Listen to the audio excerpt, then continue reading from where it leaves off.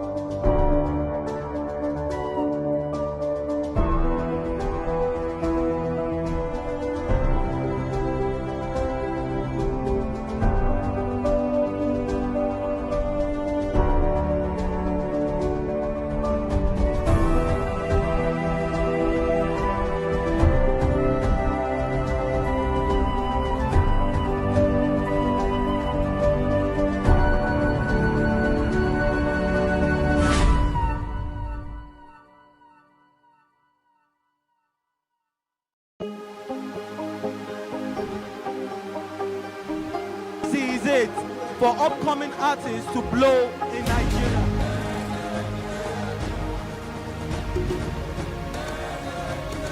Welcome to Plus Trending. I am Bookie November, your host, saying thank you for joining us on today's episode. Welcome back. It's tea time on Plus TV Africa. Practice makes perfect. I'm not perfect yet, but I'm a lot better than I used to be. He's a king. He's entitled to marry 100 if he wants to.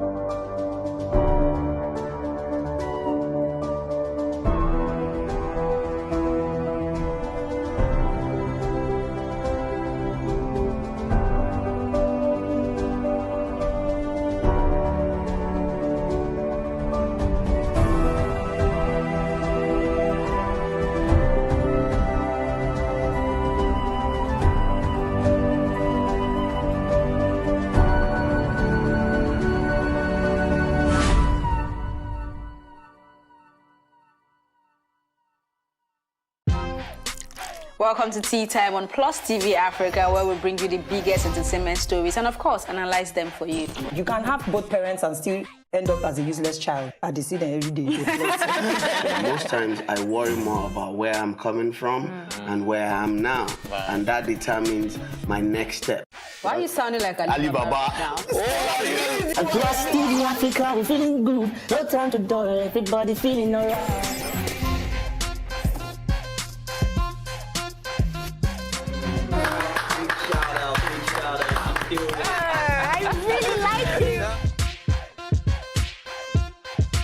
still make music and people are still buying. Sometimes I look myself minimal IU.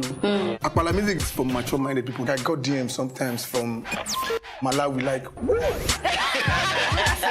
Sleeping early.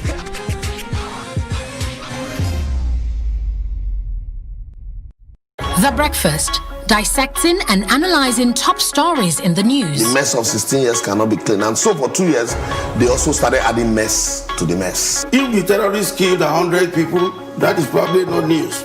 If they killed the governor, that is a big achievement. Nigerians are really upset.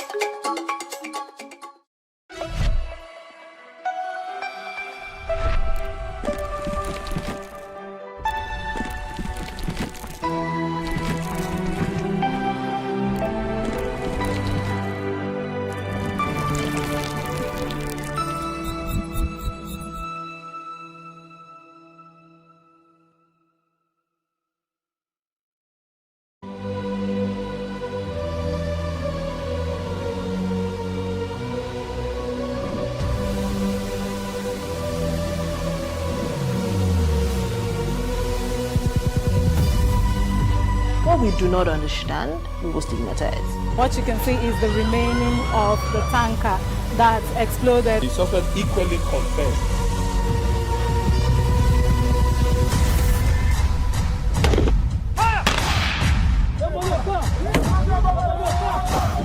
A 500 naira they collect am. with no talk, then go beat you. Now 2,500 they pay.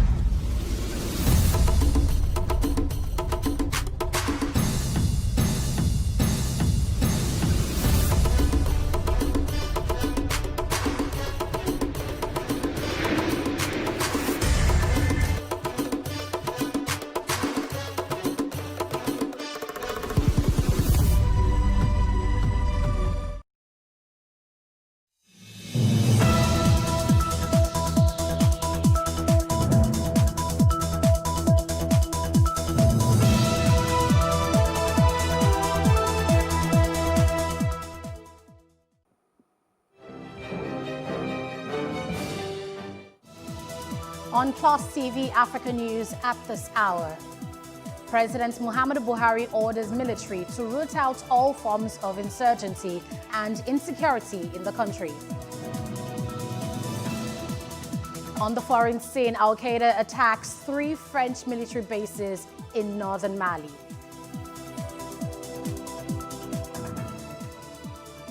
On the foreign scene, Turkey government to impose new lockdown weekends to combat spread of COVID-19.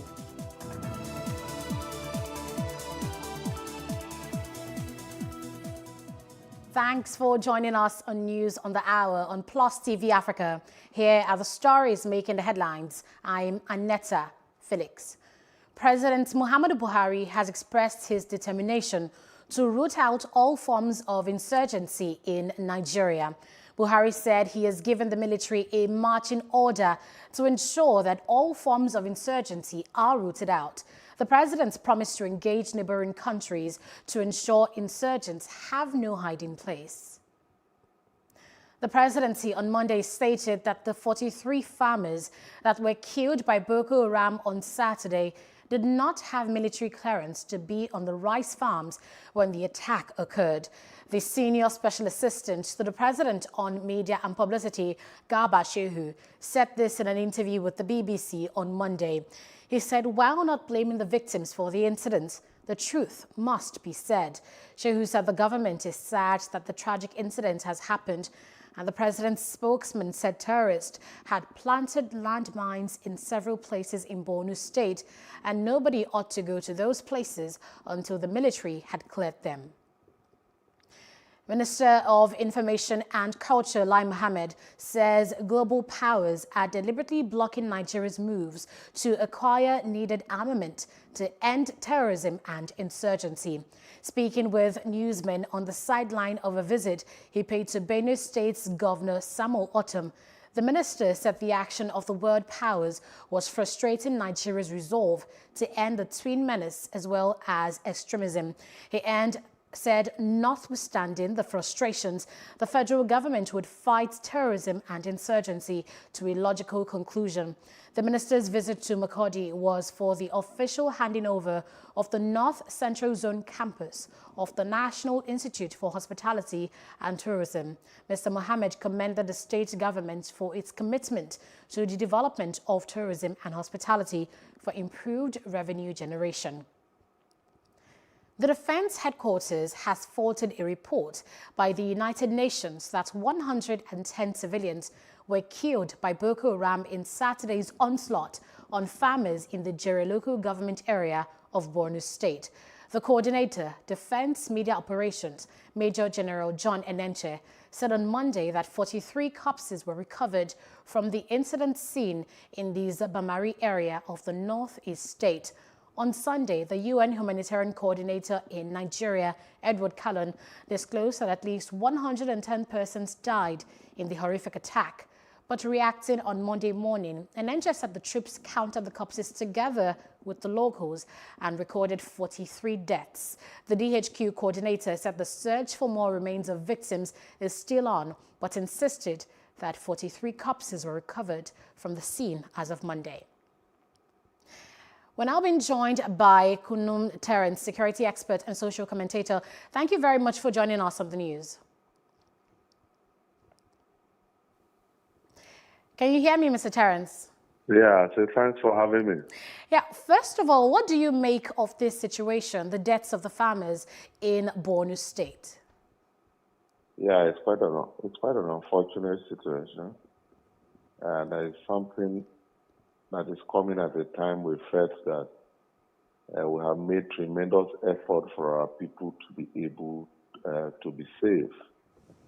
But when we were able to look at the situation that was on ground and the testimonies that have come after the attack, we realized that it is a huge challenge of communities trying to feel comfortable with insurgents, where rather what they are supposed to do was to give intel. Because from the situation we found on ground, was that they were used to assisting the terrorists by carrying their goods to town. And this time, when they came, they were comfortable enough thinking they were going to assist them. And this time, they came to kill them. And so it's unfortunate that up to this moment, our communities are not comfortable in giving intel to the state actors. But they prefer colluding with these elements, thinking that they will be safer. So two-way traffic. Governments will make more effort for citizens to believe in their efforts and give them intel. And then communities need to sit up and realize that the level of collusion might always come to an end. And when it comes to an end, they are going to be attacked by these same people they are feeling comfortable with. They are surprised of the attack because of the level they have operated with them over time. And then if you look at the level of farming that have taken place in that area, you also realize that there are people that have totally felt safe to be able to have that magnitude of farming going on in that kind of area. And so it's unfortunate that we lost those citizens, but it's a wake-up call for all of us, not just in the Northeast, but in other parts of the country where criminal elements are operating, and they are still within communities, and they are rather shading them away from the security, feeling they can be safe. They will always come after the communities that shade them. That is always the end result. Mr. Terence, I mean, social media is basically, talking about Garba Shehu's, interview with the BBC, talking about this issue. He mentioned that the farmers did not have security clearance and that it should not have been, at that farm in the first place. What do you make of this from a security point of view? I think it's unfortunate that when a situation comes and we lose our citizens, instead of government officials allowing the professionals to be able to assess the situation on ground and then explain to other citizens that are still alive to understand how they'll be able to go about their life, they are rather politicizing it and then making frivolous statements that will rather provoke citizens. I don't think they know the situation that is on ground in that place. The people of Jere have taken the law, the task of protecting themselves over the years because they don't believe in the state actors. It's unfortunate that the people they have assisted and protected over the years have turned against them. But it's not for government to make a jest out of the whole situation by trying to play politics and stay safe. It's an unfortunate statement that is coming from the presidency, but I feel that they should apologize to the country for that kind of statement. Mr. Terence, do we still have you? Yes. All right, so now we see that the president has sent a delegation to Borno State and, they're speaking with the family. Now that the presidency has weighed in, how do you think this will help the situation? Yeah, it is part of the political solutions that are not bringing results.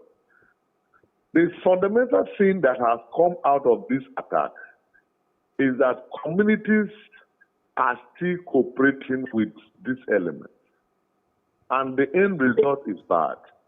Now, what are we going to do so that communities will believe in state actors and stop giving out information and protecting the element against the state actors? If we could recall, throughout this year, what we've been having in that part of the country is losing our security personnel through ambushes. So it means that even when the security forces have intent to go and attack these elements, the community operatives give intent against the securities and we end up losing them. And so it's a huge challenge, and I think we need to go back to the drawing board to be able to make these communities believe in our state actors so that they will rather give interest to the state actors than the criminal element. Thank you very much for your thoughts on the issue, Mr. Terence. My pleasure.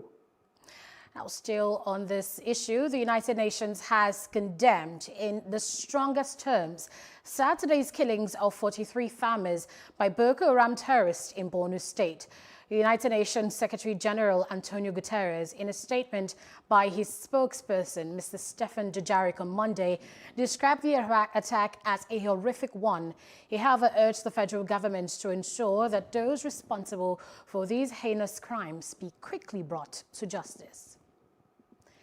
The country representative, Joint UN Programme on HIV and AIDS, Dr. Erasmus Mora, says no fewer than 1.6 million Nigerians died of HIV and AIDS since the outbreak of the epidemic in 1985. He said this during a candlelight memorial for people who died from the condition in Nigeria.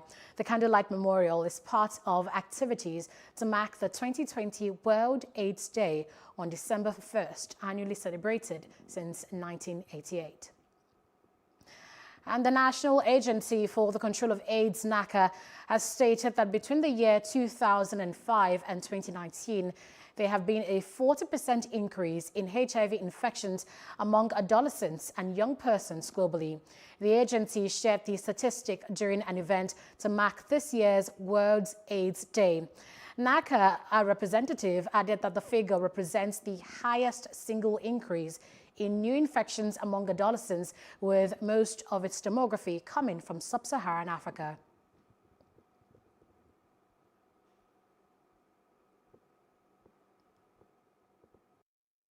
In sub-Saharan Africa.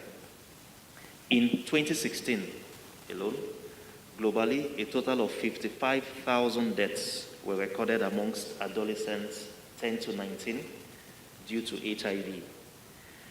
We cannot achieve an AIDS-free generation without specifically identifying those issues that make adolescents and young persons vulnerable to HIV.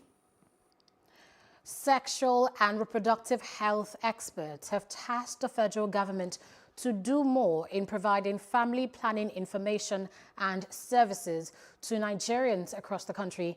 The charge was given at the 6th Nigeria Family Planning Pre-Conference Media Chat in Abuja. They revealed that the effect of the COVID-19 pandemic on health systems has also affected efforts aimed at providing family planning services to those in need. Some of them urged the media to task government to work towards meeting unmet family planning needs nationwide. We'll bring you that report much later. Residents of Osun State have commended the administration of Governor Adegboyega Oyetola for running an all-inclusive, participatory and people-oriented government. The residents also expressed satisfaction on the policies and programs of the administration, which they described as people-friendly. At this special anniversary program organized to commemorate the second-year anniversary of the governor in office are representatives from different social strata. It has encomiums upon encomiums. Governor Oyetola expressed gratitude to the people of the state for being the pillars of support of his administration. He said the administration is bent on serving the citizens with a clear conscience and unalloyed devotion to the common good of all residents in the state, regardless of any challenge. I'm highly elated and humbled by your vibrant presence and constructive feedback on the stride of administration in the last 2 years. I'm deeply encouraged by the quality of the feedbacks that we have trained the glorious work of done since we assumed office exactly 24 months ago. For this, I think it's only fitting that I return all the glory to the Almighty God, the source of our achievements so far. Importantly, too, I express my profound appreciation to you, dearly beloved citizens of Osun, other well-wishers, who have constantly expressed acts of fellowship to support us in this exciting journey. Earlier in his welcome address, Secretary to the State Government, Wole Oyebamiji, extols what he calls outstanding performance by Governor Oyetola and thanked him for exhibiting courage to define and reposition the state. It's been a bumpy ride, especially in the last 1 year, which has been signposted by the pandemic and the NSAS protests. But again, all us, we are here, and Mr. Governor has performed so well, touching the lives and building the blocks for a greater Osun. It both calls for celebration and gratitude to God Almighty. Don't pretend that there won't be conspiracy, but you must be sharp at your conspiracy. That conspiracy puts you on the state of good governance. But we are not pushed to be where we are today. If there's no enemy within and without, you don't have to do that. Because human nature are free. But if any enemy within and without, the government will be on their toes. That is why Teleripe, Anshi or no, once health centers, once TT, water supply, salaries were paid promptly, once on pension, workers are happy, stakeholders are happy, as if it was not possible before. It has been turbulent, it has been very stressful for Mr. Governor to pilot the affairs of our state, knowing fully well that we have meager resources. But here we are today, the state is moving forward in terms of infrastructures, in terms of feeding of our pupils, in terms of taking care of our elderly ones, in all ramifications. So why are we not going to give thanks to Almighty God? Speaking on behalf of the traditional rulers, Oginyan of Ejigbo, Oba Omowonuwola Oyeyode, lauded Governor Oyetola for his swift response to rehabilitate and fix Ara Ejigbo Road after several years of agitation by the residents of the affected areas. Oba Oyeyosin described the 24 months of Oyetola's administration as the most productive in the history of the state. ọ̀nà tó bá mi ṣe mo dúpẹ́ ọdọọdún mẹ́jọ tí mo fi jìyà wọ́n pè mí láláwí ìgbọ̀ dánwò ṣùgbọ́n mo dúpẹ́ pẹ̀lú sùúrù ló fi bá mi sọ̀nà mi mo dúpẹ́ o èyí tó kù àwọn ọ̀nà tó kù Ọlọ́run fún ọ sí Ọlọ́run ń bẹ lẹ́yìn rẹ o èèyàn kò sí lẹ́yìn èèyàn o the only person you can trust is yourself. The Senate of the University of Ibadan has elected the current Deputy Vice-Chancellor Academic, Professor Adebola Ekonla, and recommended him to the Governing Council as the acting Vice-Chancellor of the Premier University. Ekonla beat other 4 contestants to emerge as winner. He scored 275 votes. The current Deputy Vice-Chancellor, Research, Innovation and Partnership, Professor Olanike Adeyemo, polled 13 votes. Professor Adigun Agbaje scored 15. Professor Ayel Oluleye scored 80. And Professor Gbemisola Oke got 14 votes. The total votes cast were 400, while 337 were valid. An emergency meeting of the National Executive Committee of the All Progressives Congress APC has been scheduled for Tuesday, December 8th, 2020. This was disclosed in a statement issued by Yekini Nabena, the APC Deputy National Publicity Secretary, on Sunday. Nabena said the NEC members had been invited through a letter by the National Secretary of the party's caretaker and extraordinary convention planning committee, Senator John Akpanu. According to him, the meeting, which will hold virtually, would review the party's position and set the agenda for its next move. The news continues shortly after the break. Do stay with us.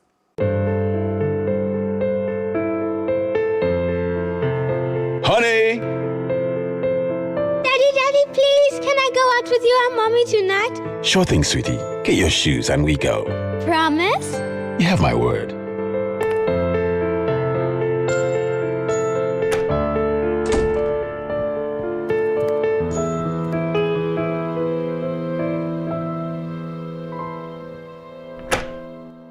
Daddy! You know I wouldn't leave without you, my princess. Stay safe. Maintain social distance. We are Fidelity. We keep our word. There ain't nothing like sunshine and air to make you feel like you don't have a care. There ain't no one else around but you. So here's exactly what you're gonna do. Take your hands and dig deep into your soul. Let yourself lose control. Turn it up, so get up. Can you feel it all over? No, you're meant for now when you get the chance. So put on your favorite sound and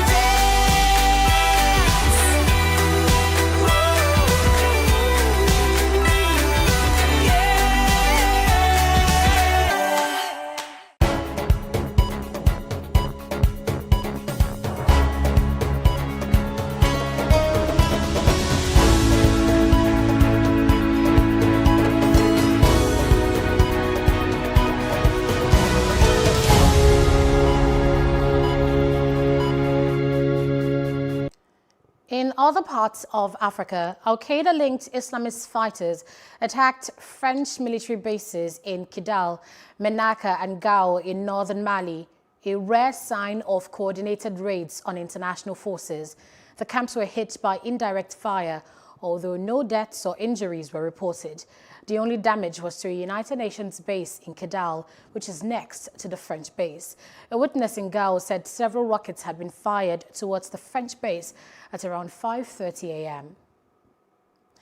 Ethiopia's Prime Minister Abiy Ahmed has praised his soldiers for victory over a rebellious northern movement, but the leader of Tigray's forces said they were still fighting amid fears of a protracted guerrilla conflict. Ethiopia's government spokesperson Redwan Hussein told reporters that until each and every one of them are apprehended, or until the rank and file would be desperate and lose hope, there is no case to fight. The nearly month-long war has killed hundreds and probably thousands, sent refugees into Sudan, enmeshed Eritrea, and affected a peacekeeping mission in Somalia. Until each and every one of them are apprehended, or until their rank and file would be desperate and lose hope that there is no case to fight, then they may keep on feeding that they would be hell-bent on to keep on fighting, but reality doesn't allow that. With regards to casualties, it's not yet counted at all, particularly the casualties which were inflicted by the TPLF side. The first casualty we know was our soldiers, Northern Command. The second casualties again was from both sides, where the reinforcement force has to join to rescue the Northern Command members when they heard about the stress calls. That was from both sides, from the militia and the special force of the TPLF, and also from our Northern Command, and also Amara Special Forces, who came to rescue the ones who were already subdued. Contracts with COVAX Group to supply 2 million doses of the emerging coronavirus vaccine. Chairman of the Pandemic Coronavirus Advisory Commission, Khalifa Al-Barouk, announced this. He said the group with which Libya has signed the contract operates under the supervision of the World Health Organization. The number of confirmed COVID-19 cases in Africa has reached 2,163,284 as of Monday afternoon. The Continental Disease Control and Prevention Agency said in a statement that the death toll related to the pandemic stood at 51,708. A total of 1,831,435 people infected with COVID-19 have recovered across the continent so far. The most COVID-19 affected countries in terms of the number of positive cases include South Africa, Morocco, Egypt, and Ethiopia. Outside Africa, U.S. President-elect Joe Biden has named ex-Federal Reserve Chair Janet Yellen as his nominee for Treasury Secretary. If confirmed by the Senate, she would be the first woman ever to hold the post. She was among several women chosen for top economic positions. The Biden transition team said others were set to break racial barriers if confirmed. Biden has pledged to build a diverse administration. Turkey will impose curfews on weekdays and full lockdowns over the weekends to combat the spread of COVID-19. President Tayyip Erdogan said on Monday, after new cases and deaths hit record highs in recent weeks, citizens will not be allowed to leave home between 9 p.m. and 5 a.m. on weekdays and over the weekend from 9 p.m. on Fridays to 5 a.m. Some sectors, including supply chain and production, will be exempt from the measures, which will begin on Tuesday. British Prime Minister Boris Johnson said he hopes the leading COVID-19 vaccine candidates will be approved by regulators before Christmas. Vaccines from Pfizer-BioNTech and Oxford-AstraZeneca are currently seeking approval from the Medicines and Healthcare Products Regulatory Agency. Asked during a visit to Wales Medical Facility if they could be approved before Christmas, Johnson said that's the hope. The Prime Minister was visiting global biotechnology company Wockhardt in Wrexham, North Wales. We have every reason now to be very hopeful that these vaccines really will turn the tide in the struggle against the disease and unlock not just this country but unlock the whole of the world and give people finally a sense of relief and salvation after a year in which humanity has basically been unable to move forward. We can't afford to take our foot off the throat of the beast, to take our foot off the gas. We can't afford to let it out of control again. So the tiering system is tough, but it's designed to be tough and to keep it under control. I do think it's important that we use the tiers plus mass community testing to continue to drive that disease down. And tiers 2 and 3 can definitely help to achieve that. Moderna is filing for US and European emergency regulatory approval of its coronavirus vaccine so that it can be recommended for widespread use. Regulators will look at trial data for the Moderna vaccine and decide if it's safe and effective enough to recommend for rollout. Clinical studies show the jab is more than 94% effective at protecting people from becoming ill with COVID-19. Pfizer, which has a similar jab, has already filed for the same US approval. The body of Iran's top nuclear scientist, Dr. Moussa Fakhrizadeh, was laid to rest outside a mosque in Tehran days after he was gunned down in his car. His coffin was carried by the military in a procession through the streets of Tehran. He was bid farewell at the mosque by a large crowd of mourners. This marked the end of a burial ceremony that included a funeral at the Iranian Defense Ministry, featuring a speech from Defense Minister Brigadier General Amir Hatami. He pledged to severely pursue the criminals responsible for Fakhrizadeh's death. In business, Forex turnover dropped by 52.2%. As the Naira exchange rates at the NAFEX window appreciated against the dollar to close at 390.25 Naira to a dollar during intraday trading on Friday, November 27. However, the Naira crashed again to an over 3-year low against the dollar, closing at 500 Naira to a dollar at the parallel market on Friday, as a recent circular suggests that the CBN has devalued the exchange rate. The nation's bourse closed for the last trading day in November with a growth of 0.45% following price appreciation. Specifically, the all-share index on Monday rose by 156.63 points, or 0.45%, to close at 35.4042.14 basis points, compared with 34,885.51 basis points achieved on Friday. Also, the market capitalization, which opened at 18.227 trillion naira, inched higher by 82 billion naira, or 0.45%, to close at 18.309 trillion naira. The Nigerian economy officially plunges into recession as the country's GDP in real terms declined by -3.62% year-on-year in the third quarter of 2020, the second contraction in 2020. Reactions have continued to trail the development among some stakeholders, addressing how the country's economy is where it is today, urging the youth not to depend on government for livelihood. Jacinta Obiku tells us more. Recession, a period of decline in general economic activity where an economy experiences a decrease in its gross domestic product for 2 consecutive quarters, has been faced by various countries in the world today. Recession is not limited to Nigeria, it's a global phenomenon. And recession is not new, it's always been there. As far back as Joseph in Egypt in the Bible, the whole world was under recession. So it's not a new thing that should frighten people. Recession will teach you lessons the hard way. You can't just say, what do we do?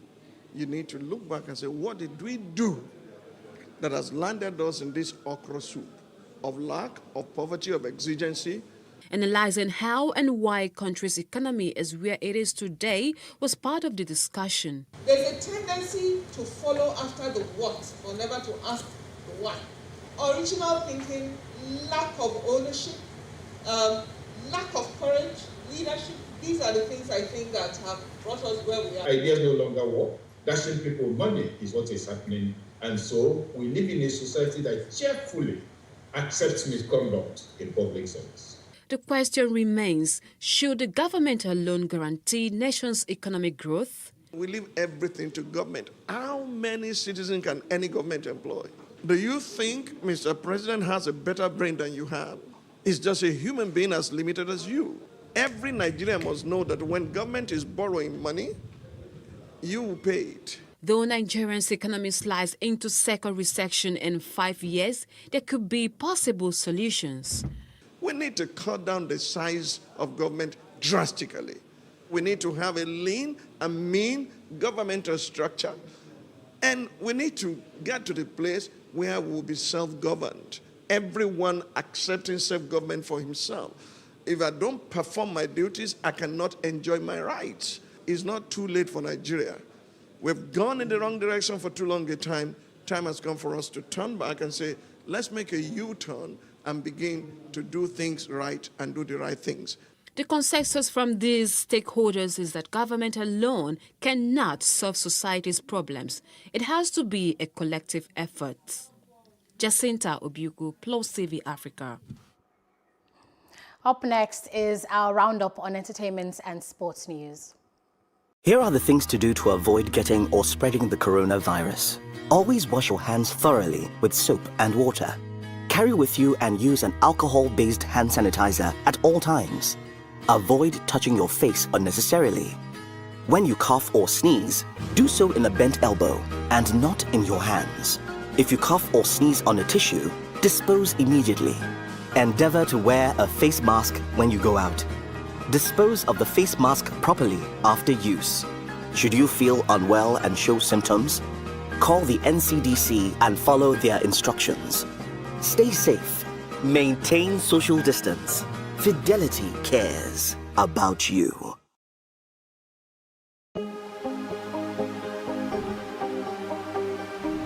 This is it for upcoming artists to blow in Nigeria.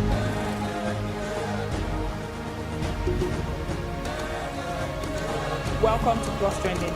I am Buki November, your host, saying thank you for joining us on today's episode. Welcome back. It's tea time on Plus TV Africa. Practice makes perfect. I'm not perfect yet, but I'm a lot better than I used to be. He's a king. He's entitled to marry 100 if he wants to.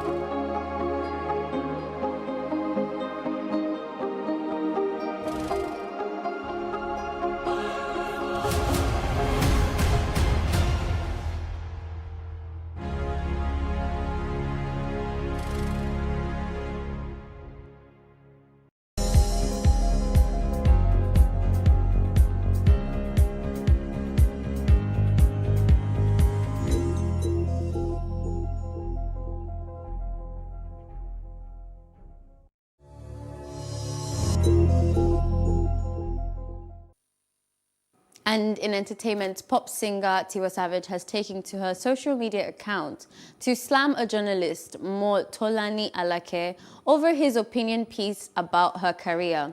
Alake did a music review about her album, Celia, described the singer's brand as, and I quote, struggling, and stated his reasons.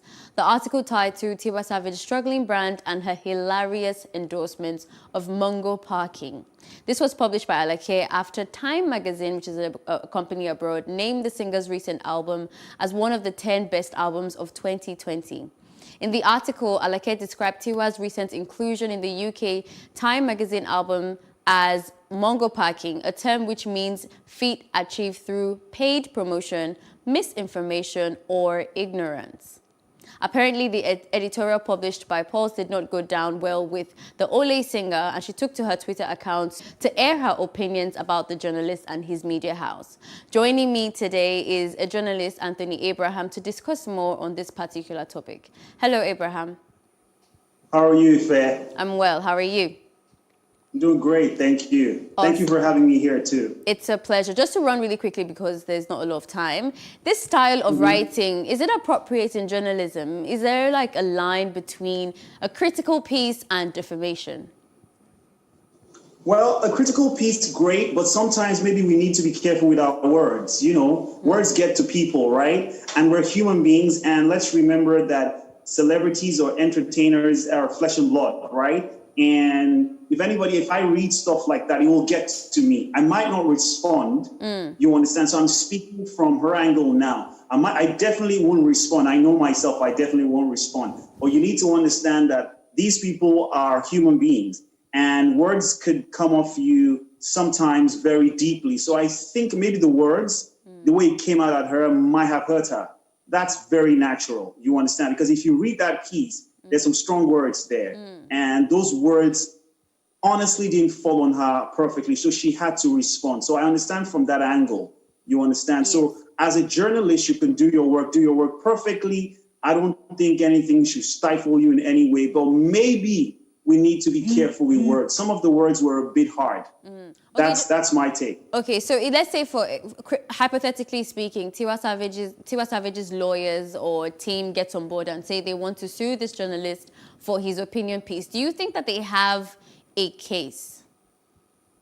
No, they don't have a case. Okay. No way. Don't even go there, because who sues journalists? I mean, I'm not saying we're immune or anything, and that's not a tool for people to run around and, you know, try to tarnish people or destroy them because they have a certain media platform or they have a certain voice. You understand? Be critical, you know, professionally analyze the album or analyze the work from the celebrity, and let's not use wrong words. But the truth is, there's no case here, honestly. I don't think there's a case here. It's glaring. All right. You understand? So if they're trying to take this, it's a waste of time. It's a waste of energy. I think the entertainer would use all that valuable time to do something better. You understand? So I don't think this should go to the courts. Okay, before we let you go, I want us to have a quick conversation in regards to criticism and the piece around that. Like, writing a critic piece is always challenging. You're going to borrow enemies without even being the intention behind your writing. So is there any particular advice you would give? Because I already can think about you mentioning earlier in the conversation that you claimed that he used some words that were a bit unnecessary. So are there any other advices like you would like to buttress on to people who want to journalists in particular, who want to dive into the critical piece style of writing?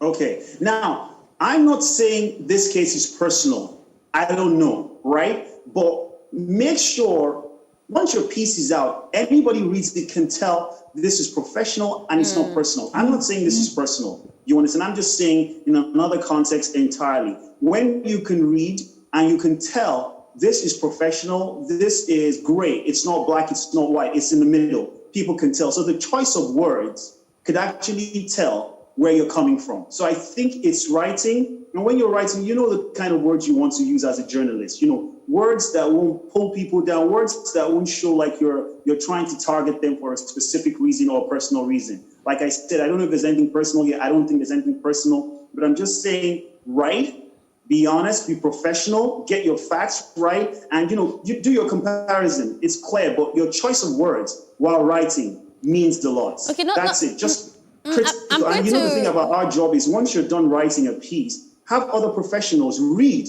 You understand? They could read this and say, okay, this is how it should go. And they're not trying to stifle your work or your piece or what you do, but they can tell you the choice of words. And in some cases, you can even get somebody who probably is not in that age range or who's not in that demography, read your piece and say, okay, maybe it's an older person who listens to jazz music or, country music. Read the piece and say, okay, this is this and that. That's just it. I think it's your choice of words. Apart from that, do your job, do it real well. Okay, I'm going to try and put you in a tighter corner because I feel like you are not really making a stance or supporting one or the other. To be specific, you have at least acknowledged that his choice of words were a bit unnecessary. But now Tiwa Savage is also responding. You said you might not respond and you don't know if it's personal. But Tiwa Savage has kind of responded in a way to say that it is indeed personal and that he is trying to turn Nigerians against her. Do you think that particular piece had the power to do that? I'm sure you know the power of the media, right? Of course. The media is very powerful. It's one of the most powerful. And the truth is, whatever goes out there, right, has a direct impact on people's minds. You understand? So if you understand the power of the media, you will understand where she's coming from. Right. So that's the truth. That answers your question, right? Media is super powerful. So whatever you put out there on TV, radio, anywhere, it will go longer than you can imagine. So I'm sure that's why she's worried. You understand? So yes, it will have a huge impact on the minds of fans all over. Anybody who gets that information, it will have a huge influence on them. So that's the truth. Okay. Thank you so much, Anthony, for giving us some time. Pleasure to have you. And that is all in entertainment news. My name is Ife Omai.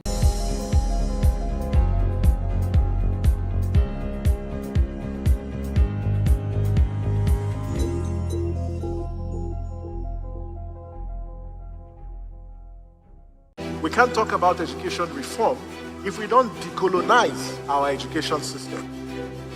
What we do not understand, we will stigmatize. Because it's just cultural. And I think it's just human nature. They stop paying us salary. I don't like remembering it. I am angry at Nigeria. I'm angry at this government which seems to be letting us down. I am angry at us as a people. In the process of struggling to free myself from his hand, he tore my pants and he raped me. Yes, I commit offense truly. Young girl, do you know where you are going? I say, I'm going to America. I say, now so that they talk, you are going to Libya, which America? As it then do mark our place, some people they die now.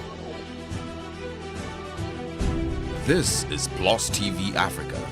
Big stories live here.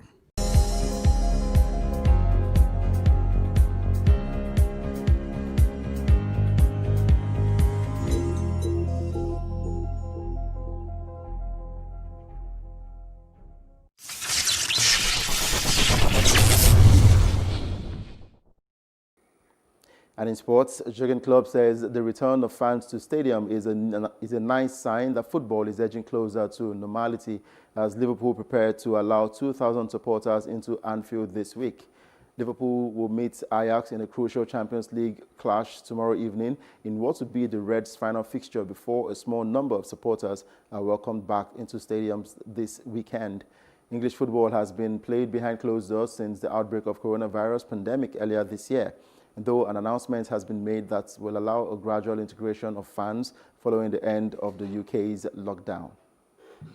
I don't think I ever played a game. I played as a player. I had never more than 2,000 supporters probably. But since I work as a coach, there was more people in the stadium. I don't know exactly who will be in and who will be the 2,000. But yes, I'm happy for the 2,000 lucky ones who get the chance to see live football again after all that time. But I have no experience with 2,000 people at Anfield, to be honest. So we will see how we adapted to no supporters in the stadium. We will try to use 2,000 in the stadium and try not to suffer with 2,000 or 4,000 supporters in an away stadium. So that's how it is. But it's really not about us or the advantage we have with that or the disadvantage somebody else. It's a nice sign that these things are possible, and I hope that it is just the first step. That is my biggest hope. We look forward to the fans' return to the stadium to enjoy the best of football. Now, Wolverhampton Wanderers striker Raul Jimenez underwent an operation on his fractured skull following a clash of heads with Arsenal defender David Luiz during Sunday's game. The Mexican forward needed oxygen on the pitch before being taken off on a stretcher and rushed to the hospital. The 29-year-old scored 17 goals for Wolverhampton Wanderers, finishing 7th in the Premier League last season. And still in sports, moving over to table tennis now. Ma Long and Song Ying-sha were crowned World Table Tennis Macau champions after an all-Chinese final wins in the men's and women's draw. Reigning world and Olympic champion Long comfortably saw off 7th seed Wang Chunchen to bag the men's title in the best-of-9 games contest. In the women's tournament final, 2nd seed Song Ying-sha grabbed a tight opener before going on to seal victory over Chen Xingtong, who on Saturday knocked out world number 1 Shen Ming.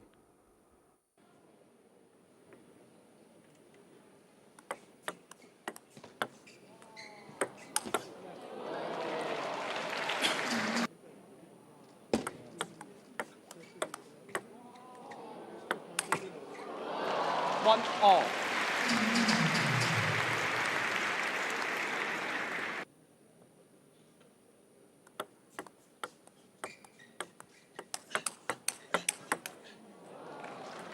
Seven, 5.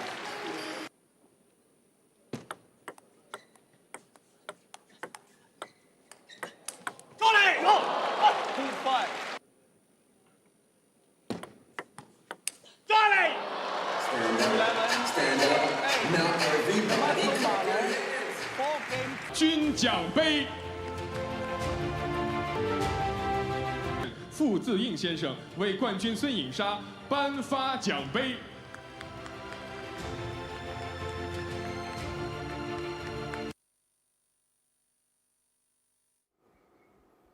And lastly, in the English Premier League, Fulham climbed out of the relegation places with an impressive victory over Leicester City that denied Brendan Rodgers' side a share of the top spots.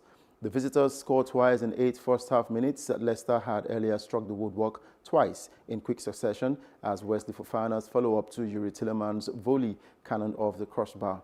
And Fulham's second win of the season takes them up 2 places to 17th, while Leicester City remain 4th and 3 points behind leaders Tottenham Hotspur.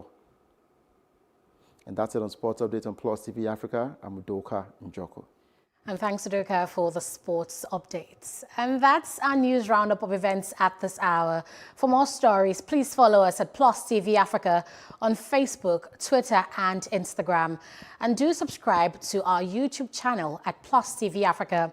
We'll be back later with more stories making the headlines. Do join us. I am Annetta Felix.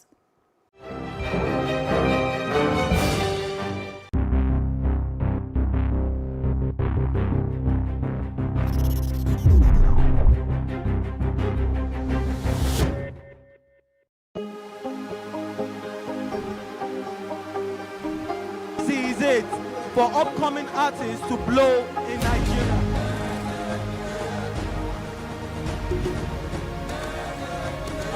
Welcome to Plus Trending. I am Buki November, your host, saying thank you for joining us on today's episode. Welcome back. It's tea time on Plus TV Africa. Practice makes perfect. I'm not perfect yet, but I'm a lot better than I used to be. He's a king. He's entitled to marry 100 if he wants to.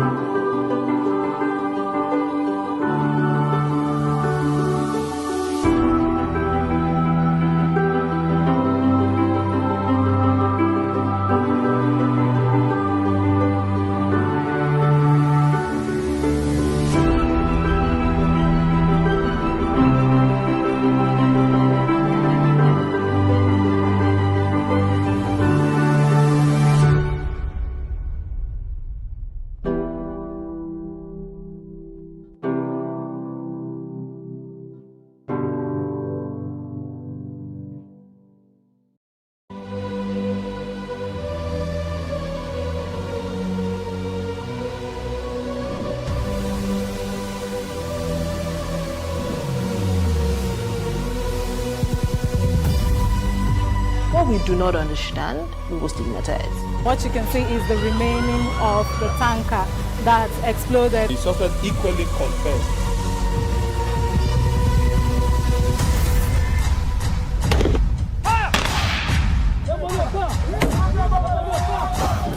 A 500 naira they collect them. If you no talk, then go beat you. Now 2,500 they pay.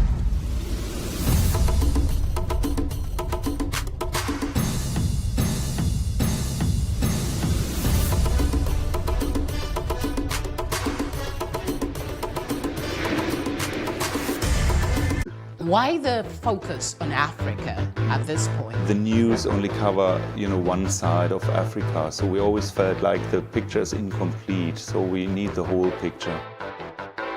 65% of these people, whom we term as the urban poor, live in settlements, otherwise known as slums. This is just the tip of the iceberg of the road situations in Lagos, from the mainland to the island.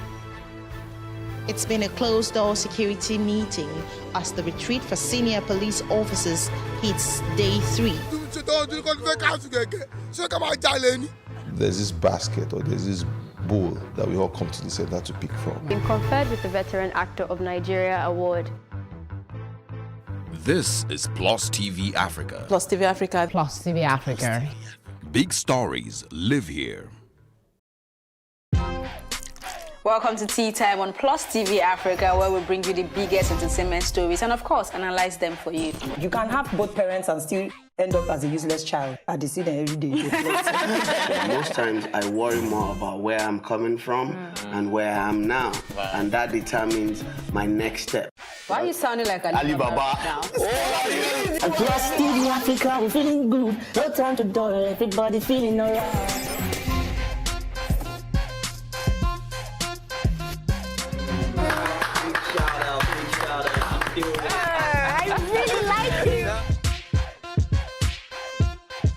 Still make music and people are still buying. Sometimes I look myself minimal IU. Akpala music is for mature-minded people. I got DMs sometimes from Malawi, like, sleeping early.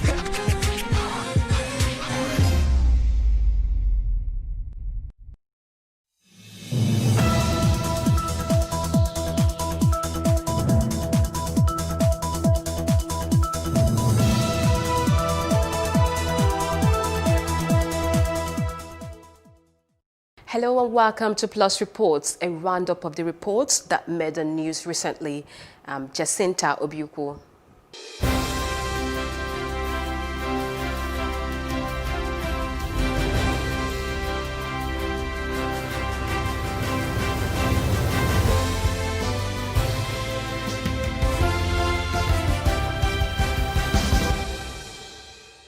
We begin with the report that have thrilled reactions among Nigerians.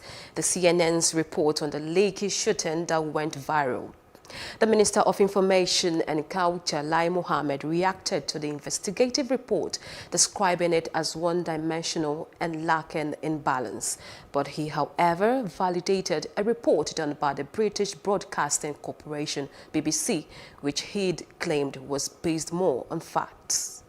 CNN engaged in incredible sensationalism and did a good service to itself of journalism. In first instance, CNN, which touted its report as an exclusive investigative report, sadly relied on the same videos that have been circulating on social media without verification. This is very serious, and CNN should be sanctioned for that. So the CNN in this investigation was planned to do wanton destruction of property in Lagos and across the country. Instead, it went to town with unverified social media footage in its exploration to prove that people were killed at the Lekki toll gate. With investigations and counter-accusations, hopefully the truth will be revealed and killers be brought to book. Freezing the accounts of NSAS campaigners by Central Bank of Nigeria is part of the actions taken by the government since after the hijacked protest. Serving overseer of Citadel Global Community Church, Tunde Bakare, has frowned to such an act by the government. Some of the actions recently taken by the government on the heels of the NSAS protest may need to be reversed sooner rather than later in our collective best interest, so that they do not trigger further protests. While I admit that under our extant laws, banks may freeze an account upon an ex parte order granted to a law enforcement agency by a court of competent jurisdiction for the purpose of investigation, these provisions of our law should not be used to intimidate Nigerian youths simply because they engage in and promoted protests against the inactions of government. To extend the olive branch to the youth in one breath, as the chief of staff and top ministers in the government are now sent to consult with the Obers, the OBs, and the emirs across the nation to extend the olive branch to the youth in one breath, and to deprive the youth of the right to freedom of movement and property as enshrined in our Constitution in another breath, we send confusing signals to them and cast doubts in their minds regarding the sincerity of the government. The immediate reversal of this action, therefore, will calm raw nerves and fast-track peace in our land. One of the good things from the NSAS protests is panel of inquiry. Plus TV Africa's Mary Chinda was at one of the panels sitting and reports. 60-year-old Olajide is a victim of the Special Anti-Robbery Squad's brutality. It's been 3 years now, but today he makes his way to the witness stand for hearing, demanding justice. I was brutally booted. Nearly, I don't know how to describe it, to the extent that they removed my 2 teeth.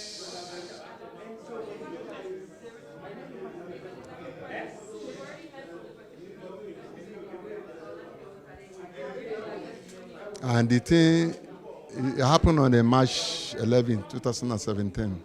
That's about 3 weeks to my daughter's wedding. So, and I've been trying for justice. Olajide is not alone.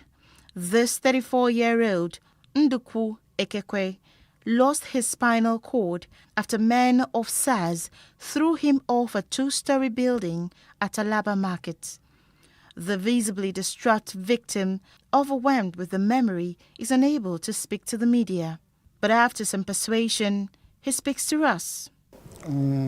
February 16, and they were the same market 94 policemen march come my this thing. Immediately when they reach, they handcuff me. Now see they ask them. Since I assist in handcuff now, because fish now government police now they use handcuff. Now so I say bring my second hand, make it there. Now people begin to shout. Whether I know them how this person go just come begin the. Now them come put on their jacket, being SARS, this thing, with the right for us. I bring out tear gas. They spread the tear gas, bring out, begin the shoot for up. Now those people scared, come, so they take movement on their motor.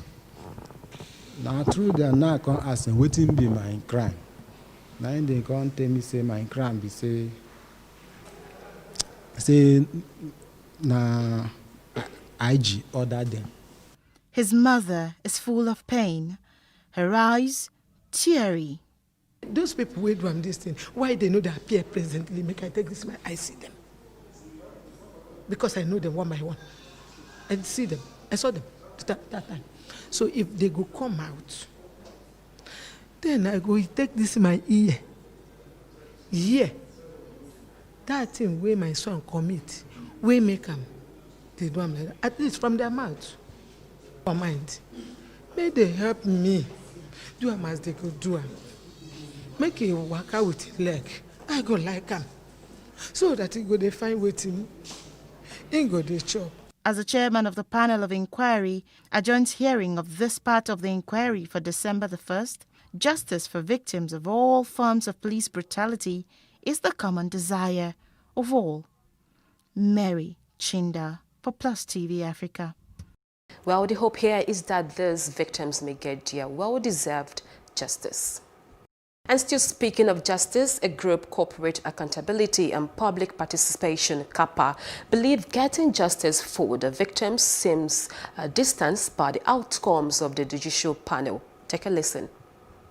It's a month now since the alleged shooting at the peaceful protesters at Lekki Tollgate by the Nigerian military forces occurred.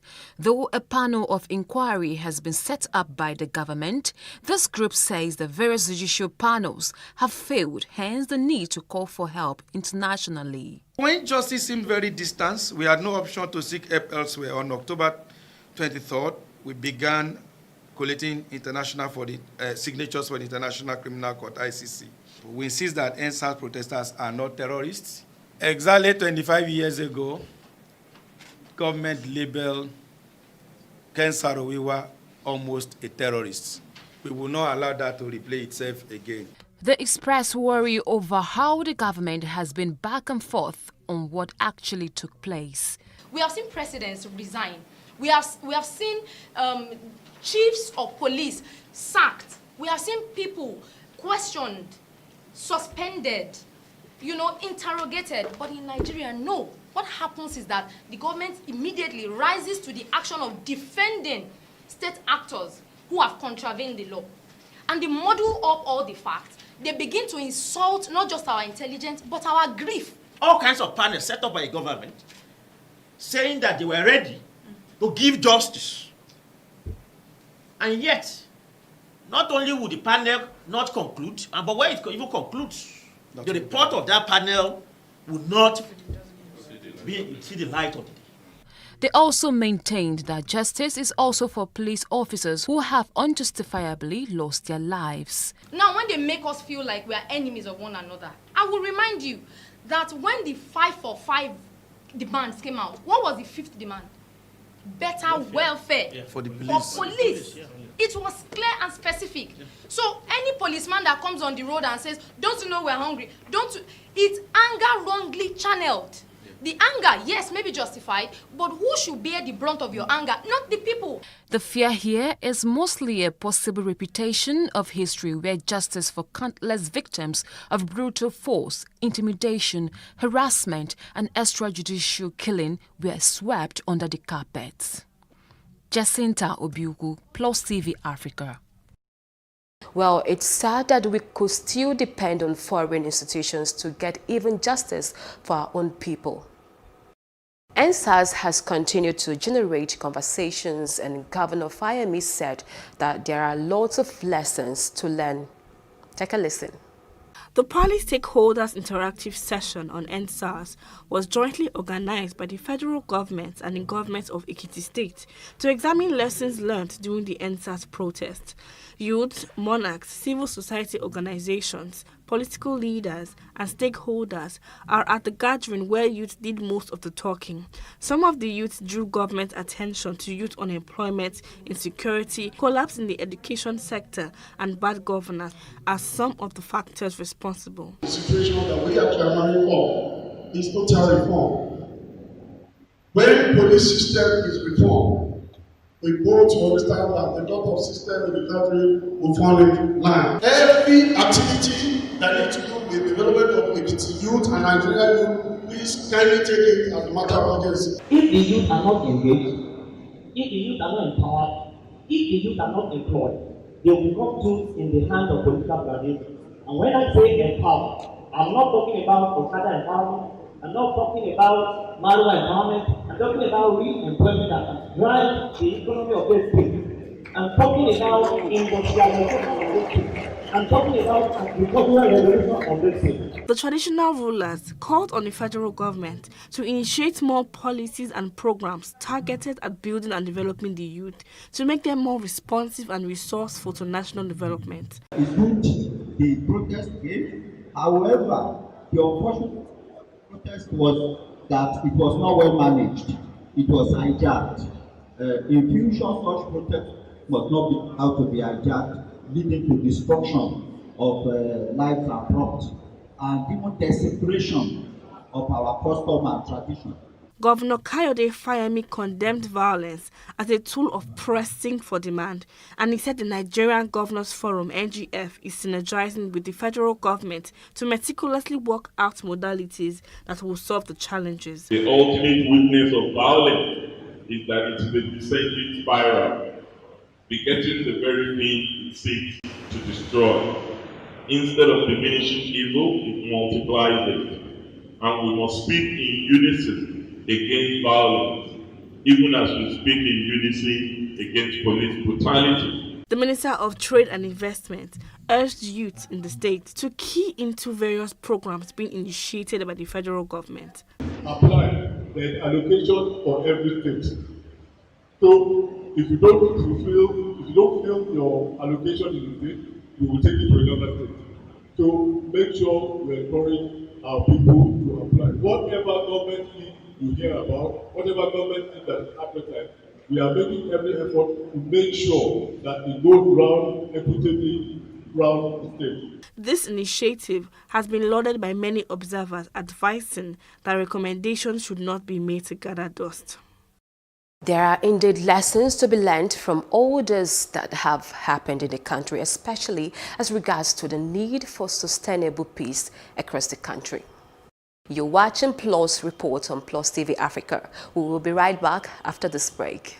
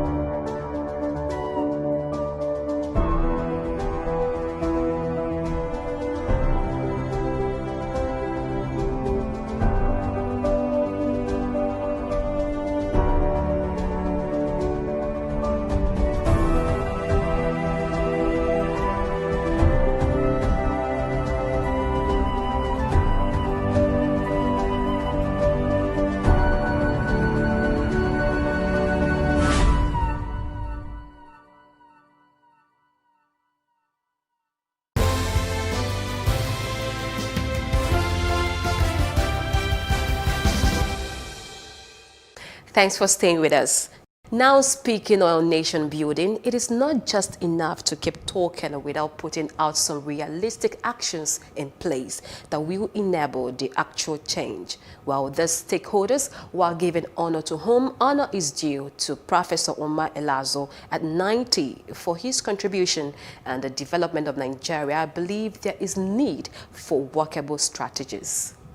Nigeria, just like every other country, has its challenges as regards to its development and growth. But how and what are people realistically doing beyond talks to make the actual change is the thrust of this gathering. The government is failing in our country. We accept. We are not accepting. We are lying. Government is almost a failure in our country. How can we begin to deal with our problems as citizens, as private sector, so that we can overcome them? We started up so well. We blame the colonial masters, and yet we also say if we had just sustained the structures they left us. The problem goes deeper than just talking about us in Nigeria. We really need to interrogate the reasons why we are where we are. The event themed ideas, think tanks, public intellectuals in nation building had panelists buttress challenges with devouring developments and possible solution. There's a difference between talking and acting. If you put ideas in a book and you get a modus operandi and you say just go and execute, and people don't see the plain vanilla, we'll move forward. But where there are entrenched interests, nothing changes.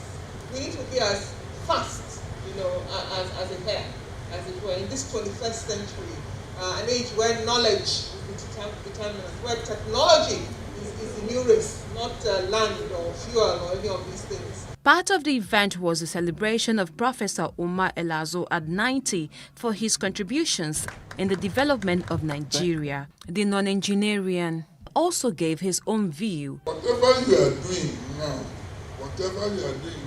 if you can think of how you will do it in a better way tomorrow, whatever it is, then we have a way forward. We must keep talking. People, the next generation, as I said, is a different lot.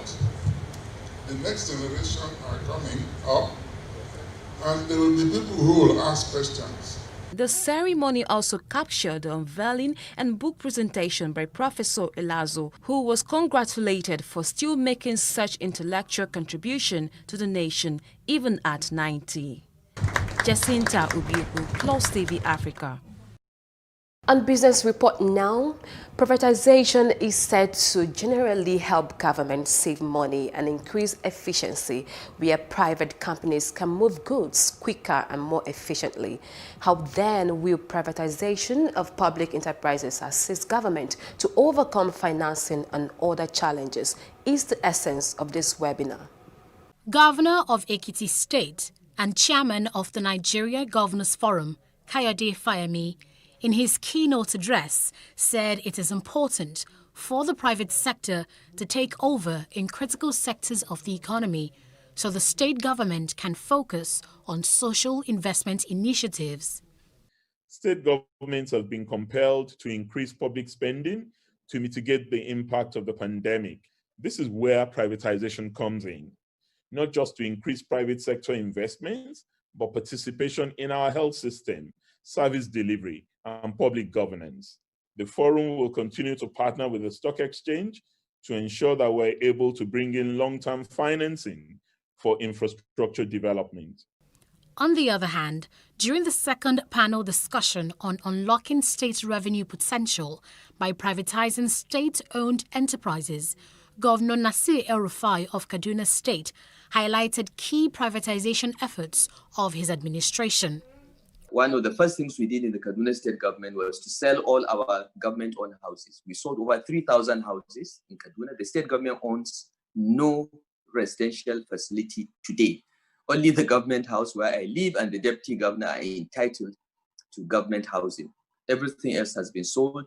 We raised about 12-15 billion from the sale of those houses. And that has helped plug some of our treasury gaps in the last 3 years. The Director General of the Bureau of Public Enterprises, Alex Oko, agreed that privatization of state-owned enterprises is an instrument of economic reforms, but he highlights some factors that impedes the success of privatization efforts. Over time, the same bureaucratic structure, that has enabled the creation, of these vital enterprises and assets, the same structure tends to compromise the efficiency, and performance of the SOEs themselves. We need to understand that the SOEs don't operate outside the political economy. So they tend to benefit or suffer, from the nature of the decision-making process. On the final note, Chief Executive Officer of the Nigeria Stock Exchange, Oscar Onyema, adds that the NSE has the street credibility to champion Nigeria's privatization efforts in partnership with decision makers and the investor community to revitalize Nigeria's economy. Aneta Felix, Plus TV Africa. Well, if privatization will be in the interest of the public, why not? Agriculture and food business are undeniably viable towards economic growth of a country like Nigeria, where a food tech startup FarmCrowdy has affirmed its commitment to take millions of Nigeria out of the poverty line. Plus TV Africa's Mary Chinda followed the report. Agriculture remains the largest sector of the Nigerian economy. It employs 2/3 of the entire labor force, but production hurdles have significantly stifled the performance of this sector. Access to loans is one of the challenges farmers face. According to FarmCrowdy, 90% of Nigerian farmers do not have access to proper loan facilities. Farm Crowley has worked with over 3,000 farmers across 8 states of the country to boost the food production in the areas of poultry farming, ginger farming, maize farming, and cattle farming, to mention a few. The startup company is celebrating 4 years of impact. We've created different businesses across the food value chain to create value for people. The unsanitary way or nature with which food is transported and stored also contributes a huge factor in the spread of diseases and food wastages. Now, that was a problem. We saw that as a problem, and to solve the problem, we set up 2 businesses actually. With 6 businesses, but then 2 businesses to address the issue of food security. One would be FC Aggregation, which works with smallholder farmers and aggregating the produce in bulk, providing market linkage for these farmers. A major boost to the success of Farm Crowley is its innovative ability to bring in modern technology into farming. We're able to plug in technology into the entire agribusiness value chain to bring in the youth, because we know that the youth are very technology adverse. So we have products that span different places, like the Farm Crowley Foods app. You can use that to order for food, grocery. If you're a programmer, if you're a database manager, you can also build solutions for farmers and in turn make sure that there's more food available for people. Beyond loans and technology, Farm Crowley also provides insurance for farmers and their produce. You can actually buy an insurance policy, whether through a DSS code, a mobile app, or through the internet. And that's because they've well understood the pain points of those in the food value chain. With the country's population projected to hit almost 402 million persons by 2050, the company's mandate is to ensure that there is food for all. To achieve this, it offers a platform for farmers to also sell their produce using the Farm Crowley Trader Account app. We're narrowing those huge margins that are being taken up by middlemen so that at the end of the day, the farmers are getting better worth for their produce, and the buyers also are getting a good bargain. You know, the money is dropping in the right hands. As Farm Crowley looks forward to many more years, it says it would continue to seek more ways to impact the lives of rural farmers and improve food production in the country.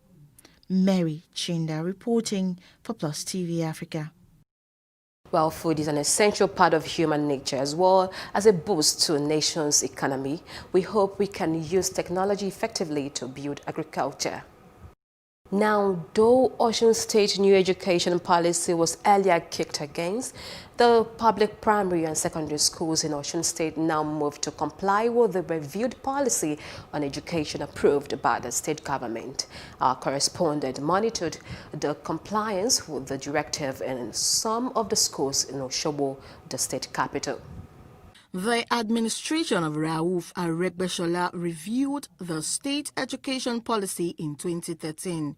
He abolished single-sex school 6334 education policy and introduced single uniform in all schools, among others. It is the beginning of 2020-2021 academic session in Osun State, and students resumed wearing their old uniforms and also returned to its single-sex status.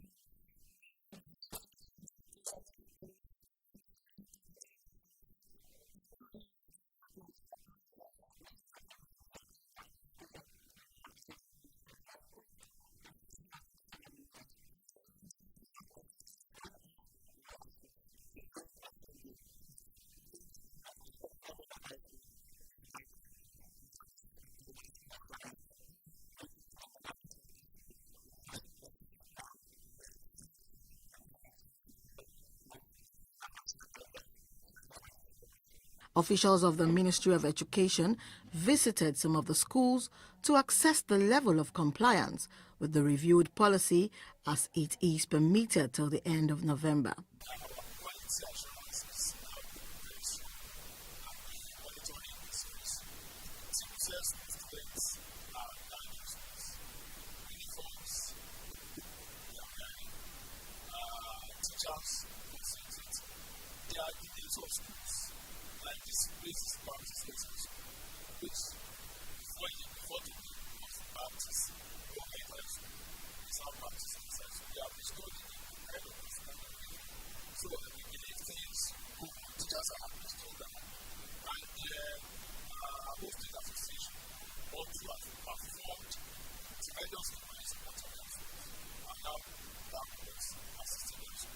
Parents now buy uniforms for their children and happy with the development of reviewed policy in schools.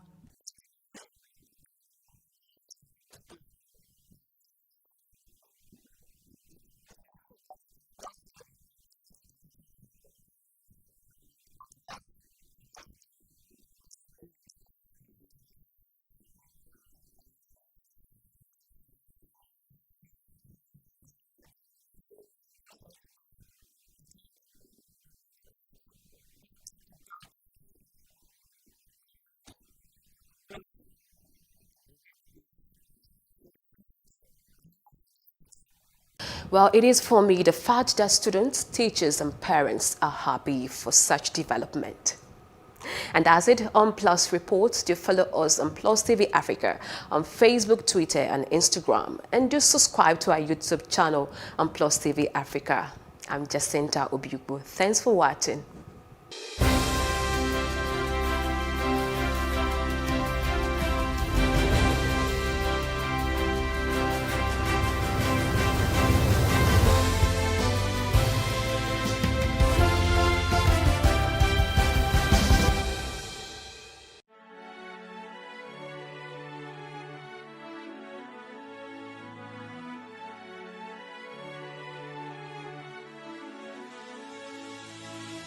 It is engagement we need to have. Those who suffer miscarriages are never taken into account. Members of the National Assembly are also influence peddlers. You are sitting on Nigerians' money. From the Babin, I pay my rent. On the Babin, I send my children to school. A consultative engagement.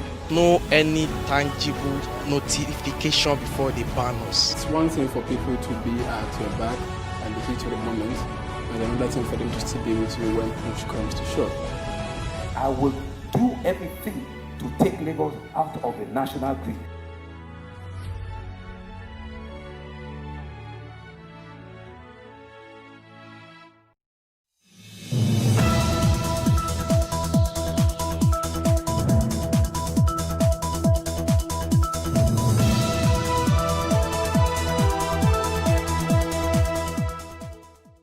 My leg represents my hand, you know.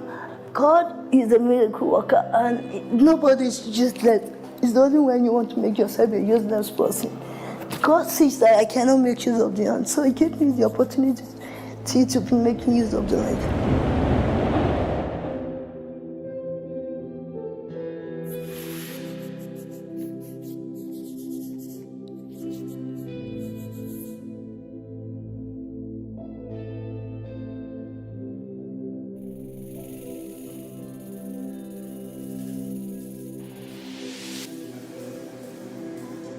My name is Tomaunu. I'm an artist, a landscape painter. I'm from the other state. I love colors a lot. I love playing with colors. My painting mostly based on landscape painting. So since I love colors, I will just think how to mix the colors together to bring out the stuff that I have in mind.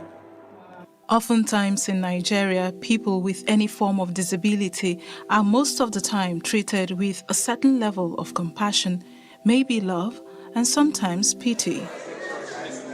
Today, I meet Toma, differently abled person, and she shares her story of strength, of courage and resilience with me.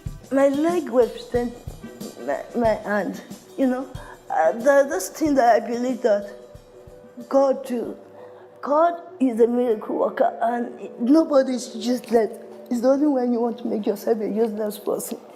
God sees that I cannot make use of the hand, so He gave me the opportunity to be making use of the leg. So I use the leg to feed myself. I use it to operate my phone. I use it to do so many things that I can do. Toma is not defined by her situation, but fiercely and graciously uses her gift to express herself. Painting is just like my voice. Majority of my painting is just expressing yourself through colors, just appreciating the nature. So. This is her work. She used this leg to paint, but she didn't use the hand. I'm telling mo dúpẹ́ lọ́wọ́ Ọlọ́run gidi gan pé ọ̀pọ̀lọpọ̀ mi gan tó ń lo ọwọ́ gan tó máa better than 100.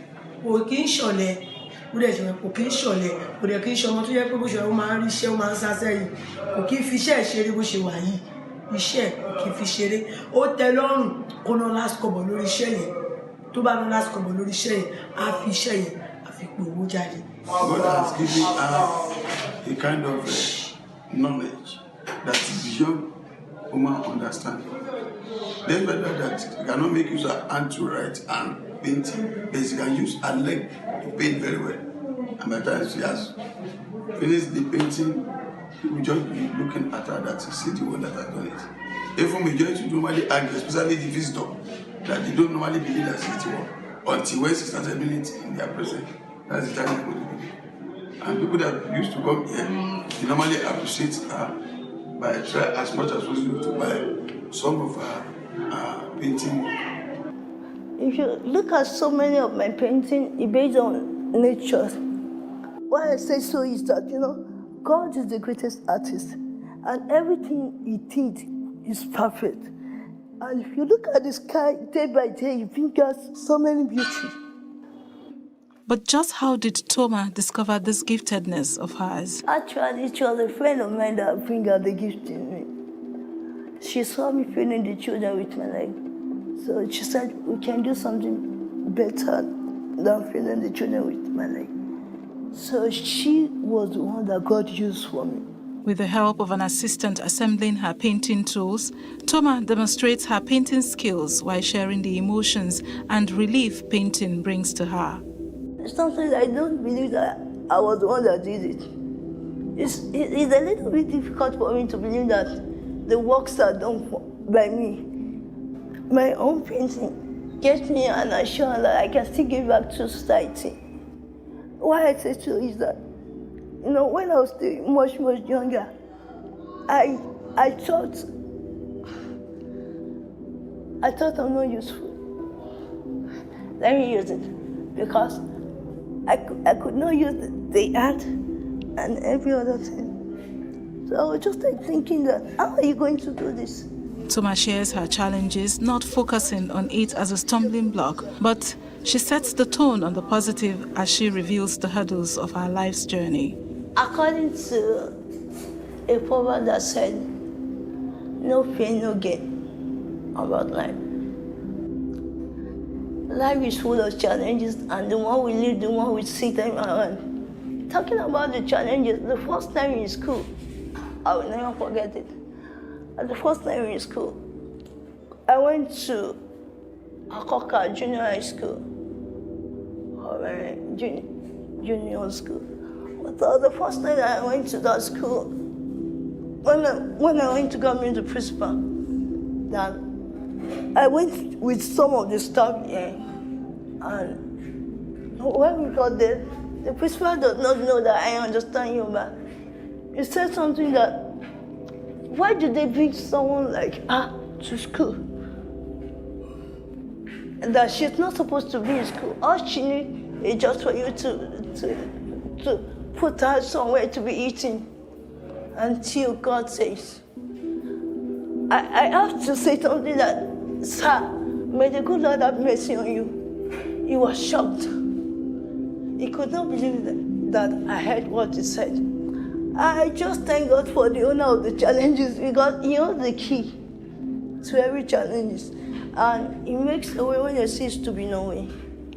I give glory to God because if not for Him, I don't know what could have happened to me. So many challenges. And, you know, there's this thing that keeps me going that time. If there's no challenges, there will not be testimony.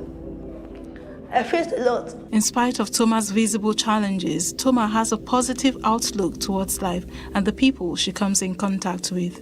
Her caregiver and one of her teachers reveal the other aspects of Toma. Toma jẹ́ ọmọ kan tó jẹ́ pé kọ̀ra mọ́yàn, ó dẹ̀ kó gbogbo ìyànjú, kò kọ́ra, ó ń bọ́mọdé ṣe, ó ń bá gbà ṣe, gbogbo àwọn òṣìṣẹ́ gan, ó ní ibi kọ̀ọ̀kan tó ti máa ń dùn wọ́n nú. Òye ó jẹ́ pé èèyàn tó jẹ́ pé bó ṣe wà yẹn kò mọ bó ṣe ń hide the feelings tẹ̀ tí nǹkan bá ti ń dùn bá máa sọ ń pé alágbádá bá ó dẹ̀ ṣẹ̀ mí o, ó dẹ̀ ti tán nínú ẹ̀, kò mọ bó ṣe ń bá yàn yàn jì.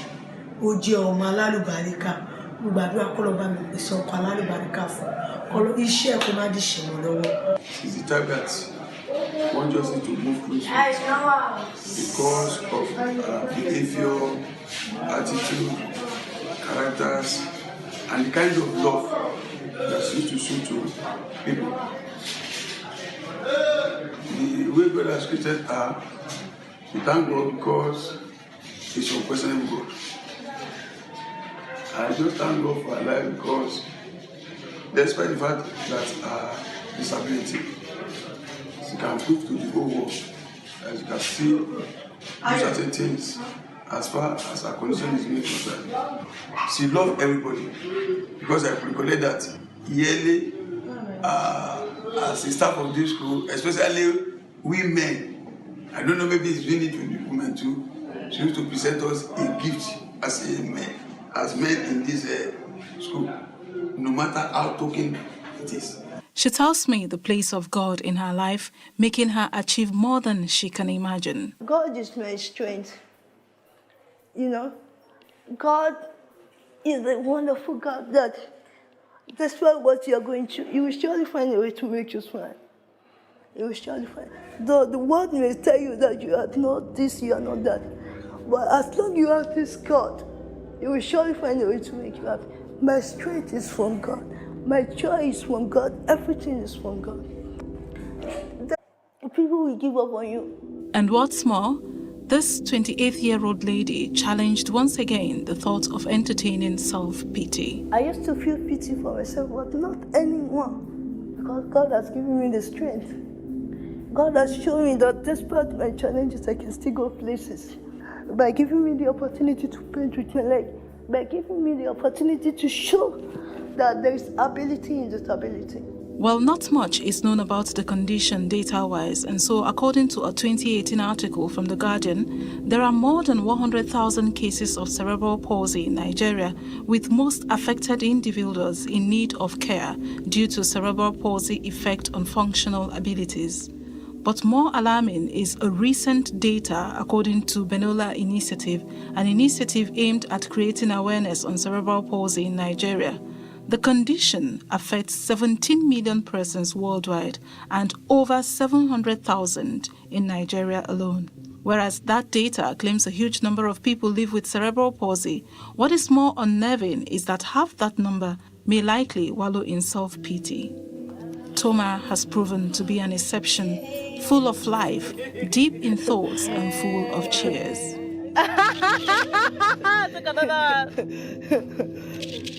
Wow! Emotional, she recalls her journey to education and how having a degree remained her most joyful day.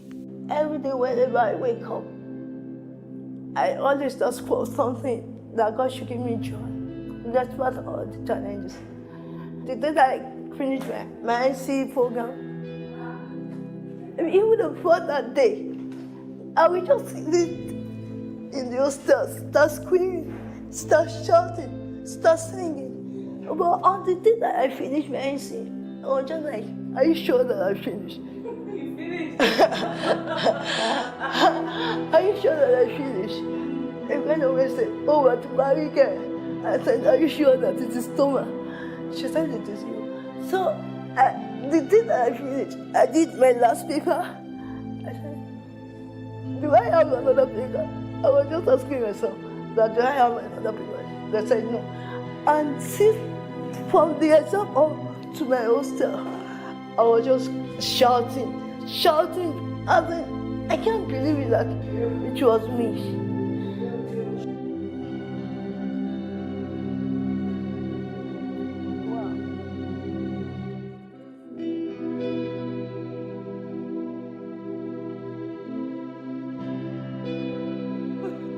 Thank you very much. Thank you. That was great. High five. Thank you. Oh, high five! Woo! This is beautiful. Let me again. Thank you so very much for having us. Thank you so very much. Thank you so very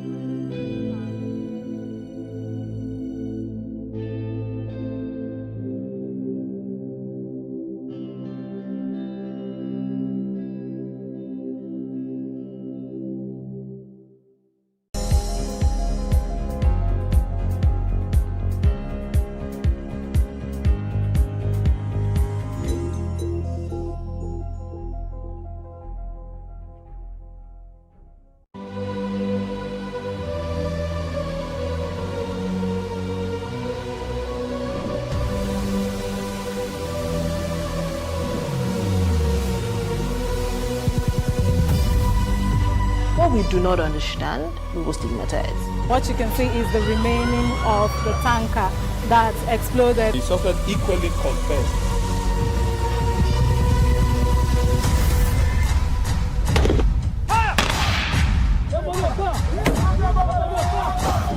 A 500 naira they collect them. If you no talk, then go beat you. Now 2,500 they pay.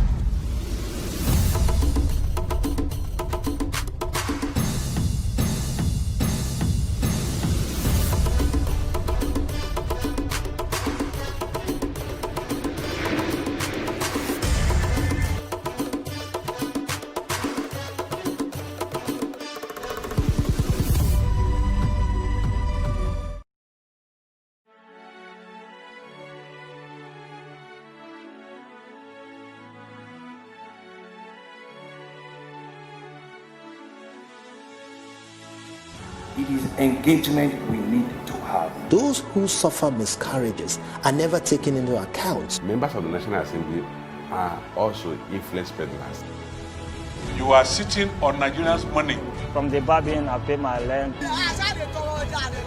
On the barbing, I send my children to school. A consultative engagement. No any tangible notification before they ban us. It's one thing for people to be at your back and the heat of the moment, and another thing for them to still be with you when push comes to shove. I will do everything to take Lagos out of the national grid.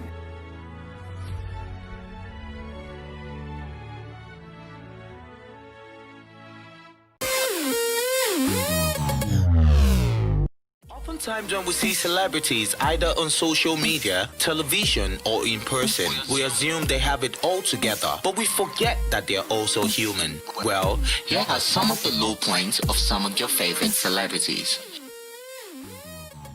Hey, what's up? What's going on? It's Dice Ills, aka Mr. Miyagi, and we're just gonna give a few words to every up-and-coming artist or every dream chaser out there trying to be successful.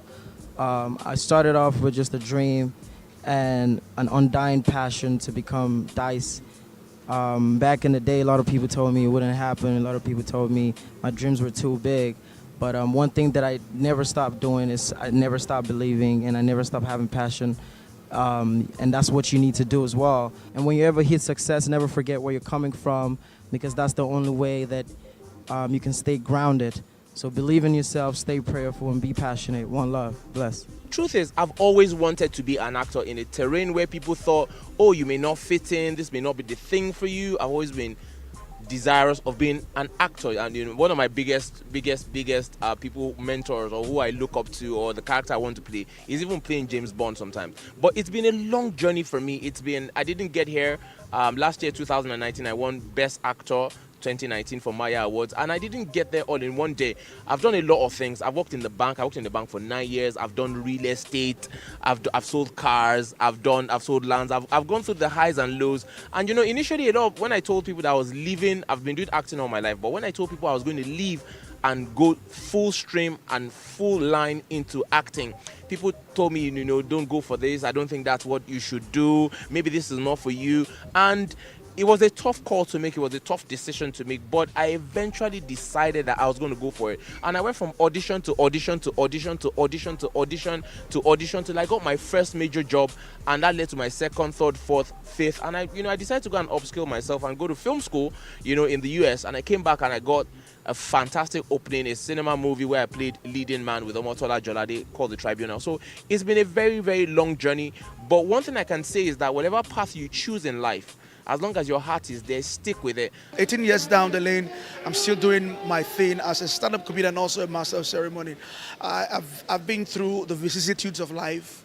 It was not like this before. I remember those years when I was still in Warri, when I would go from show to show, looking for a platform to express myself. Thank God for helps around me, but it wasn't easy. Because I had to convince people that, oh, hey, try me out, I'm funny and all that.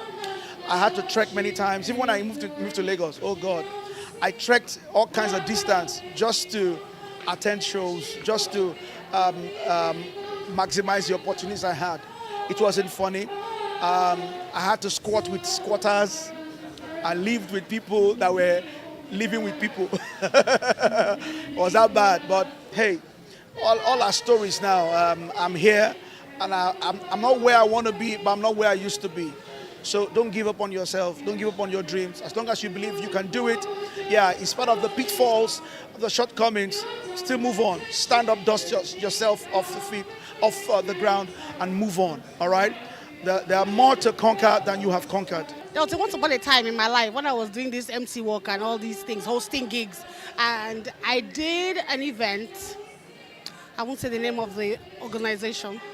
But when they say, oh, we'll give you honorarium, I'm like, yeah, okay, great. And it's not a small organization. And when they finished, I got 25K. So I used the money with the love of God, fueled the car, and then kept the change to buy granules, sauce, and got the egg on the road. When it's your time, it's your time. Don't rush it, don't force it. What's yours is yours.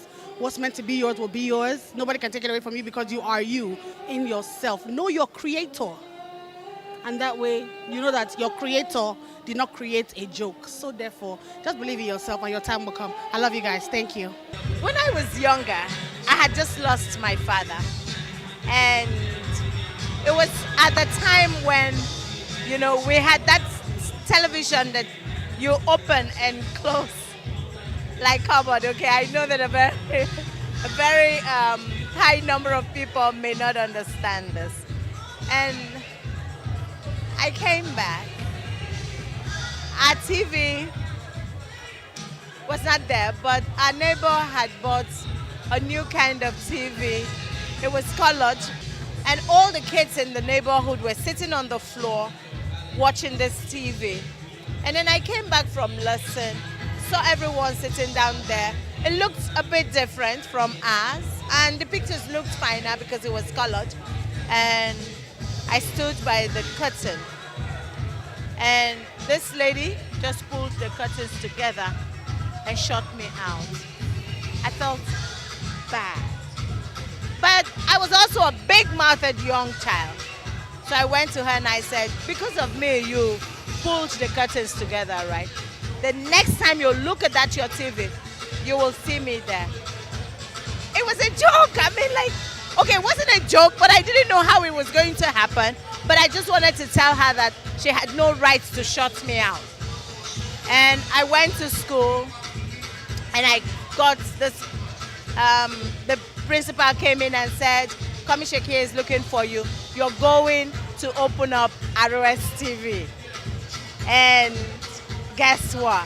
When she put on her TV at 4 p.m., 2 months after, I was a continuity announcer who opened up that station. So don't be afraid and don't worry about how anyone looks at you right now. Worry more about how you see you. Worry more about what you intend to do with you. Worry more about how convinced you are about anything that you want to do. It doesn't matter. People can close their windows, close their doors, tell you to get out, tell you to sit down, tell you to go to bed. It's okay. They are not God. They have put some glow to your own star. Love ya!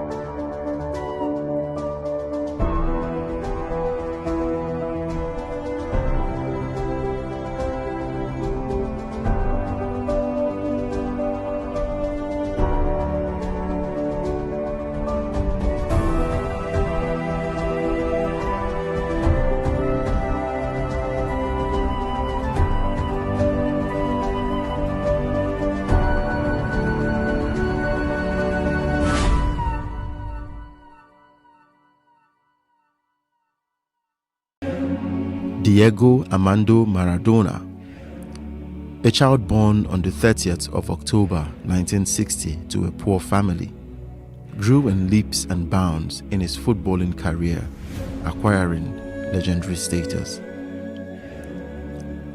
Maradona, who made headlines during his time, was most popularly known for his hand of God goal, a goal which he scored against England during the quarter-finals match of the 1986 FIFA World Cup.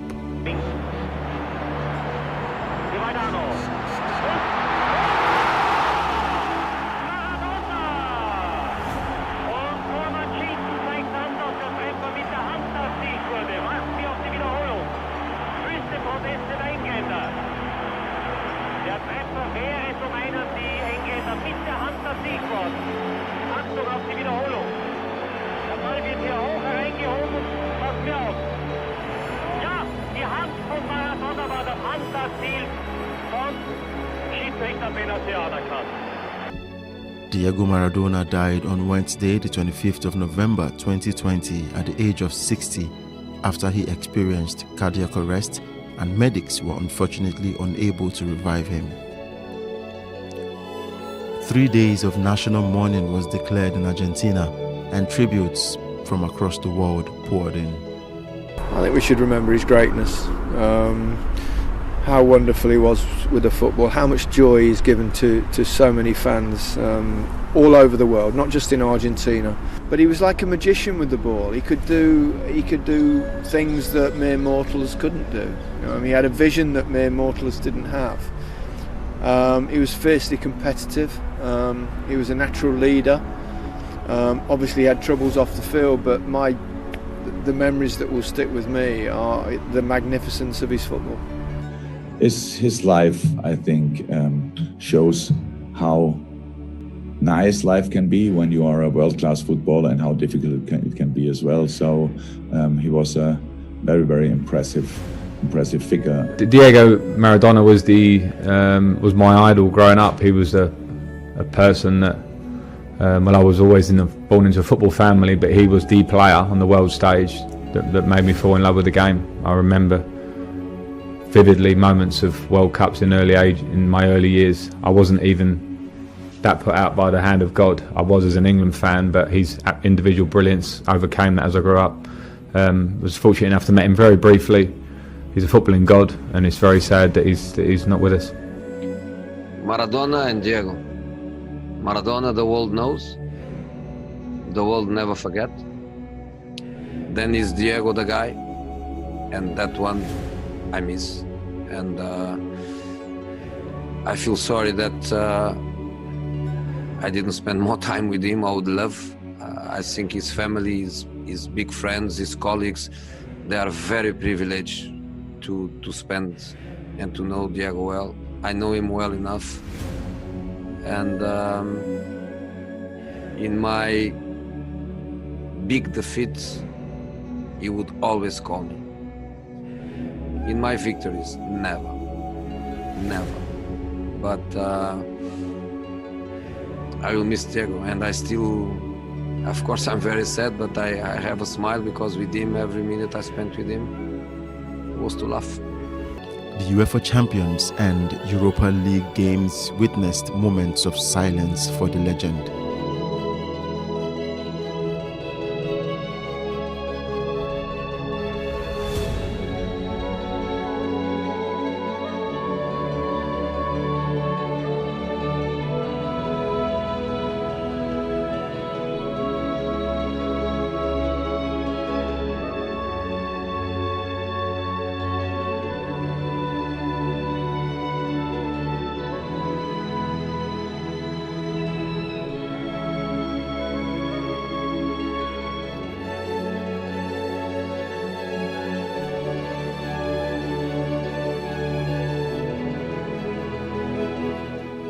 The year 2020 has been filled with a lot of ups and downs, from COVID-19 to the passing of big names in different industries.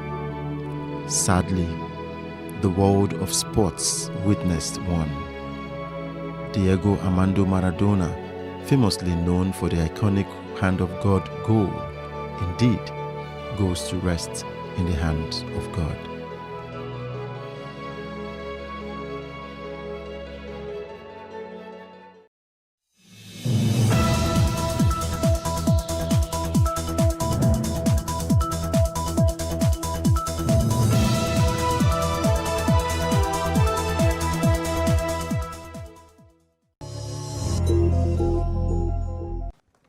Hello and welcome to Tea Time on Plus TV Africa channel 408.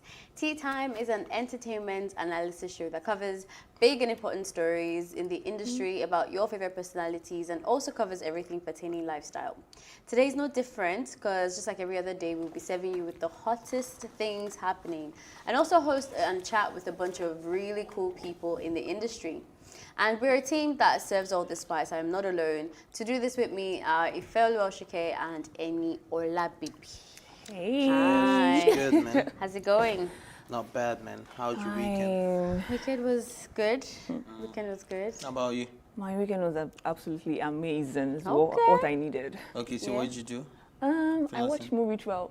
I like Wait, that. we expected something exciting. That is exciting. Amazing. It was. Yeah, I watched movies 12. And you know, last week I was a little bit under the weather, so I just needed this time to like get myself back in order. No, girl, I feel you. I'm with you on that one. Being able to just sit down, I saw one tweet the other day where somebody was talking about how like being in bed, it's like a big deal for her, like it's an event or an activity. I feel like that's me. Just being in bed, being able to I feel have like the that. older you get, the more you start appreciating Yeah, this. watching movies all day, especially, no offense, when you have not even showered, you've not done anything, just watching and your watching and pajamas.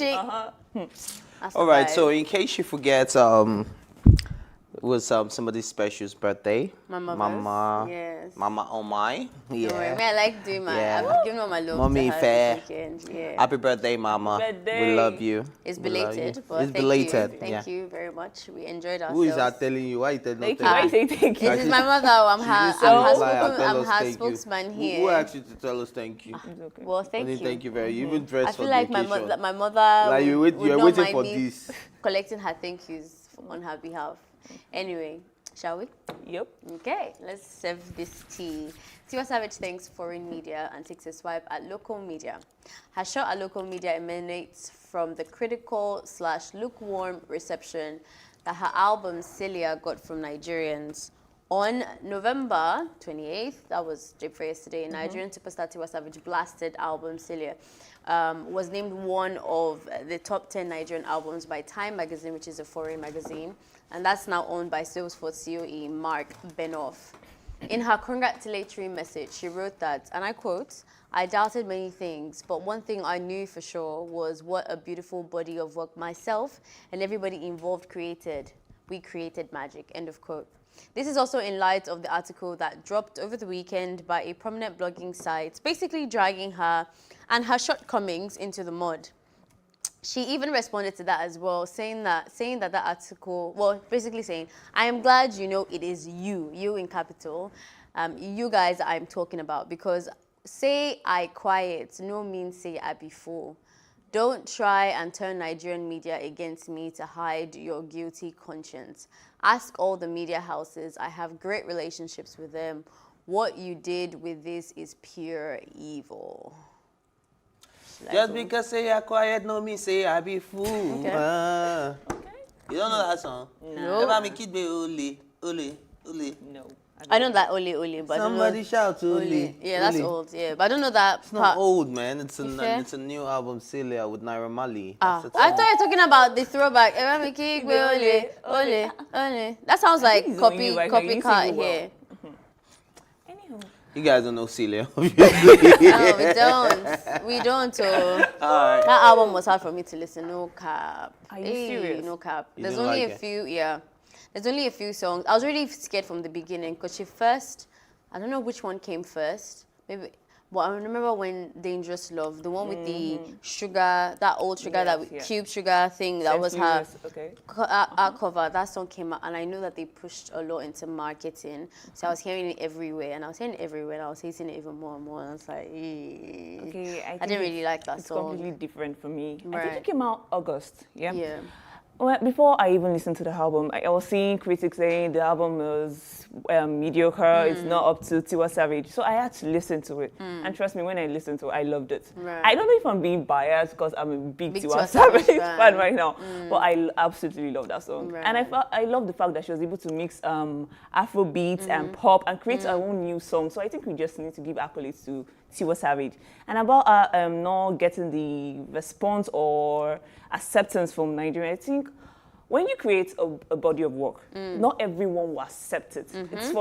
It's either for you or it's not for you. So even if they don't give you accolades in Nigeria, the fact that Times recognize you, that means you did a good job, girl. And All right, so I'm going to take it from the angle of a lot of women have come out to say that being a female singer or a female celebrity in Nigeria, you have to work twice as hard, even though you're working twice as good as your male counterparts. And somebody like Tiwa Savage is definitely not getting as much recognition as she should be getting for the work, which is what she has been talking about. This is not the first time she's spoken about this.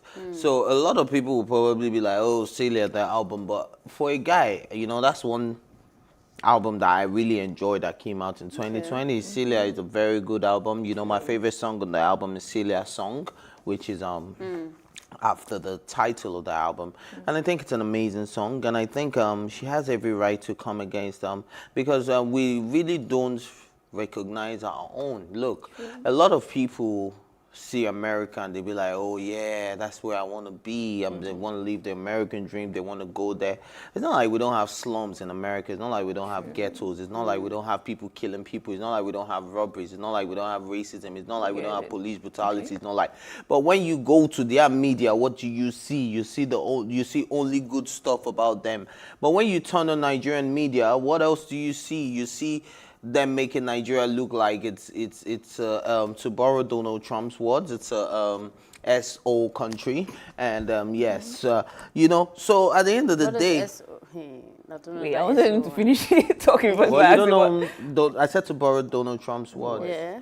SO country. I can't use the S word. Oh, SO or SH? S whole HOLE. I thought you said SO, like abbreviations. It stands for something. You had the same? Okay. Maybe that's my H factor coming out, but it's all right. I love the fact that you owned it. Oh man, you can't shame the shameless, can you? True. Exactly. Our forefathers the government have not been able to be shamed. It's now us want to shame now. Yeah, so at the end of the day, right, so I just feel like what she's just trying to say is that we need to recognize and celebrate our own a whole lot more than we do in this part of the world. But will everybody love your music? No. Will everybody love your album? No. But at the end of the day, do we do enough justice to our own? I think people fans were just expecting the old Tiwa Savage. And you can't keep doing that. You just fans love the album. Anyone who don't love the album, not everyone, okay. No, not everyone. Some were like, this is not the Tiwa Savage we used to know and everything. But she had a blend of everything in that album. You just have to keep evolving. I think this conversation has kind of evolved past her first comment of, what's it called? That Time Magazine, thank you for acknowledging me. Local media tried to tell me I did rubbish, but we made magic. It's kind of past that, especially since the article that dropped over the weekend and basically dragged her through, like I mentioned in the introduction of the story. And I don't know if we got the chance to read that, but that for me is like, probably the biggest conversation that's happening right now in regards to Tiwa Savage, because that was really offensive. It was really offensive. I took the time to read everything. Okay. I captured every part of that article that I found that was not journalism, that was very rude, very unnecessary. I even tweeted it out for my own convenience or whatever. But she could take away a lot of that. And I think if you take away everything that was negative from that article, I have to agree with him. And his point was that she doesn't really handle criticisms well. True. And that, for me, I have to agree as a Tiwa Savage fan. We've mentioned it quite a lot on this table. When Tiwa Savage comes into the news, it's always with this type of tone. Nobody appreciates me. I'm doing my work. Nobody likes my music. The people I'm the prophet that nobody likes in town. Which can be true. Yeah. But the fact that you always talk about that and have never said, shout out to my girls. You know, there's even one time she even started doing division with the women. That women don't like her music. And that skinny core, people don't support. Yeah, do you remember that? People don't support or whatever. I feel like she just does that a bit too much, which is how the article started. Giving an example of Jay-Z, saying that Jay-Z had an album. I'm not into the rap game. So, I think The Grail or Hov or whatever. It was sharp big. It was a big album when he was in his 40s, and he got poor reception from that album. And his one and only interview that he granted, they came and started and whatever, and he just did like he just basically shrugged it off and left it. That's how this journalist started this conversation with the article, saying that's how you're supposed to respond to criticisms, but not now then cry like a baby that, oh my God, it's the local media, it's the female. You should learn how to handle trolls better. Like, people will always...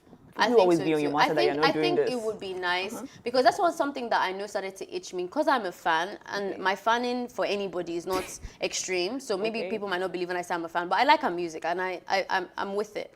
But one thing I've noticed about her is that even when I was following her, I had to unfollow her, is that I felt like I wasn't getting any love, if that makes sense. As a person who actually likes Tiwa Savage and fans her, she doesn't really address us that much. She addresses the people who don't like her. True. Who said something bad. And now she's now saying that what's it called with this particular thing. She was saying that when she was referring to Times Magazine as she threw the local media under the bus, she was saying no, it's not for every local media house, so it's just Pulse. But that statement to me didn't really look like you were talking about one person. I mean, you gave a whole you gave a whole Bible verse about how a prophet is not known in his own city. City is not made up of one media house, so like I don't know, Sha, but it's what it is. Yeah, I think she should just focus more on appreciating her fans and people that support her, and learn how to handle trolls better. Because it's not everything you have to give a reaction. I really believe that statement from Tiwa Savage is a bit almost hypocritical. Because what do you want Yemi Alade to say? Nobody talks about Yemi Alade here. Yemi Alade doesn't do bare contact as much as Tiwa Savage does. Tiwa Savage opens for everything. She was in Big Brother. She was in everything. There's always, you have to put, if you want to balance the gender performance, you add Tiwa Savage before you even add Yemi Alade. But I follow Yemi Alade on Twitter as well. Not to compare. I mean, they're each their own people. But yeah, I mean, I think Yemi Alade has found a way to just accept her crowd and talk about that. I don't really see Yemi Alade crying that Nigerian females my colleagues don't like me. Or the women in the industry country don't like me. People actually don't like her. I can count how many times Yemi Alade has gone on this table and people are like, I don't really like her music. So, all right. Thank you. Anything? No. Okay. Alrighty. Okay, so Lil Fresh's ex-girlfriend has come out again. And she's in the news saying that Lil Fresh boasted about wanting to kill her and then bragged about getting away with it, basically threatening her.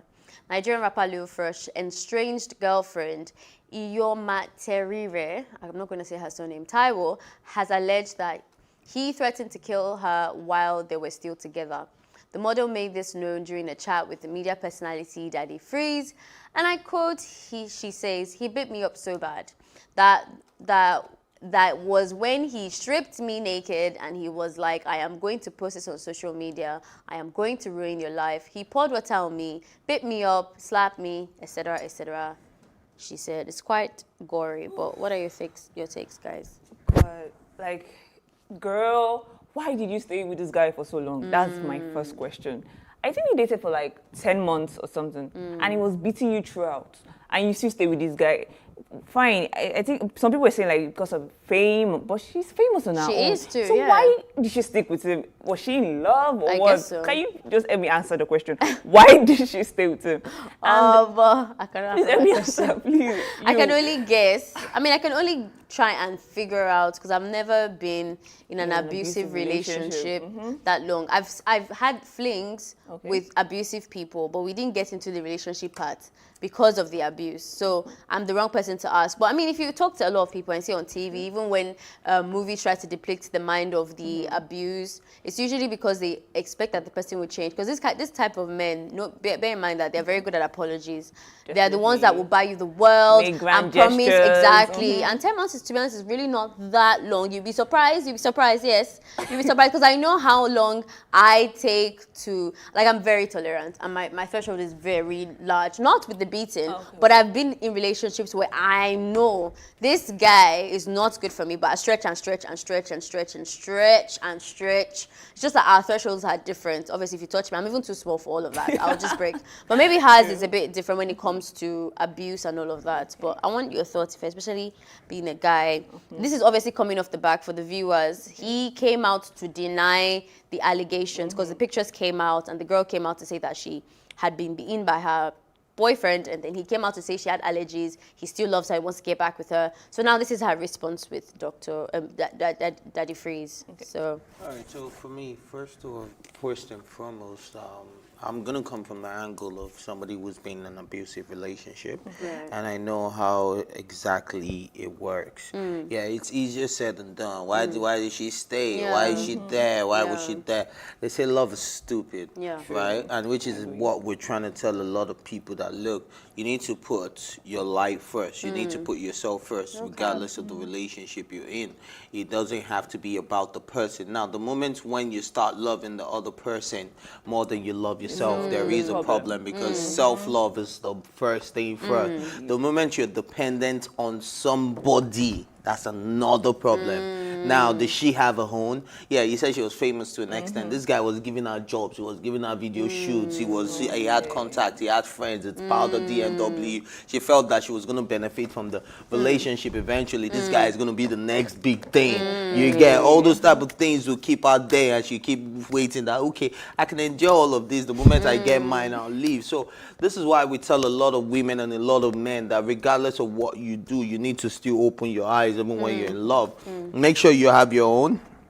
Make sure you know exactly what you want in a relationship, and make sure you're getting into the relationship for the right reasons.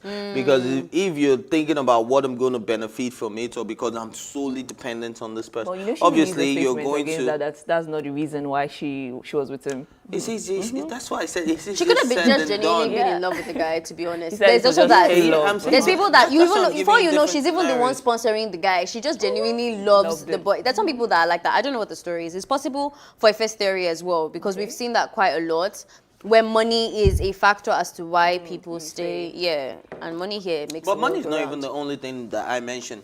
I said love, Yeah, love, influence, self-love. benefits, lack of self-love. You don't believe in yourself, self-dependency. Do you understand? There are a lot of things that come with why anyone would stay in an abusive. In my case, it was because I was under pressure. I thought I was going to get married at that time. And I felt, okay, yeah, I found my wife. And I was sticking around because I felt, okay, we'll make this work and then we'll get married. But it didn't work. But it didn't work. So it wasn't a thing of I didn't have self-love or there were no other girls. You know, they were there. But you get, but at the end of the day, I just felt, okay, there was a particular thing keeping me. And it was the fact that I felt like, okay, it was time for me to settle down. Yeah. Do you understand? And then, so it happens. You know, people stick around in the most toxic relationship. We even have friends that are really toxic for us that you know it, but you still keep them around because you know. But you find out that every time you hang out with our friend, you can't go back home with one headache or the other. Like, yeah, there are friends like that. It's not a physical bruise, it's a mental bruise. Yeah, they just stress you out. They just that's their job in your life, to come and stress What you. you just said kind of implicates the video. Did you read what she said? She was like, he threatened to kill me, and you're like, if I stay in prison, the video is going to bail me out. How did I implicate With that Davido? statement, you just sit down and wonder. All I right, don't know if it's Davido, only me. Davido, Like, is this Davido. what Davido stands for? Is this what Davido supports? I don't think so, but I get why you. I think it's fair enough to ask that question, but I think you can answer that question as well, personally, and just say It's fair to say that it's kind of like very derogatory to Davido, but saying implicates Davido is like saying. I guess maybe not implicate, but it makes you question for a Davido, second yes. that bro, because No. I mean, no, think about it. Davido can sue for defamation, you know. Yes, he can. No, away from Davido, because even when you mentioned that, I was saying you can ask that question, which I feel like it's okay to get to that point that. Because I don't think you mention everyone's name for certain things. It's like there's some people you know that are Jesus. Yeah. I don't expect that you cover me when I say I want to go to the club or something. I just know that you wouldn't. So it would be weird to now say her name in that kind of situation. But then with this particular case, it is okay to say, why would he say that kind of statement? But I think even you can answer that question, because what does Davido stand for? Is it the kind of person that has, and because he's been quite vocal about himself, and we've heard other people talk about him, and we saw the way he even responded to this case, that when that question comes up, even you can answer and say, nah, because the first thing he did was kick the boy out, despite the benefits he could have gotten from this boy in terms of royalties and all of that. So I think it's fair to say that this guy is just really narcissistic, that in his mind, he thinks that what he's doing is so good, and that Davido will also not mind. Davido will choose him over this girl that he clearly doesn't value. Clearly, that girl is like a punching bag. She's as good as a punching bag. I think obviously, except you are an obsessive fan, every other Nigerian I've seen has been able to see the story and find it very easy to analyze. But if you look at the, Daddy Freeze's comment section where this video was uploaded, you would see that quite a lot of people are questioning her. I smell lies. This. And it's something that you mentioned, and I hope that they watch what this episode, because of your response answers to their doubts. When somebody stays in that thing for long, it starts, like you said, you start to wonder, why are you doing that? Especially for people who have never been in that in an abusive relationship before. It's easy to say, madam, I don't understand. The guy was putting you in that inside the shower, pouring water on you, putting the AC, freezing you to death, choking you. Like, it's strange. Nobody understands that, except for obviously people who've been in that situation. So nobody thinks about the fact that it wasn't as easy for her to get out. So I'm hoping that those people who are tarnishing her effort and her courage to come out and even speak about such an embarrassing, hard thing can obviously listen to something like what Ife had mentioned and try and show empathy. That it's not that easy for everybody to just come out of a situation. Even we've seen that even with family, where like your family is toxic. It's hard to pull out from people that you love. So I don't know, man. Yeah, and what Ife said is actually absolutely correct. Like, when you're in love, you do stupid things. Yeah. So even my own opinion is like, even though you're in love, please just try to use your brain. Like, can I accept this? Is this what a relationship is supposed to? Is this what I'm supposed to do in a relationship? So and I think maybe my last comment would be about the PR team for Lou Fresh, because if this is like, if we're getting new videos out, like this, I don't know if you went to Dr. Freeze's YouTube. I keep calling him Doctor. Daddy Freeze's YouTube. You will see, you will see more pictures that there's blood. So that story that he said that she had allergies, he's gonna have to come up with another lie for the blood now. And then if we see another maybe bruise or he's gonna have to come up. So I don't know why they cannot just advise him, even if you don't have any grand plan. Like, the PR team is so stupid. Can't you just tell the guy to keep quiet? Because he keeps digging himself deeper. But anyway, please feel free to share your thoughts on social media with the hashtag Tea Time. Tea Time will go on a quick break, but we will be right back. Do stay with us.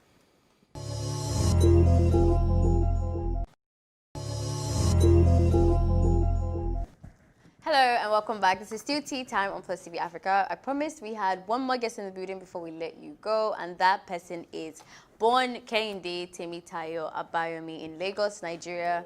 Kehinde has a sound unlike a lot of Nigerian acts in this era of alternative music, and he's with Fuji, Akbala, and pop influences swelled with the relatable and hard-to-forget content. His journey as a young Nigerian musician has gone from being your everyday up-and-coming talent to crafting his style as an artist. He has consistently taken his talent and abilities as a songwriter and turned them into polished and unforgettable melodies. Kehinde has shown his commitment to growing as an independent artist and earning his spot in this age of contemporary Nigerian music. On his new single, Damilohun, Kehinde pleads with an estranged lover for commitment over an Afrocentric and hallucinatory love song. Who needs to die alone? I didn't hear you. I said, who needs to die alone? Nobody, man.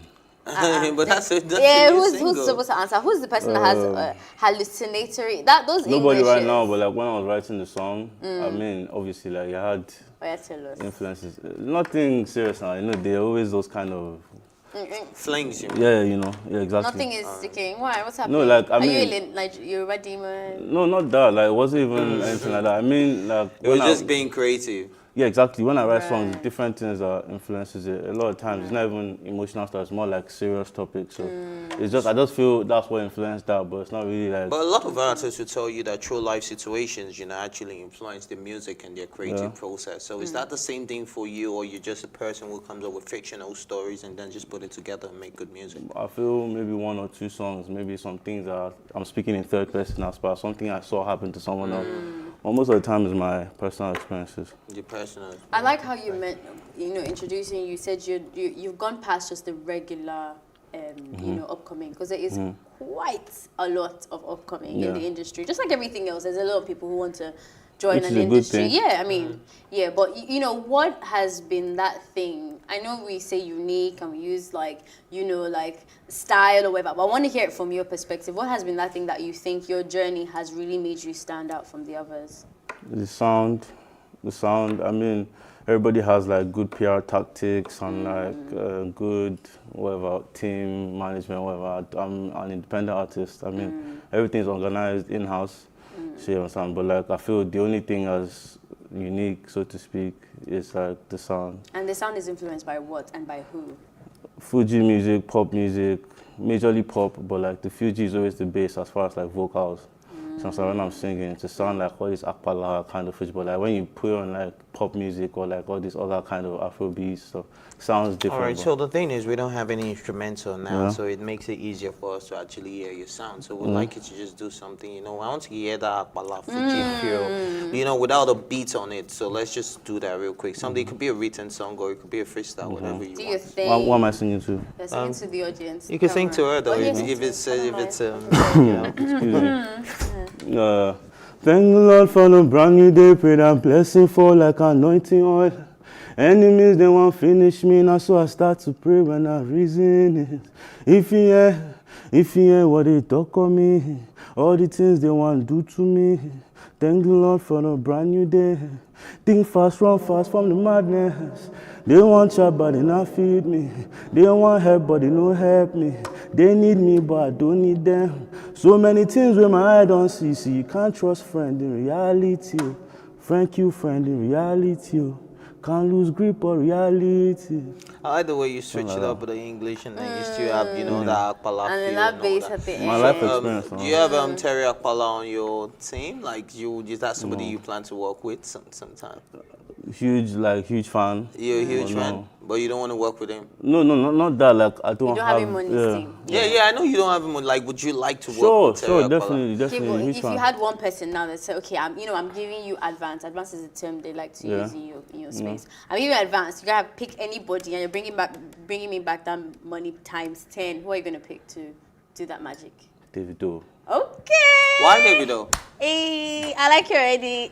Why Davido businessman now. Yes, like, sorry. Davido gets it done now. You understand? And as far as like, not it will get it done, but like, I mean, if you're talking about business, businessman. All right, so a lot of albums have been released in 2020. Give us your top 3. As far as Nigerian music. Yeah. Top 3 in 2020. The top 3 albums of 2020. Shall I give you the list that has Yeah, help me, please. Made in Lagos. All right. About a good time. A better time. A better time, sorry. Twice as tall. Yeah. Celia. Yeah. Apollo. Yeah. Adekunle Gold's album. Adekunle Gold's album. Simi's No, album. Simi's an EP. Did she do an album? No, she didn't. Okay, yeah. Are we counting EPs? Because we throw EPs. We throw good Omale. Omale's own. We'll throw Simi's own. We'll throw. Thames own. We'll throw who else? There's quite a lot, but let's keep our albums, Abi. Yeah. Yeah. So who? I don't really like to talk about people's work because like I'm an artist myself, and that's like sensitive stuff. But like, and as far as saying it's just someone's your work top is three, better, it's not saying it's it's a not. relative concept. You understand? It's a relative concept. Which one? Like as far as it's a very objective thing to say. Like this is the I best. feel you. It depends on what you're using to measure it That's now. just But if I'm talking about Kenny's based on like impact and like the impact matches the music, I would say Olamide. I would say Of course, mention that. Twice as Tall. I would say Wiz, Davido, all those kind of On the stuff. same vibe. I like you, You said Jerry. Weez before Davido, so Davido No, is like it's 4. all the same. Like It's all the same. Davido, like I said top like, 3, so we got Olamide. okay, with no particular order then. Okay. With And no so we got particular order. Olamide, we got what's it called? Weez. Olamide, Wizkid. Burna Boy, Burna Boy, Davido. the Yeah, whole four, so Davido is number 4. Cool. They said in no particular order. If you just want to carry claims that it's not there. I'm running out of time. Yeah. There's somebody out there feeling your music. They felt your freestyle. They're into your personality. Sometimes they even like your chocolate looking, whatever. But I want to go support your music, especially because you're an indie. So I'm sure you're targeting the investors, the record labels. So do your shout out. Where can they follow you? Where can they catch up on your stuff? Especially your new song that just came out as well. Cool. My social media is Kehinde Music. That is KEHINDE Music. Every other thing you get from there, my fan links to my music, every other thing. My name is Kehinde on all streaming platforms. Okay. My YouTube is Kehinde Music. Well, I just feel if I'm trying to pass anything across, it will be. I feel the current market is not susceptible to some kind of sounds yet, but like they're getting there.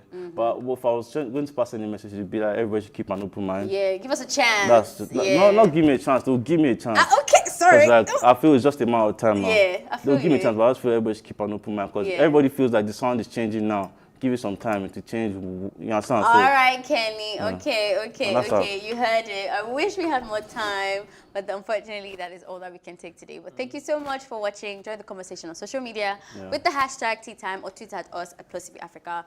Remember that you can catch up on all our previous episodes, including this one and all our exclusive content by subscribing to our YouTube channel at +TV Africa. You can also catch Tea Time on RTTV and in London on Ben Television. A big thank you go out to my special guest, Kehinde, and of course Funke Treasures that we had earlier, and my co-anchors Ifeoluwa Oshikeye and Eniola, who had to step down because of social distancing, and of course my entire production team doing their thing. Thank you so much for watching. My name is Ifeoma. Stay jiggy.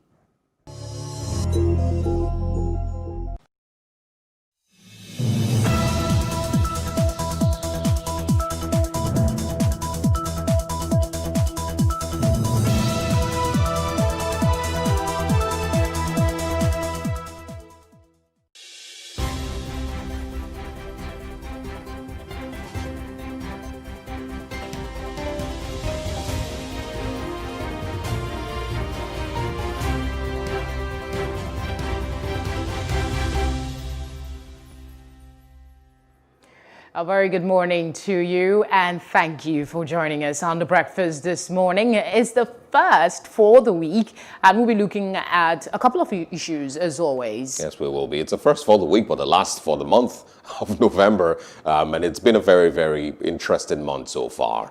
We have a lot to talk about. Of course, the killing of 100+ farmers will definitely come up in our conversations this morning with our guests. There's also something that we will be celebrating. It's with the people of Barbados. Yes, indeed. 54th independence anniversary. Oh, yes. What we're celebrating on the one hand, we're also looking at what we need to learn from people who take other people's lives willfully. I'm talking of America's most prolific serial killer.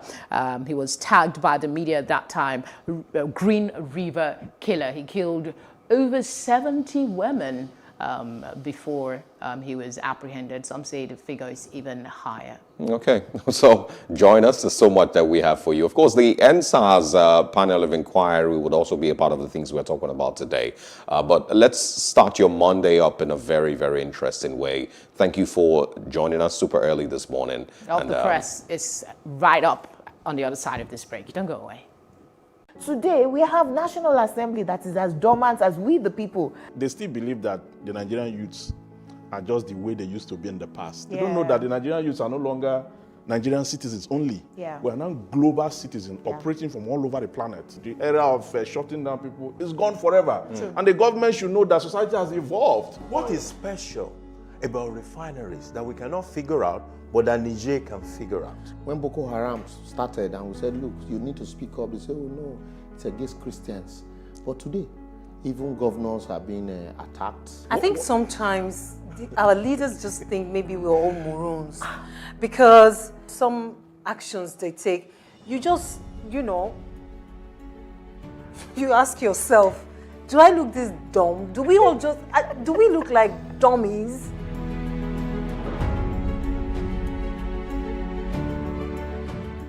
We can't talk about education reform if we don't decolonize our education system. What we do not understand, we will stigmatize because it's just cultural. And I think it's just human nature. They stop paying us salary. I don't like remembering it. I am angry at Nigeria.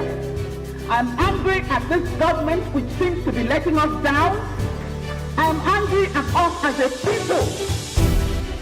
In the process of struggling to free myself from his hand, he tore my pants and he raped me. Yes, I commit offense truly. Young girl, do you know where you are going? I say, I'm going to America. I say, now so that they talk, you are going to Libya, which America? As they do mark our place, some people they die now. This is Plus TV Africa. Big stories live here.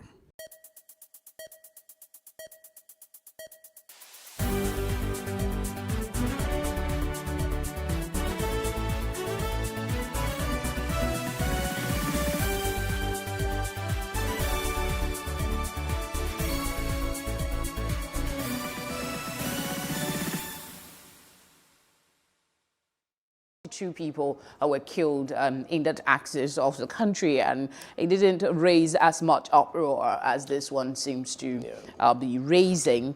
I don't know if we have Mr. Ezekiel with us. Ezekiel Iyatok, is he ready to join the conversation? Okay, or I guess we'll be told when he is available. One of the things that I would like to ask him really is, at what point do we really say enough is enough? The reason, this is creating all this, drama in the last 48 hours is mostly because, it's 110, wow.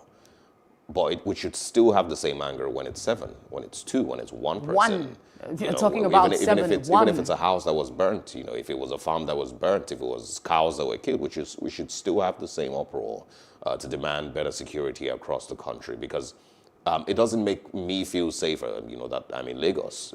Anybody who's in Warri or in Benue or in any other part of the country that isn't the north isn't necessarily safer simply because it's happening in Borno State. We should still There's have been this an anger. increased spate of kidnapping, as you well know. Absolutely. Even in the states that you mentioned, in South, we've had people, monarchs killed. We've had properties destroyed. Absolutely. We have a seeming rise in the level of insecurity in this country, and people are not finding it funny at all. We're hoping that this time the concerns being raised will be taken seriously. And again, my concern is the continuous condemnation that we hear from government when something happens. I've said it severally on this platform. When something happens, the next thing you hear is we condemn in the strongest possible terms. I think we should expunge that word from politics in this country.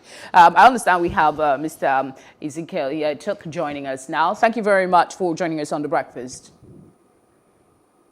Thanks for having me. I've been there all along listening to you and enjoying your analysis. Sorry about that. Sometimes the technicalities can get hazy. It's a pleasure to see you, and you look good this morning, if I may say so.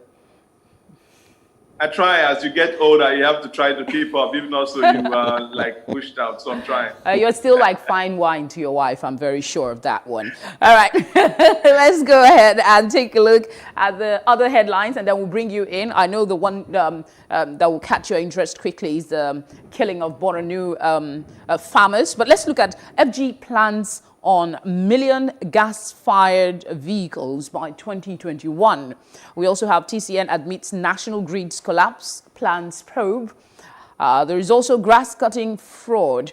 EFCC rearraigns ex-SGF Lawal today. Those are some of the headlines you're seeing on your screen. Court restores oil field revoked by Kyari, awards $20 million damages. SANU opposes ASU's platform, demands share of 40 billion naira allowance. We've not heard the last of that matter, obviously. All right, let's come to you first, and then we'll come back to that picture on the front page. What does it do to you when you see how we bury our fellow countrymen in such a manner? The very first thing is I always talk about fundamentals, the fundamentals.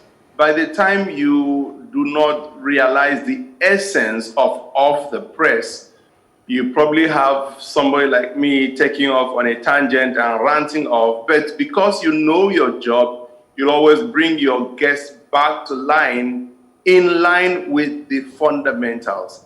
What is the primary essence of government? Unless we realize that the security and welfare of the people shall be the primary purpose of government. That is our Constitution, Chapter 2, Section 14, subsection 2B. Any government that does not have value for life has no understanding of why the person is in the office. I repeat this because every Nigerian needs to know this. Ignorance is killing us. The security and welfare of the people shall, I'm not a lawyer, but I'm told that in the legal parlance or within the legal diction, that the word shall is one of the most compelling, most compulsive, most important. The security and welfare of the people shall be the primary. We all understand English, what primary means. The primary purpose of government. And then what are we seeing? We are seeing our citizens slaughtered. And what do?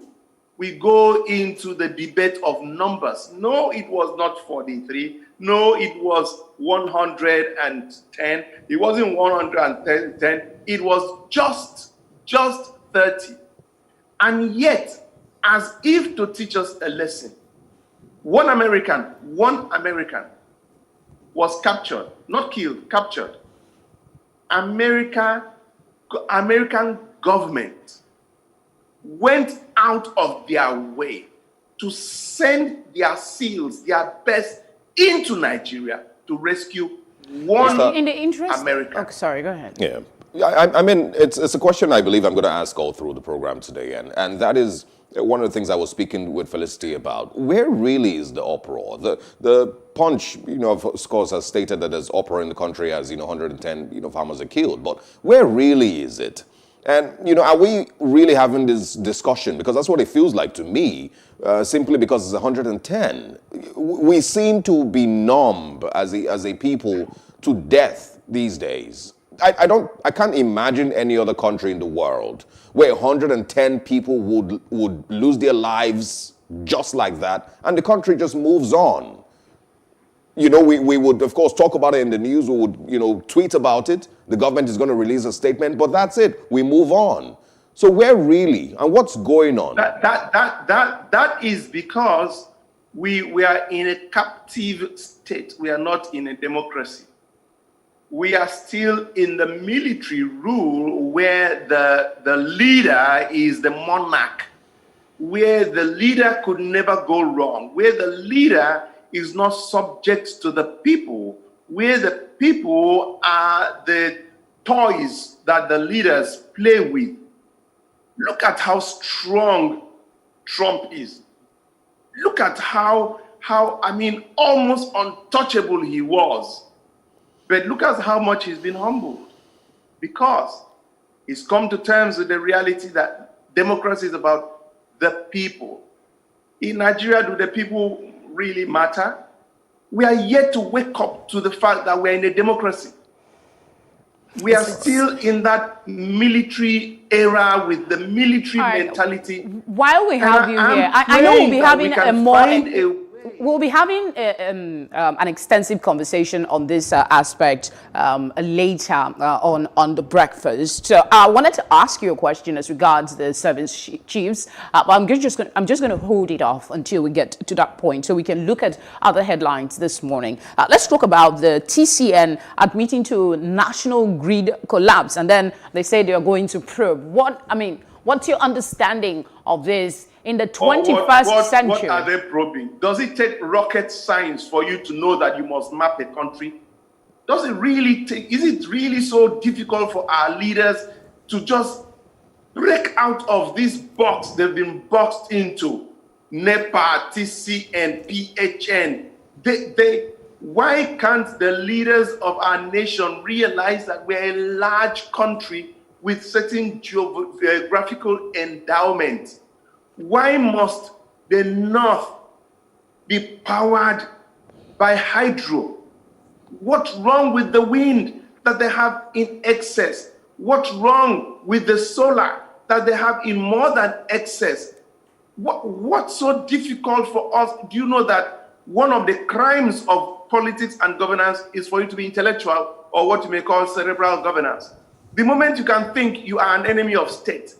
What's so difficult for us to, why should we have one national grid that if it collapses today, the whole nation is in darkness? Does it just make sense? All right. I mean, am I the only one? Is there something wrong with me? All right. Because Mr. when you see things like this, you have to ask yourself whether I'm actually a problem to myself, because what does it take? All right. Let's move on to... comes in. Yeah, Mr. Yatok, let's quickly move on to the nation. We want to squeeze in as much as we can with the time that we have. Of course, I totally agree with you. But let's say what the nation has to say to us. Of course, it's still speaking about the killings across the country. Of course, it has titled it Outrage over Killings. And one of the things I was asking earlier, just before the nation pops up on your screen, yes, it says outrage over killings. Also, IMF seeks unified exchange rate for Naira. 43 slain farmers buried in Borno, professor killed in Benue, 10 killed in Plateau State and Kaduna. Attack most violent, says the United Nations. Zulum seeks more federal government action. President Buhari orders troops deployment. Ajaokuta still needs 3 billion naira to hire Russian experts. Also on the Nation newspapers this morning, 10,000 to get Kwara. I'm not sure, that's not a very relevant story. Explosive detonated at Wike's father's church. That's also on the Nation newspapers this morning. Fear of devaluation rife as the Naira's slide continues. Governor told me, or rather God told me I would be governor, says Oyetola. APC plans emergency NEC meeting for December 8th. And 38 billion naira vote for maintenance of roads meager.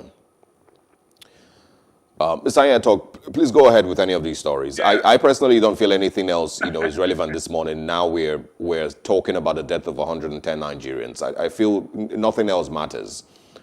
Yes, there's other stories that might be topical there, that might, create, raise eyebrows here and there. But if we don't put an end to the killings, nothing else matters. But go ahead, let's hear your take. How do we put an end to the killings? If you want to get anything, there's a recruitment procedure and process. It's just that simple. How do you put an end to the killings? Is it possible? Yes, it is. The very first thing is that to what extent can we remove interest from what is going on and complicity? To what extent can we be honest and open with what is going on? To what extent can we open the books and allow for interrogation of what is going on? Is Nigeria actually incapable of stopping the insurgent, or is there someone or somewhere or some people that are afraid of letting the truth be known. Time will tell. But let me say this. For every life that we lose in this country, God will hold somebody responsible. He said, God, yes, God, I said that. But number one, why must we keep the service chiefs? The president is the servant of the people. And in a democracy, he must listen to the people. All right, like I said earlier, not to bust the bubble right now, we will be having a further conversation on this, but we must look at other headlines. They're captured on the paper. So we'll take a look at this one. One other trending issue was the bombing of the Governor Wike's father's church. There's been some reaction to that as well. I'd like you to speak on that if you can. And this Ajokuta steel, we've had that conversation over and over again. How necessary is it that we continue to pump money there? And there doesn't seem to be some gains for the country. We seem to be, every year you hear money is being pumped in there. We're going to revitalize it. It's going to get back on its feet. And then we don't hear anything from there again. If I made a statement that we have idiots in power, it would be a very unfair statement. So I'll try very hard not to make that statement. You already did, sir. But the question is, no, I said if. Okay. You understand English. But the question is, what is Ajaokuta? Is it a privatized entity? To what extent is government responsible? What is the MOU? What is the terms and conditions? Who privatized it? Did we privatize it to competent people with capacity, or was it politically induced or motivated? Number three, if we have made a mistake, the Americans say cut your losses. Is it possible for us to come back, cut our losses, and ask ourselves, can we take up this entity called Ajaokuta, as important as it is, and set up a professional management team based on good conscience and desire for result? Ajaokuta can be resolved within, it's like any system, it's like any setup. What you do is, number one, do a forensic analysis. Number two, do a need assessment. Number two, do a financial re-engineering. Once you put those three together and ask yourself, what do we need to do it? And you are sincere about it, I will help you get people that will get that thing running, because it's not rocket science. The world has become run on certain fundamentals, and that's just what it is. All right. The day that we get the right people in Mr. government, Ayatok, in 30 seconds, if you could just speak on the issue of the bombing of Wike's father's church, that we can go over to catch at least one more paper before we wrap things up. Oh yeah, I tried to dodge that because I tried to, as much as I'm in love with that man, Mr. Wike, but I think what's happening in Rivers State, it's a little different, and we need to give them all the attention. That's the much I can say. I think it is sad. I think it's unfair. Whether it is the father's church, the father is a Nigerian that has the right to be here, and for you to do that, and that will not target one person. When there's a bombing, it's like putting a bomb in a market. It will attack more than one person. So to that extent, I think that we have a lot other real national pressing issues. All right, let's go to The Guardian now and see if you think this one is pressing as well.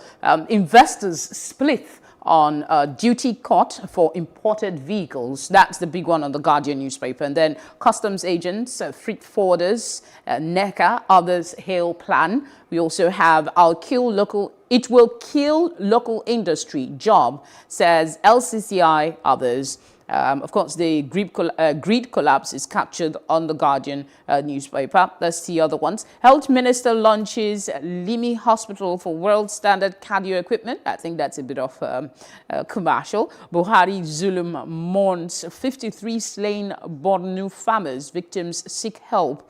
Fresh Kaduna attacks claim 6 lives, 4 homes. That's another one on the front page of the Guardian newspaper. I want you to speak quickly, since we're on the issue and it's a bit emotive for us at the moment. I want you to talk on the victims, the ones that are surviving, because when we talk about the deaths, we don't talk about the people that feel the brunt most, and that's the wives and the children and the loved ones of these people who oftentimes are the breadwinners. So what should government be doing now in your thinking before we go away in 40 seconds if you can, because we're out of time? Okay, government, I'll do that in less than 10 seconds. Government should have a good conscience and have a plan to really take care of the families. So the remaining 30 seconds, I will use it to say that when we have a government that does not have Nigeria first policy, this is what we have as concerning the automobile industry. What do you really want to achieve? Can somebody tell me what's really wrong with the policy that we patronize innocent? And that patronage will lead other Nigerians to also have certain strategic networking with other automobile industries to be able to come up whether with electric cars or something like that. Why can't we decide today we want to go with innocent that is there? A Nigerian that has, against all odds, put his foot down. Why should the National Assembly buy any car that is not innocent or made in Nigeria? All right, we thank you very much, but don't go away yet. We're coming back to you in the course of the breakfast to talk more on the Borno killing. For now, we'll go on a short break, and when we come back, we'll be talking about that. Stay with us.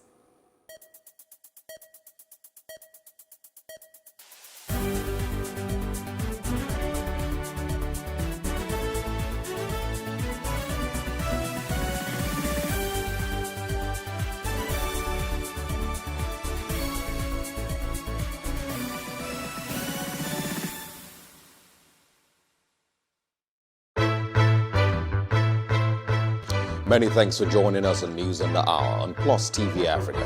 State government has approved a bill for the establishment of State Security Network Agency, Amoteco.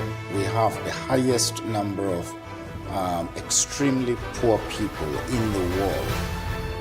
He's not concerned about lecturers that are raping students that are under their care. He's concerned about them being stigmatized. And I can tell you that he will get the result in full measure. He cannot avoid responsibility. Why the focus on Africa at this point? The news only cover, one side of Africa, so we always felt like the picture is incomplete, so we need the whole picture.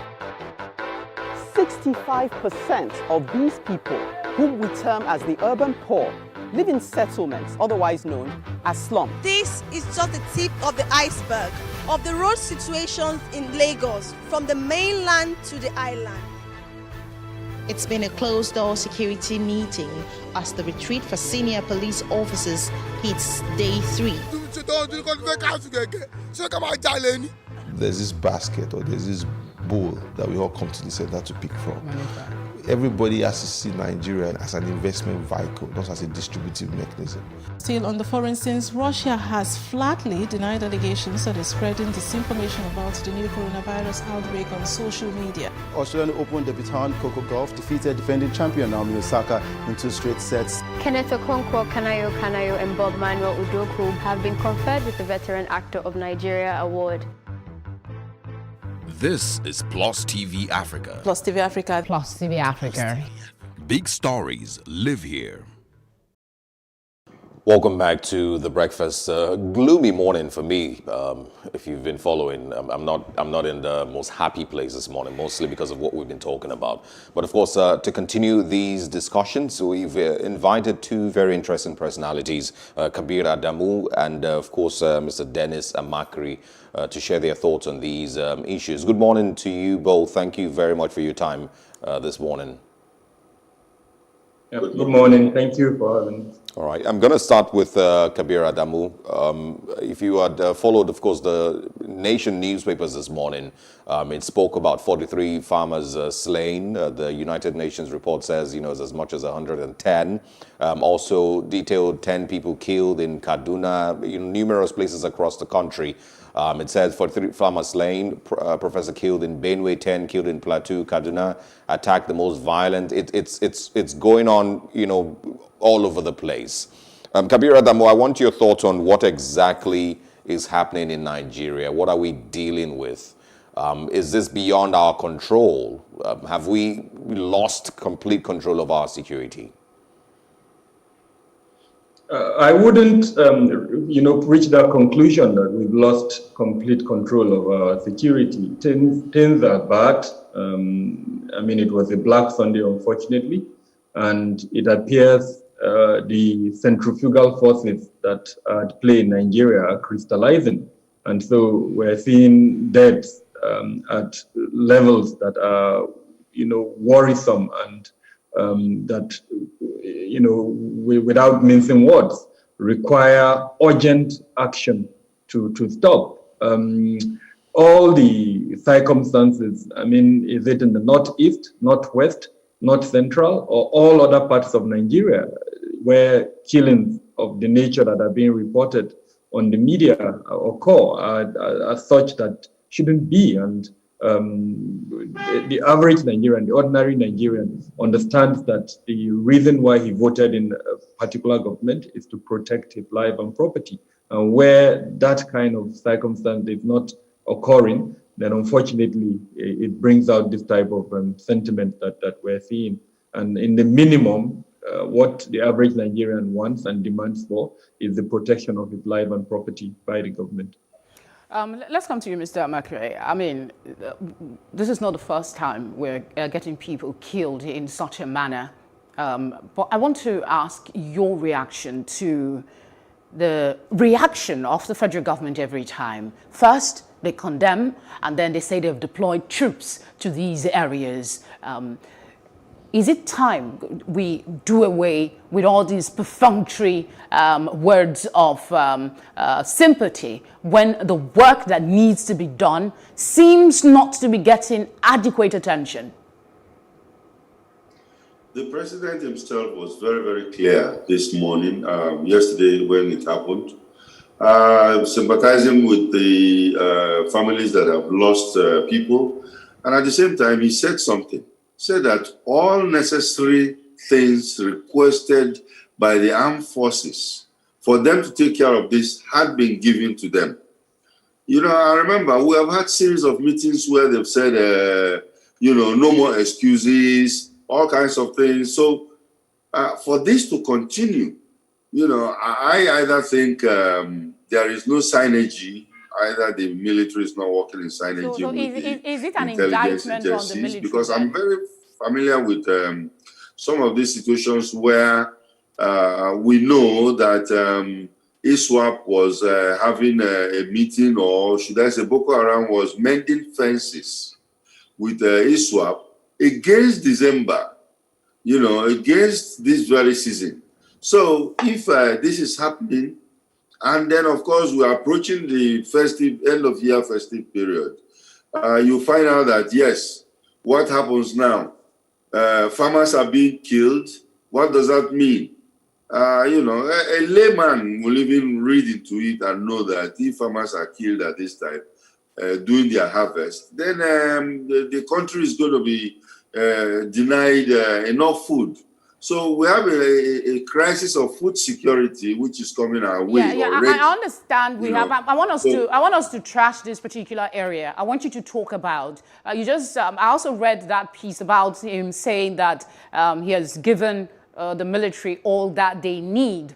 So, how am I going to phrase this now? Is it implying that this is entirely on the military? And if that is the case, away from the issue of a lack of synergy, shouldn't the service chiefs then get the boots now?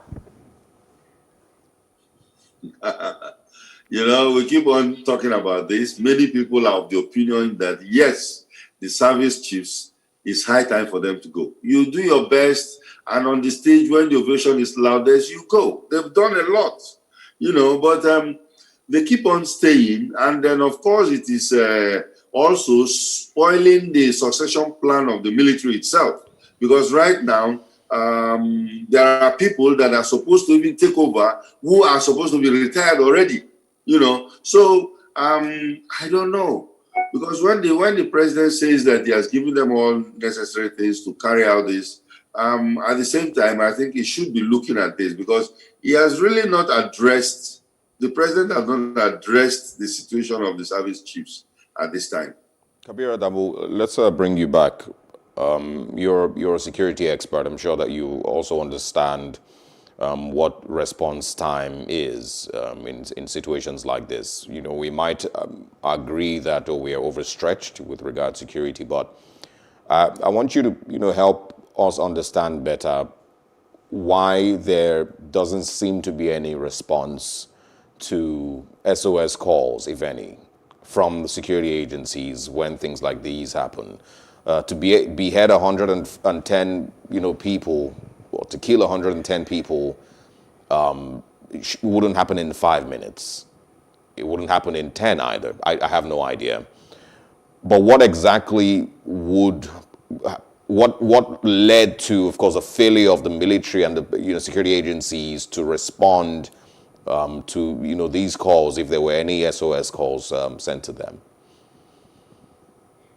Okay, there are a couple of things out there, and so this is still being investigated. What my response, I just want to lay this caveat before my response. We know that these farmers probably left the village, Koshobe, went into the Barmari, where on the 20th, security is higher in the city center.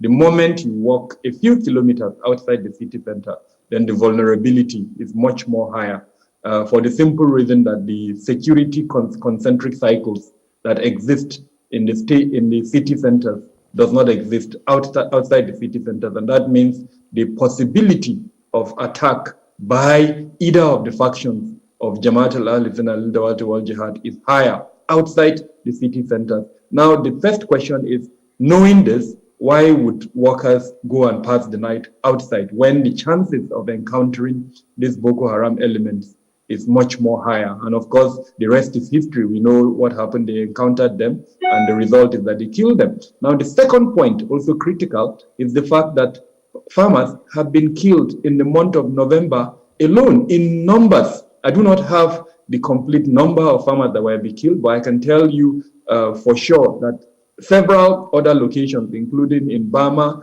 in Mafa, name them, several other local governments, you've seen instances where farmers are being killed. The third point that is also critical to the incident that happened on Saturday is the fact that local government elections were holding. Now, for almost a decade, this is the first time local governments will be held that there's an attempt to have some form of local government administration. And you would recall that since Governor Zulum came to power, one of the things he has focused on is returning internally displaced persons to their places of location. And the best way to do that is to have local administration, so that at least there will be some semblance of governance. And we know that these groups don't want that to happen. So even though there is as yet no claim of ownership of the attack by any of these groups, there is this perspective that perhaps they did this to disrupt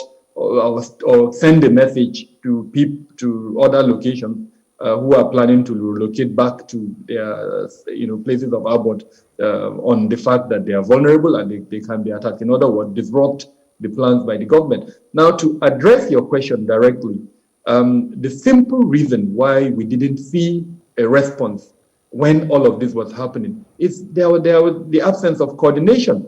I am aware that there are several levels of security arrangement. The federal level, which is the military that we're talking about, and then there are also state levels. You would recall that when the governor was appointed, he started this scheme called the Paratrooper scheme, where he recruited certain state level elements, then brought in the military as well as civil defense to train them with this primary function of protecting farmers. So all of these levels, the federal level, the state level, unfortunately have failed in the sense that they are not protecting the ordinary citizen. Yes, they are protecting city centers. We know that super camps were created by the military, and so there has been a reduction of attacks on military bases.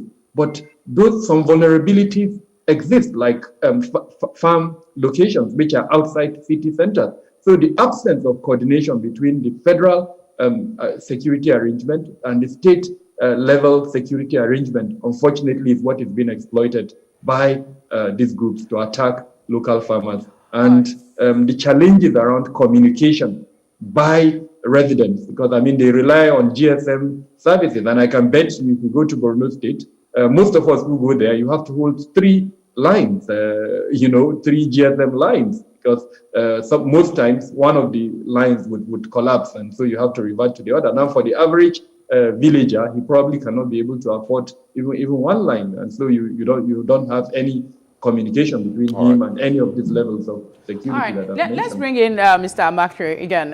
Talking about the ordinary Nigerian that Mr. Adamu, Dr. Adamu mentioned, I want us to look at it from another perspective. There's been called, there were conversation about sending IDPs back to their home. Mr. Adamu rightly identified the fact that the suburbs don't seem to get the kind of attention, security attention that they deserve. And these IDPs are from, some of these suburbs in, across the country. Where does that come in now? Seeing what we are seeing, kidnapping, killings, that there is still a volatile atmosphere in the Northeast. Should the conversation be halted about sending the IDPs back to their base where security is not guaranteed? I think our military and even security forces are really stretched to the limits. Stretched to the limits in the sense that, yes, the governor had already came out to say that he wants to return the IDPs back to their villages where the local governments will be operative. And then, of course, if your local government is operating, you also need policing, you need other kinds of security agencies that are going to be there.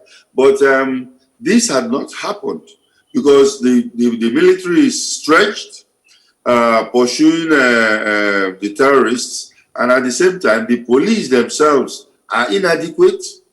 And then when you send all these local government people into those ungoverned spaces, so to say, where they are not going to have any semblance of law enforcement, then they are actually endangering their lives again. Because how do you go into an area where you feel insecure?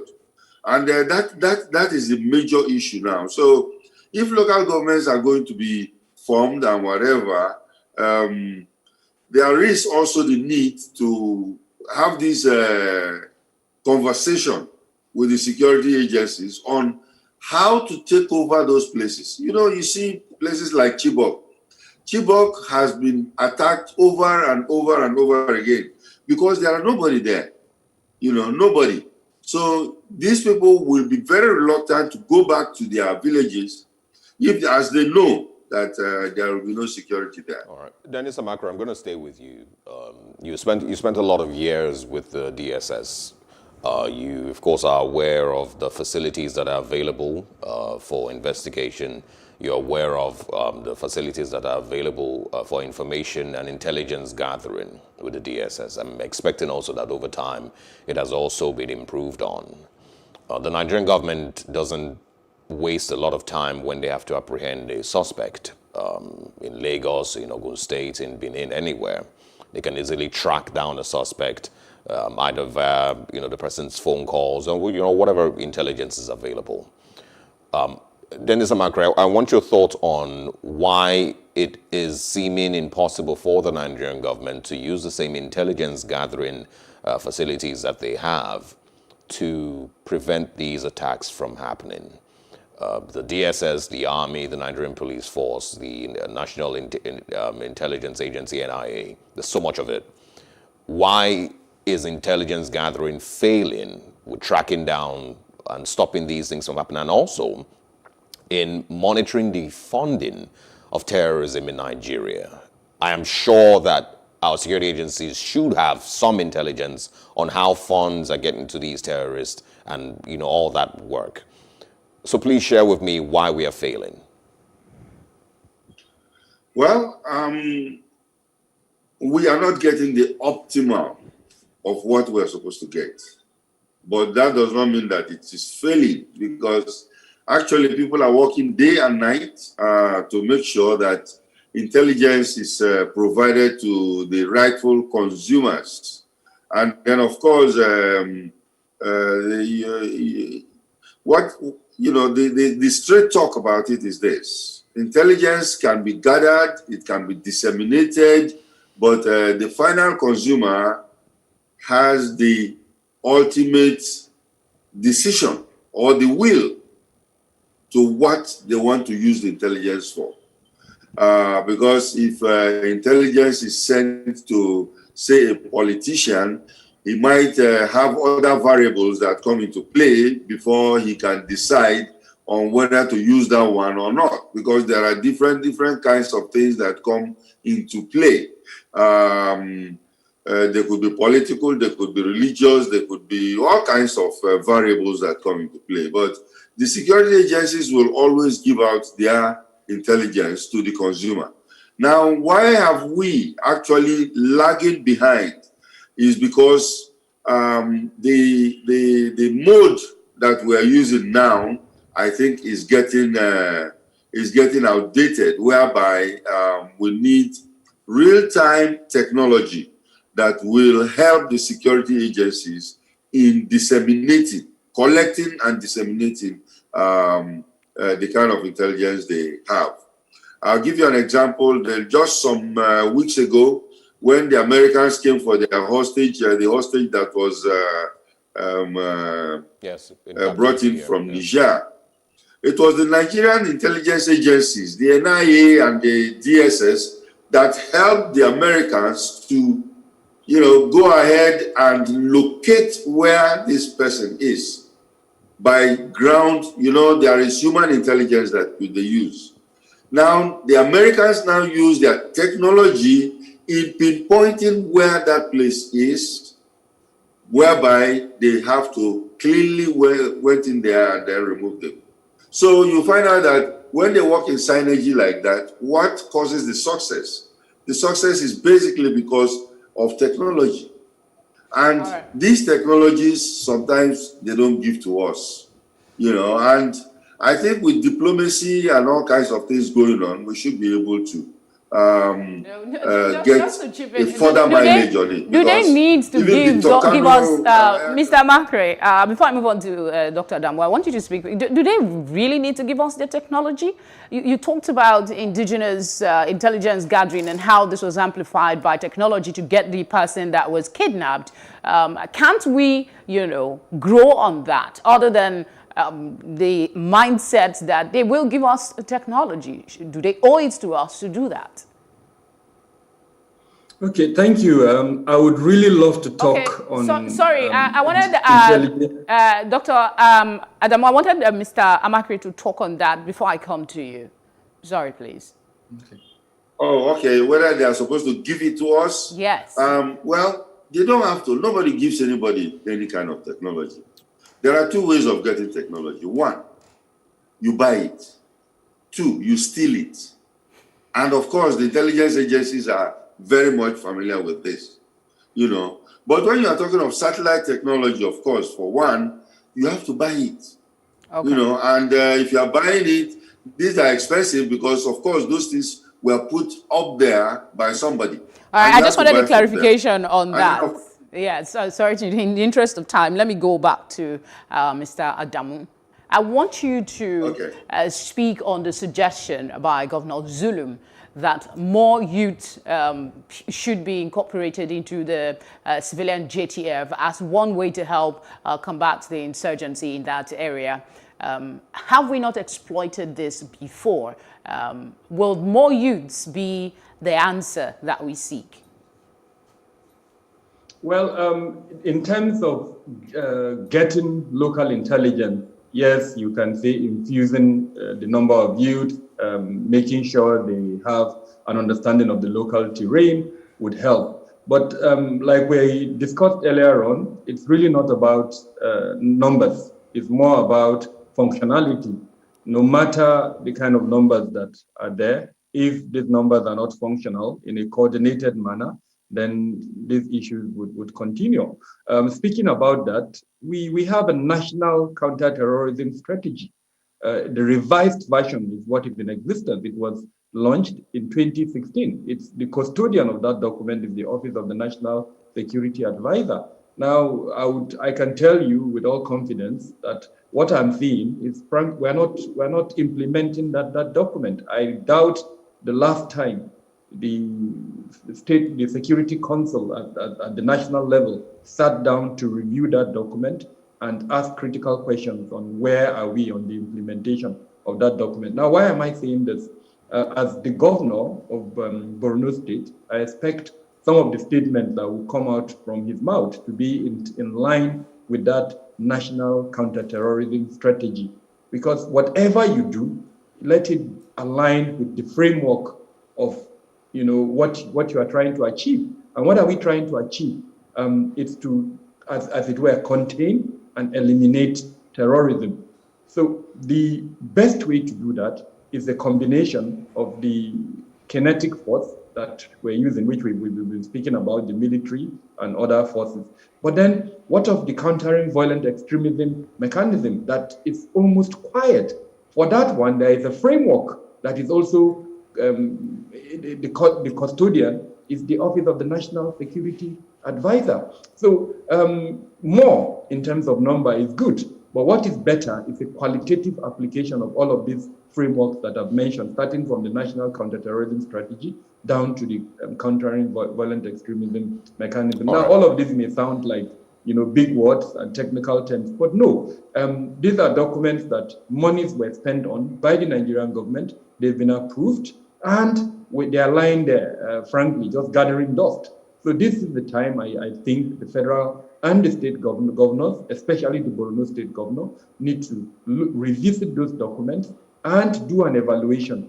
All right. Find out if we're still on course in terms of the implementation of those documents. And where we're not on course, find out what we need to do to return to the course. You asked a very critical question. You related it to intelligence. Yeah, Kabir Adamu, kindly hold on. I really want you to, because I'm seeing that you're eager to speak on intelligence gathering and some of the things that I had raised earlier. So we're going to bring you back right after this short break. We're going to on a short break. When we come back, you can then go ahead and share your thoughts on why we seem to have failed with regards to intelligence gathering and sourcing out the funding, generally to help us in our fight against terrorism. When we come back.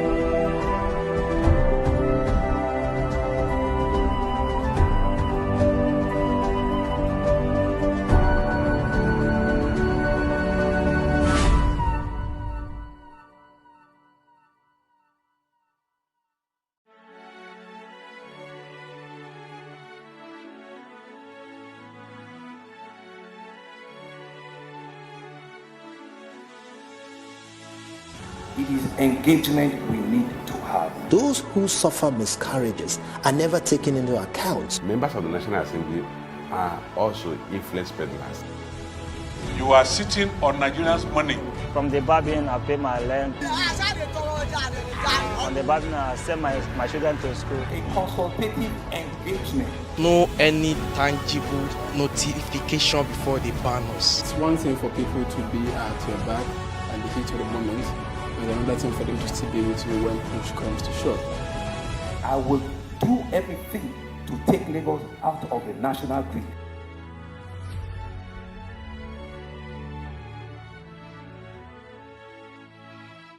Welcome back to The Breakfast. If you're just joining us, you've missed out on a very interesting conversation we've had so far, but it still continues. We have Mr. Dennis Amakri and Kabir Adamu speaking on, I believe, the biggest story across the country today. It's the death of 110 farmers and, of course, security issues across the whole country.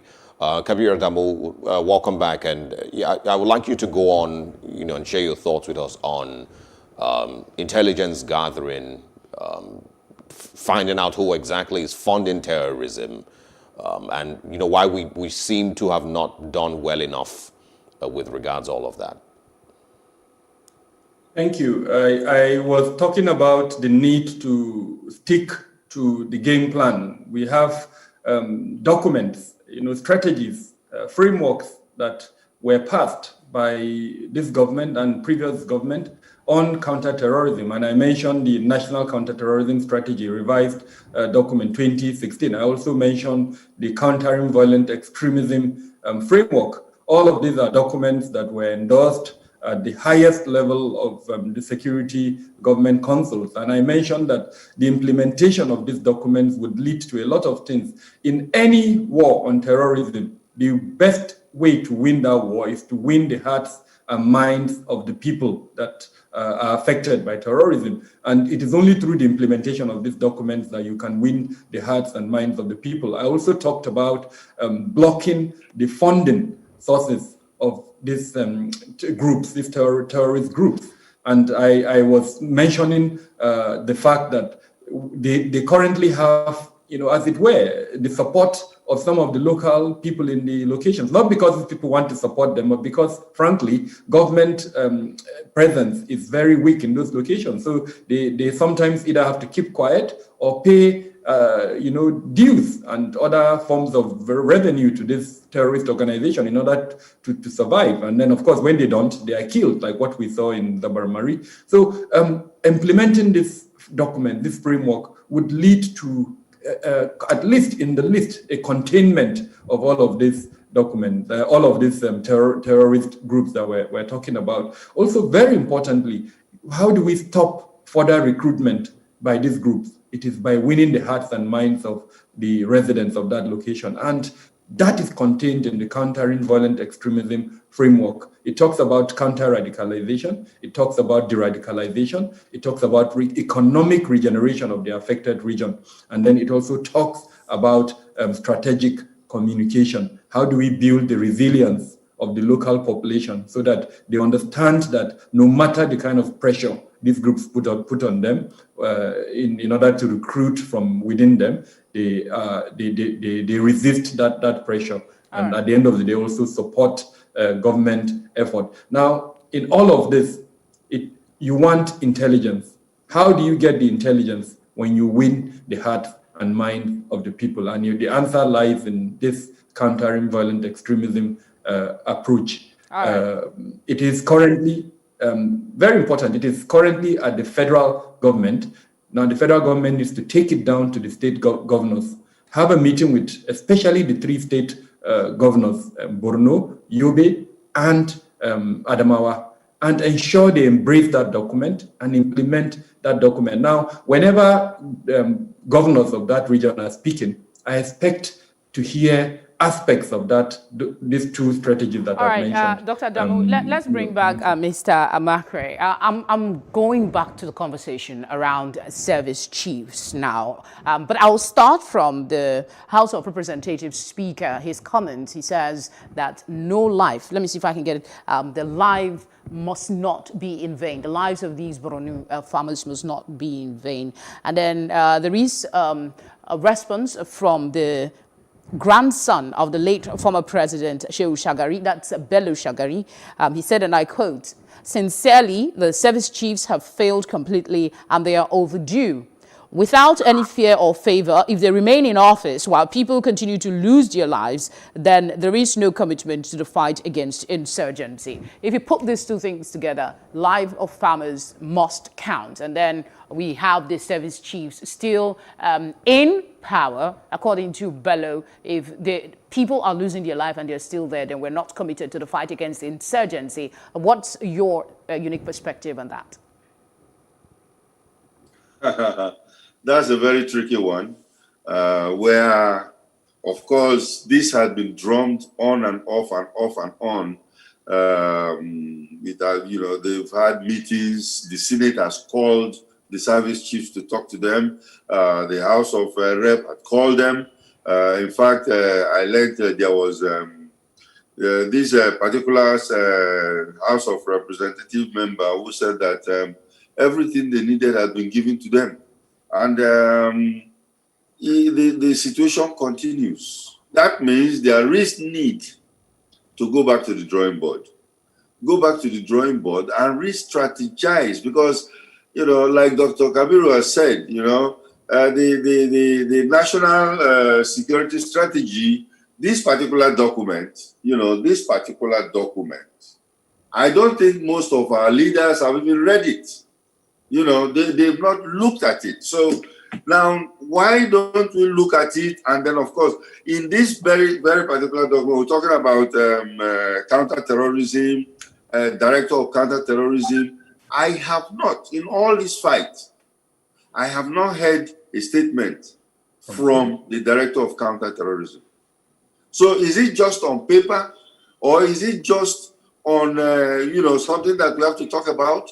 We want to, talk to all these people and tell them not to follow terrorism because they are recruiting them. But we know the root causes of why the terrorists are recruiting: poverty, unemployment, and all these things. Are we countering it? And it's not just the kinetics, just like we said, and you have to deal with the minds and hearts of people.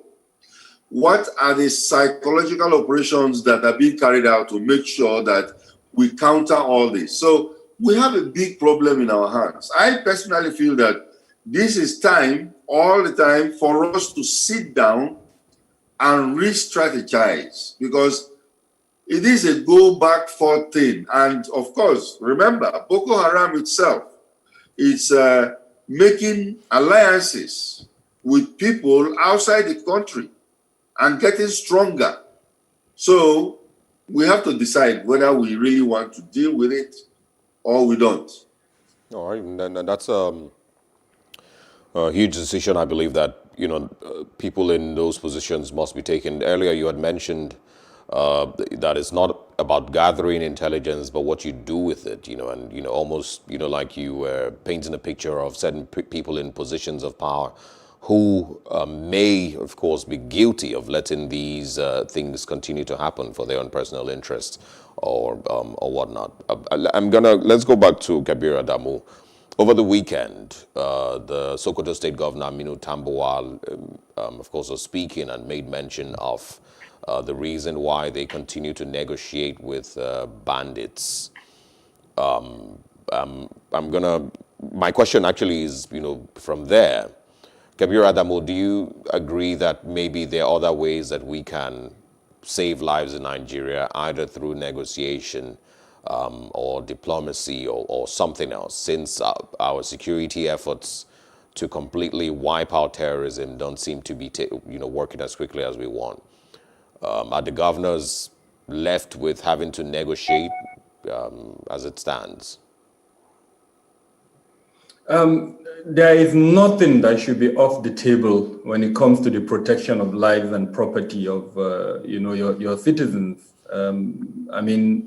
The biggest economy in the world, the strongest military capability in the world, the US, are currently negotiating with the Taliban in Afghanistan after more than a decade of warfare. So there is nothing really that should be off the table. However, under what terms are you negotiating? Are you negotiating from the position of weakness, or are you negotiating from the position of strength? That is what worries me. Then, are you negotiating with the whole of government, or are you negotiating, for instance, to empower your enemy? Are you giving your enemy money so that your enemy can now purchase more weapons? Or are you using the diplomatic principles of negotiation that would lead to demobilization, disarmament, and then some form of reintegration? So that is what worries me. And I can tell you with all confidence that I have studied almost all the types of negotiations or peace settlements that have been carried out by a lot of the state governors, Zamfara as an example, Katsina, and then currently Sokoto, and to an extent Kaduna. And what has been lacking is this diplomatic expertise that I mentioned. All forms of negotiation require this diplomatic expertise.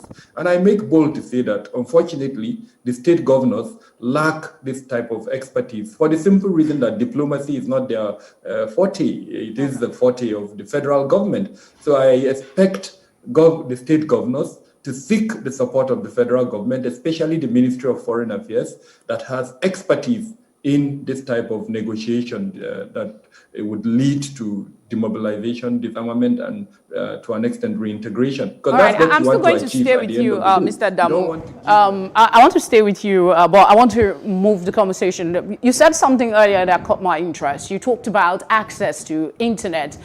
People have 2 to 3 different lines just to have access to internet. If people in the rural communities don't have access to the internet based on adequate access, how would communication work? And what does the government have to do to address the issue of internet access? I mean, network, not even internet now, network, so people can actually make calls when they are in situation without necessarily looking for which network to they can access. Very important question. The people need to know that they can, inform government when they are under attack or when they even see convergence of, suspects. And they also need to know that government would respond. Now, you have to remember that one of the first things that these groups, the Jamaat al-Islam al-Dawat wal-Jihad, did is to destroy telecommunication infrastructure and other infrastructure, including electricity, in all of these locations. So it is a huge task that government would have to do. Firstly, to rebuild this infrastructure, support the telecommunication companies to rebuild the infrastructure, and then not only that, to provide the kind of response that this community require. Now, in the immediate, the short term, because all of this would require the long-term plan, really. It's not something that can happen overnight, especially when we know that this infrastructure is vulnerable and it can be destroyed again. In the short term, the government needs to come up with local traditional communication methods that we used to have as African societies. They need to identify certain individuals within the location that could perhaps, and I don't see anything wrong with that, it's not too expensive, buy satellite phones, equip those individuals with those satellite phones that would allow communication. All right, Dr. Adamu, I'm really sorry to interject, but we have about 1 minute, and I want to give Mr. Makere some talk time before we go. In 40 seconds, if you please, what's your thinking, your final thoughts on how we can move forward from this? I know it's a tall order to say 40 seconds, but see what you can do with it, please. Well, we have, looking at Nigeria holistically, we discover that we are having attacks. It's like all around the borders, everybody is just attacking right inside. In the northeast and northwest, we'll be talking about northeast and northwest. But I'm sure many people have forgotten that there is a big problem brewing in the Niger Delta right now. And that is coming up. And when you look at all this with the porous borders that we have, I think it's just time for us to re-strategize, honestly, go back to the table, and then re-strategize for national security. All right, Mr. Makere, thank you very much for joining us on The Breakfast. Your time is always appreciated. Thank you very much. And as well, Dr. Kabir Adamu, always a pleasure to have you on the program and your expertise as well. The pleasure is mine. Enjoy the rest of your day. You too, sir. You too. I don't know. The conversation is actually tiring here. It's you just have to stay upbeat and try to ask the questions. But it is heartbreaking to say the list. On a daily basis, Nigerians die, and we just count numbers. We don't even know the names of these men. Who are the wives? Who are the kids? How are they going to cope? Is anybody talking about their welfare? And the part that hurts my heart even further is the fact that they were actually at a location where they're trying to make daily bread. They were at a rice farm, 60 of them, according to reports. And now we're hearing there are more people dying. I don't even know where we're going to. There is the angle of an attack on our ability to feed ourselves, an attack on farmers, and then, there might be a food crisis in the future, because of, it seems like, that has been strategic, these things have been done strategically to attack the feeding of the nation. You also bear in mind that the borders have been closed for a long time. We're still having, those policies being reviewed on the foodstuff that we can bring. We haven't been able to kickstart our agricultural sector on a level where we can feed ourselves, and even the ones that we're are still trying to put in the little efforts that they can are being beheaded. So my biggest challenge, and that is one of the reasons why it's been difficult for me to carry on this morning as normal, because this is not a normal morning for me. It shouldn't be a normal morning for any Nigerian. I don't need to know the names of these people individually or know their family members for me to realize that this is not a normal morning for anybody. Certainly not a normal morning. I don't know what country in the world loses 110 people in such a gruesome manner, and that's it. I keep asking, at what point will it be too much? Because we're saying, it's such a disaster. It's a terrible thing that has happened. I remember a couple of years ago, about 87 people were killed in Benue State. We woke up the next morning, we moved on. This is in 2018, I believe, 2017. We woke up the next morning and we moved on. Something does need to give. The part that I think that our leaders should also look at is this idea of condemning attacks like this. You're commiserating with the family when you are the one who should be ensuring that this never happens in the first instance. What are your responsibilities? What is it that drives you into that leadership position if it is not to care for your fellow human beings? So I'm just going to put it out there. Our leaders are failing us. You need to wake up and protect the people that you've been mandated. You chose. Nobody pushed you into leadership. You chose to be there. If you cannot provide the leadership, kindly step aside. If we're tired of condemning and condemnation and these messages from our government, if we're tired, if we as Nigerians are genuinely tired, what next? I mean, at what point are we going to... We have the elections coming up in 2023. That will be a good point for us to change leadership as well. Who would be alive in 2023 to vote? We will be alive. Let's keep faith. Let's keep the spirit up. We'll go on a short break, and when we come back, we'll be talking today in history. What happened in Barbados and what happened with the Green River killer. Don't go away.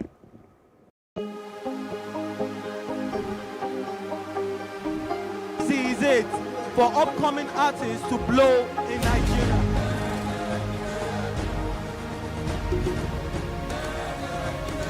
Welcome to Plus Trending.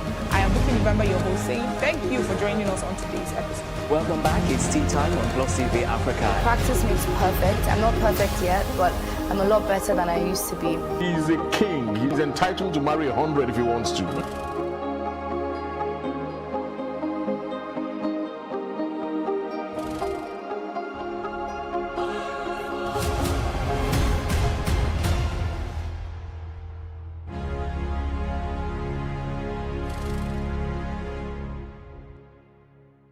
Welcome back to The Breakfast. Let's now move on to a place in the world where there will be some celebration today, and that is the island country of Barbados. They are celebrating their 54th independence today after gaining independence from Britain in 1966. Well, unfortunately for them, they still are not a republic. They've been able to run a monarchy system that has the Queen of England still as their head of state. They have Prime Minister Maya Mottley. But, you know, the last 54 years have been a very interesting run for Barbados. They've decided, you know, that in their 55th anniversary or independence anniversary in 2021 next year, they will be officially be made a republic and, of course, be able to run their country by themselves. It's a very, very beautiful island, a country of 287,000 people. When people hear about it, they would expect, you know, that... the island is actually less than just about 1 million years old. So you can trace it back. It's small, but it is very rich in history. Slave trade was there. We know what happened with the sugarcane industry, how, you know, people were made to work in, you know, plantations that in excruciating circumstances, but they evolved from that. Today, they are more into tourism and trying to grow their economy in other ways. You might want to know, like Osaugie mentioned, they've been talking about this for a while, but now they are saying it will be definitive by 2021. They will become a republic, and they said they want to pull away from the clutches of the British colonial masters. I want to see if I can share some background for you. Let's see. Okay, so I was talking about the sugarcane factories in those days. That was during the 1630s. That's how far back they were able to keep history. The production of sugar, tobacco, and cotton was heavily reliant on the indenture of servants. That's what the white civilians who wanted to emigrate overseas do so by signing an agreement to serve a planter in Barbados for a period of 5 or 7 years. When I read this, what just came to my mind, I actually have a friend's sister who went to the UAE on such an agreement. You work for 5 years under somebody before you get your freedom, and whatever salary you are getting, they didn't tell me initially because they knew I would be completely and totally against it. She just wanted to leave the country. She just graduated, did her service, her future ahead of her, but she chose to go to UAE to leave that kind of life. I've lost touch with them now, but this is I'm talking about 2018, 2017 here. It's not decades ago. So there's still elements, I believe, of this slave mentality that we still need to work on. People go on, we have them. People travel, Lebanon, we had recently, there was an influx of those who were repatriated for various reasons. They work, and there is an agreement even there that they're working on. So when I read this, that's what came to my mind. Even today, we still have slavery in various forms that we need to work on and really, really need to move on so we can, I don't know, be a better species from what we used to be. All right. Congratulations to Barbados. Of course, you must know that Rihanna is their most famous celebrity. She's from Barbados. They become a republic, like we said, next year in 2021. Prior to that, the country Guyana also went through the same process of gaining independence from Britain in 1966, I believe, and then became a republic in 1970. Trinidad and Tobago rather became a republic in 1976, and then I think Dominica became a republic in 1978. Yeah, the cluster of islands. An interesting fact, though, they just got their first female prime minister in 2018 in the person of Maya Mottley. She was elected in 2018 to be their prime minister. A lot of information here, but just trying to sieve through the one that I think will work. A little background here is after some 300 years as a colony from the first English settlement at Hull Town, formerly known as Jamestown, on February 17, 1627, they were granted internal autonomy in 1961. They only became an independent country in 1963. So yes, they had autonomy for a bit before they became, they got full independence.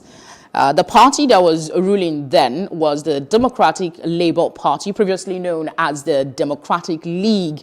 From there, they produced their first prime minister of Barbados. So just say congratulations to the country and move on. That's today in history. They have, I mean, you need to read up on them. And if you can, visit. I hear it's a beautiful place. It'd be nice to go there for my 40th though. If you can. Oh, sure, I can, and I will. All right, let's take a look at the second thing that happened today that I would like to talk about. It's Gary Ridgway. He was today arrested while leaving work in 2001 after over a decade of investigation to find out who he was. The most prolific serial killer in American history. That's Gary Ridgway. I'm not going to talk about his life per se. I'm going to talk about the conversation around what his arrest means. There were several times they had him, but because they could not connect him to the killings, he got away until they finally arrested him. The thing that I would like to draw attention to is how it also affects our lifestyle today. The role of religious fanaticism, that is on the one hand, because we understand his father was a real fanatic, and he always complained about, prostitutes, seeing them as evil. And then for somebody who is a fanatic, evolving, already maybe had this, internal desires that he was finding a way to, expressed himself in killing of young women. And again, it brings me, I will connect it to what we have today with the destruction by Hisbah of beer.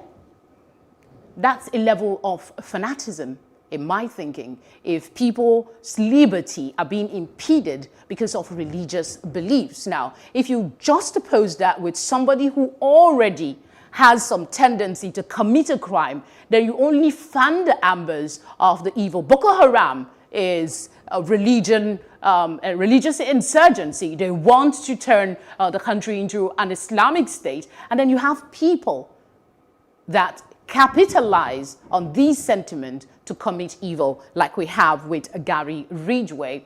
Again, it brings me, while reading this, I thought about how we treat people who we disparage their choice of profession, and that's the prostitutes, because he felt from series of conversation that these are the people nobody will ask about. People will not care about them because we do not like what they do. It's morally repugnant for most people, so they don't matter.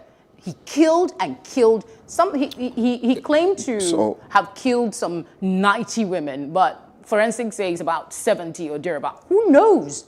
So Gary Ridgway, well, you brought in the religious fanaticism angle, but I feel Gary Ridgway was just a sick person. He was just a mentally unstable person who had fantasies of murder and sex with, dead bodies, because that's what he did. It was necrophilia.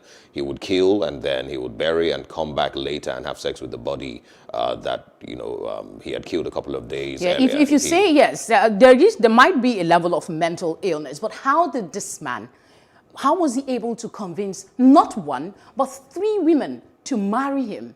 Yes?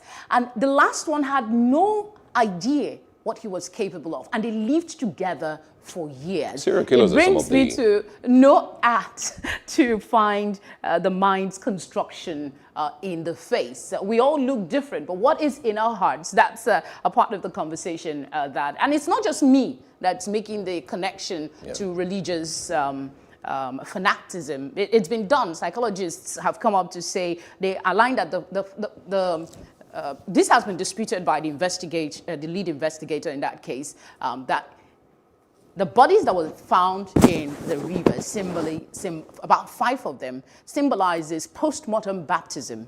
And then they had bodies that had wine and fish by the side, symbolizes what we know as the Eucharist. That's but the lead investigator says that is not the case. But when you look at his background, because I took time to actually read on his background and all of that. I don't want to celebrate the man, so I don't want to talk about his life. But nature and nurture that comes in. Even people that have mental illness, if they have the kind of nurture that they need, they might not exhibit some of these. It's a huge conversation, really. But today in history, the man who committed one of the worst murders in the history of America was arrested in 2001. And we're just trying to, look at what we can learn from it. It is very likely that people who very fervent about their religion and have underlying mental health issues can go overboard. The other day we're talking about the man who massacred hundreds of people in telling them they are going to, another place where they will be safe, because he was a man that was let out of control. I could go on and on, but we'll just leave it there now.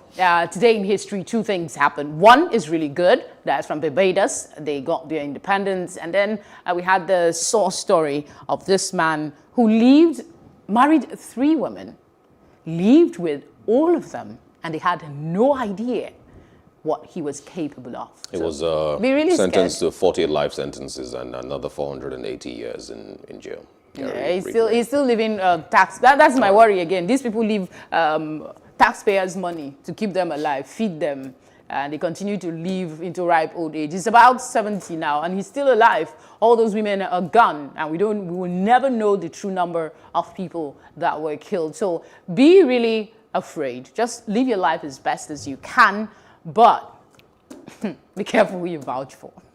We're going to short break. When we come back, we have a follow-up conversation on the NSAS hearing and the latest developments with our guests. Don't go anywhere. It still is The Breakfast.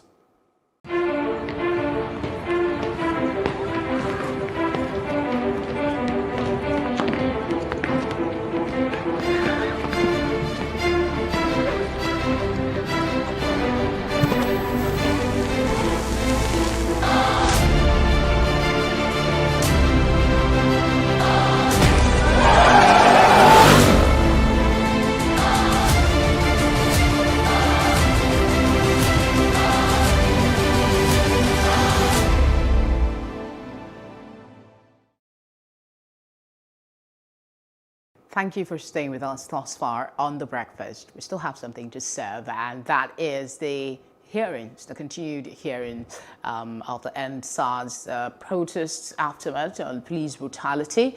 And of course, we're going to be throwing in the human rights angle. How are we faring with that in Nigeria? To talk about this, we have 2 gentlemen. I will introduce them after this piece. Do stay with us. On her leg and stomach, the Nigerian police swept the matter under the rug. Up to date, no words or update was received. I'm happy to be alive, but I'm still facing health issue and sleeping at night after the incident. Anna Olubode is another petitioner alleged to have hit by stray bullet by SAS operatives. I can't able to walk very well. When I'm able to stand in, I'll be stagger. I can't stand. In the midnight, I can't sleep. Since 2 years, I'm at home, doing nothing, sitting down. They should do something for me and compensate me with my 2 kids. Though most of petitioners have no lawyers to represent them, the panel justice notified them that there is an offer made by Nigerian Bar Association who are present at the panel to represent them free of charge. But most of the testifiers declined the offer and faced the panel alone. Jacinta Obiuku, Plus TV Africa. Thank you very much, Jacinta, for that report. We now have Mr. Innocent Chukwuma and Ezekiel Nyetok joining us. Thank you, gentlemen, for your time. Thanks for having us. All right, I'll just start with, from that report, some of those petitioners didn't have anybody representing them. What worries you about it? I'll start with Mr. Chukwuma. What worries you about it? It's really unfortunate that they were not represented at the panel, but I don't think anybody would listen to their stories about what they went through at the hands of the SARS without being able to pick out the kernel of their stories, which is that a grave injustice has been done to this Nigeria. Injustice of a scale that should trouble any decent person. And the government that set up this panel should really take it seriously with a view to implementing the recommendations of the panel. And that the panel should not just be another tunnel through which successive governments in Nigeria have run away from their responsibility of protecting the rights of Nigerians.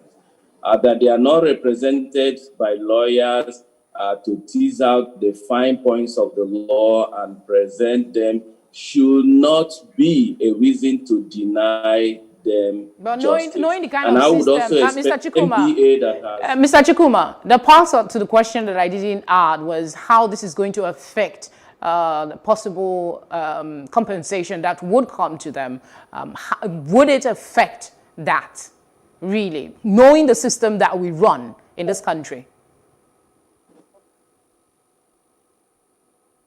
I don't think it would per se, unless the intention of the panel is not justice. Because as individuals who have no representation and they are allowed to go ahead and testify, the panel should be able to tease out the issues they are presenting and write its reports and recommendations based on that. That does not stop the individuals from taking further steps in law to pursue their case. All right, Innocent Chukwuma, I'm going to stick with you. I want your thoughts on the cooperation of the Nigerian security agencies with the panel. How important is it, that we have the police fully cooperating with this panel and bringing forward any officer who is named as guilty of, maybe not guilty yet, but who is named in these testimonies? I remember, of course, there was a little delay in bringing forth James Nwafor in Anambra State when he was, of course, named, and testimonies were shared about his alleged atrocities. So how important is it that the Nigerian police force is entirely cooperative with the panel to ensure a thorough investigation in these cases? It is critically important because the panel in the first space is properly constituted under the law. And it's also in the interest of the police to fully cooperate with them, because if they don't, the panel will have no other cause than to rely on the testimonies of the victims. So they are being given an opportunity to state their own side of the story, and it is publicly known. So if they fail to take advantage of it, they will have nobody else to blame if the panel comes out with a report that they may in future see as not containing their own side of the story. So it's an open invitation for them to go before the panel if they have nothing to hide and state their own side of the story. All right, let's bring Mr. Nyetok. I want your general assessment of the panel hearing so far. Are you pleased with the progression, or there are aspects you think can be better? Yeah, I'm more concerned than pleased.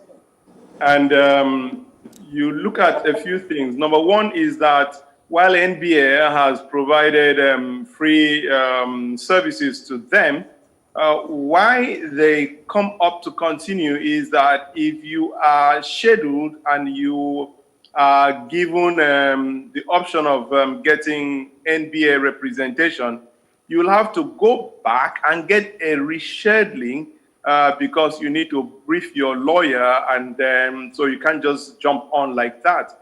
And these are people who have like psyched up themselves very well.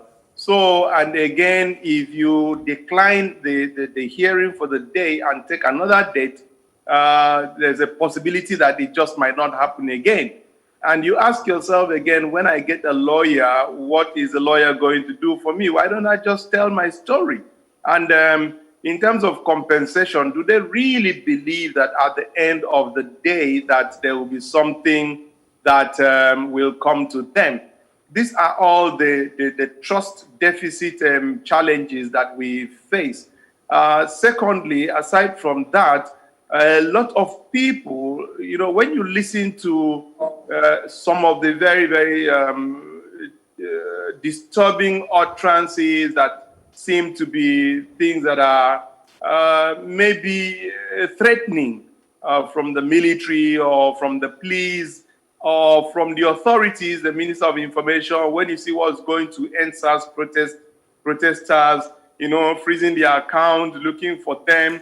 So the question is, the man who wants to put justice on the table, what's really there at the back of his mind? Is he really open-minded? If I step out, am I going to be a victim? Am I going to add salt to injury? So there isn't that real, you know, element of trust. The people that have come out are like what you're saying, that you think this is more of a relief kind of exercise more than something that would actually bring succor to the people, considering what, like you said, the trust deficit. Is it that this hearing is basically to allow people vent, but will not have real consequences for perpetrators at the end of the day?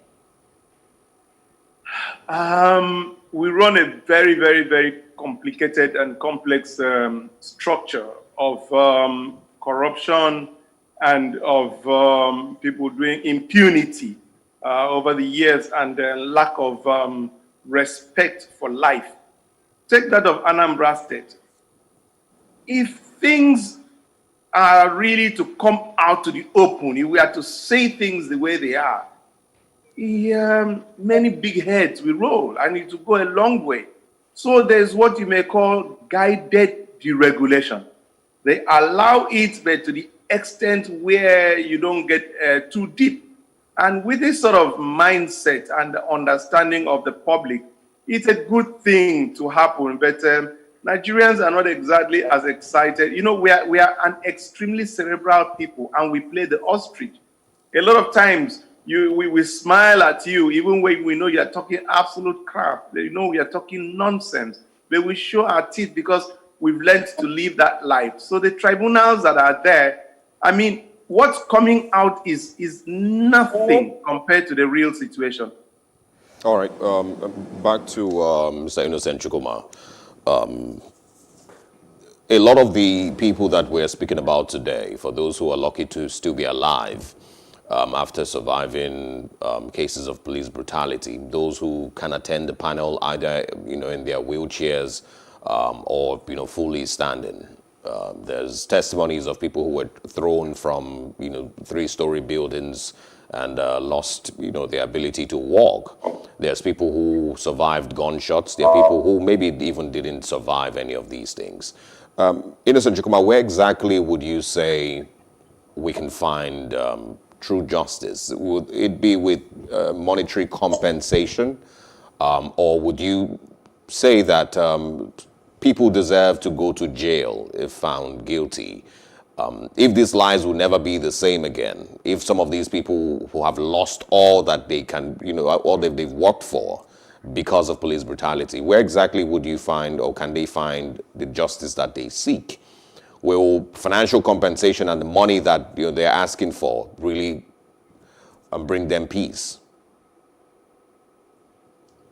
I think it's a case of all of the above, because the issue of abuse of human rights by law enforcement and security agencies in Nigeria has lingered for decades. I remember I began my career in human rights work with the Civil Liberties Organization in 1991, and the first cases I dealt with were just documenting abuse of human rights that led to publications like Above the Law, a report on torture and extrajudicial killing by the police in Nigeria, followed up by Hope Betrayed. So in all of this, you see a case of institutional, structural, individual. It's a whole systemic approach to the abuse. So in terms of what would amount to an effective remedy, yes, there is the aspect of compensation, because like the lady in the footage talked about, for 2 years, she has not been able to do anything. So compensation is important. There's also the issue of prosecution and exemplary punishment of the individuals who were involved in this violation, because the Police Act, both the former one and the 2021, talks about individual responsibility for violations of the code. Then there's also the institutional dimension, which is that the institution, the Nigerian police force, under whom these abuses have happened over the decades and years, should not continue with a case of business as usual. We are not dealing with a few rotten apples. We are dealing with a system that can only produce the kind of individuals who have carried out these activities. They may have entered the force as innocent persons, just like every one of us. But because of severe lack of capacity, severe lack of resources, they have over the years developed a culture of carrying out their work that depended on abusing people, basically torturing and beating them with a view to extracting the so-called truth, which you and I know are extracted under duress. So we need a whole systemic approach, compensation, prosecution, but more importantly, a reform, a thoroughgoing reform of the police force of a nature we have not seen since 1960. All right, let me come back to you, Mr. Ezekiel Nyantok. I want you to talk about, I want your assessment of government's commitment towards implementing some of the reforms that they have started. We know, for instance, that we now have SWAT. SWAT is supposed to replace SARS. Aside from that, are you aware of any other effort to address police brutality from the government's promise that ended the protests? And it's twofold now. Okay, let me just leave it there. Go ahead and respond to that.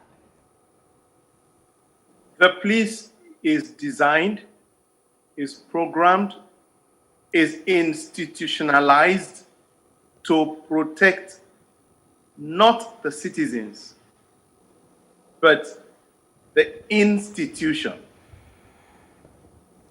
And the police is doing a marvelous job protecting the institution. The institution is set up not to work for the people, but to work for their interest. If I'm set out to work for my interest and I have the police to protect me, what do I want to reform? We've already established, Mr. Nyantok, we've already established that things are not right. What I'm asking you is your assessment of the government's avowed effort to reform the Nigerian police. They started with the SWAT, and they already promised a review of salaries of police officers. What's your assessment of that so far and other promises made towards ending? You were not getting me. You were not getting me. You need to get me. Okay, go ahead, sir. And I'll repeat this. You need to get it. Except you get this, every other thing we are doing is just waste of time. Yeah, it's in the interest of time. That's why I was interjecting. My apologies. Yeah. Go ahead. The police is set up to defend the institution. The institution is not there to defend and work for you. So what is the incentive for, and the police is doing a marvelous job defending the institution. What then will be the incentive for the institution to go and alter the current setup of the police. It will not happen. The only time it will happen is when the public rise up and say, police, you are there to protect and work for us and not the institution, which is what should be the correct thing. It is at that point that the institution will be compelled on account of public uprising. Uprising does not mean violence. For them to do the right thing, for now the institution has no incentive to change the status quo that benefits them primarily. What that means is that every Nigerian should wake up, rise up, get adequately incensed by the public hearings and the things that are coming out to demand good governance. We're not talking of protest. We're not talking of violence. We are saying there must be a nationalistic way of citizens rising up and taking up the responsibility of giving itself good governance. Unless that happens, expecting a dog to meow or a cat to bark is you not being reasonable. All right, Innocent Chukwuma, we have, I'm going to throw you in for just 1 minute that we have left. I want you to share your thoughts on where we can exactly find victory. Some people would say that victory in all of this is seeing a change in behavior, is seeing a change in the system, is seeing a police force and security agencies that respect the rights of Nigerians in its entirety. Do you agree with that? And of course, how do you think that the Nigerian government can ensure that we do not slip back to where we're coming from, or that we actually get to that victory and we don't slip back? Yes, so I agree with the previous speaker that what we have is regime policing, a system where it's the government in power that the police care about and not the rest of the citizens. But for us to break from that vicious cycle, the examples of small victories are important. So we have a cynical public that do not believe that panels of inquiry do lead to real justice.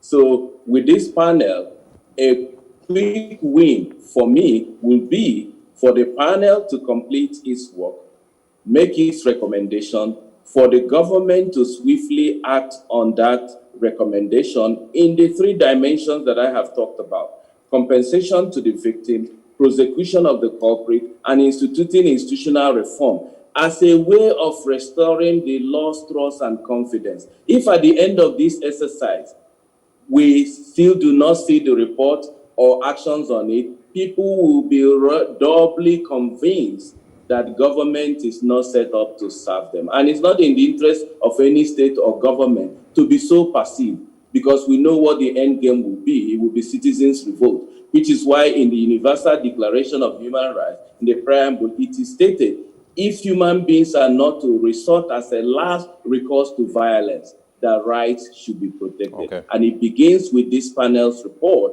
being implemented by the various state governments that have set them up. Okay. Innocent Chukwuma, thank you so much for your time this morning. Thanks for sharing your thoughts with us. Looking forward to having another conversation with you, hopefully on a different matter entirely. And Mr. Ezekiel Nyayitok, thank you also for your time, and thanks for speaking with us. I like when he does that. It just reminds me of. Okay, something I was trying to get. Maybe I was looking for a more, you know.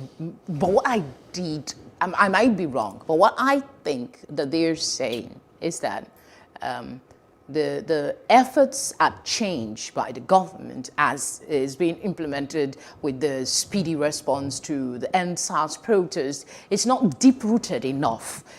It has to be more from, you know, a reform of the institutions for it to be, you know, of impact. I think that's where they're taking it. I mean, it basically means they don't have any trust, you know, for the, I use the word again, avowed reforms that the government promised and they say now that they are implementing. When the EndSARS was just winding down, we heard that SWAT, we saw videos of their training. Since then, Have we heard anything? What is new in that space? So how are these officers responding? Is there a further psychological evaluation? Where are we with conversation around real reforms like they're alluding to, and the welfare? We talked about salaries and all of that for the officers. What is being done? We still see our police barracks, as it were, in very poor states, even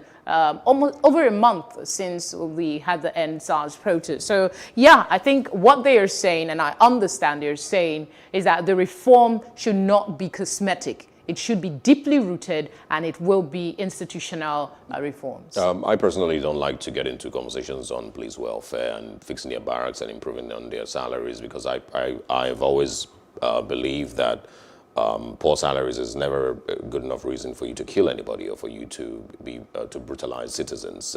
We have people generally across the country who are poorly paid. They don't resort to brutality and to shooting and killing and maiming people. And second, I also, that's one of the reasons why I asked a question about where we're going to see the true, victory here. Is it with the change system, which you just mentioned? We need to see that things are truly different. If we're going back to, the way it was before, but, they probably will be, doing it, with, better tactics now, then we haven't won. The EndSARS protest, must achieve a changed system entirely with regards respect for human rights of Nigerian citizens. These people would never get their lives back. The guy who was shot would never get his life back. The one who was paralyzed would never get his life back. The woman I guess it's a process, also. And hopefully we will get there. I want to say thank you very much for being with us all the way from 7 till now. As I always say, I hope it served you well. The conversation here is always so we can have a broader perspective on issues. If you have comments, observation, it is welcome. That's how we grow. Find us on social media at Plus TV Africa, or you can give us a call. Find our phone number on the web and give us a call to share your observations. Congratulations, you made it to the last day in November. Happy new month. That comes up I in kind about of 24 feel hours. some Looking sort forward of to it. way with this new month and month kind of thing, but I guess it's what it is. We always like to say, we hope this month brings in, new energy, positivity, more victories for us one way or the other. So let's see how it goes. Thank you once again for joining us. I am Osaogie Ogbon. And I'm Felicity Ezewike. See you later.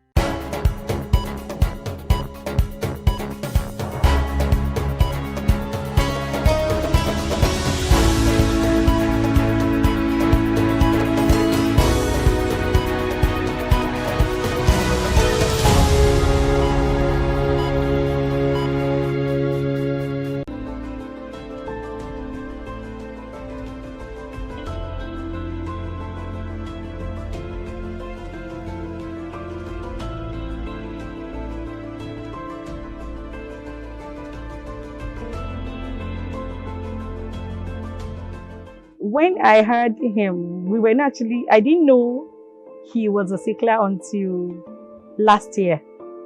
Though at birth, from birth till like age 2, he was always getting sick, always leg pain, my hand and everything. We did a genotype test, then they told us to say AA. So we didn't even think it was sickle cell anemia. So once it clocked 2, he stopped having crisis. So we continued like that until last year. It was a mistake. So it was during the exam, he now started serious, couldn't breathe properly again. Though naturally, he's always been on no matter what he eats, he doesn't add weight. But for him, I knew from birth that he was a sickler. Some of my own experience are the hand pain. The hand pain, I've never experienced the hand pain. I only experienced it once after all the pains were gone. But the chest thing was the first I started experiencing. When there is a deformity in this oxygen carrying capacity of the blood, that is, there is a deformity in the red blood cells. This oxygen capacity, carrying capacity, it becomes abnormal. It can no longer hold. Now, what we call sickling, that word sickle cell comes from sickling of the red blood cells. The red blood cell is biconcave, and when it is now sickled, it's cut, it's sickled. Like a sickle. That means the ability to carry oxygen is reduced. There are a lot of challenges, but I will go with, growing up having sickle cell is one of the most difficult things ever. And I believe also that surviving sickle cell is dependent on how the warrior has been treated. Living with it in your school days, you have to know how to survive. Sometimes you miss classes, you miss exams because you're having a crisis. Sometimes you have to, the relationship between your family and friends becomes, there's this strain, especially if you don't have a patient family, that really understand what sickle cell is. I was exposed to a lot of medications, a lot of treatments, a lot of prayer houses, a lot of deliverance sessions. So, being a child, you have no option. You just have to go with whatever your parents say. Whenever any person has had sickle cell and there is manifestation, then what we can do is to now treat or prevent them from having crisis. There is one thing to have sickle cell, another thing is to have crisis from the sickle cell. This crisis is derived to oxygen to the blood cells. Malaria is something that actually brings my own crisis and blood infection, the usual typhoid that they call. If it starts with my limbs, I know malaria is around the corner. But if it starts with my vertebral column, I know that this could be blood infection. What makes me know that, okay, probably I'm going into crisis is that I start feeling a bit tired, a bit weak. Then I start feeling these pinches, on my body. I started having crisis even before we knew it was sickle cell. So I've been living with I'm 35 now. So let me say for 35 years. There are times I don't go to work for like a month, sometimes 2 months, as long as the crisis lasts. But thank God for the kind of people I work with. They tend to understand with me. It's financially burdensome. Your work, if you don't have good people working with you, it affects that too. And some people, there are some instances where you lose a job. I wouldn't say it has been easy for with the siblings and him as well. Most times when we are on break and we get to witness him during the crisis, it is always heartbreaking and a tough one to see, to be honest. There are many complementary remedies. So many people have tried different things. But we know, scientists, that the major cure for sickle cell is red cell transplant, bone marrow transplant. Go down and transplant the progenitor cells, and transplant it so that they will now start producing the new cells, the newborn cells that carries oxygen better than the adult red blood cells. So that's the major treatment. The other complementary measures are just palliative people have tried. Well, for scientifically, we have also used hydroxyurea, one of these medications. And the stigma starts from home sometimes, right? That's from the family. And of course, they will think you're different. And this brings about conflicts between, sometimes they even say it's a woman's fault, right, for bringing forth a child with sickle cell. So there's this conflict between a household. The stigma is still there. Now, what did you do now? Why didn't you do blood tests before at the point you're telling somebody this was going on? It's not as if you've not actually blamed yourself for what happened enough, but they're still telling you should have known better. Someone has told me that if you die, you are not the only child. Okay, I don't know if you get the message that was being passed, like you cry so much. Every time it's all about you, every time you're always sick and all that kind of. I didn't cause this for myself. The first time that I told them that I was a sickle cell, but they didn't believe me until my So my mommy told them that I was actually a sickle cell, rather than not believe me. They apologized for laughing, then they not started treating me nicely. I've been in a relationship where the parent told the person I was going out with that they don't live longer. There's no hope in getting married to this person, and they wouldn't want their child to go into a short marriage. Some of it are, let's start with our cultural and religious beliefs that this is not a genetic problem. They don't see it as a medical problem. They see it as a spiritual in Africa. So these are the kind of things we want people to know, that this is a medical condition and can be managed.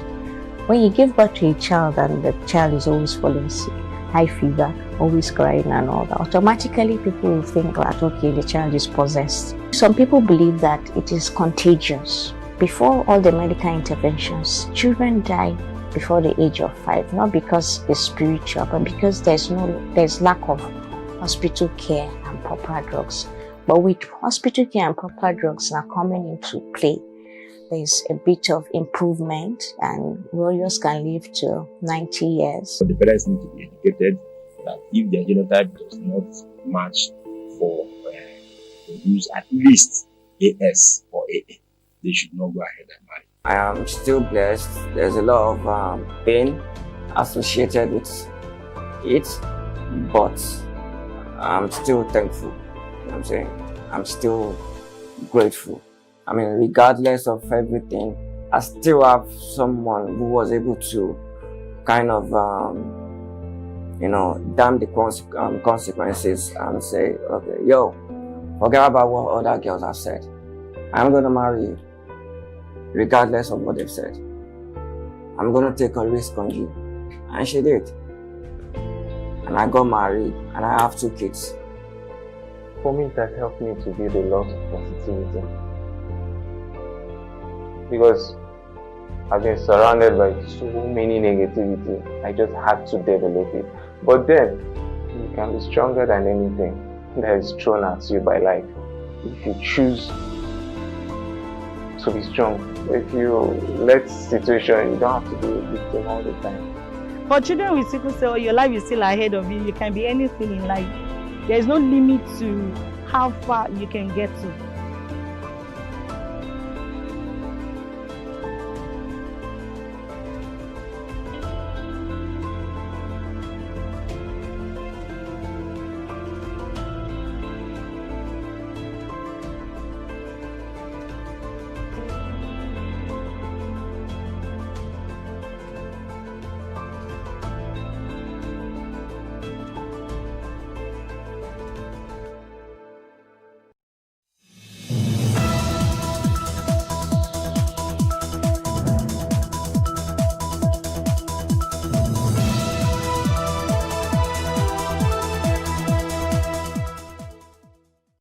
This is one story too many, but if we must make progress as a society, then we must continue to tell as many as necessary until justice and change is attained.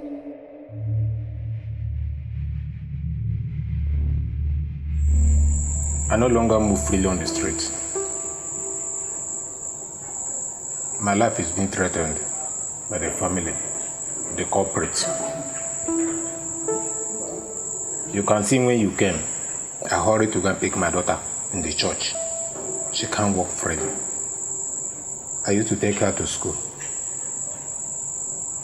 I'm supposed to go out and look for what they will eat. I'm afraid. My son, he doesn't go out anywhere. Anyhow. He is talking about the threats and the gossips about his 16-year-old daughter who was gang raped. Their lives have changed for the worse, actually. And because he is poor, he is being forced into silence. But pain and anger and a strong desire for justice motivates him to tell his story in spite of his fears for his family. He allows his daughter to speak to me. On that fateful day, I was sent on an errand by my daddy, and before I left the house, I received a call. Then when I picked the call, it was like asking me where I was. I said I'm at home. He said I should meet him at a particular place. Then I told him that I'm not allowed to leave the house without permission.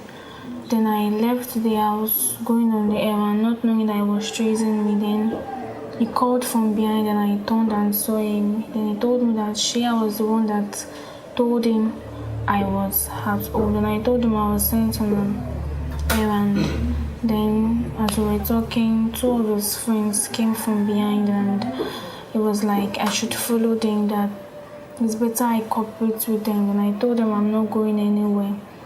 That was how I wanted to free myself from them. Then he slapped me, threatening that if I did not go with him, he's going to beat me, he will kill me. Then I had no other option. He pulled me to an uncompleted building opposite the street. Then the two friends left. Then in the process of struggling to free myself from his hand, he tore my pants and he raped me. When you got home, what did you do?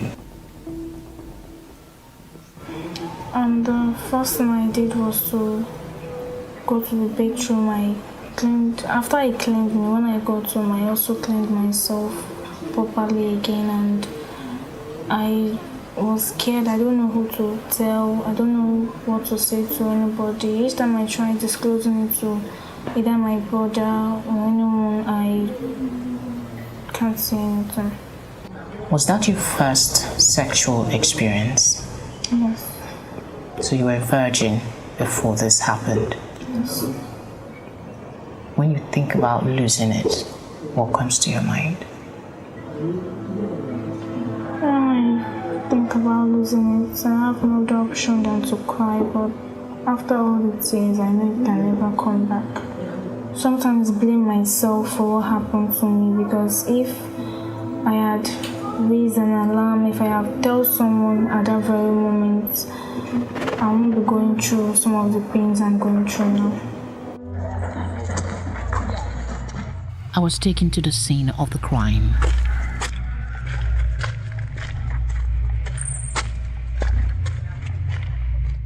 They dragged her all the way here. They dragged her this way.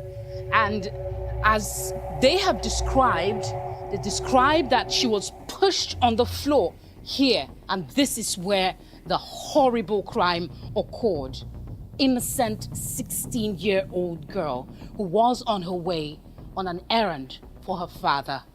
After the rape, which she used a pocket knife to threaten her before she was down there, then the guy cleaned her up with a handkerchief, and they now threatened her that, did she know that she's being videoed? She said no. He said that her friend had been videoing when all those things was happening. They now threatened that anytime they called her to come to this place for this particular thing to repeat itself, that she must come. Failing to do so, that she will be killed. I understand that this is also the spot where these young men come to smoke and drink. So it's sort of, people are afraid to come here because of that. And the victim's brother speaks. How did it make you feel when you found out your sister has been raped? Well, I was very sober. Even at my place of work, I cried all through the night, and they were like, "What happened? You're not like this. Why are you crying?" I could not talk. I was just...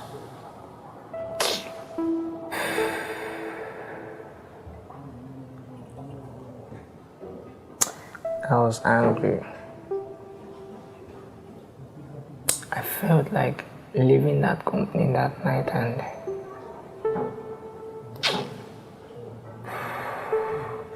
only God understands. And you mean my mom was alive? I would have done something nasty. Because anything I do now will affect my dad as the first son. Any step I make will affect him seriously. So that was why I've been holding myself for months now. Not surprising, the father was the last to know about the crime. On that fateful day I was here, because I'm on alone. I'm left with 5 children anyway. I don't have a wife now. My wife is dead. So it was my junior brother and a very good friend of this family. When I saw them with my daughter, and I saw how she was sweating, my mind cut off. They were now looking at themselves. I told them, what happened? Where is my last born? They said, he's here. I said, okay. Then my junior brother now broke the news. So I feel like taking my own life. This is one of the many stories that emerge almost daily in Nigeria. Findings from a national survey carried out in 2014 on violence against children in Nigeria confirmed 1 in 4 females reported experiencing sexual violence in childhood, with approximately 70% reporting more than 1 incident of sexual violence. In the same study, it was found that 24.8% of females aged 18 to 24 years experienced sexual abuse prior to the age of 18, of which 5.0% sought help, with only 3.5% receiving any service. What really is going on? 10,000 rapes happen every day in Nigeria. If you ask the average Nigerian, I think there's a poll where it says 67 or is it 62% of Nigerian adults are aware of a child that has been raped or that's been harassed.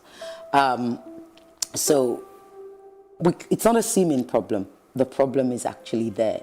Now that we have a highly over-sexualized world, where even teenagers have access, younger children are having access to things that in my days would have been an abomination, you know, to say, where did you get that? Where did you see that? And access is easy. Nigeria has one of the highest in the world search for pornography and access to pornography. Data. Researched. And we have gang rape porn. It's one of the highest being watched. They can't do all of that and not come back to find how to do it and think it's fun. And so we're having that kind of access. Nearly, you find that teenagers have porn on their phones. We've had the case of a 6-month-old baby that was raped by a 41-year-old man who was HIV positive. And the herbalist said, if you have carnal knowledge of someone who has known no man, he'll be cured of his HIV. And he just thought about it that even a year-old baby will have known a man. So he just went for the 6-month-old baby that was draped, that was in diapers, that was well draped. So the victim is not to be blamed. We have a rape culture in Nigeria, and part of it is a reflection of our society as a whole. We have a culture of impunity in Nigeria. You do something, you get away with it. Rape is no different. How many people have been convicted? How many victims have come forward to speak, knowing that their stories will be heard and something will be done about it? The perpetrators will be caught and punished. It doesn't happen often. Are we unwittingly growing a culture of rape in Nigeria? I asked some Nigerians who is to blame when a woman is raped. It depends. For instance, sometimes the woman, most times it's the women. Because sometimes we dress, the way we dress, sometimes attracts men to you. And it can make them to do and undo. Both parties can be at fault. Even the woman who is raped can be at fault. It depends on the way she's dressed. Because they say you are dressed the way you are dressed. Both sexes. The rapist. Simple. There is no, even if she's drunk, even if she was wearing whatever you call improper dressing. Now, who determines what is improper? We had Africans who were walking bare naked at a particular time in our history, there was no rape. What about people that defile young children? 5, 6, 10, did they dress indecently? What excuse are we going to give for those sort of? I think it's completely unacceptable. How many of those men are ashamed of what they've done? How many of the people in their communities who know they've done these things actually shun them or give them any reason to feel that what they've done is wrong and not just be macho? Victims of sexual abuse are not to blame. Well, those who are of the opinion that is the way they dressed have the right to hold their opinion. But let me take them back history. Our parents, in the communities we come from, we have seen over time that they move a distance to the stream to fetch water almost naked. They just have a wrapper they tie on the waist. She moves out there, fetch her water, and you hardly hear people raping her on the street, despite the fact she's looking half naked. Look, some of the cases we have handled in the past has nothing to do with rest. Down north, in the state where I work in the past, you will see a girl with a full hijab still raped. So it's not in the way she dressed, it is in the mind of the offender. A lot of African families don't want issues of rape to be publicized because they think that it will affect the girl in terms of marriage, how society views her, and so they seem to want to keep it down. They don't want it to go public. I'm trying to protect the image of my family. I'm trying to protect my children. If any organization maybe that will come out and they hid my identity or shoot it on their own, that is why I say if you want to catch monkey, follow and crawl like that monkey. Do it in such a way that 100 years coming, nobody will know that the act was performed by me. Is it possible for rape victims to get justice, considering the nature of the crime? Some say the crime itself leaves little evidence that is often transient, compounded with the victims hesitating to talk.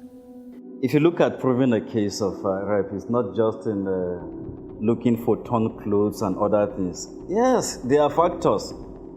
But because the matter was not reported initially, does not mean that you can still not arrive at something.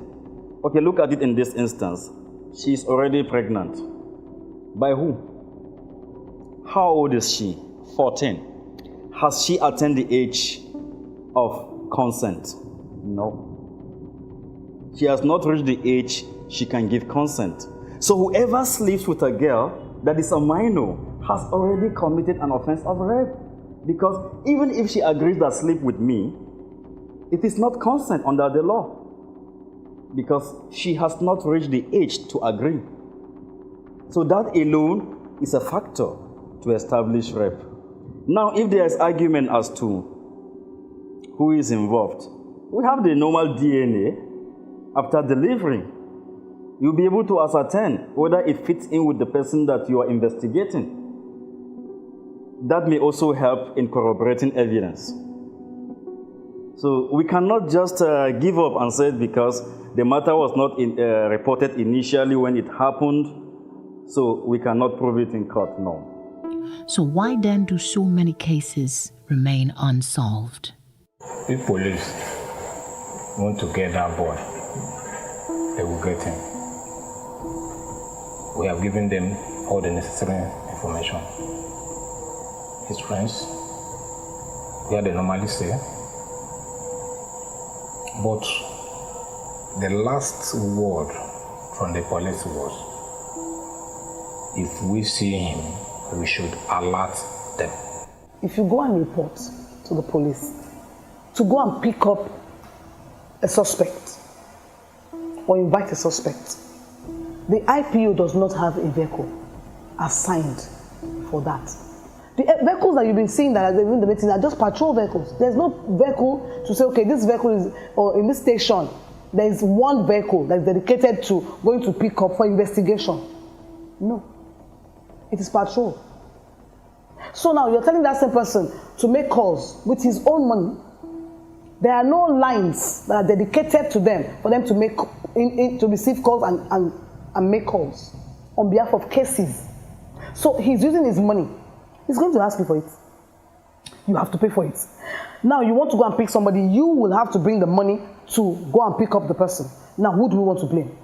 So if I don't have the resources, there's no point. The police don't seem to demonstrate sufficient diligence or commitment to investigating these cases with a view to identifying, or rather, apprehending the culprits.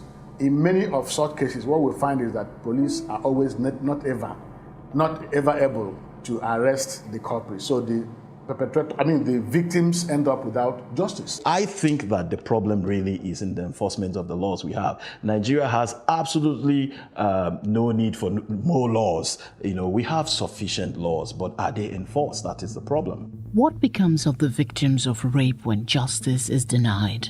Post-traumatic stress disorder, and that could demoralize and destabilize a person totally, that it may actually end up even in a psychiatric ward.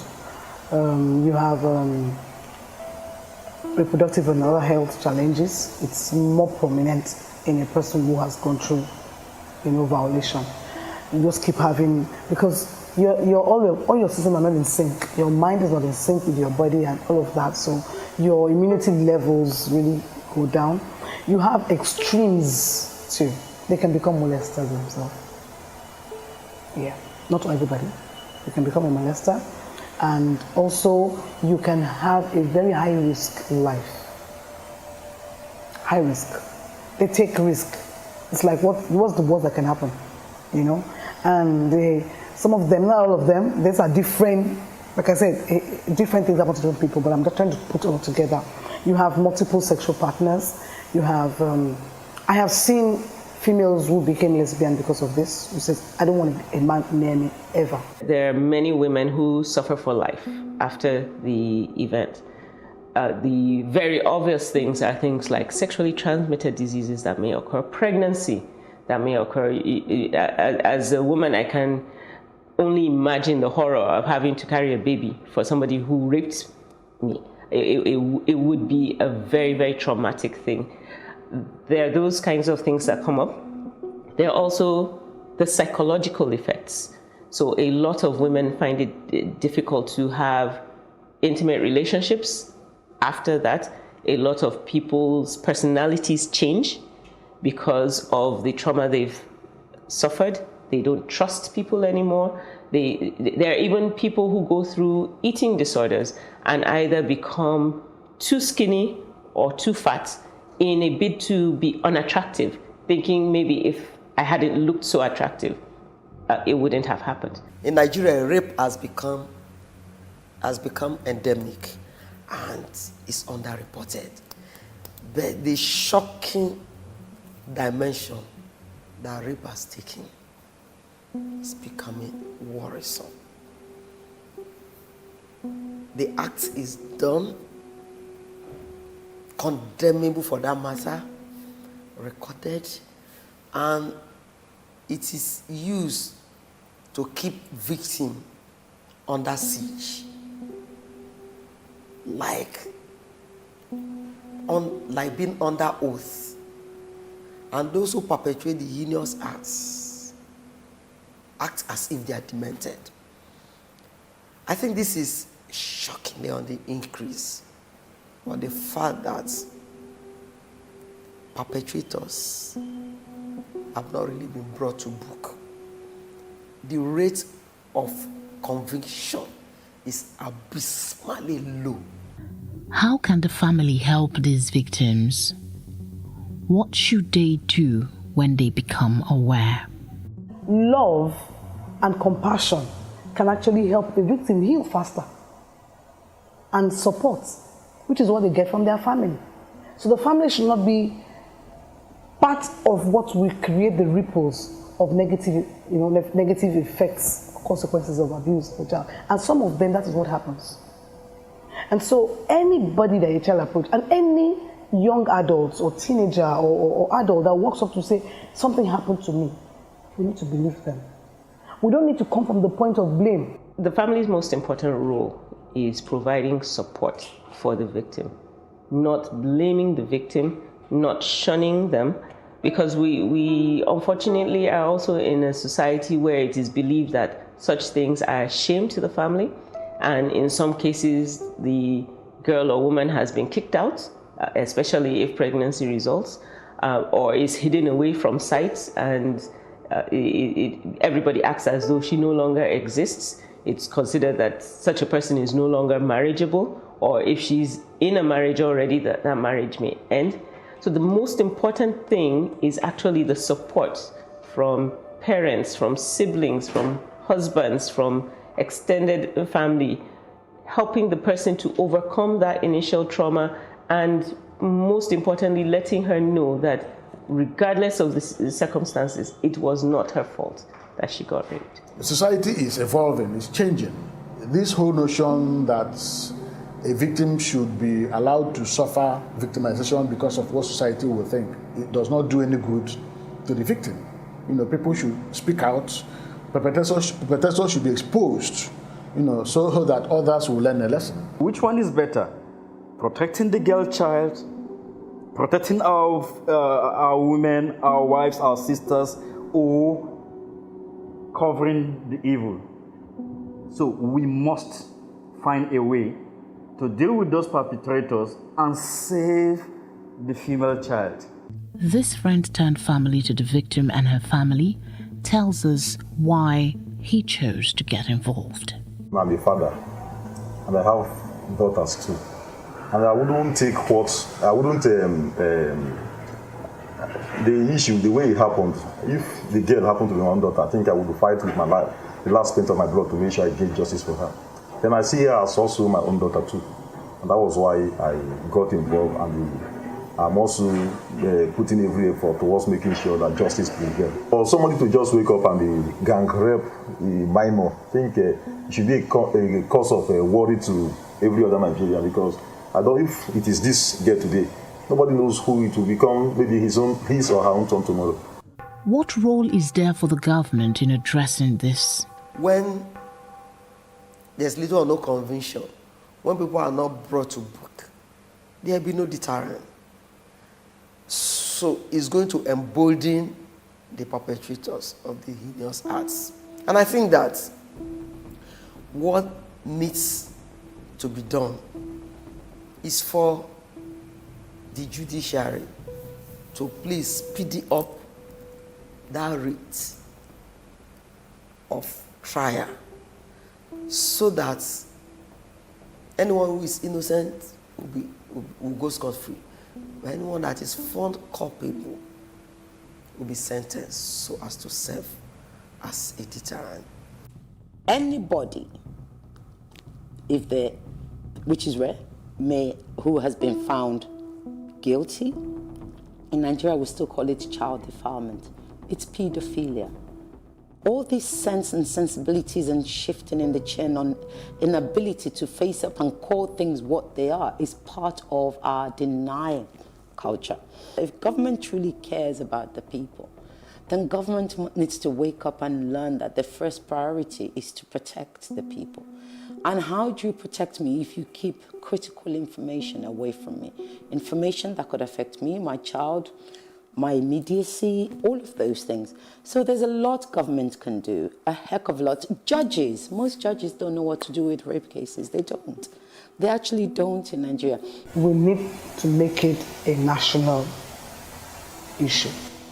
We need to bring it on board that everywhere we're talking about it. We're talking about it in the Senate, we're talking about it in the House of Reps, we're talking about it in the presidency. People are stepping out to say, okay, fine, we have a problem. When Mediacon started in 2003, we discovered that in 2000, yes, WHO had held in 1999. There had been a meeting and which sexual abuse of children was declared a public health epidemic. There was nothing in this country to show that we had a public health epidemic. children were being molested. There were no interventions. There were nothing structured to say, okay, if it happened to my child, and so nobody was even coming out to say it happened to me.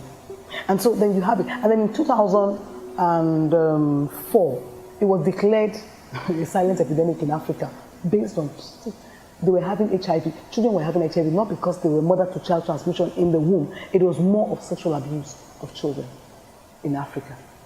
And ministers of health attend that.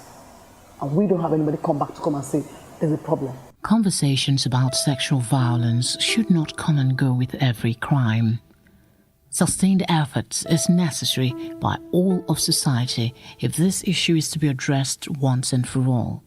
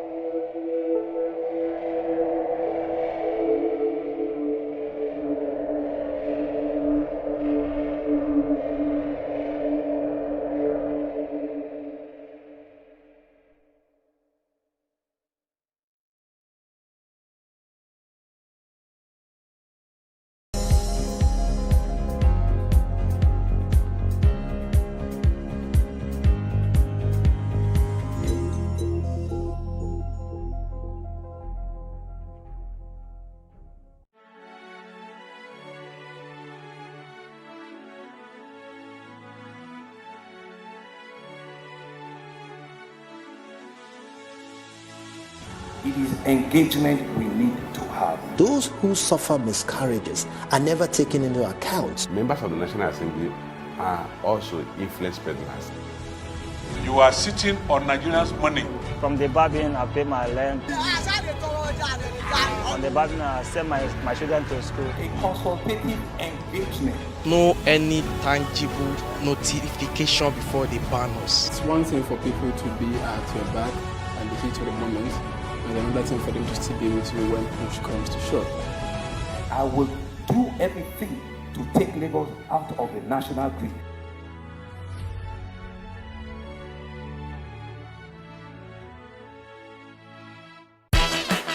Welcome to What Are You Saying? #Ways, where we talk about topics in the news. We spent almost 1.5 decades not building new things. After the 70s, misinformation thrives in the absence of information. The two biggest challenges that we have in this city, men in uniform and commercial drivers. What Are You Saying? From the 30th of November, your favorite TV show Ways will now air daily, Monday to Friday, 8 p.m. to 9 p.m. Yesterday's conversations shape today. What are you saying today to shape your tomorrow?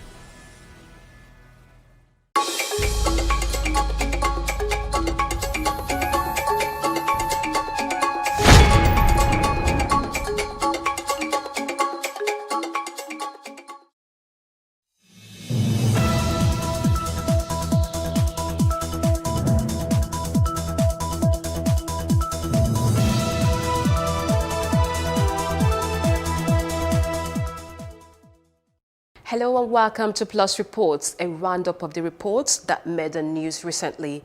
I'm Jacinta Obiuku.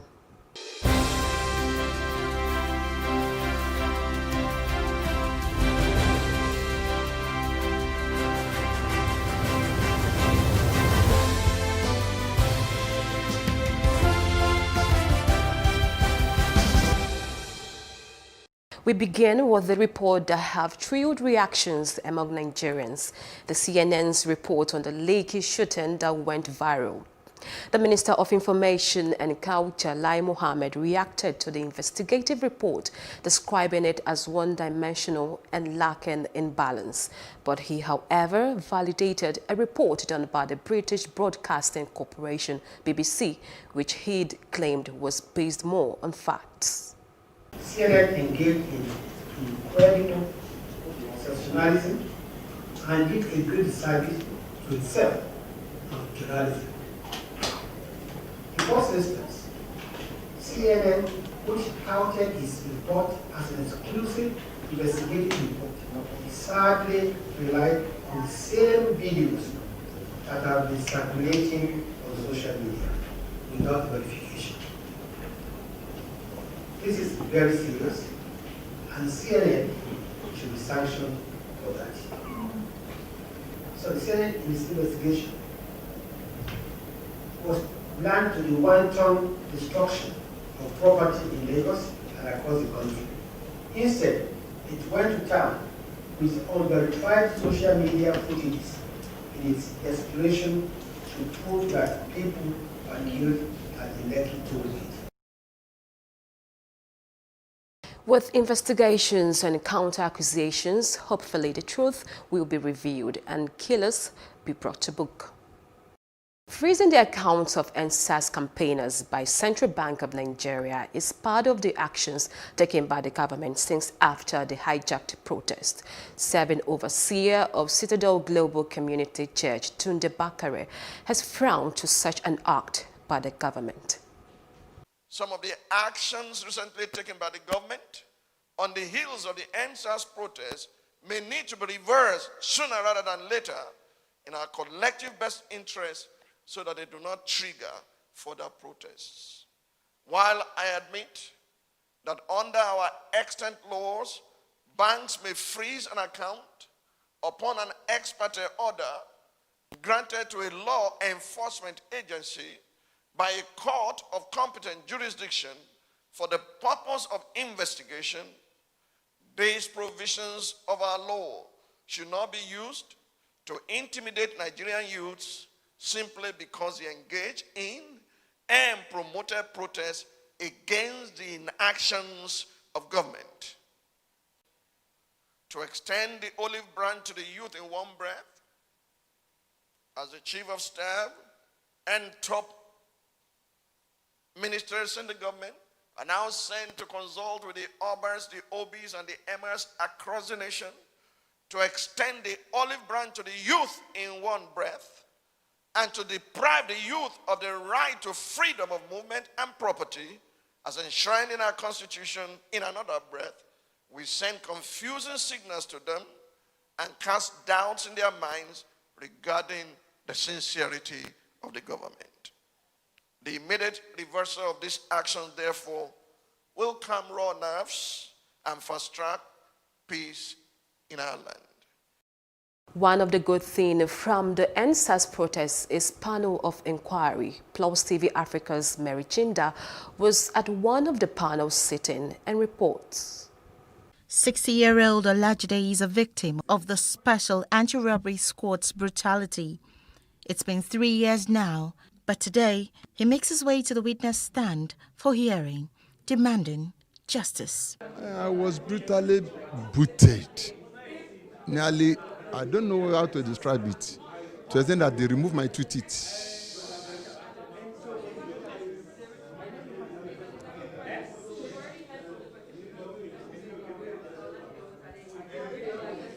And the thing, it happened on March 11, 2017.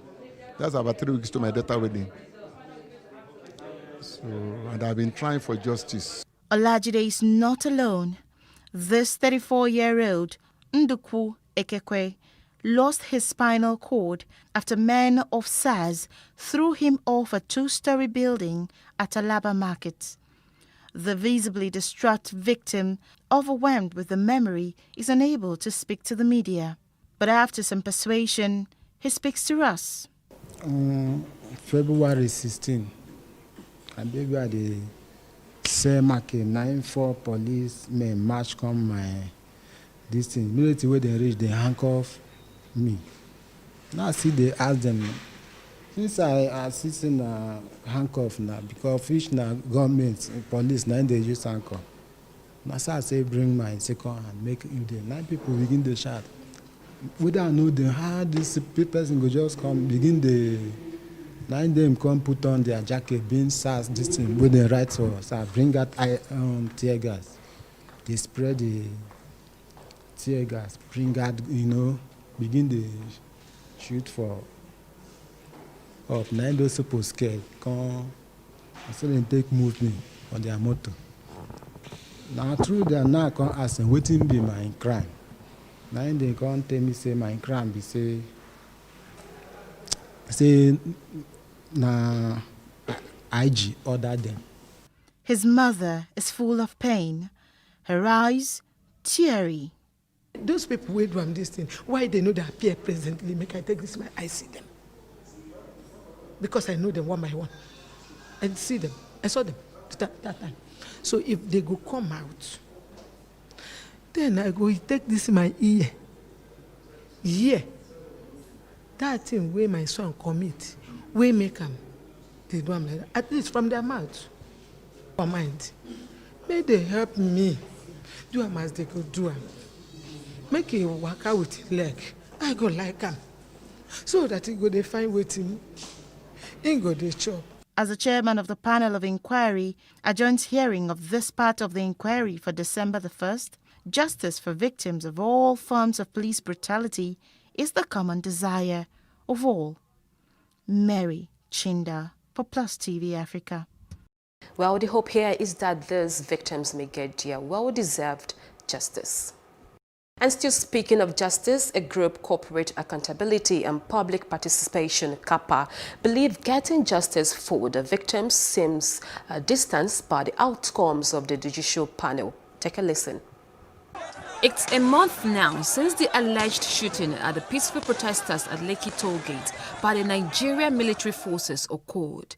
Though a panel of inquiry has been set up by the government, this group says the various judicial panels have failed, hence the need to call for help internationally. When justice seemed very distant, we had no option to seek help elsewhere. On October 23rd, we began collating international for the signatures for the International Criminal Court, ICC.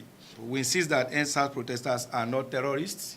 Exactly 25 years ago, government labeled Ken Saro-Wiwa almost a terrorist. We will not allow that to replay itself again. They express worry over how the government has been back and forth on what actually took place. We have seen presidents resign. We have seen chiefs of police sacked. We have seen people questioned, suspended, interrogated. But in Nigeria, no. What happens is that the government immediately rises to the action of defending state actors who have contravened the law. And they muddle up all the facts. They begin to insult not just our intelligence, but our grief. All kinds of panels set up by the government saying that they were ready to give justice. And yet, not only would the panel not conclude, but when it even concludes, the report of that panel would not see the light of the day. They also maintained that justice is also for police officers who have unjustifiably lost their lives. Now, when they make us feel like we are enemies of one another, I will remind you that when the 5 for 5 demands came out, what was the 5th demand? Better welfare for the police. For police. It was clear and specific. So any policeman that comes on the road and says, "Don't you know we're hungry?" It's anger wrongly channeled.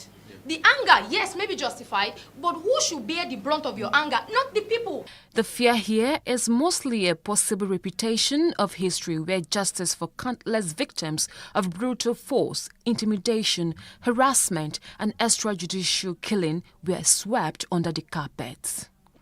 Jacinta Obiugu, Plus TV Africa. Well, it's sad that we could still depend on foreign institutions to get even justice for our own people. EndSARS has continued to generate conversations, and Governor Fayemi said that there are lots of lessons to learn. Take a listen. The Pali Stakeholders Interactive Session on EndSARS was jointly organized by the federal government and the government of Ekiti State to examine lessons learned during the EndSARS protest. Youth, monarchs, civil society organizations, political leaders, and stakeholders are at the gathering where youth did most of the talking. Some of the youth drew government attention to youth unemployment, insecurity, collapse in the education sector, and bad governance as some of the factors responsible. The situation that we are clamoring for is total reform. When police system is reformed, we both understand that a lot of system in the country will fall in line. Every activity that needs to do with the development of the youth and Nigerian youth, please kindly take it as a matter of urgency. If the youth are not engaged, if the youth are not empowered, if the youth are not employed, they will become tools in the hands of political graduates. And when I say empower, I'm not talking about Okada empowerment, I'm not talking about Maruwa empowerment, I'm talking about real employment that can drive the economy of this state. I'm talking about industrialization of this state. I'm talking about agricultural revolution of this state. The traditional rulers called on the federal government to initiate more policies and programs targeted at building and developing the youth to make them more responsive and resourceful to national development. It's good the protest gave. However, the unfortunate protest was that it was not well managed. It was hijacked. In future, such protests must not be how to be hijacked, leading to destruction of lives and property, and even desecration of our custom and tradition. Governor Kayode Fayemi condemned violence as a tool of pressing for demand, and he said the Nigerian Governors Forum (NGF) is synergizing with the federal government to meticulously work out modalities that will solve the challenges. The ultimate weakness of violence is that it is a descending spiral, begetting the very thing it seeks to destroy. Instead of diminishing evil, it multiplies it. And we must speak in unison against violence, even as we speak in unison against police brutality. The Minister of Trade and Investment urged youth in the state to key into various programs being initiated by the federal government. Apply the allocation for every state. So if you don't feel your allocation in the state, we will take it to another state. So make sure we encourage our people to apply. Whatever government need you hear about, whatever government need that is advertised, we are making every effort to make sure that it goes round equitably round the state. This initiative has been lauded by many observers, advising that recommendations should not be made to gather dust. There are indeed lessons to be learned from all this that have happened in the country, especially as regards to the need for sustainable peace across the country. You're watching PLUS Report on PLUS TV Africa. We will be right back after this break.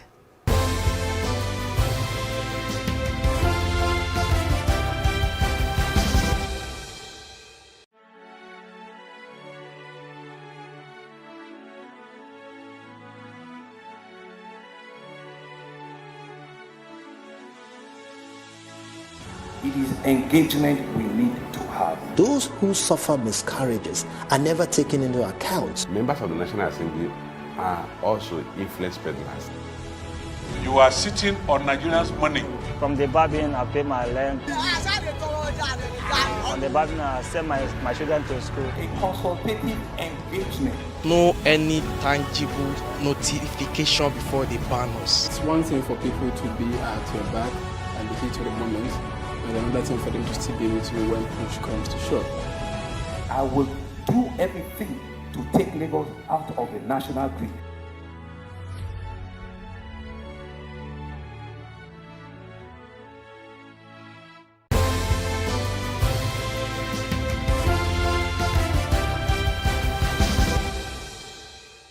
Thanks for staying with us. Now, speaking on nation building, it is not just enough to keep talking without putting out some realistic actions in place that will enable the actual change. While the stakeholders, while giving honor to whom honor is due to Professor Omar Elazo at 90 for his contribution and the development of Nigeria, I believe there is need for workable strategies. Nigeria, just like every other country, has its challenges as regards to its development and growth. But how and what are people realistically doing beyond talks to make the actual change is the thrust of this gathering. The government is failing in our country. We accept. We are not accepting. We are lying. Our government is almost a failure in our country. How can we begin to deal with our problems as citizens, as private sector, so that we can overcome them? We started off so well.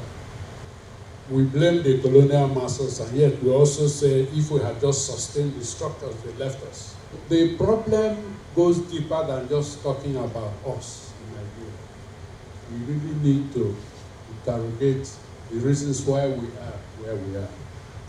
The event themed ideas, think tanks, public intellectuals in nation building had panelists buttress challenges with developing developments and possible solution. There's a difference between talking and acting. If you put ideas in a book and you get the modus operandi and you say just go and execute, and people just do the plain vanilla, we'll move forward. But where there are entrenched interests, nothing changes. We need to be as fast, as a hair, as it were, in this 21st century, an age where knowledge is the determinant, where technology is the new race, not land or fuel or any of these things. Part of the event was a celebration of Professor Umar Elazo at 90 for his contributions in the development of Nigeria. The non-engineering also gave his own view. Whatever you are doing now, if you can think of how you will do it in a better way tomorrow, whatever it is, then we have a way forward. We must keep talking. People, the next generation, as I said, is a different lot. The next generation are coming up, and there will be people who will ask questions.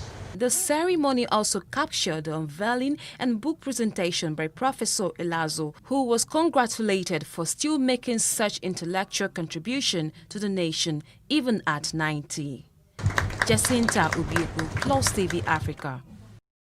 On Business Report now, privatization is said to generally help governments save money and increase efficiency, where private companies can move goods quicker and more efficiently.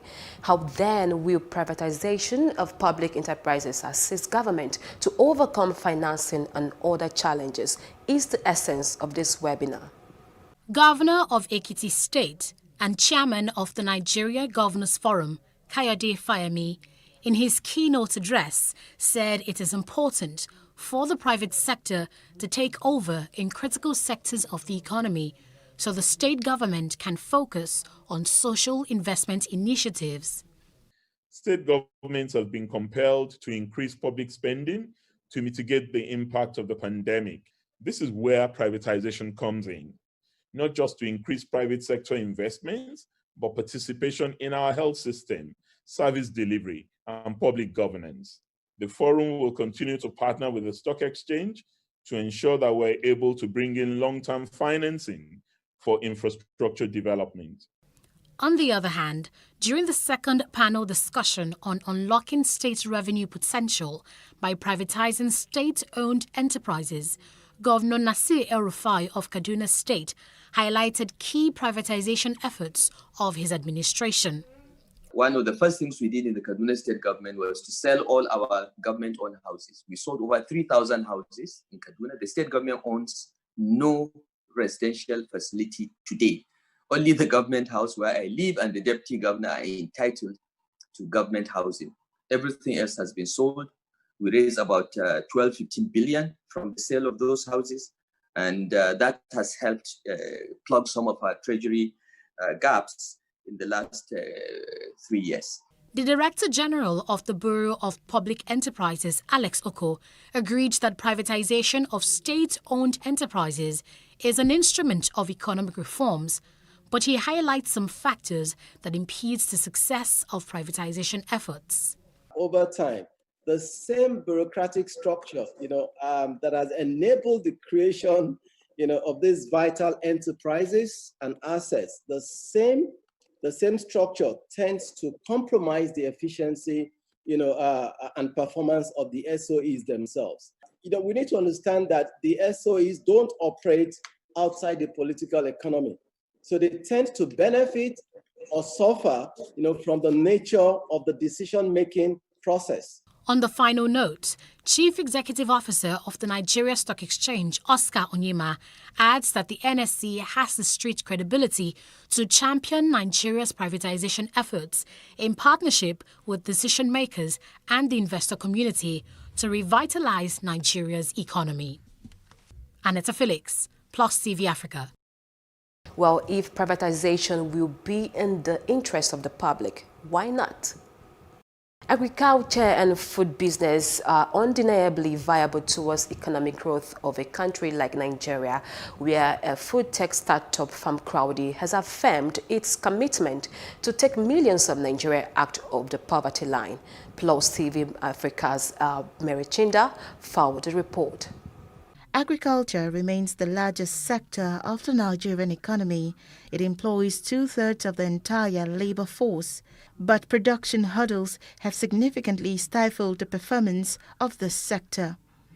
Access to loans is one of the challenges farmers face.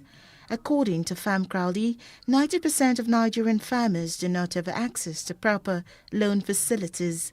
FarmCrowdy has worked with over 3,000 farmers across 8 states of the country to boost the food production in the areas of poultry farming, ginger farming, maize farming, and cattle farming, to mention a few. The startup company is celebrating 4 years of impact.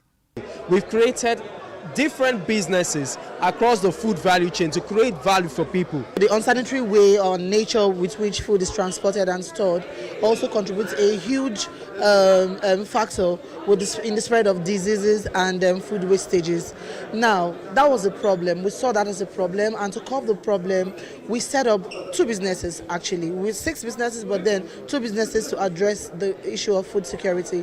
One would be FC Aggregation, which works with smallholder farmers and aggregating the produce in bulk, providing market linkage for these farmers. A major boost to the success of FarmCrowdy is its innovative ability to bring in modern technology into farming. We're able to plug in technology into the entire agribusiness value chain to bring in the youth, because we know that the youth are very technology averse. So we have products that span different places, like the FarmCrowdy Foods app. You can use that to order for food, grocery. If you're a programmer, if you're a database manager, you can also build solutions for farmers and in turn make sure that there's more food available for people. Beyond loans and technology, FarmCrowdy also provides insurance for farmers and their produce. You can actually buy an insurance policy, whether through a DSS code, a mobile app, or through the internet. And that's because they've well understood the pain points of those in the food value chain.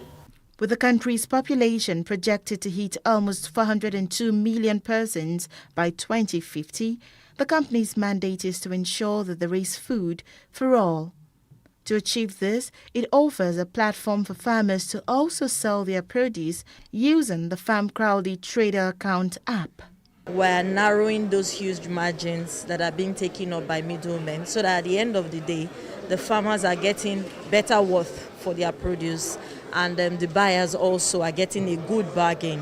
You know, the money is dropping in the right hands. As FarmCrowdy looks forward to many more years, it says it would continue to seek more ways to impact the lives of rural farmers and improve food production in the country. Mary Chinda reporting for Plus TV Africa. Well, food is an essential part of human nature as well as a boost to a nation's economy. We hope we can use technology effectively to build agriculture. Now, though Osun State new education policy was earlier kicked against, the public primary and secondary schools in Osun State now moved to comply with the reviewed policy on education approved by the state government. Our correspondent monitored the compliance with the directive in some of the schools in Osogbo, the state capital.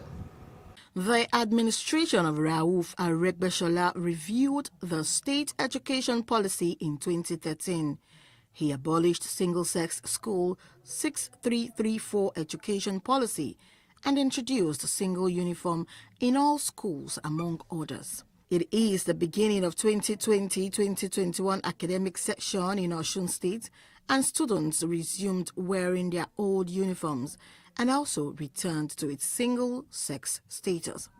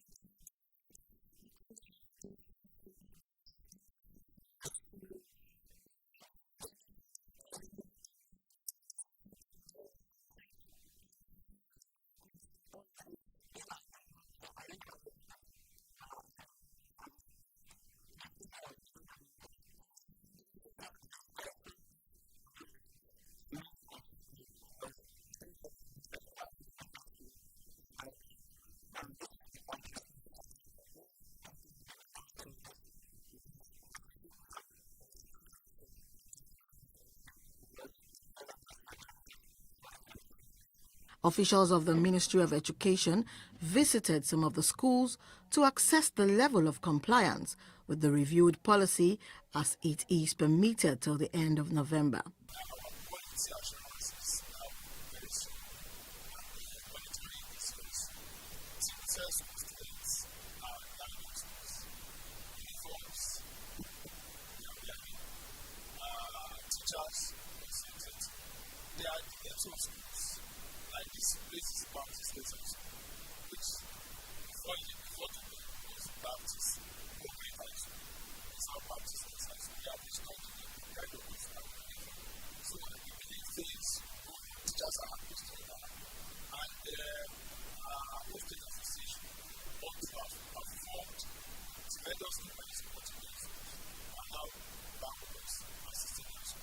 Parents now buy uniforms for their children and happy with the development of reviewed policy in schools.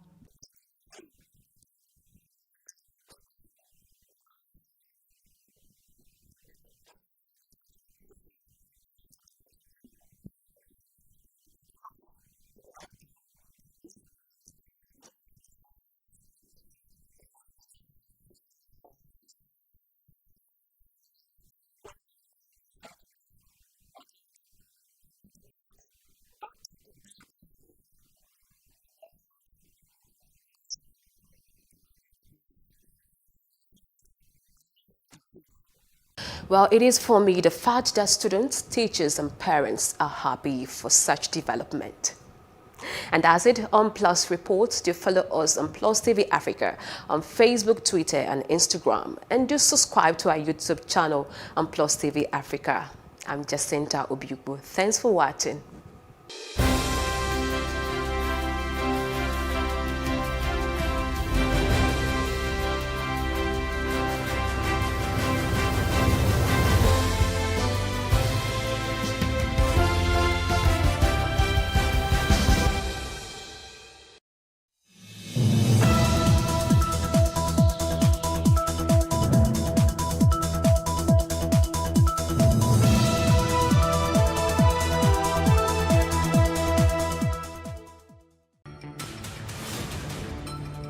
Senator Orji Uzor Kalu asked the Southeast to forget the presidency in 2023. And INEC National Chairman explains the reasons behind the high rate of voter apathy in Nigeria. This is Plus Politics. I am Kayode Ladeinde.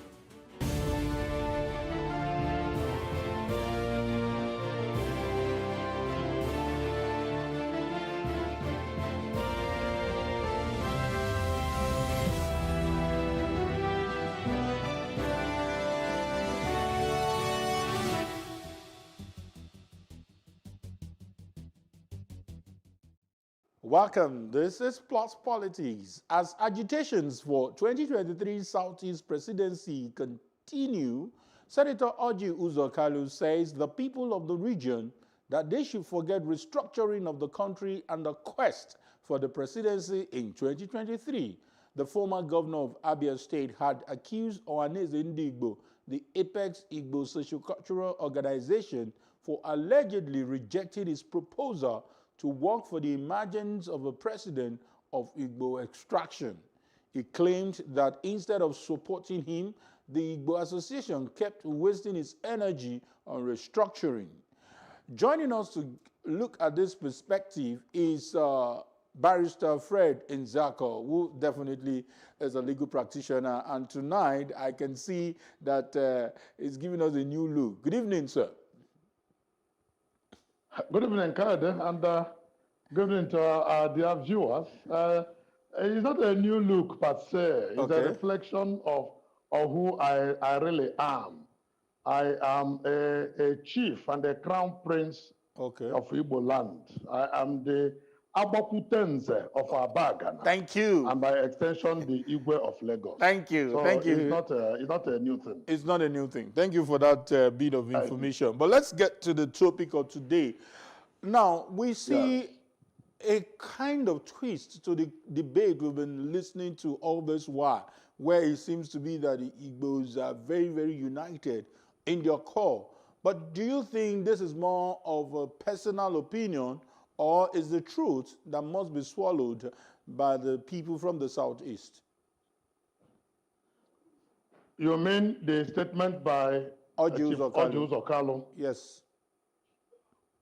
I think it is not only a personal opinion, it is a debased, very, very debased opinion. An opinion that is born out of very shallow thinking and very shallow sentimentalism.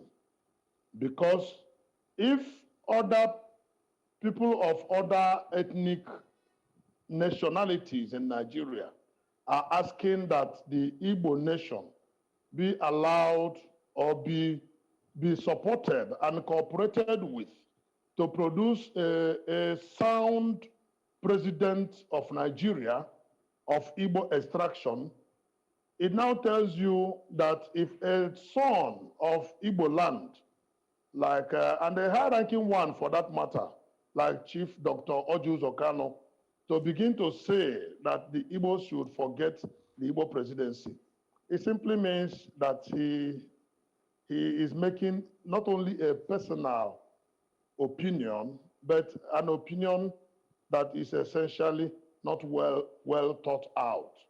And it is an opinion that will bring opprobrium to his personality as a former governor of a state in Igbo land, and as a ranking senator, being the deputy chief whip of the Senate, who is in the red chambers, having with the votes of the people of his senatorial zone in Abia State of southeastern Nigeria.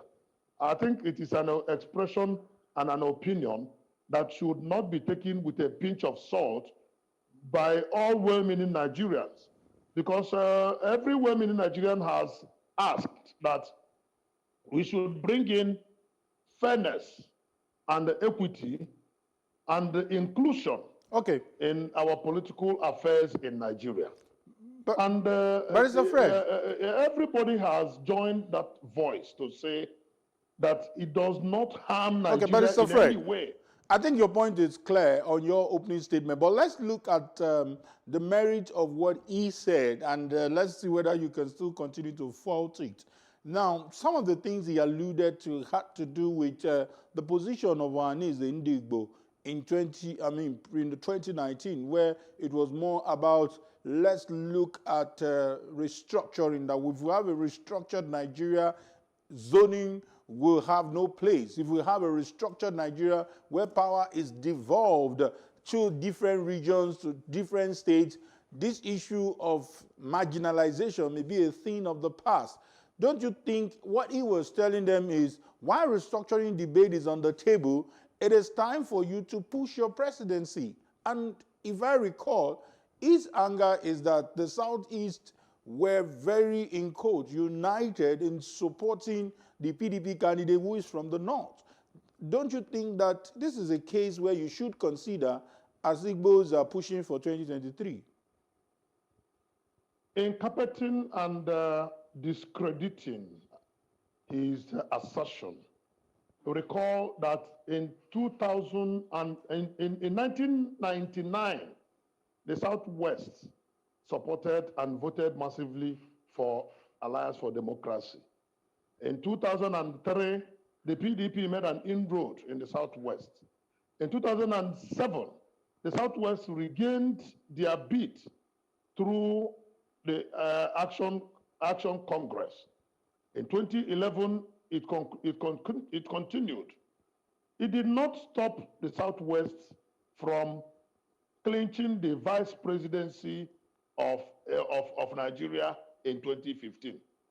So the fact that the Southeast supported PDP, which of course you know, that PDP has its very strong hold in the Southeast since 1998. As a matter of fact, the father of PDP, Chief Dr. Alex Ekwueme of blessed memory, was a Southeasterner. And he wanted to lead Nigeria but was not allowed, or would I say that destiny did not shine on his side to lead Nigeria because the military scuttled that idea in 1998-99. But all that has gone into history. It does not mean that if a section of the country has a different political opinion, that section will not be allowed to produce the president of Nigeria.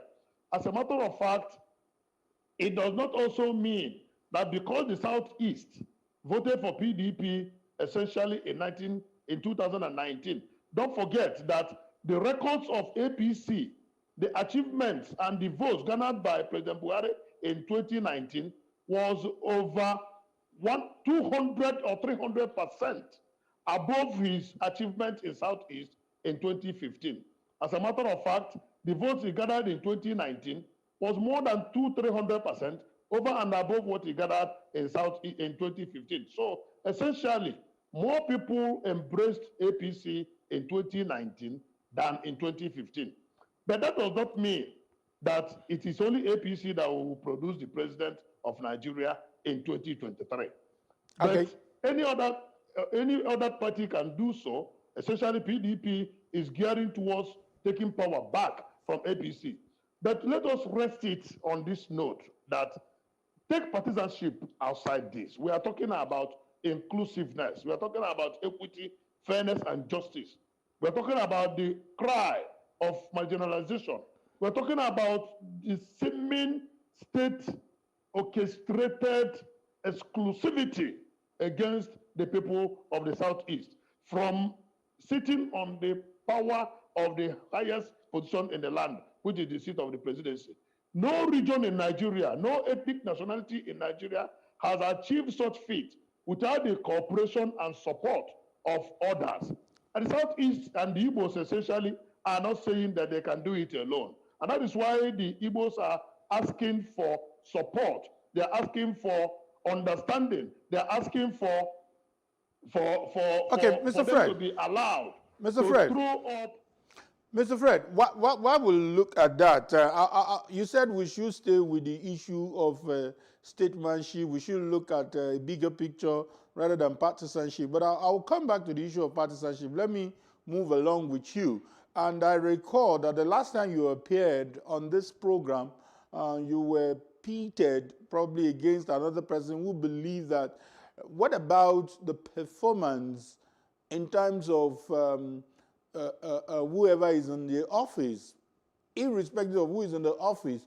Don't you think what the people should be mindful of is how it translates to day-to-day activity in their lives, rather than one man who is in the office and all he remembers might just be his immediate family or some of his cronies who may not necessarily even be from the Southeast? Have you considered that, rather than the sense of inclusiveness that you're pushing? Today, the Northwest has a president of Nigeria from their own zone. Have all the problems of Northwest been solved? The answer is no. There is no president that will solve all the problems of his people, because he is not the president of his zone. He is the president of Nigeria. But the people feel a sense of inclusiveness.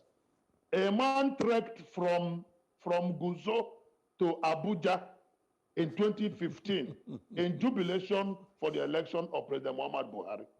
Today, I hear that the man is in pains with his legs and needed an assistance. And he has been granted. The trekking did not cause his pain, but the trekking has not brought him any personal benefit. What am I saying, and what do I mean? What I mean is that even today, the man is happy that somebody from his own zone is now the president. Asking that a president come from Igbo land or from Southeast does not mean that the president will be the president of the Southeast. He'll be the president of Nigeria. But the Southeast would have felt the conspiracy theory that there is intentional plan by the owners of Nigeria, in quote, not to allow an Igbo man or somebody of Southeast extraction to become the president of Nigeria. Such theory would have been solved. So it does not mean that once the president comes from Southeast, then all our problems will be over. But we will have a sense of belonging. The 3R, the reconstruction, the reintegration, and the other R after the war would have been given meaning, because you cannot say that the Igbos are reintegrated into Nigeria when the rest of Nigerians gang up against them, never to lead, never to have a son or daughter. Okay.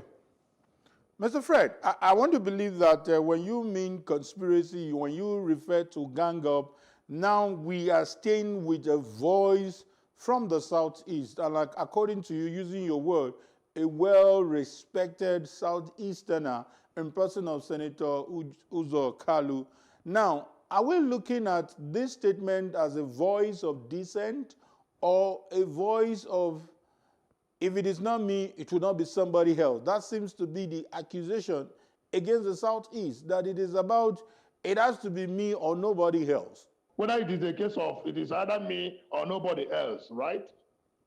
Nobody from the Southeast will lay claim to such level of aggrandizement. Because what we are asking for, we have not started talking about who would that person be.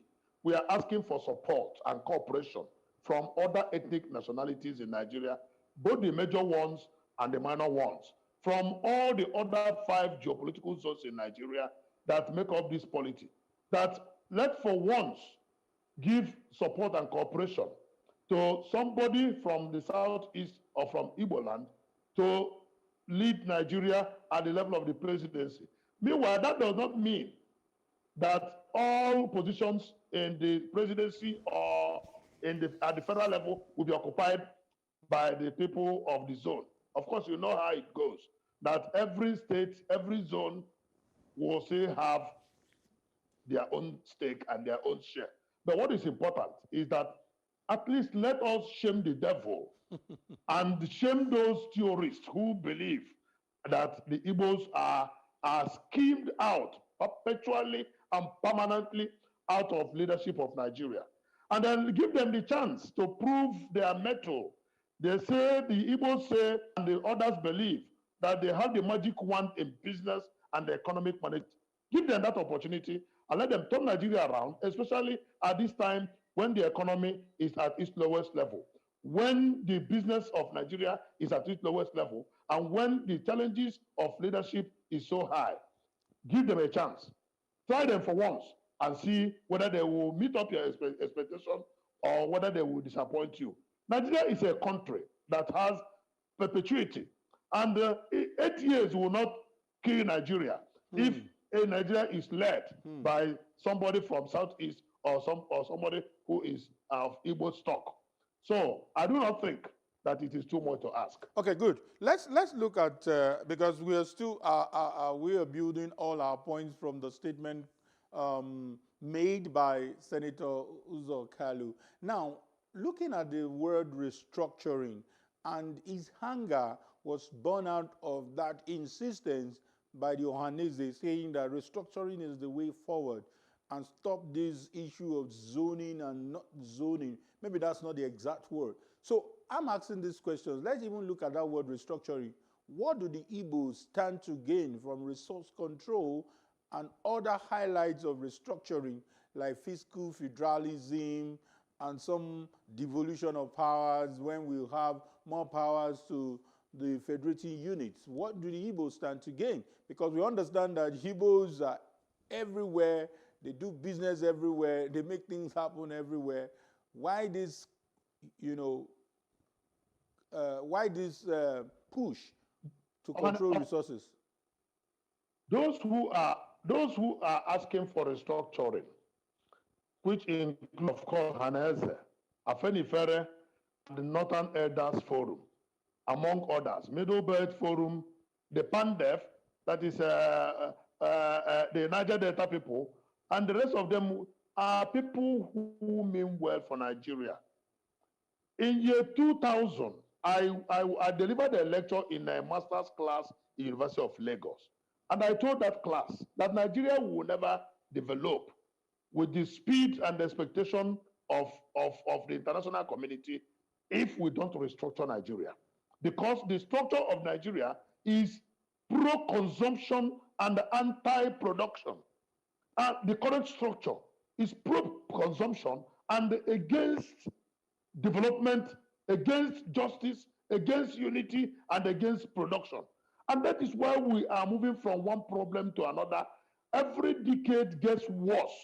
The Nigeria of today is worse than the Nigeria of yesterday. And why is it so? Because the further we go from true fiscal federalism, the worse we experience in our economic development. So every right-thinking Nigerian is on the same page that what we need today is to rearrange the structure and make it more productive, and make it more unifying, and make it more progressive. That is what restructuring is all about. So it is not only the Southeast or the Igbos that are on that page, but so many other people that I already mentioned. And I can tell you that restructuring will be of immense benefit to all Nigerians and not to any section of Nigeria. Just yesterday, Alhaji Baba Ahmed of Northern Elders Forum said that even the North will benefit the most from restructuring, because what restructuring will do, it will take away laziness, tardiness, and lack of focus. It will make the people to be focused and ensure that the resources of each region is optimally harnessed, reduce wastages, and ensure progress and development across the length and breadth of Nigeria. Collectively, at the end of the day, Nigeria will now become better for it. Okay, I do not think there is any... Mr. Ezeakoh, I'm not trying to patronize you. I know you are not one of those ethnic champions, and you're giving us a bigger picture. But let me try and cage you, if that is the right word, for the purpose of my question. I am saying that in practical terms, what will the Igbos gain when we restructure Nigeria? Some would say that what is even wrong with the current structure? So I'm looking at what do we need to restructure that will make the Southeast more buoyant than they are, if at all they are. I told you that the whole Nigerians will gain from restructuring. I've told you so. Now. All the zones, all the tribes will gain robustly from restructuring. But since you want to micro-investigate the gains from the Igbos and the Southeast, whatever the gain they make is the same gain that the people of Southwest will make, Northeast, North Central, South, and Northwest. Let me give you a few of the gains. One, there will be optimal management and utilization of resources. That is one. Two, there will be incentive for productivity. Three, there will be more unity in Nigeria because no group, no zone would seem to lord it over another zone. So the mutual suspicion that we have today, which permeates into our political undertakings and our policies and actions in the polity, would have been solved because there will be mutual respect on account of the fact that you are in your own zone doing your own thing, and I'm in my own zone doing my own thing. We meet at the center, you bring what you have achieved, I bring what I have achieved, we put it at the central port, everybody will be happy. This issue of the lopsidedness in local government and state creation would have been cured. Today, there are 44 local governments in Kano State alone, and there are 27 local governments in Jigawa State. Meanwhile, Jigawa and Kano were states created out of the old Kano. Lagos State, with its huge population, has only 20 local government areas. The 37 LCDAs created was said to be inchoate and not recognized by the Constitution. Okay. Today, when you share revenue allocation to local government, Kano will get more than double of what goes to Lagos, and 3 times of what goes to some other states. With restructuring, if Lagos likes or the Southwest likes, let them have 100 local government. It does not hurt anybody. If Northwest likes, let them have 500 local government. It does not hurt anybody. What you get is what you will use, because we would have taken away this issue of going to Abuja to share money.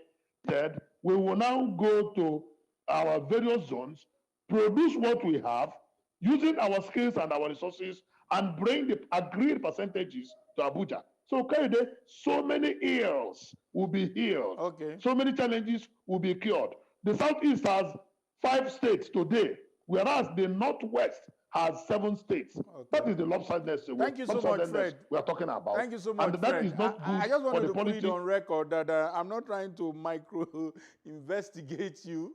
I was only trying to put some of those arguments out there where some people felt the way out is not even restructuring. We've heard things like secession. We've heard things like let's divide. We've heard things like that. But with your explanations, trust me, I think there could be a change of heart from some of these champions. Thank you so much, Fred Nzako. I wish we have more time to continue to, using your word, micro-investigate you on this issue. Thank you for your time. Many thanks, God. Glad to be here with you. Yeah. We'll take a short break now, and when we return, INEC National Chairman, that's the immediate National Chairman, says why fewer Nigerians have failed to vote. We'll find out when we come back after this short break.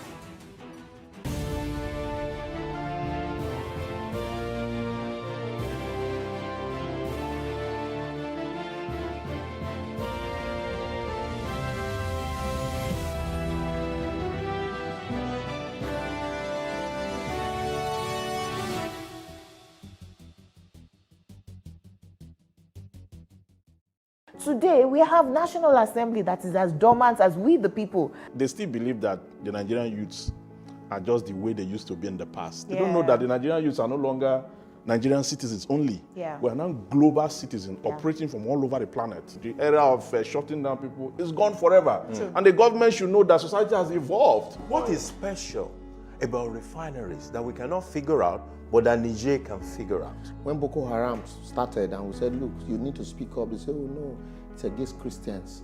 But today, even governors are being attacked. I think sometimes our leaders just think maybe we're all morons because some actions they take, you just, you ask yourself, do I look this dumb? Do we all just, do we look like dummies?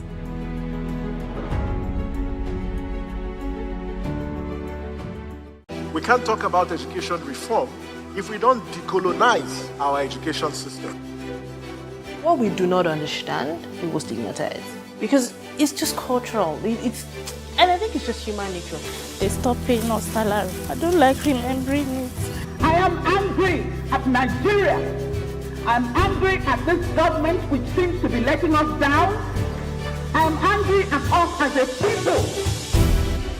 In the process of struggling to free myself from his hand, he tore my pants and he raped me. Yes, I commit offense truly. Young girl, do you know where you are going? I say, I'm going to America. I say, now so that they talk, you are going to Libya. Which America? As it then do mark our place, some people they die now. This is Plus TV Africa. Big stories live here.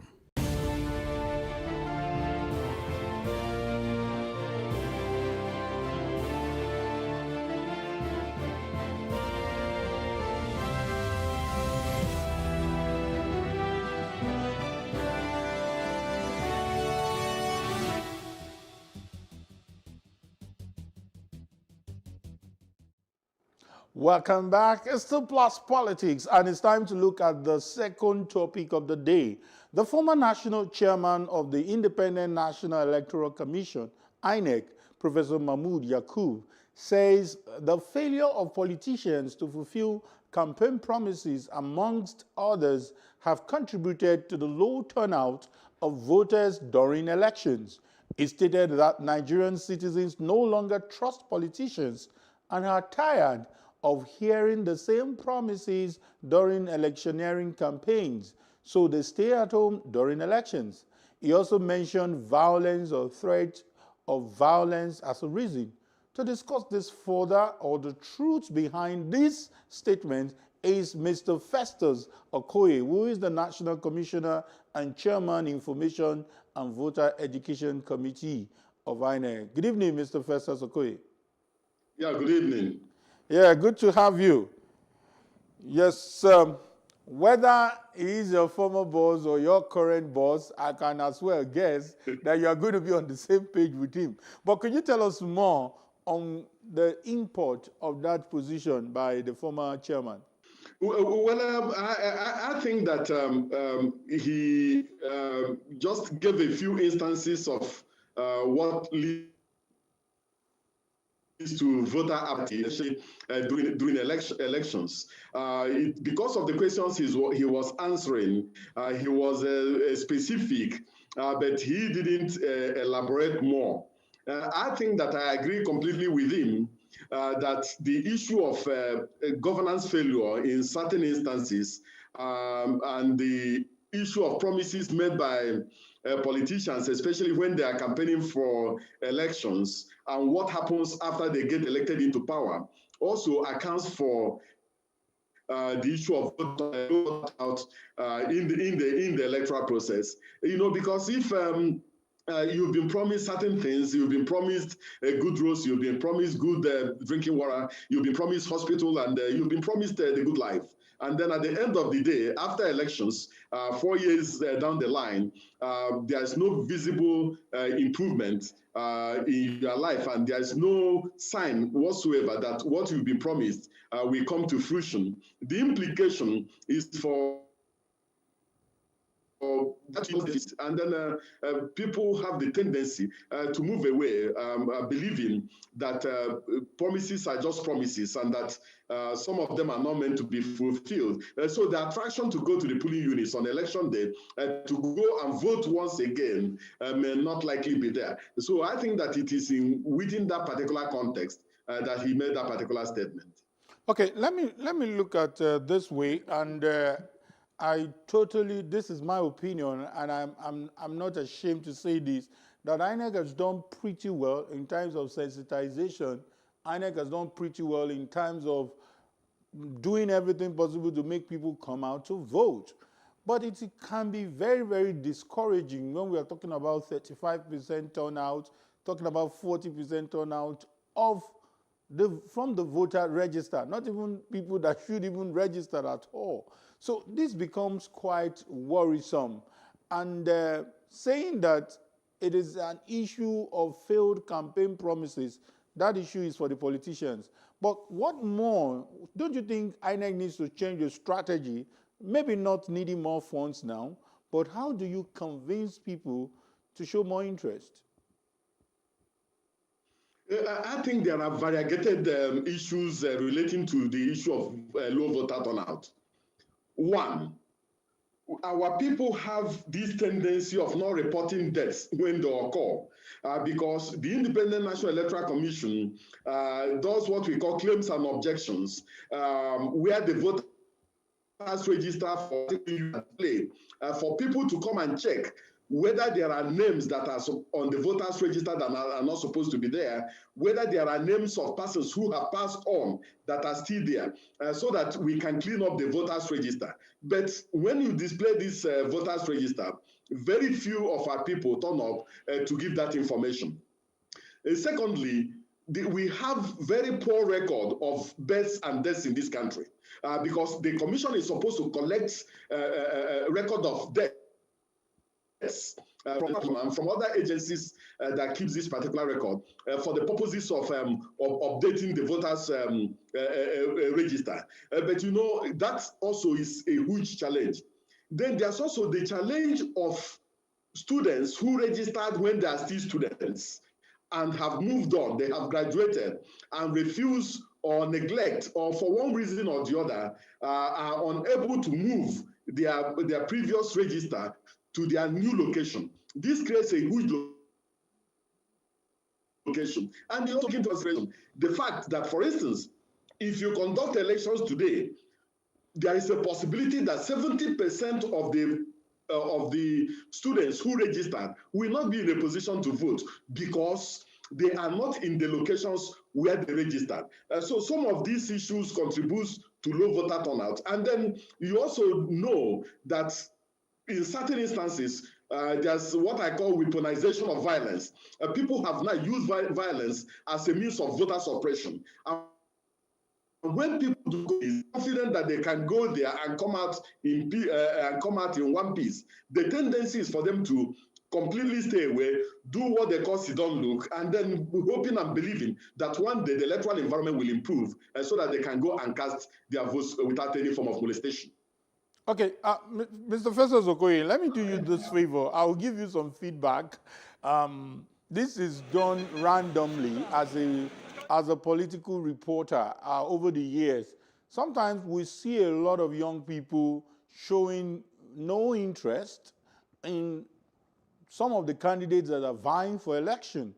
And a very good example is when you see the way they vote electronically in this Big Brother and some other reality shows, you see the excitement, you see so much enthusiasm in voting for people who has no direct impact on them. You know, that's the irony of it. The person who gets this money may not even send them a recharge card to say, thank you for voting for me. But you see this kind of passion. So I give it to you that you need to look at what will attract them, not just you. I know the politicians also need to do that to convince them. I agree with you. So how do we marry these two factors? The factor of getting something exciting to the young people to be interested, and secondly, the issue of electronic voting. How easy will it be for these young people? Because I know that is in the kitty. Without the necessity of going to the polling units to go and queue for 2, 3, or 4 hours before they can vote. So I think that we need to also factor that in by speedily towards, one, the introduction of electronic voting machines, and two, the introduction of internet voting in our electoral process. This will satisfy the curiosity and the yearnings of some of the youths who believe that we are moving slowly in the electoral process. But I think that these are gradual and graduated processes, and for now, what we are trying to do is to make sure that we deepen the use of technology in the electoral process in order to attract our youth into this process. But more fundamentally, we sit in the electoral process. The youth must begin to trust the political leaders. They must begin to trust the process. The process must begin to work for them. If the process works for them, they will defend the process. If the process works for them, they will engage the process. But if the process does not work for them, no matter the type of preaching you do, they will be completely disinterested. But I also agree with you that we must find ways, creative ways and means, and new innovations that we make so that they can take their destiny into their hands, because the future is now and the future is theirs. Okay, let me quickly take a bit of trip to United States last election. And, you know, trust me, the young people also follow the election and they pick 1 or 2 lessons there. Now, we have close to more than 80% turnout. And for me, according to American history, that's the highest ever in their 200 years of democracy. But what are the issues responsible? We had the issue of mail-in votes this time around. We also had the issue of when you look at the diaspora voting, that has always been there. Now we also have, for records, we have people who stood on that queue for more than 2 hours before they voted. So there was also passion. What are some of these lessons so that, you know, your effort is also, I know how INEC feels when you have low turnout in elections. So what are the lessons we can pick from the last election or generally U.S. elections? Well, you know, our voting processes and procedures must also mirror the state of infrastructure in Nigeria. You and me know that as of today, the post offices are more or less comatose, and that people hardly maintain their postal boxes. People hardly even know where the post offices are. So the issue of mailing votes in Nigeria, for me, as of today, is a no-no. Given the state of our infrastructure, we not even in fact, it's a no-go area. Now, in terms of diaspora voting, If you look at our electoral framework, if you look at section 48 and 49 of the Electoral Act, it says that people have to vote where they have registered as voters. And as of today, the legal framework does not give room for diaspora voting. There's a bill before the National now relating to electoral reforms. I think that we need to go to the National Assembly and canvass for diaspora voting. But sometimes when people talk about diaspora voting, they talk about only people in the US and people in the UK, people in the Netherlands. But somebody who is in Chad and who is in Niger and who is in Cameroon is in diaspora. And there are so many of these people who are undocumented. So we must find creative ways and means of making sure that when we do diaspora voting, the whole issue is issue of trust. Do Nigerians trust the electoral process? Do they trust the electoral management body? Do they trust the politicians to do what is right?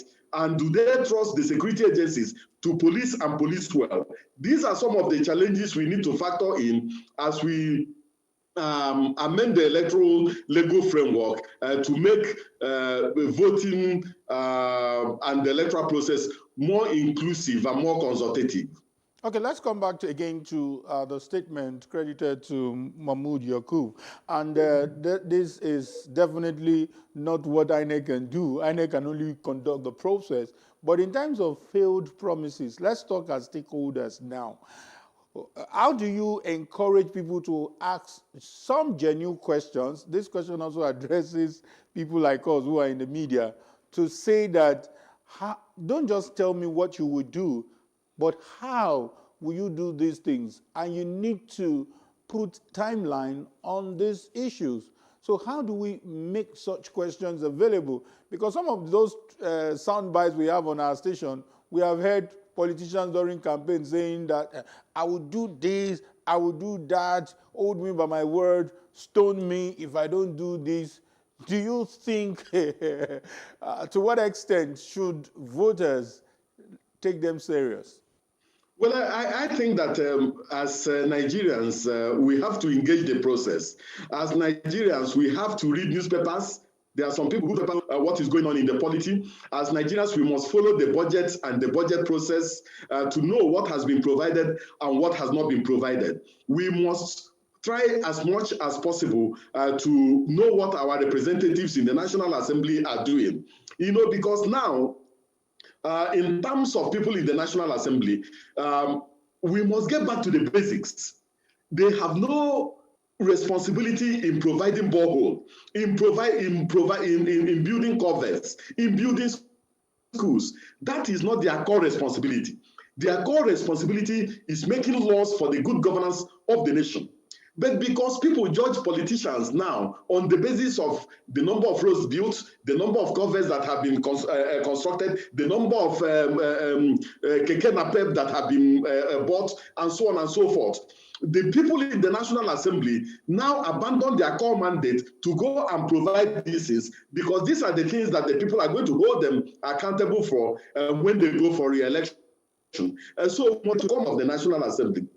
And the National Assembly must now find ways and means of holding the executive accountable. As I think these are some of the challenges we have, and these are some of the issues we must take into consideration as we amend the electoral legal framework and as we move towards the 2023 general election. Okay, before you go, probably this might be my last question. Let's look at the prospect of electronic voting, which I sincerely hope will increase these statistics going forward. Is INEC crossing all the T's, dotting all the I's ahead of the 2021 governorship election in Anambra State? Am I right? Well, the chairman of the Independent National Electoral Commission, or the former chairman of the Independent National Electoral Commission and the incoming chairman of the commission, has assured Nigerians that for the Anambra 2021 elections, that the commission will deploy electronic voting machines for that particular election.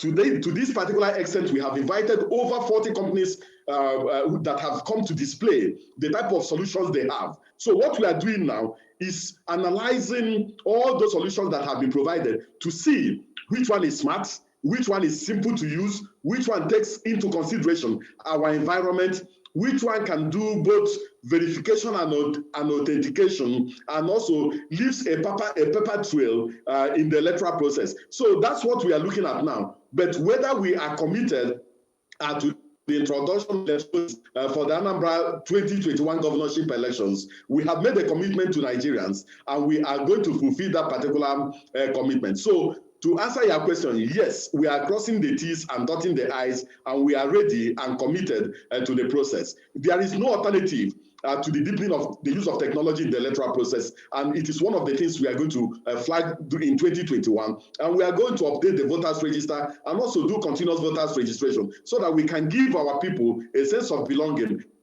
Okay. And then the process so that their votes will, in truth and in fact, count.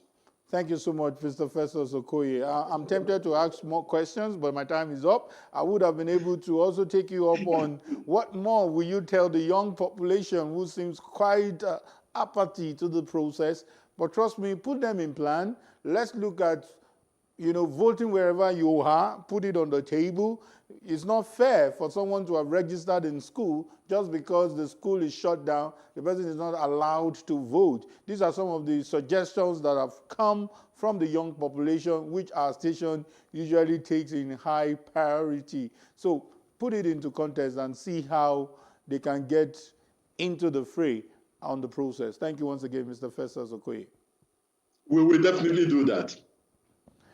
Yes, I will take a breather, and when we return, I'll be giving you my take, especially on the first discussion. Please don't go anywhere.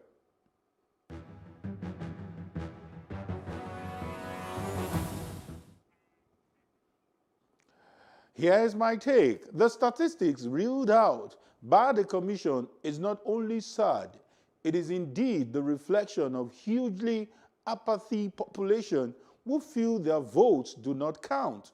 It is even sadder that even when they manage and struggle to vote, their choices end up disappointing them, as alluded by the former INEC boss. What do we need to do? What measure do we need to adopt, like the last American presidential election, where 80 to 90% turnout was recorded?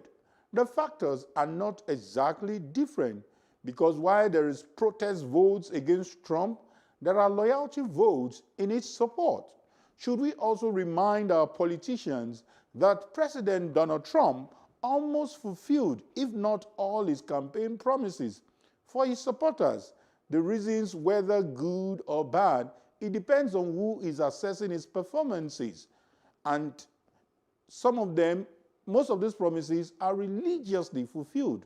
One more suggestion for the armchair critics: it is time to jump into the fray, to vote and be voted for. And that's my take on tonight's discussion. Plus Politics returns same time on Monday for another fresh set of topics. I remain yours truly, Kayode Ladende, saying bye for now.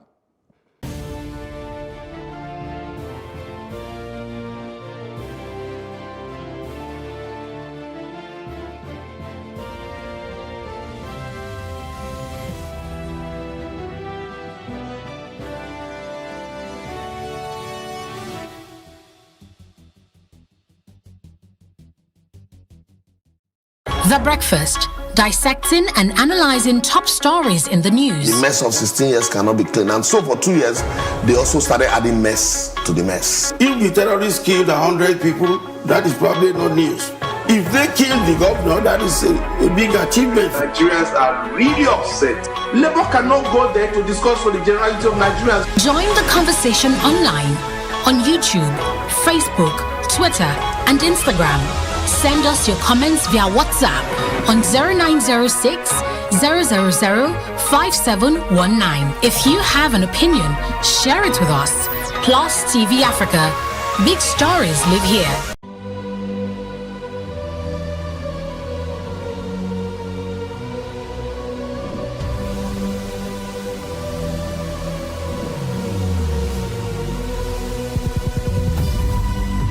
What What we do not understand, we will stigmatize. What you can see is the remaining of the tanker that exploded. The suspect equally confessed.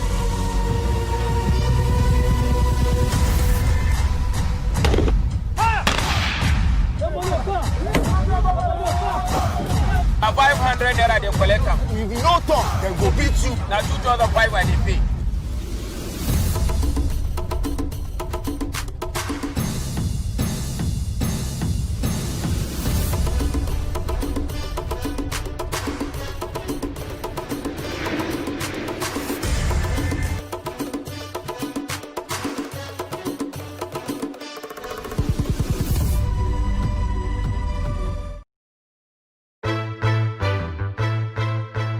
Many thanks for joining us on News on the Hour on Plus TV Africa. State government has approved a bill for the establishment of State Security Network Agency, Amotekun. We have the highest number of extremely poor people in the world.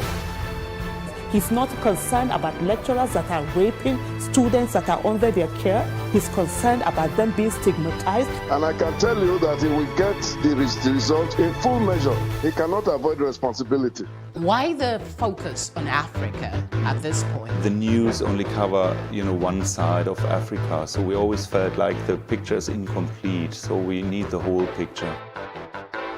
65% of these people, whom we term as the urban poor, live in settlements, otherwise known as slums. This is just the tip of the iceberg of the road situations in Lagos, from the mainland to the island. It's been a closed-door security meeting as the retreat for senior police officers hits day 3. There's this basket or there's this bowl that we all come to the center to pick from. Everybody has to see Nigeria as an investment vehicle, not as a distributive mechanism. Still on the foreign scenes, Russia has flatly denied allegations that is spreading disinformation about the new coronavirus outbreak on social media. Australian Open debutant Coco Gauff defeated defending champion Naomi Osaka in 2 straight sets. Kenneth Okonkwo, Kanayo Kanayo and Bob Manuel Udoku have been conferred with the Veteran Actor of Nigeria Award. This is Plus TV Africa. Plus TV Africa. Plus TV Africa. Big stories live here.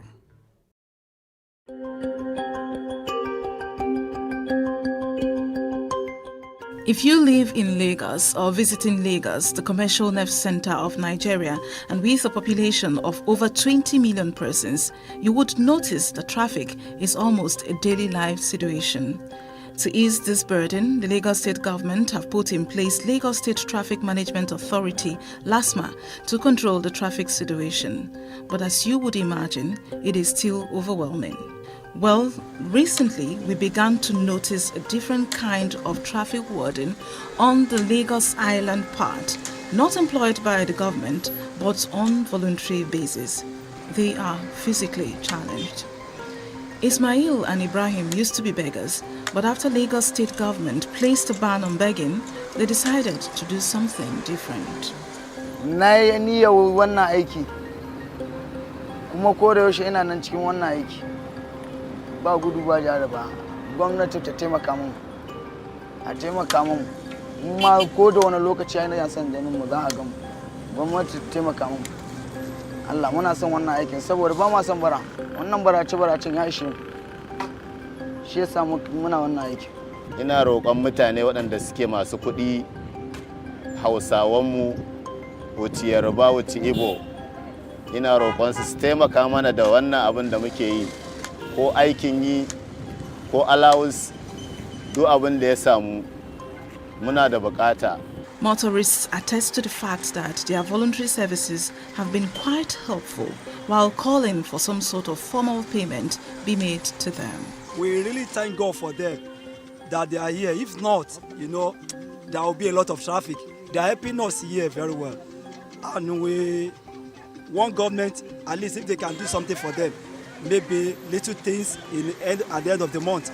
Because we really like that. We too that are driving always give them something. If not because of them, there will be a lot of traffic over here. Most times when I pass around, I saw that particular guy there doing some traffic work there. I'm encouraged because one, they are giving them a kind of privilege to also try and use their skills, and they can also add to the society by also doing some other work like that. It's very good.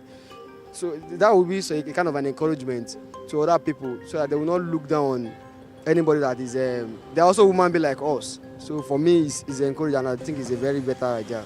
I will support them at the same time, just because of the traffic men are not much, and the last man are not here, and the policemen are not here, the PCRC members are not here, which I'm one of the members, but it's okay, we support them.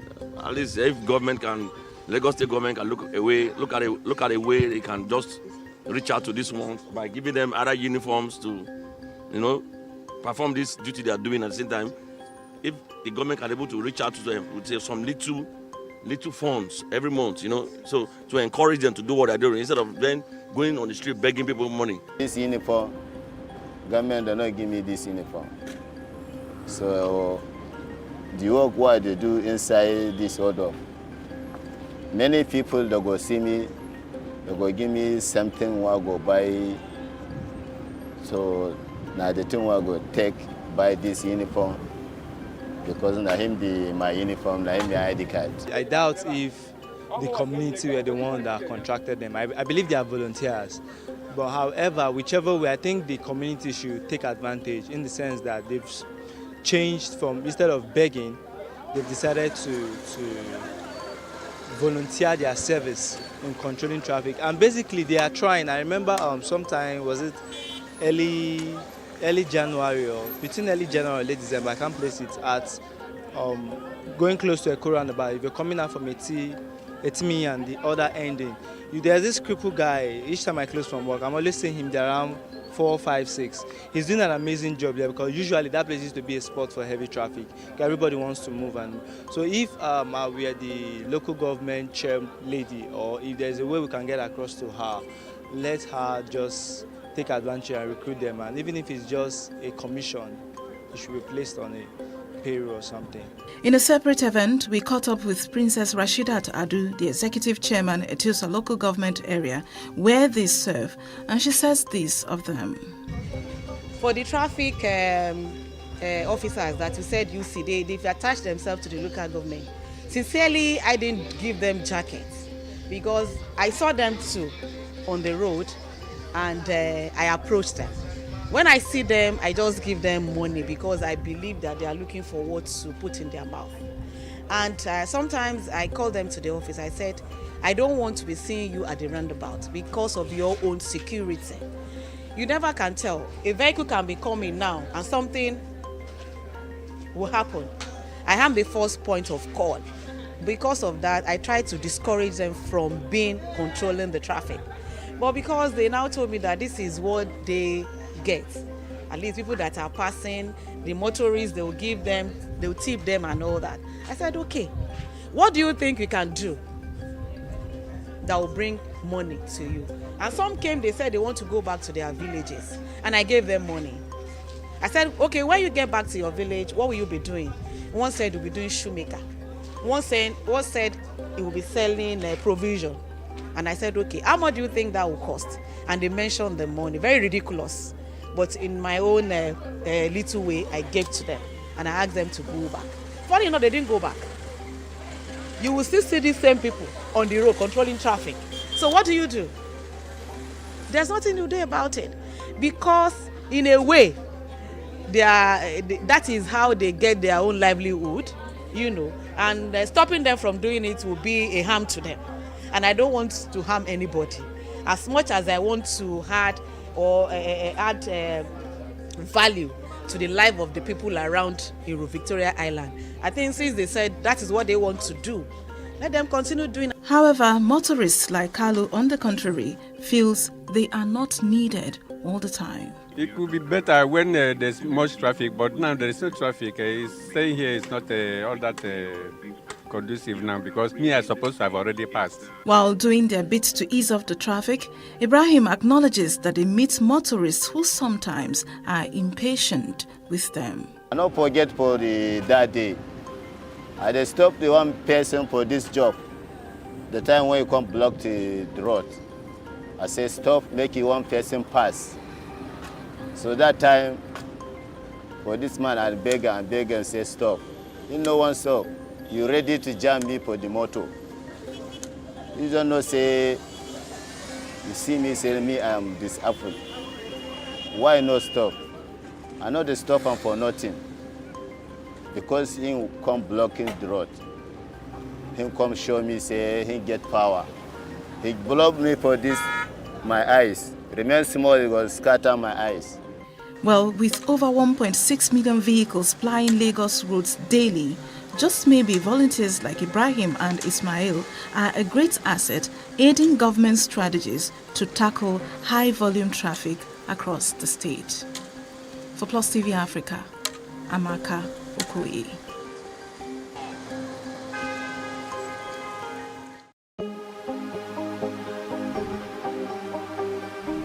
This is it for upcoming artists to blow in Nigeria.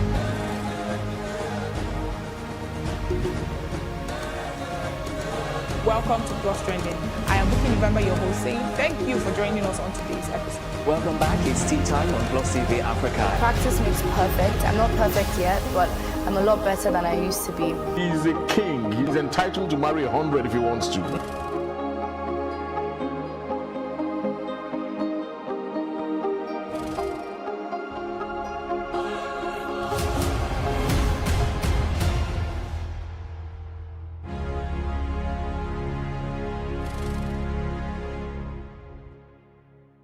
Today, we have National Assembly that is as dormant as we, the people. They still believe that the Nigerian youths are just the way they used to be in the past. They don't know that the Nigerian youths are no longer Nigerian citizens only. We are now global citizens operating from all over the planet. The era of shutting down people is gone forever. And the government should know that society has evolved. What is special about refineries that we cannot figure out, but that Niger can figure out? When Boko Haram started and we said, look, you need to speak up, they said, oh no, it's against Christians.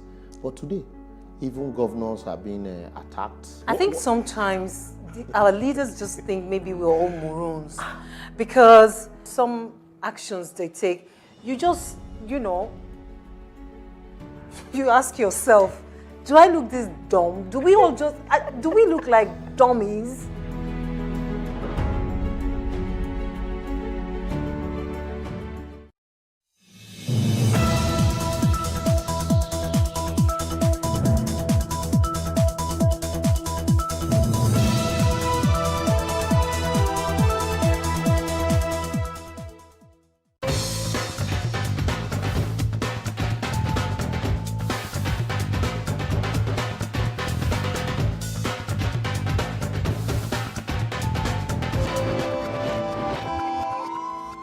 Hello and welcome to another episode of Africa on the Move in partnership with DW. This episode focuses on the female on the continent. We start with the woman riding the wind, the female pilot in Zimbabwe. When I'm up there, I just feel great, you know. It's not one of the jobs that a lot of people know about, especially here in Zimbabwe. And there are very few female pilots. So when I'm up there, I feel like a real professional, like I've really achieved something in my life. Natsai Chiremba is on a routine mission. The bush pilot is flying visitors to a safari camp deep inside the Kalahari Desert. There is no paved road in this part of the country. She's accompanied by her colleague, Viola Jubani, who works as a safety inspector for the airline. After work, the two women plan to visit Viola's family. The 27-year-old pilot is very determined and ambitious. When people hear that I'm a pilot, some of them, they don't believe it. But yeah, each and every one of us is capable of doing this, regardless of where we come from, our background. Whenever she finds the time, Natsai visits communities around the national park. Both women come from villages where people earn their livelihood from rearing cattle. As the youngest of 6 children, Natsai was motivated by her brother, who was also a pilot. With stories about planes and traveling around, she wants to inspire other young people to follow their dreams. I grew up in a village on the eastern side of Zimbabwe. There are no tarred roads, there is no electricity. I started my flying lessons And my first flight was my first time to fly in my whole life. Her background is similar to mine. I think the things that he taught me, they are going to change my life. And one day, I wish to be a pilot. Natsai shows young women that they don't have to follow traditional role models and that they can start professional careers. What I can say is, long before I never thought that I can find a female pilot. After seeing Natsai, I feel the courage. She really inspires me. We are all equal, men and women. I know this kind of career is male-dominated, but women can also excel. Natsai has been flying solo for 2 years. She's certainly earned the respect of her colleagues. The thunderstorms and turbulence above the grassland plains can be a dangerous hazard. But Captain Chiremba knows her way around.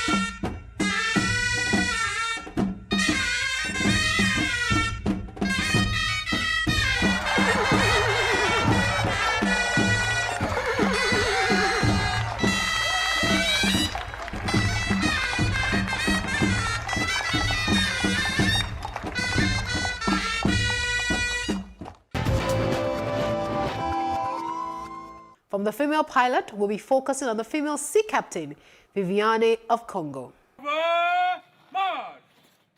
Every morning at 7 o'clock sharp, students muster at the shipping college in Kinshasa.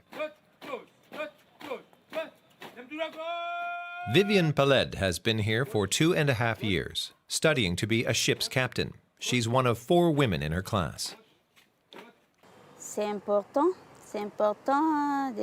It's important for women to work in navigation.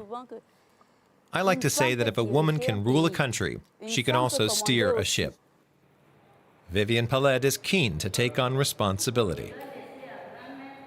Female captains are a rare sight on the Congo River. Training requires full concentration.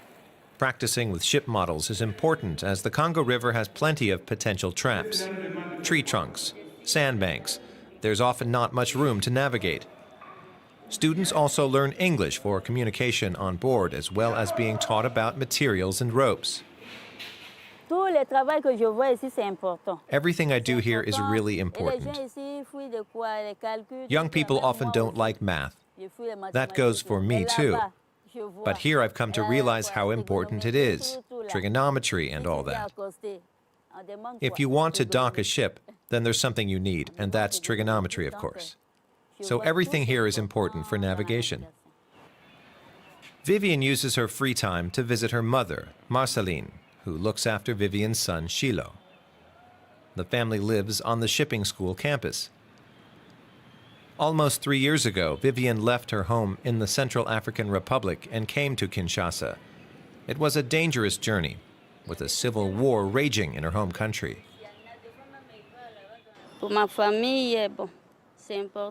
my family, my training is very important because I come from a poor family.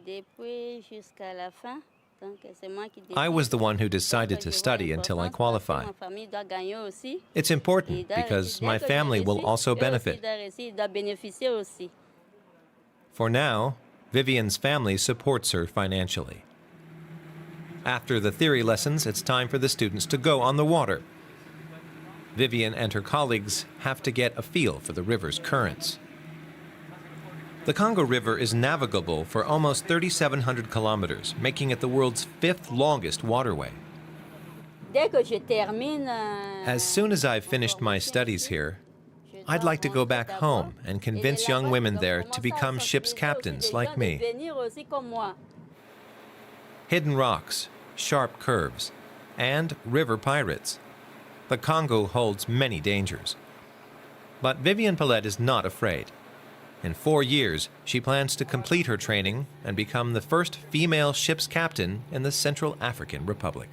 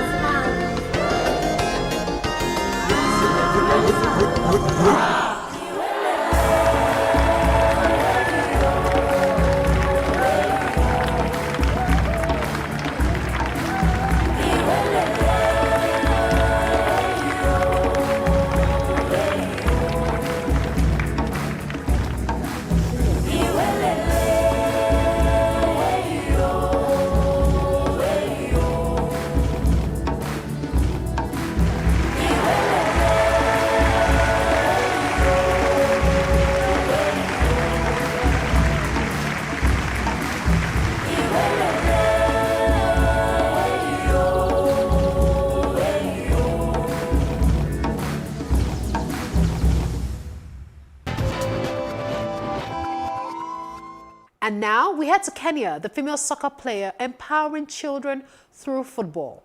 Mathare is one of the slums in the north of Kenya's capital, Nairobi. It's home to around 500,000 people. For some residents, soccer is a favorite recreational activity. Doreen Abwiri Amonde comes from the area. The 27-year-old is a professional soccer player who organizes tournaments for women and children, and she's turned it into more than just a game. A lot of kids die from from chronic diseases in this area, and hygiene is a very big issue. And we thought we could use football to kind of teach the young kids, to just remind them of the importance of hand washing, and then the importance of proper disposal of waste. They shoot, they score, and then they get to learn a lesson. For example, regular hand washing, but due to a lack of water, the children have to practice dry. Inadequate garbage collection and poor sewage systems also pose a major challenge in Mathare. You have to watch where you step. These children are learning all that through soccer. This drill here is meant to show proper disposal of waste. So everything you see within this small box is waste. And we have 2 teams, and each team is going to get one player who is going to be blindfolded, and the other teammates who are outside are going to direct him or her where to pass, where to step, and so that they don't step on waste. The message is clear: don't litter the streets. Blindfolding the players further strengthens the bond within the team.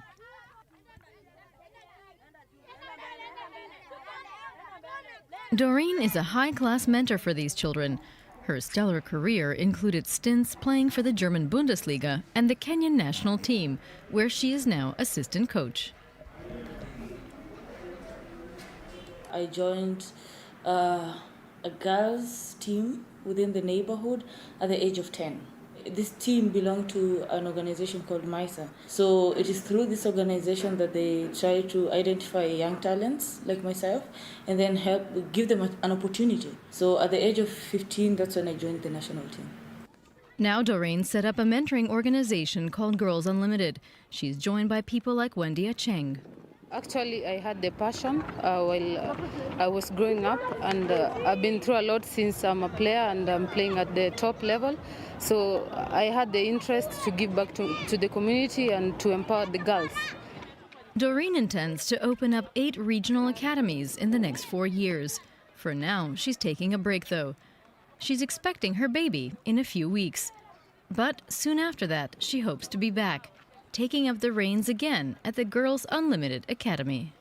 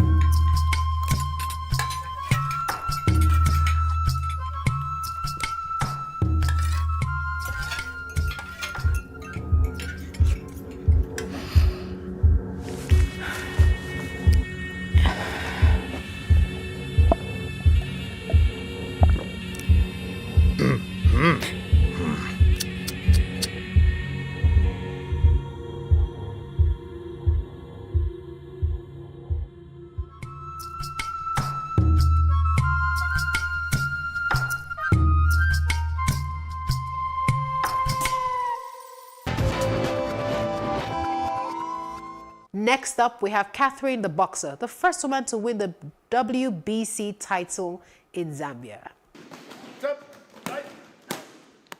She's fast, has solid rights, and is a superstar in her country. The boxer Catherine Phiri is the first Zambian woman to win the WBC bantamweight world title. But for many Zambian women, Phiri is much more. She's prevailed in a male-dominated society. A lot of women now, they're looking up to me to say, no, if she can do this, even us, we can do something to upgrade our lives. So it is very important, even to other women, to take up anything you can do just to upgrade your life, not to depend on anyone to say, no, this one is going to do this for me. We can do it as women. Catherine Phiri comes from a poor part of Zambia's capital city, Lusaka. Lack of prospects, crime and drugs are part of everyday life here. She wants to change that, so long as she has the power to do so. Whenever her training schedule allows, she talks to the children on the streets of her hometown.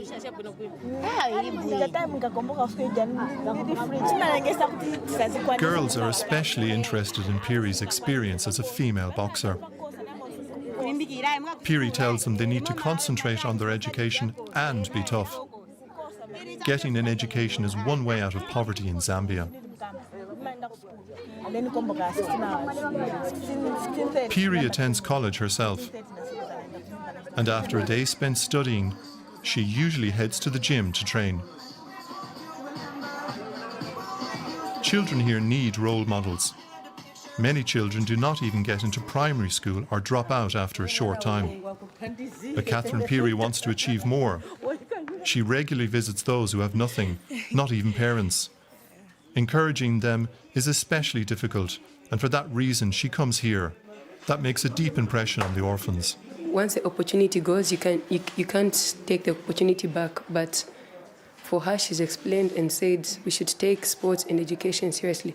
So for me, I think that's an encouragement, and she is my role model.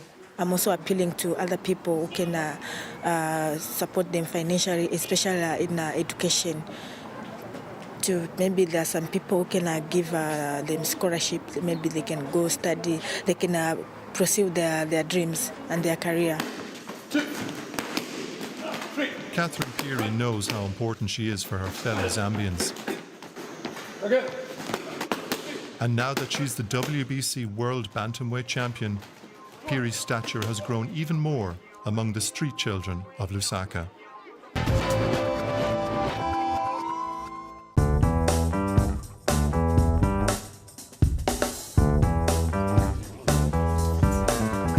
have talked about different aspects of the struggle against racialism and colonialism in Africa.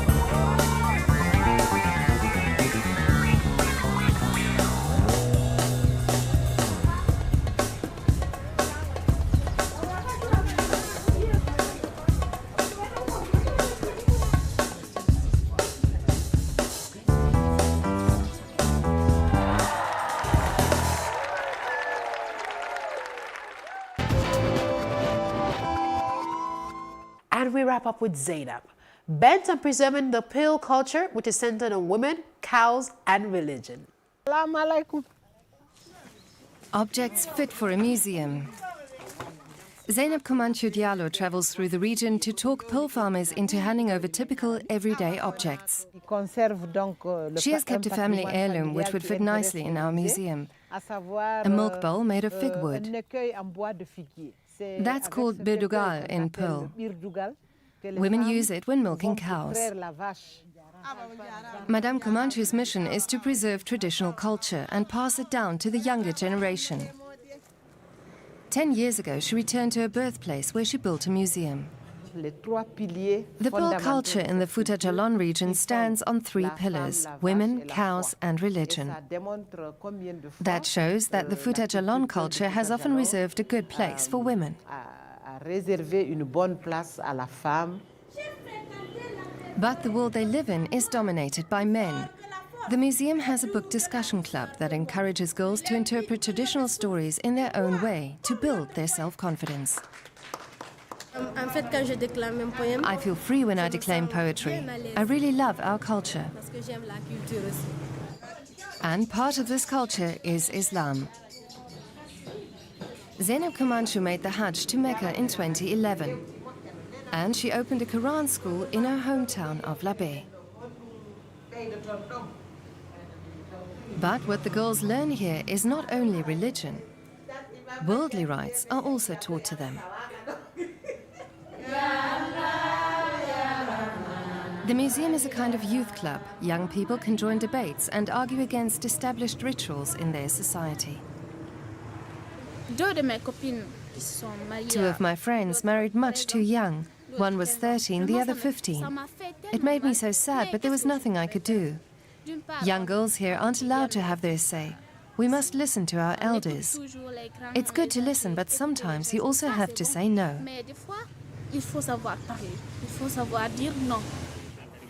Like these women, they want to become carpenters and be self-sufficient.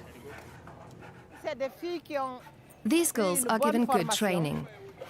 Their grandmothers refuse to take up professions for men, but they work just like the men and get their diplomas.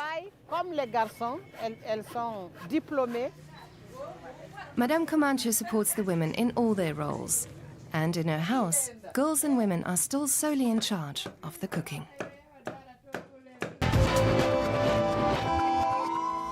The future is indeed female. Ladies, well done. That's all on Africa on the Move this week. See you soon.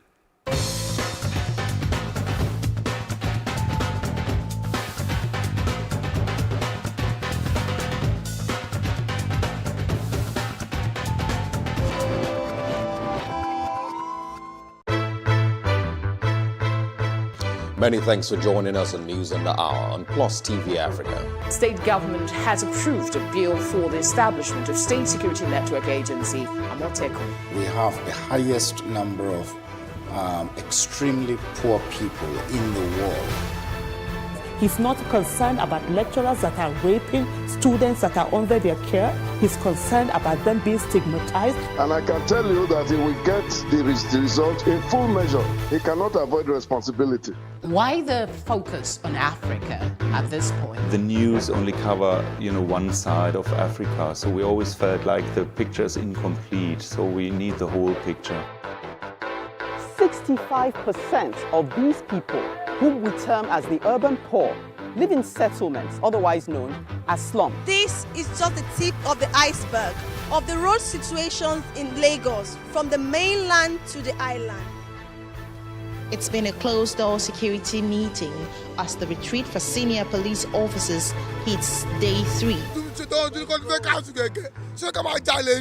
There's this basket or there's this bowl that we all come to the center to pick from.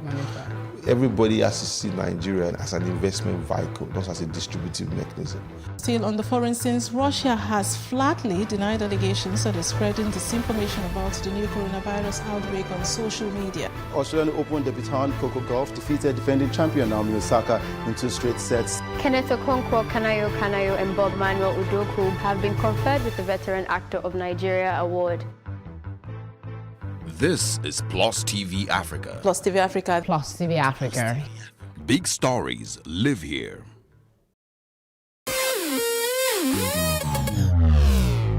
Oftentimes when we see celebrities either on social media, television, or in person, we assume they have it all together, but we forget that they're also human. Well, here are some of the low points of some of your favorite celebrities. My story. Okay. The very first time I acted and I got back home, it was actually with Regina.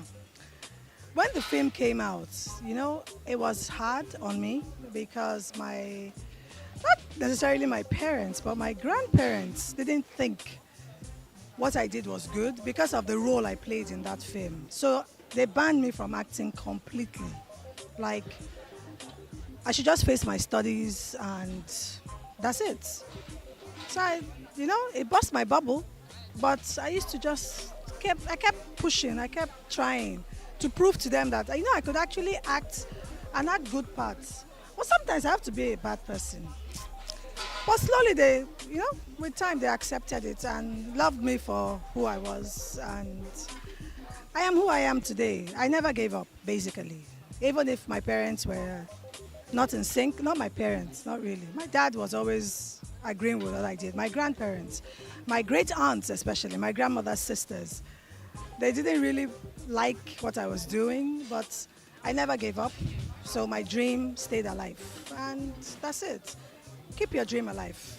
I remember when I was much younger, I was trying to sing, because I'm also a singer, and there was this young artist that just been released by a big name producer, and along the line, I liked the music, I liked everything about what she did, and so I decided to look for the producer. And I walked up to the producer, and I was told I couldn't see him, and they told me I should come early in the morning at EMI. It was called EMI Music then. It was at Oregon. That's where you have Daystar now, Daystar Church. And so I went in very early in the morning from Ikorodu, where I used to live with my parents then. Walked up to him. In the morning, I was awed by his presence, very awed by his presence. And I said, "Good morning, sir. I like what you did for Ivan Maha. I would like you to help me become a singer as well." And he looked at me and said, "You just finished secondary school?" I said, "Yes." So what makes you think singing is for the likes of you? Why don't you go get a job as a clerk or something? And I was so demoralized. I was so demoralized. I cried all the way home. I was so angry. I didn't want to eat. I didn't want to talk to anybody and all that. And well, years later, I became I had an album called Dreams released on the Premier Music label, who had just metamorphosed from being Polygram Records then and became Premier Music. And then I had become a big name and become, well, so to speak, in the parlance, I'd become a star. I'd become a star actor. I'd done Silent Night. And I was very, very big at that time. And guess what? I went to the housewarming ceremony of one of my big friends then. He had asked me to come. I went there with my friends, a retinue of friends. And we got there, and as I was entering the place, I just heard this music blaring and somebody calling my name and singing my name. And I stopped in shock and I looked. It was the person who had many years ago told me, what makes you think singing is for the likes of you? And I looked up to God and said, God, you're the greatest humorist. But see, I never let that get to me. I never ever let that get to me. Or become arrogant or become complacent or whatever. Or become pig-headed. But I just decided there and then that what I will always do for young talent is to encourage them, whatever it is you want to do, and you believe in yourself, 1,000%, you believe in yourself, I'll be there to back you up. I'll be there to help you fight and push your cause through. Wow, man, I went through a whole lot to be Nino. But one of the things I like to talk about is, not quitting. Before coming into Nollywood, I was a music executive. I ran a record label called Diesel Music for about three and a half years. And doing that, I lost everything I had, and I had an option to either go back to America or be here in Nigeria and still trying to find what to do. And the fact that I didn't quit is the only reason I'm here today. Thank God for grace. If I had left at that time where I felt, there was no way to go, I wouldn't be sitting here today. But the fact that I kept on going, and I was never scared of starting all over, being a beginner. I started over and look at where I am now. So one thing I would like to advise my fans and talk to them about is, about never quitting. Winners don't quit and quitters don't win. So stay hustling, stay going, and keep God first. We'll prosper. Life is not a bed of roses, but also understand that roses have thorns. So as beautiful as rose flower is, and as luscious as the green leaves of rose flower is or are, there's always the thorny side of it, so it can be pricked. So I started very, very small, and I've been climbing since then. Sometimes I get it right, sometimes I don't. But when you fall, you get up again and start all over again and begin to trudge on. But always learn from your mistakes. That's all I can say.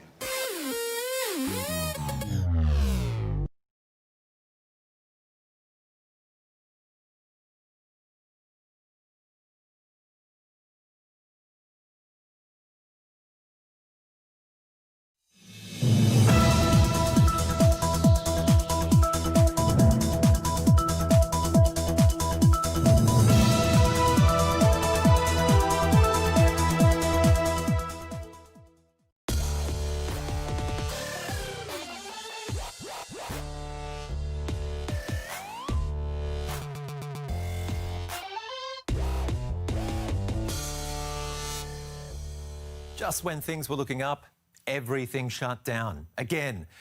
The first lockdown was a nice chance to take a bit of a break for us lucky ones, and if you managed to remain untouched by the virus, fix a few things around the house, read lots of books, learn to bake bread, but it did drag on. And now, partly because some people let their guard down a little, a lot of us are back in lockdown. The thrill of life in the big city is dwindling. In fact, urban life in general is changing in a big way. Is COVID-19 redefining cities as we know them? Well, besides getting people to accept that masks, good hygiene and social distancing do actually help in preventing the spread of diseases like COVID, there's just one thing I'd like to ask my workmates, friends, family and everyone else out there. Let's make this work. This is a once-in-a-lifetime chance to change our working world for the better. Lots of us probably never thought we could do our jobs from home. What a great opportunity to free up more time instead of commuting, be more creative and productive. It can take a lot of discipline, though, not to get into lazy habits. This is a totally new way of working. And there's also a lot more that could change besides. Will life ever return to normal? Cities teeming with traffic? People moving freely with no fear of COVID-19? How will this pandemic shape the future of our cities? Since the coronavirus outbreak, up to 40% of people have been working remotely. It's an opportunity for us to rethink, how we live our lives. What does that mean for our commute? What does that mean for the nature of the office space? Because if people are going back to the office part of the time, that means other coworkers are not in the office when you're in the office. It's not just the world of work that's changed. Transport habits have too. I do worry a lot that the mobility that occurs is likely to come in by single occupant vehicle. That in fact, if people are anxious about being in public transportation, and that will make traffic congestion actually worse, not better. The increase in automation far predates the pandemic. But some researchers say the pace of change is picking up speed.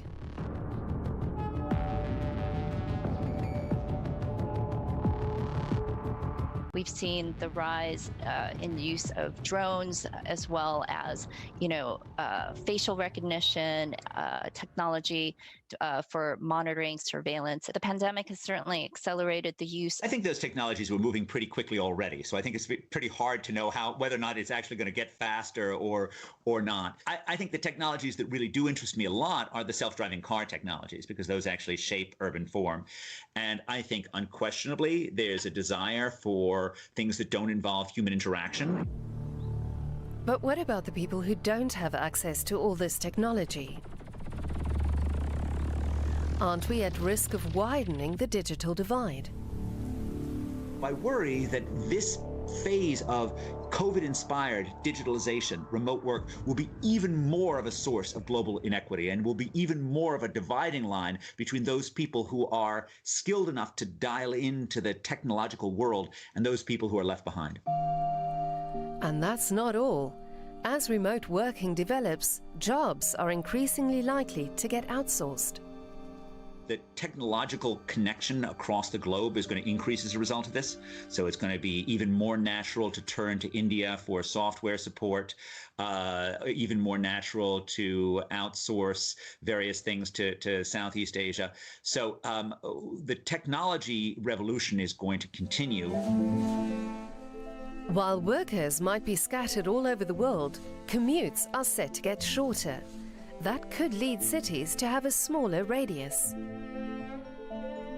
In other words, urban dwellers will be able to get everywhere they need within 15 minutes on foot or by bike, to work, the shops, or the doctor.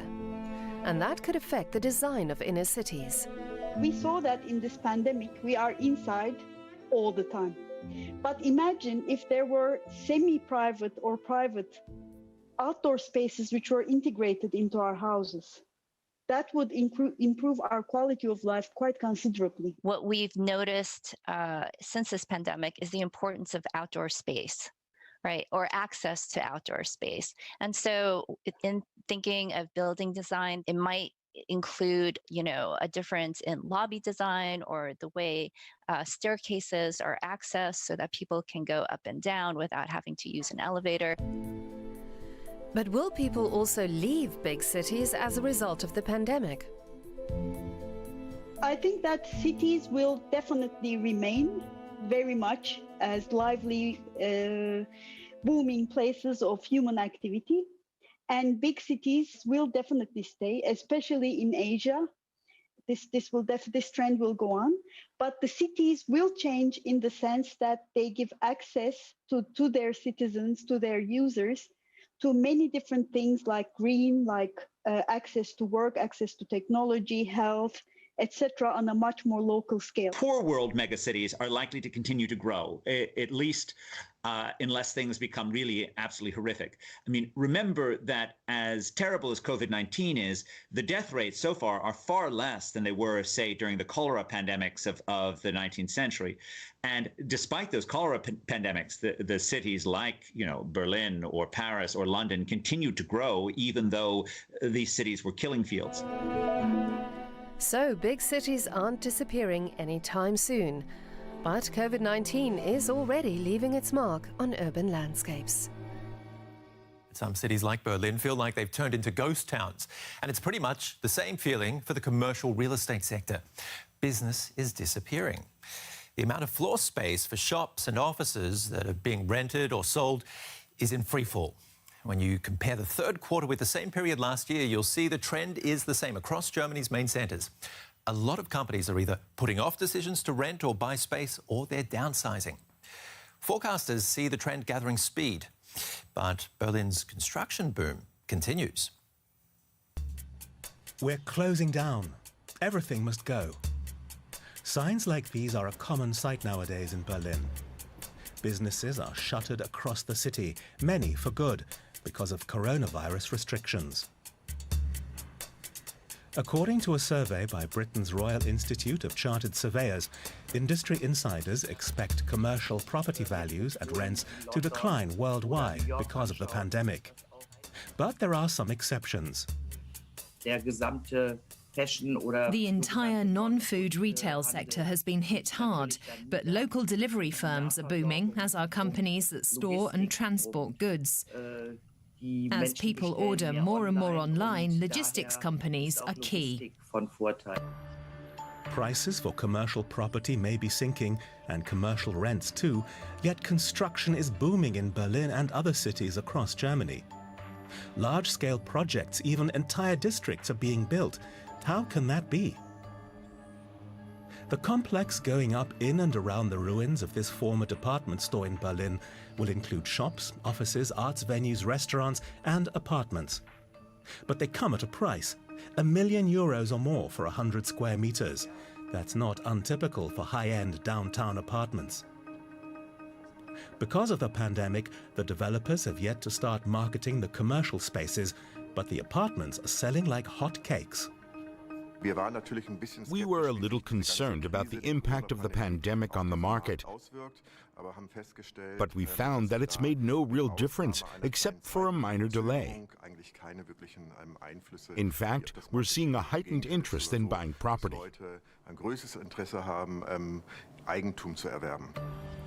Low interest rates worldwide mean investing in bonds is a losing game.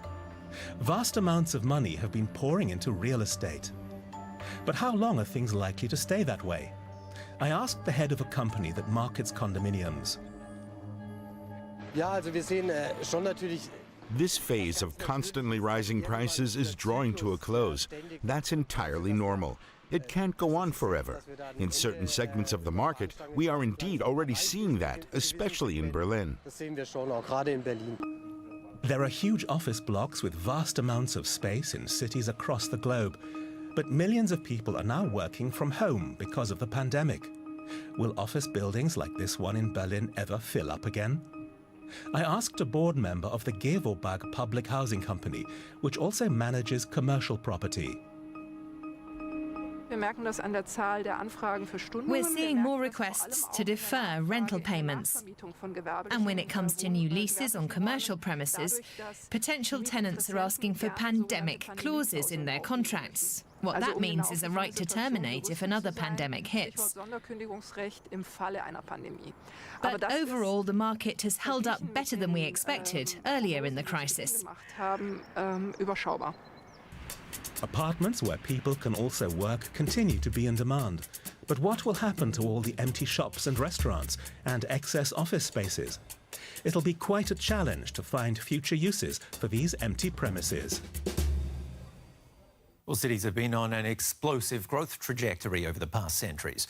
But take a good look at the result in so many cases. Ugly, crowded, full of concrete, void of green, traffic gridlock, bad air, hotter temperatures, the sun bouncing off all that cement. Have cities had their day? Or could they be doing their bit to fight climate change? I think they could be. The city, obsolete or the solution to climate change? Jericho is the oldest continuously inhabited city in the world.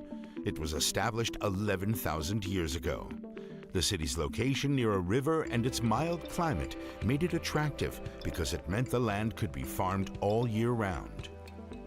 Many cities developed around trade routes. often by rivers. The German city of Frankfurt is an example. Others like Tokyo grew around palaces. Now home to 38 million people, it's the biggest urban area in the world.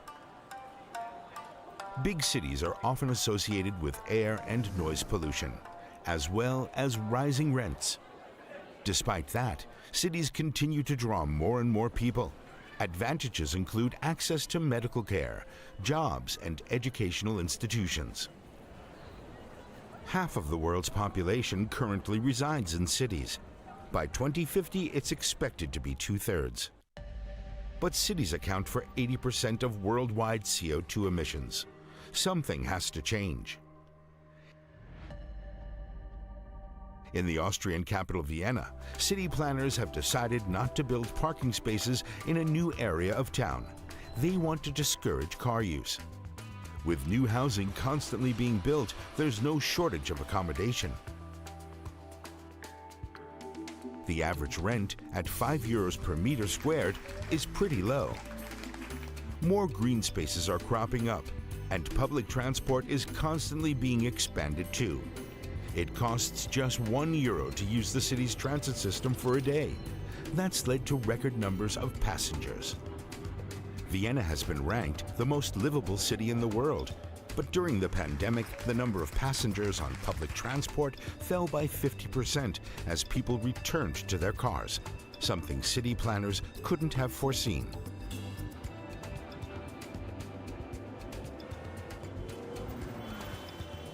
I've read about a lot of people deserting big urban centres for the suburbs or for the serenity of the countryside. Sounds enticing. I don't know if I could give up Berlin, though. Actually, a mate of mine is thinking about doing just that, and so are others. The coronavirus pandemic is causing city life to lose its appeal. Berlin, for example, has a population density of over 4,000 people per square kilometre. It's hard to do anything without a mask. Florian and Elisabeth Thalhofer have lived in the German capital for nearly 30 years, in the popular Kreuzberg district, but they've fallen out of love with the place. I find it strenuous, and now I realize that I always found it strenuous but never noticed. There's aggression in the air. If you're out on your bike, for example, you constantly have these little disputes with people. You notice it more now? I've wanted to move away for a long time, but I was always too busy in the city, and the countryside seemed so far away. This pandemic has made it clear to us where we stand and where we live, the kind of apartment we have, the kind of neighborhood we live in. It's all been amplified now. And that sense of being hemmed in by city life has driven us out into the countryside to find freedom.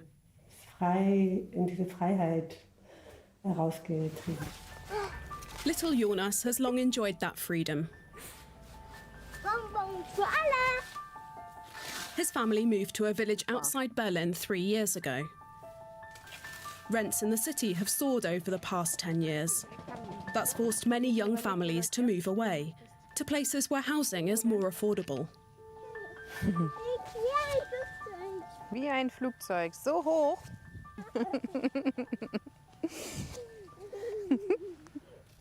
Everything we could afford in Berlin was too small. We could have had a small house, the same size as our apartment, but why bother? We thought we'd rather be further away but have more space. But the distance from the city is a problem. It takes Annika Lessing an hour and a half to get to work. And there's no daycare here either. There are no amenities within walking distance, no bakery or supermarket. You need the car for everything. But they still don't regret their decision to leave the city. The quiet here definitely has a calming effect. Just to sit outside and breathe in the fresh air or bask in the sun.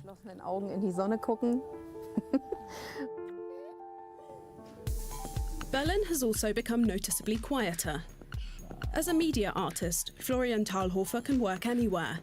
But Elisabeth Thalhofer is an alternative health practitioner and has to go to her office in town. Except that during the pandemic, many patients are staying away.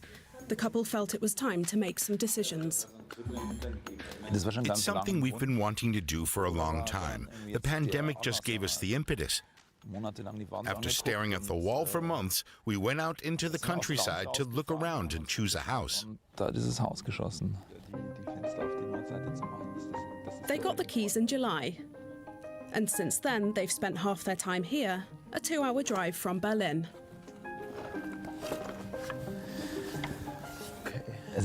We love it here. I don't know if that will still be the case in 5 years' time. Maybe we'll find it annoying to have to drive out of the city, but right now, it's just great.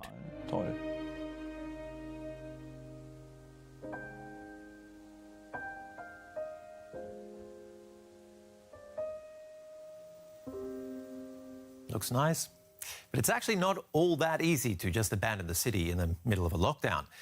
And it must be really tricky for all those digital nomads who have no one set workplace, but like to flip open their laptop in far-off places, be it high up in the Alps or out on the endless plains of Africa. It must be hard right now with travel being so restricted, but it's not a bad business model.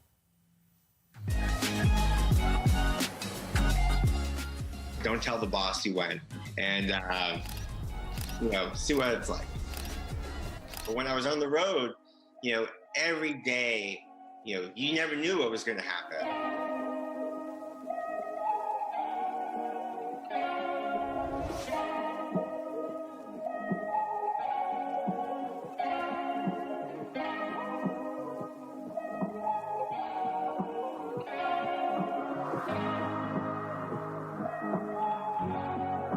Having an office job before, you knew what next week was going to bring. You knew the commute, you knew what day you're going to take lunch and where you're going to go and the commute home. And there was a lot of routine.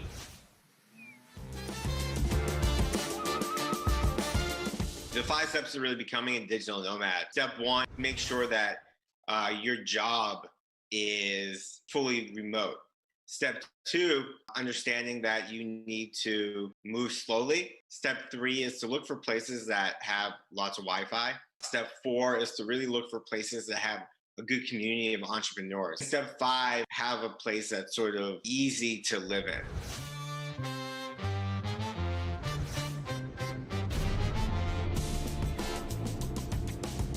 One thing COVID has done is sped up the timeline of people moving remotely, companies being okay with, people working from home. And so, if you live in, say, New York City, and it's really expensive to live there, and you don't have to go in the office, why not move to a cheaper city? Why not go to a beach? Why not go into the mountains? Right now, as I look outside my apartment, I see a parking lot. I'd rather see a beach.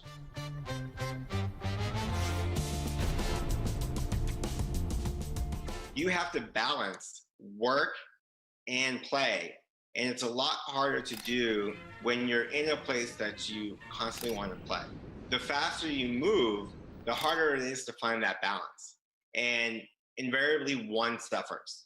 Moving slowly is the key to balance your day, as well as just being mentally stable and not exhausted all the time.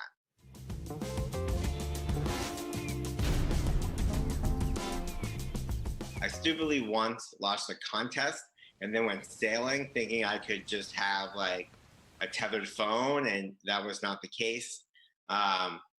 Been, traveling around Africa where there's just for weeks no Wi-Fi. You really just want to make sure that wherever you're going, there's great connectivity. A quick Google search can usually tell you, people who have been there before, if it's good or bad.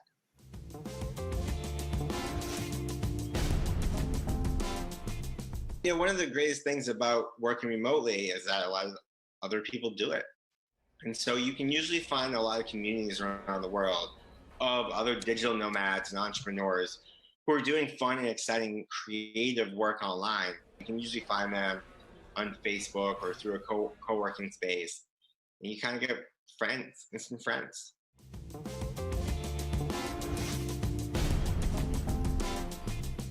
It's all like fun and games and amazing until, you know, it's 95 and the cafe you've come to doesn't have air conditioning and there's flies everywhere. And so I look for places that, you know, are easy to get to, have a lot of various activities, good public transportation, good Wi-Fi.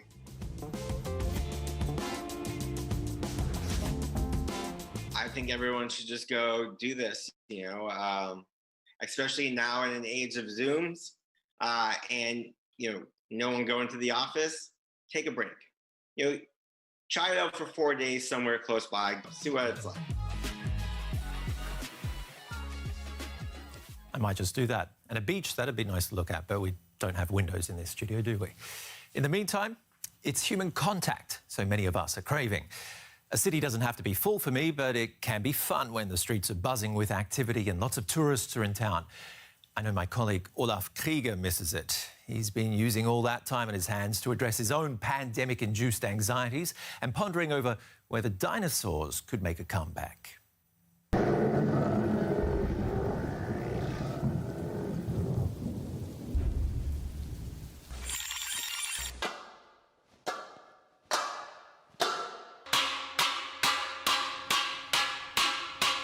Hey, where is everybody? In the home office? Working from home? Of course. Come on out. Krieger is here. Remember the good old days. Berlin was packed with tourists. Everyone wanted to come here, and they still do. We've gone into hiding to protect ourselves and others, and rightly so.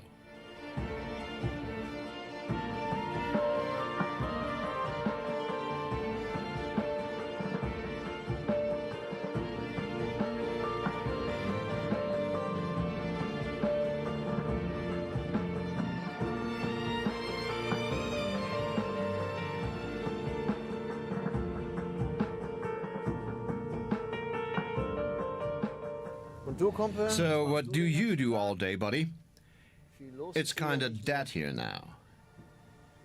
You used to be in all the pictures.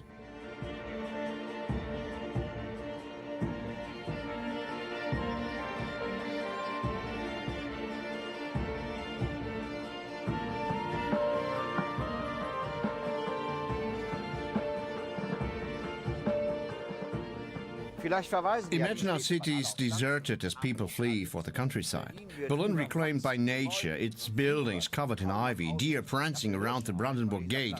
Maybe even the dinosaurs will return.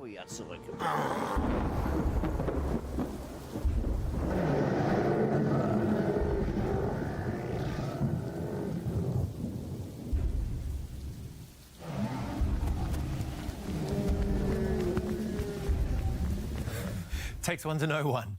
Only joking, I love Olaf. And the rest of my team here at DW. I'm sure I'd miss them if I had to work at home all the time. Thanks for joining us for another look at the changing world of business and how our cities are taking a good hard look in the mirror right now. Let's hope they get greener and smarter. Otherwise, I might just entertain the idea of packing my bags and leaving for somewhere a little more relaxed. Stay healthy, everyone, and while you're all cooped up at home, don't forget to check out our social media. See you next time.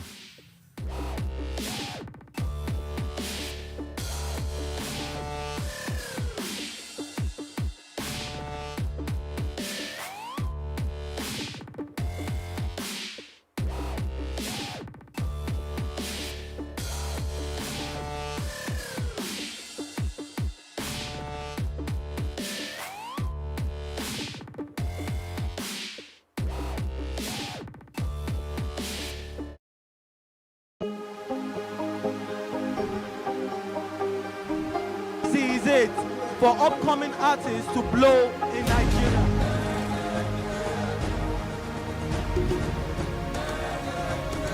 Welcome to Plus Trending. I am Bookie November, your host, saying thank you for joining us on today's episode. Welcome back. It's tea time on Plus TV Africa. Practice makes perfect. I'm not perfect yet, but I'm a lot better than I used to be. He's a king. He's entitled to marry 100 if he wants to.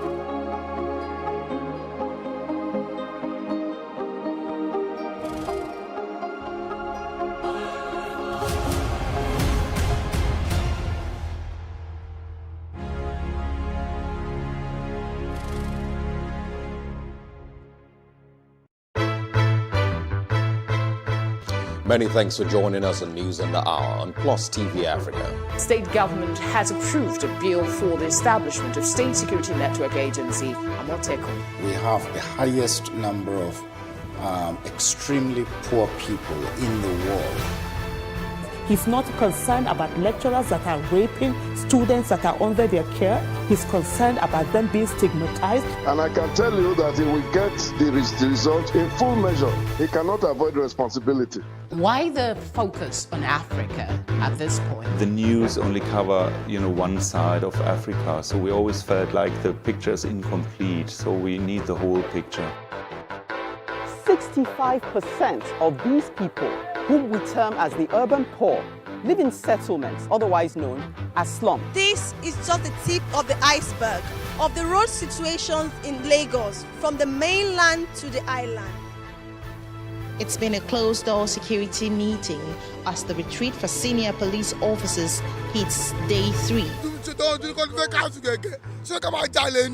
There's this basket or there's this bowl that we all come to the center to pick from. Everybody has to see Nigeria as an investment vehicle, not as a distributive mechanism. Still on the foreign scenes, Russia has flatly denied allegations that is spreading disinformation about the new coronavirus outbreak on social media. Australian Open debutant Coco Gauff defeated defending champion Naomi Osaka in 2 straight sets. Kenneth Okonkwo Kanayo and Bob Manuel Udoku have been conferred with the Veteran Actor of Nigeria Award. This is Plus TV Africa. Plus TV Africa. Plus TV Africa. Big stories live here.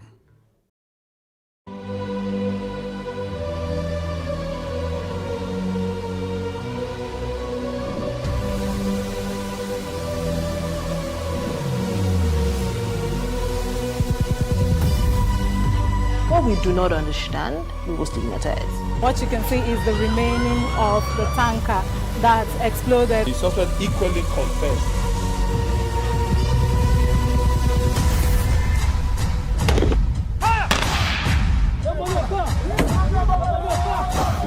A 500 naira they collect them. If you no talk, then go beat you. Now 2,500 they pay.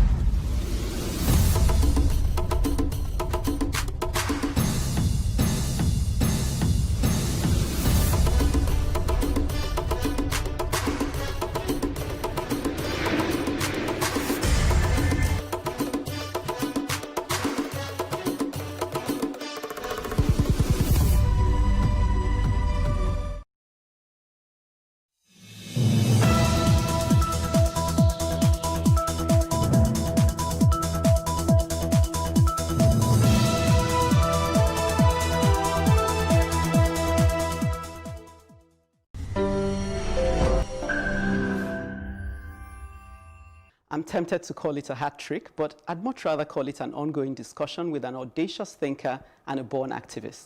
Welcome to this exclusive edition of One-on-One with Professor Wole Soyinka. I am Ekene Ezeji. Professor, it's a joy to finally be hosting you in our studios. It's a pleasure, thank you. Yeah, welcome. This year, it's almost at the halfway point. We're at June, and it feels like the headlines are tripping over themselves. We would normally say we're spoiled for choice, but in this case, often we're not looking at good news.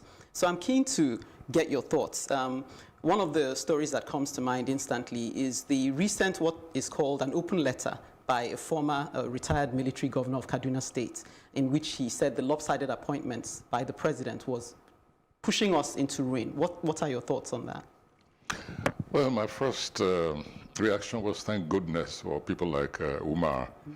He has a tendency to hit the nail hard and go to the point factually without self-interest. I mean, there are all kinds of letter writers, but Colonel Umar, for me, has been one of the really serious letter writers without self-interest, without, not self-serving in any way.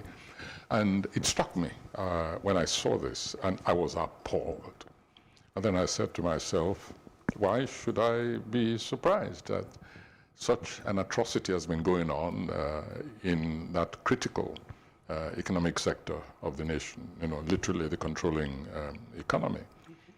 And the reason I shouldn't have been appalled is that I came into this story many, many years ago And I'm going to share that story with you. That was where my mind went straight away. And it took place at the Gateway Hotel, Ogun State, when a young man brought Gani Adams to meet me. We arranged to meet. It was shortly after my return from Abacha political sabbatical. Okay. And, and he was anxious so that I should meet Gani Adams, and we met. This young man worked in the petroleum sector. And anybody who wishes can say, I'm accusing the dead or anything, I don't give a damn about that, but this happens to be the truth. I never met the two of them before, and he worked in the petroleum sector. And he told me a story, and he explaining why he had become such a passionate Ududua Congress man. And he said that when Jibril Amino, I think it was, in the petroleum sector at the time, he said when he took over, he called him, he was working there, he called him and said he wanted a list of all the top civil servants, all the top officials there. Okay. And he said he particularly wanted him to single out the Yoruba to mark them for him. And he said, why? He said, well, there are too many of them around here, and I'm going to take action about that. Thank goodness Gani Adams is still alive. And I can't remember how much of that particular part of the conversation he took part in. And this young man said to me, he said, I felt so insulted. He said, because he knows I'm a Yoruba man. Oh, wow. And yet he asked me to, to list those, and actually said he's going to take action against them because there are too many of them around. So what comes to mind is to say, since this is clearly something that has been, we have a history of this, to the point where what you're saying demonstrates an open show of this kind of, doesn't it shock you that we're still at this stage, even now, where we're dealing with what other people would term stating the obvious? That's why I said I shouldn't have been shocked.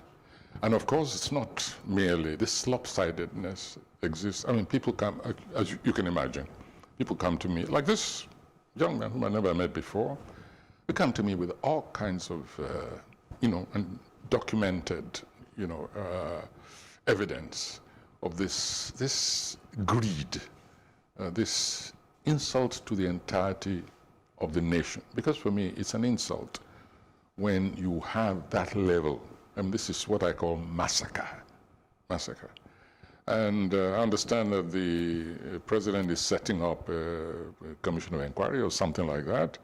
It's ridiculous. He's the minister. I think he is the minister of petroleum.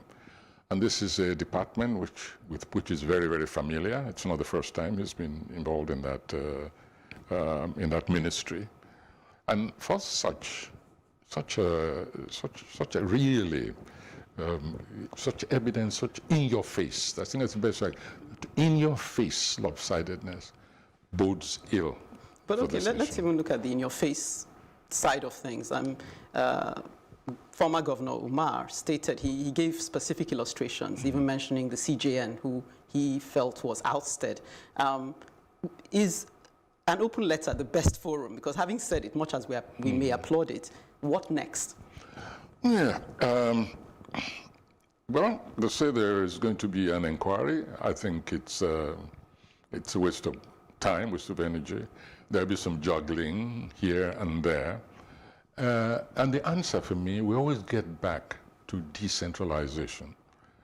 I think we need to reach a stage where a state, each of the states, is so self-sufficient that it becomes almost a symbolic struggle, not one which has very serious material consequences. Also, we have to be very historically conscious. We haven't quite got over yet the Delta unrest. MEND is still very much around. PANDEF is over there. The Avengers, they are all, they say they've laid down arms and so on. But this kind of revelation, for me, is earth-shaking, is really nation disintegrating. It requires one of two things. One, outright denial with proof that this is fake news, or two, literally a restructuring of that sector completely. In other words, something like send everybody there on temporary leave and revamp. But what happens if, as we usually have, as usually plays out, we have neither of the above, if there's silence, as it seems to be the case here? Well, first of all, I was appalled by the silence that followed this revelation. That's why I said at the beginning, thank goodness for somebody like Umar. You know, there are many of us who feel occasionally, not always, but generally inhibited. You know, we don't want to to make statements which might seem inflammatory. Yes. And yet, this kind of reticence encourages, you know, it creates a sense of impunity, getting away with this in this sector, therefore you get away with it in another sector. I think those who were responsible for this criminal lopsidedness, you know, I think they should be punished. It's not sufficient just to discuss it and to say you're restructuring. It's criminal, this level. As I said, it's one of two things. Either it's fake news, or else it requires an upheaval in that whole sector. Okay, let's even look at the response. Umar having been brave enough to say it in the way he has. I know you mentioned that you were surprised at how even the response to what he had said wasn't as you had thought. You know, can you help us understand why when someone is brave enough to stick their neck out, you still don't get a follow-up in a climate such as ours? Well, I've said this before. I used the expression Rip Van Winkle, you know, when I made this statement. I don't believe that there's really anybody in charge in Aso Rock. I'm sorry to say this, but I've been studying the trend over the past year and a half. And I believe very much that this president is not in charge of this nation. There's so many aspects, so many directions. I'm convinced that he's not really totally with it. Because as a responsible leader and the minister of the indicted petroleum, there should even have been an address to the nation on this. It should have formed the subject of an address to the nation. For me, it is so serious. It's not the fact alone, but the fact we know the history of this, and then we know what it has cost the nation, and we know that it isn't over yet. And then you say you're launching an inquiry. No, that's not enough. This man is not in charge. Okay. I'm even thinking of the populists now. You know, Professor Wole Soyinka is speaking, but are you hearing other people? Does it seem like people are not having that same reaction that you feel when you say this is something that deserves a stronger response? I always wait for some time, hoping somebody else will speak, because first of all, I'm bored with my own voice. Very, very bored. Two, it then becomes a Wole Soyinka issue, rather than an attention being paid to the substantive, which then becomes counterproductive. And then I have to deal with that, you know, rubbish-talking sector of the community. In the meantime, becomes a distraction. So that's why I say it's such a relief when I read that very strong, pointed and focused statement and a challenge to this regime and the defenders, the spokespeople of the on issues which are so critical to the welfare and even the very survival of the nation. Let's just give thanks that there are still some voices. Let me just ask one more question on this issue and say, do you feel this lopsidedness that we are addressing now, do you feel it's at the core of why we're where we are today? It's certainly, if it's not at the dead center, it certainly is very close. It's certainly not on the periphery. And we're dealing with human beings with a sense of dignity, of entitlement, a sense of equity, or justice, just plain justice, whether we're talking about economic justice, material justice, justice in the health sector, justice even in the ability to deal with crisis like we're undergoing now. Yes, it goes to the heart of the nation malaise.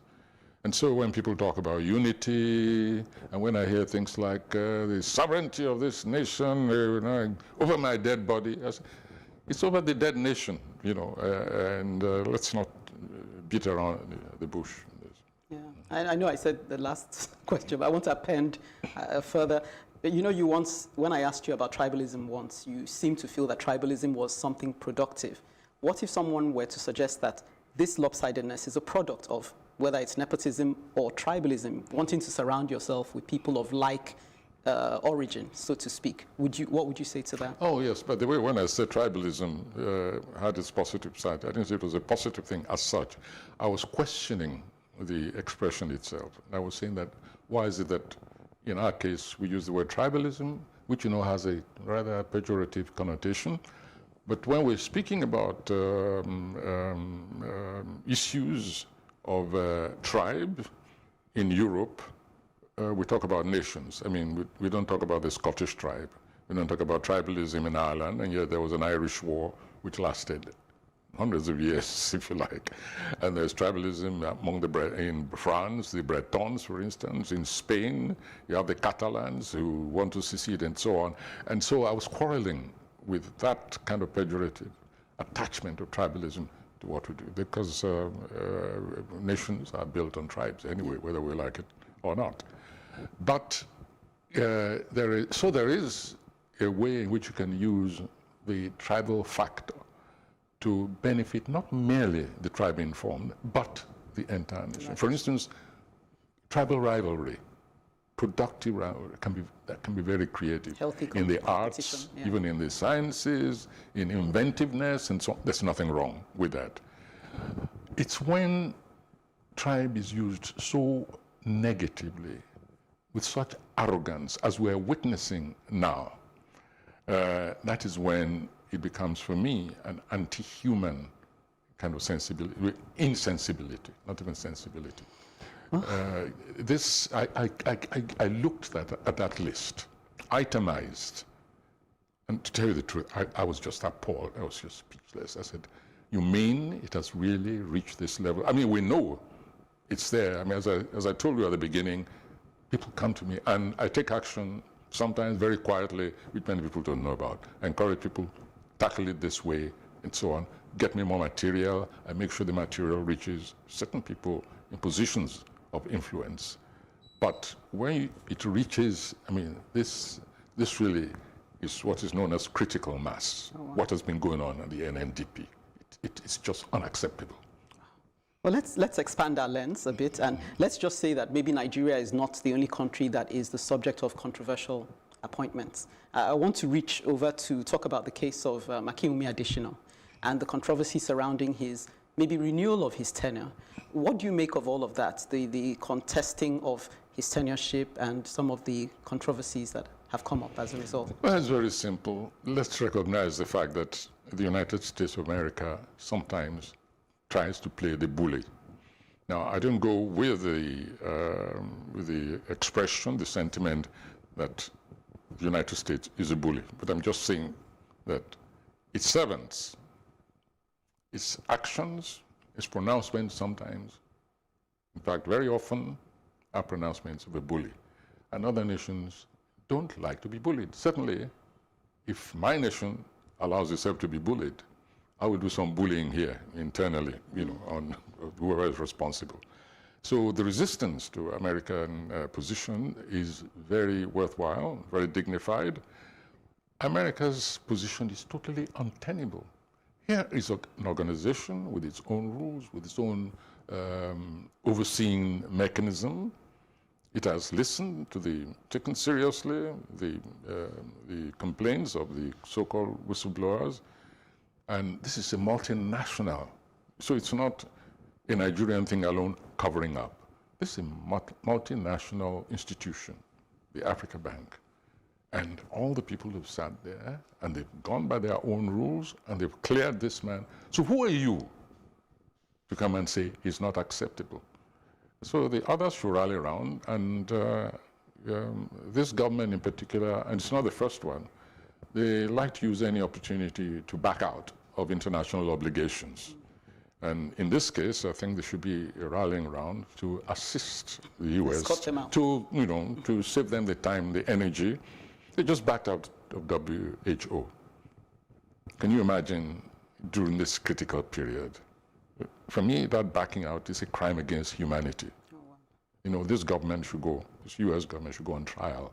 You know, this is a world affliction, absolutely non-discriminatory. And you are saying that you have a right to cripple an organization, a world organization, which was set up just for this, you know, both for the regular, normal health keeping of the nation, but set up to cope, to deal with emergencies like this. And then you pull the rug from under their feet. So if they want to throw stakeholders in the Africa Bank, they will want to bankrupt them perhaps by pulling out their percentage ownership. I think others should just look in other directions to fill that gap if they cannot fill it immediately, and tell them to get up. Yeah, I mean, I heard someone, an economist, express the sentiment that, you know, he who pays the piper dictates the tune, and that what we're seeing is a product of us lacking in cohesion as an African, as a continent, that we haven't, in a way, we haven't deserved our economic autonomy. So we are at the mercy of people like America and maybe even European leaders who want to have an influence, even in an African development organization like that. Yes, now you're moving to a very large subject which is preoccupying, in fact, all serious leaders on the African continent. And some of them are getting together to set up think tanks, post-COVID, for instance. We shouldn't have waited for COVID, of course, but now that we have a trigger which enables us, which pushes us into considering seriously how dependent we still remain on this continent after so many years. Yes, this is part and parcel of the whole malaise which has hit us on this continent. Okay. So some good is coming out of COVID-19. Yes, I hope so. I hope so, because it must go beyond talk. There have been so many sessions regarding the future of Africa on so many levels. And I think if we brought out all those documents, you know, set up a think tank around them to sieve through them, we'll probably find we don't even need one more meeting. The material is all there.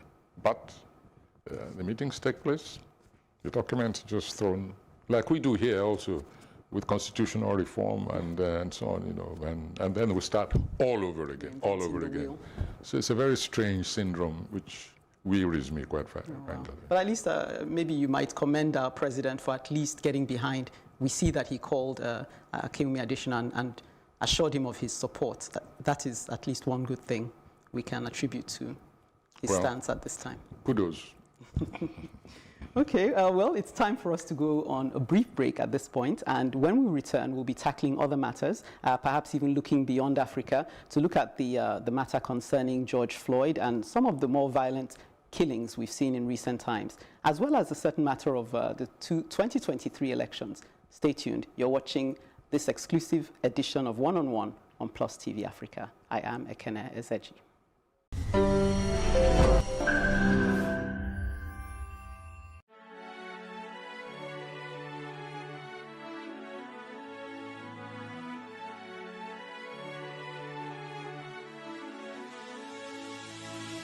It is engagement we need to have. Those who suffer miscarriages are never taken into account. Members of the National Assembly are also influence peddlers. You are sitting on Nigerians' money. From the barbing, I pay my rent. On the barbing, I send my children to school. A consultative engagement. No any tangible notification before they ban us. It's one thing for people to be at your back and the heat of the moment, and another thing for them to still be with you when push comes to shove. I will do everything to take Lagos out of the national grid.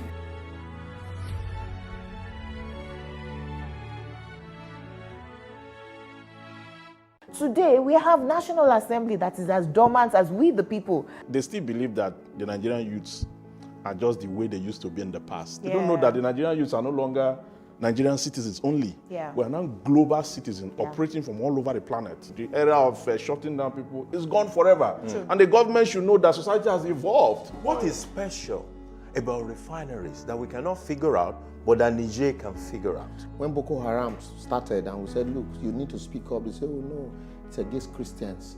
But today, even governors are being attacked. I think sometimes our leaders just think maybe we're all morons because some actions they take, you just, you know,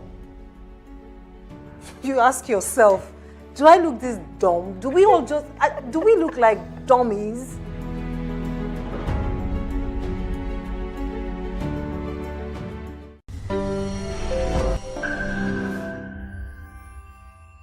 You're watching One-on-One with Professor Wole Soyinka on Plus TV Africa. Let's jump straight back in. Okay, so let's talk about the 2023 elections. It would seem that the race towards 2023 began even before we had concluded with 1999. Some might say, would you forgive a bystander for observing that we seem to be more obsessed with grabbing power, and when we then get hold of it, we don't seem to know what to do with it, it would seem? Power is a toxin, as you know, and unfortunately, to make changes seriously and economically very often, you have to strive for power. So it becomes difficult to distinguish between those who just love power for its own sake, because they love dominating their environment, and those who are seeking power because they seriously want to transform the environment. My position remains the same as it was before this last election, and that is that the young generation simply must sweep aside the old generation and give us, or more accurately, give themselves a new start. I think that the old generation is tired. It cannot cope. We're doing nothing but recycling, recycling, recycling. So when are we going to, when are we really going to have, if you like, a revolution? I don't care if somebody says I'm a Showore.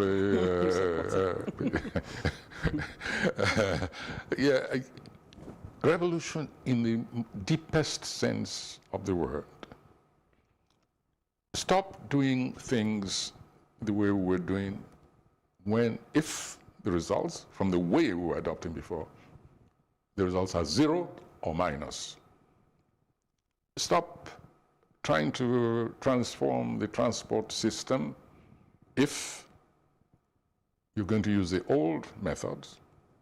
If you're not thinking seriously, for instance, of resuscitating a moribund railways, when you know very well this still today, apart from water, has been the cheapest means of transportation. And certainly in terms of human beings and goods, is the most social and the most productive, certainly more than water transportation. Because when you have railways, and if the roads are working, you also have trade. You, in fact, develop a secondary economy simply because you have the communication tributaries, physical ones, which involve human beings, productivity, farming, small manufacturing, etc., etc., and also transportation of heavy products, iron and steel, etc. You need rail, for instance. But if we're going to continue spending, I don't know how many years now, let us say, on Lagos-Ibadan road, choking up the ports because of the ineptness, inefficacy of the transportation system. So that things are piling up, on the way. You're not developing dry ports, and you're clogging up transportation, and so really suffocating even productivity, etc., etc., etc. So I'm using this the most immediate example since I came on the road, just recently. And I saw even during this period when it's just essential commodities like myself, which are allowed to go through, I see what is going on there. So when we actually get back to full production, it's back to starting point. Sure. So we need completely new revolutionary thinking. Yeah. And I believe that while, yes, among the older generation, we still have those who are young mentally, those who have a combination of the energy, the mobilizing capabilities, the new thinking along technological lines, far more than is accessible right now to a generation like mine. I think until we have that, we're going to be treading the same spores, the same spores. If you look at these governors, for instance, I see some of them very bright, very determined, really capable of making changes, but they are hampered by the old ways of doing things. They cannot get over their old, standard ways, the routine ways, and many of them are still obliged. I was reading recently the excitement over the new COS, Chief of Staff. Okay. Yes. The excitation. Something struck me about that. First of all, we shouldn't even be discussing who's the COS, because he's not an elected person. But because of the twisted way this government has, allowed, the sort of pattern, wrong pattern of governance, we have a situation where everybody, without contradiction, is saying, no, actually we had a prime minister, only his name was the COS. And then you have others who are now weighing the merits and the potential of the new COS and trying to measure the hopes, the possibilities of restructuring, etc., on account of COS whom we should not even see or know about. I read something by Balare Musa, there he was, surprisingly, making excuses in advance for the failure of the COS, as if it's the COS we should be looking at. And when I say making excuses, he was praising Gambari to the skies and saying, the question is, will he be allowed to function? When I read that, I said, really, we're finished. Gambari is part of the old brigade. I know Gambari very well. Okay. He's a friend of mine. Okay. I know his family. I love the family and so on. But I know Gambari. Gambari is part of the structure. Gambari was an Abacha man, which means that he was, he has Abacha status quo mentality, let's put it that way. Gambari is not going to make any difference there. Gambari is just going to make sure he's looking after his portfolio over there. So why are we looking in that direction for salvation in this country? And I didn't want to join in that debate, because I want him to enjoy his stay. But I know Gambari very, very well. And just let him do his work and leave him alone and don't place any hope on the show. In fact, you shouldn't be looking in the direction of a chief of staff. The man who's in charge, is Buhari. The buck stops there. Okay, so wow, that's an interesting one. So I guess would you then be following that school of thought that says the problems in Nigeria begin and end with leadership? So, and if that were your thinking, are we then to look to the polls? Is that where salvation lies, to get it right at the polls? Leadership counts. But if leadership fails, then let's chop up the leadership, which is literally what everybody has been saying. Restructuring. Thank you very much. Reconfigure everything.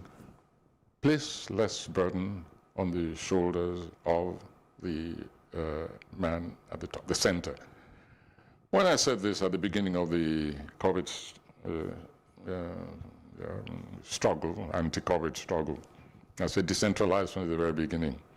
You had some, masters' voices talking garbage over there. You say I should keep writing books, I will, and I will feature them. And I hope they will like their roles in the books and say that's what I should be doing. But now I listened, and it's not just now. Shortly after that, the second speech of Buhari to the nation over there was already acknowledging the need for decentralization. Okay. And so this most recent one, in which they've now thrown everything back. But when we have, just ignoramuses, like the spokesman of, I don't want to mention his name, like Buhari, challenging something which I said and in such an insulting manner, and then you come round to that very position, and you don't even have the decency to apologize and say, oh, Wole Soyinka said this from the very beginning. Maybe if we had tackled it this way, the situation wouldn't be as dire as now. But no, they've uttered their garbage and sunk into their holes, giving wrong advice, and speaking, taking over functions that should belong, functions which we saddled the leadership with. The nation is doomed. That's all I can say. I mean, how do you, because I'm trying to weigh up the polls, the role of elections, and achieving this decentralization you speak of, because we must move forward. So yes. How do you see us going beyond rhetoric? They must begin now. The old brigade is already mustering, calculating, negotiating, manipulating, spending. The young generation, they don't have much to spend, but they have energy and mind. And maybe numbers. On their side. And numbers. Thank you very much. And numbers. And they had better start mobilizing those numbers and putting forward to the nation an agenda that people can actually back. People can read, study, analyze, compare, and say, this makes sense. And say, oh, even a simple thing like the axis of opposition between, shall we say, heavy industry and small industry, and explain this is how we promote, we generate, they proliferate small industries, which of course is decentralization, encourage it, even not just sponsor, but actually pump money into it if they are in power, and say, by contrast, this is iron and steel. Do we still want to go that way? I don't think there's anybody in this nation which says we should go and resurrect Ajaokuta. That's one white elephantine elephant that has sucked this nation dry.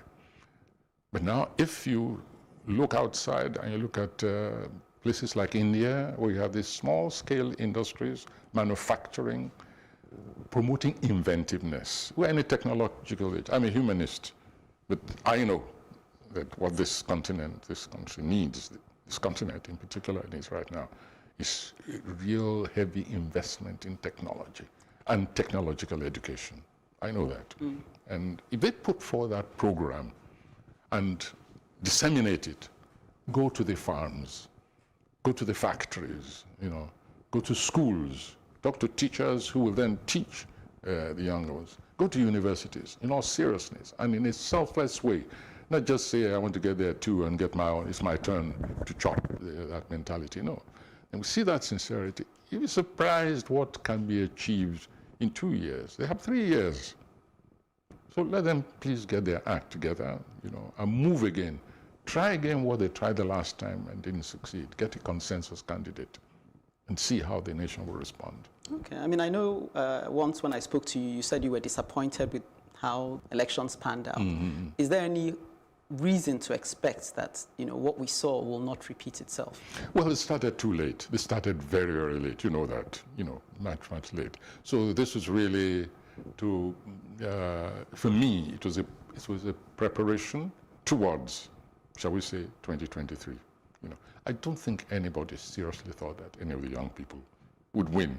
Well, let me speak more openly. Perhaps what I'm saying is that even if they were to have started early and galvanized, is the impression we have of the, the juggernauts behind the, rigging, is that not likely to still overpower any efforts made by the average person? Well, even if that supposition is right, is there any point in not trying? No, you can't just lie down and die. I use that expression all the time. You've got to make the effort. And then we'll say, good. And if you've even shaken up the system to a point where, let us say, a winning party finds that it has to take into consideration your agenda, you have won some of the battle, not the war, but we won some battles there. And you've done the nation and the people a lot of good. So it's a point you cannot fold your hands. And certainly you cannot expect me, as I said, to come out at in this, the streets.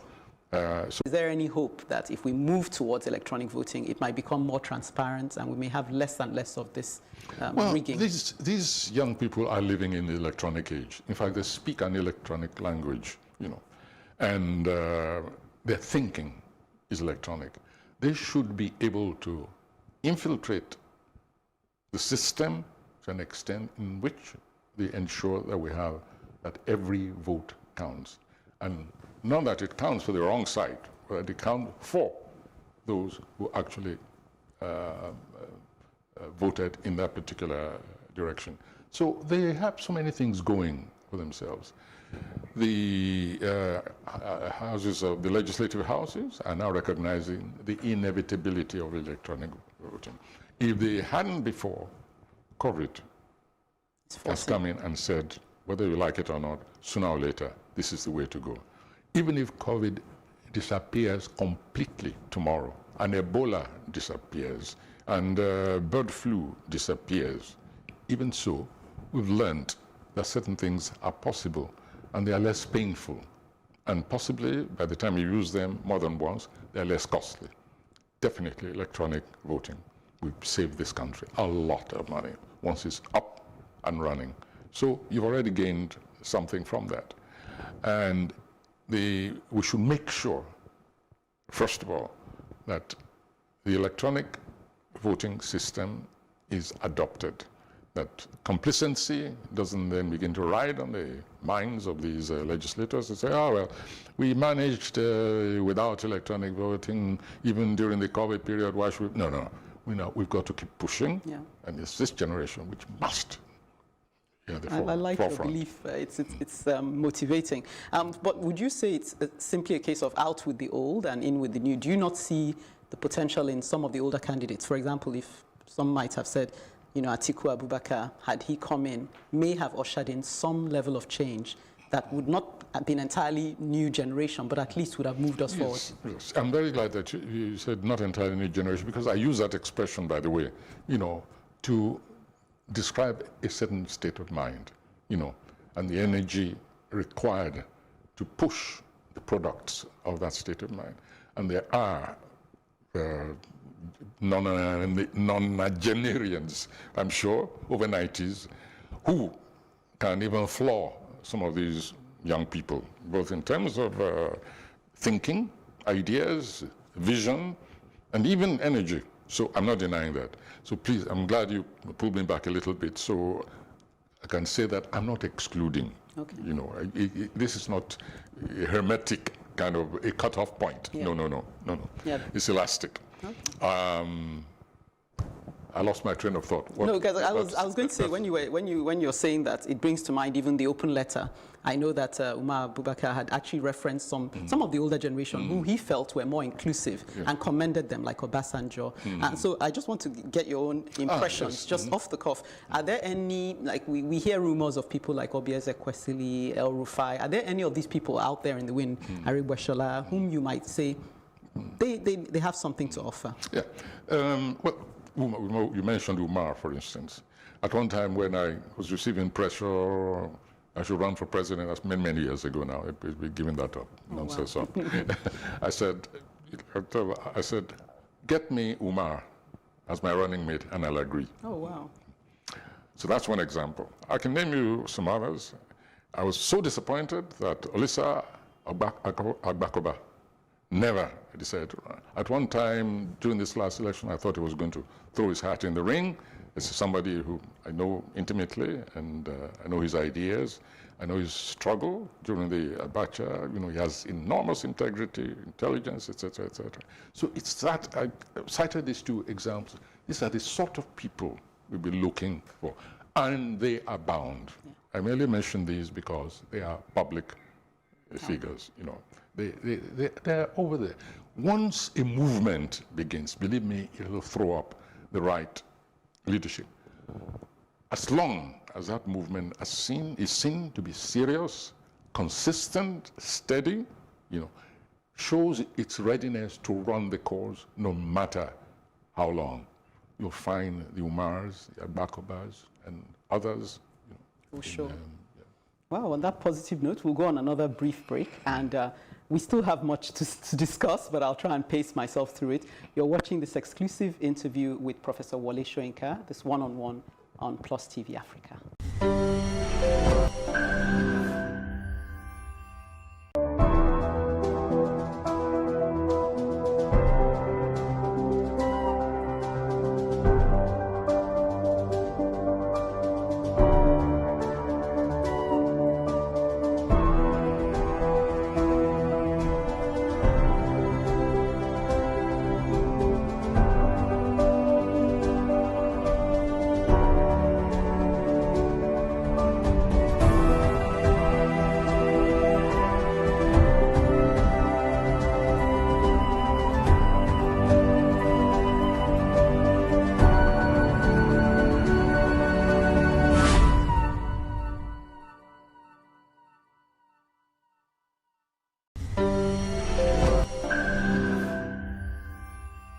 Well, you're still on this exclusive interview with Professor Wole Soyinka on Plus TV Africa. My name is Ekene Ezeji, and we've covered much ground, and there's still much more to talk about. So I'll go right into it. I'm sure you haven't missed all the furore in the public social media space. It's like a global event following the George Floyd killing and how it seems to have caught on. But I want to juxtapose that with the events here at home, the UWA, Justice for UWA and Tina as well. I don't know if you also came across those, where you have these young girls in their prime who experience brutal, sometimes gang rapes. I know you once spoke about the lack of humanity and sort of a kind of degeneration of the human being. Why do you think, is it that we're getting more reports of it? Are we seeing a rise, for lack of a better word, in more of these kinds of crimes? Well, first of all, the killing in the U.S., well, at least this is one crime that Donald Trump cannot blame on the Chinese, because Chinese are responsible for everything these days, as you know, the gospel according to Donald Trump. So deflecting. And I mention that because I think the Americans should think back. During, as I've written and I've said several times, it was remarkable for me that Donald Trump came to power on the wings of racism. His rhetoric throughout his campaign, which is one of the reasons I took what people consider drastic action, but which for me was the most normal, natural thing in the world regarding my green card we're talking about now, that this man, his rhetoric throughout his campaign was clearly xenophobic and racist. He was contemptuous of other races, especially races of the so-called third world country, used languages during his campaign that I believe that any proud people, you know, from those nations which were so just denigrated, should in fact have taken action against such such hate speech. It was nothing short of hate speech. And it was during that campaign that we had the phenomenon of I can't breathe. And I challenge people to check during the Trump campaign? Yes, during the campaign. That is when you had the highest recorded events of white homicidal killings against blacks. That was when I can't breathe phenomenon began. It was one after the other during that campaign. And the racists, the real, traditional, deep-dyed racists in America swung to that inhuman tonality. And even the killing of black by civilians. I remember the case of one man who he was walking along, one white young man walking along, and a black was coming from the other side and doing his usual stompy thing, took out his gun and shot him.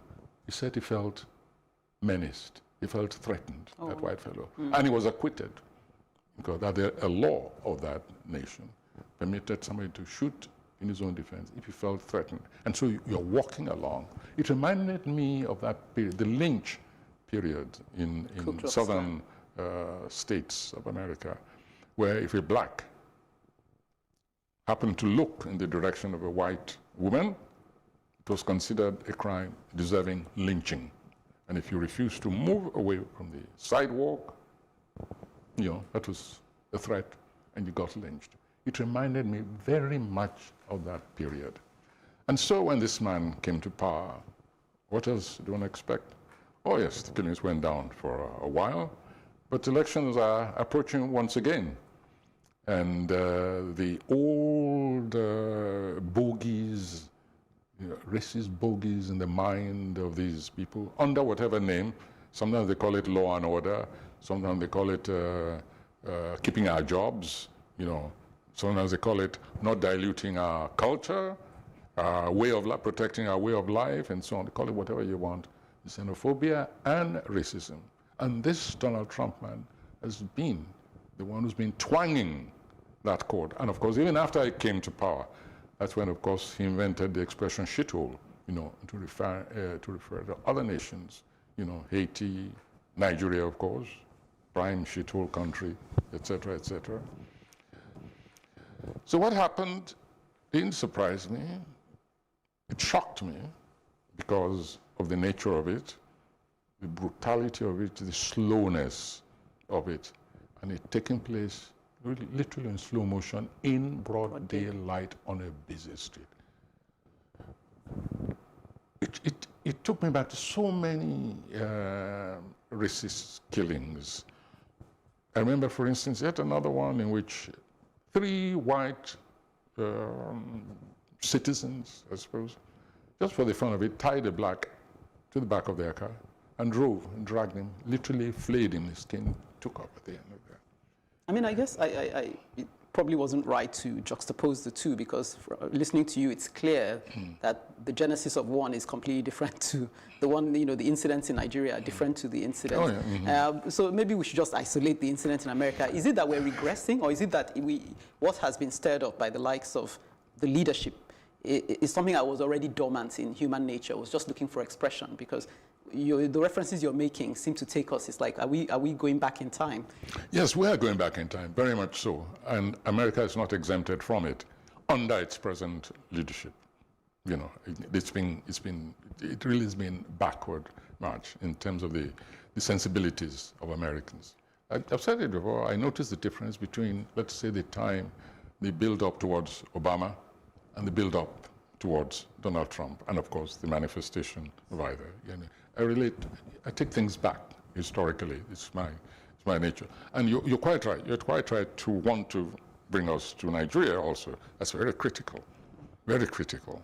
It's because the Black Tuesdays, the protests online, seem to feel that there's a correlation between the expression. So those who are going online and putting a black screen and saying Black Tuesday, as at yesterday, we're identifying both with the George Floyd killings and the killing and rape of who are here. So they're all they feel they're somehow linked. Yeah, there's a degeneration of human sensibilities, concern, care.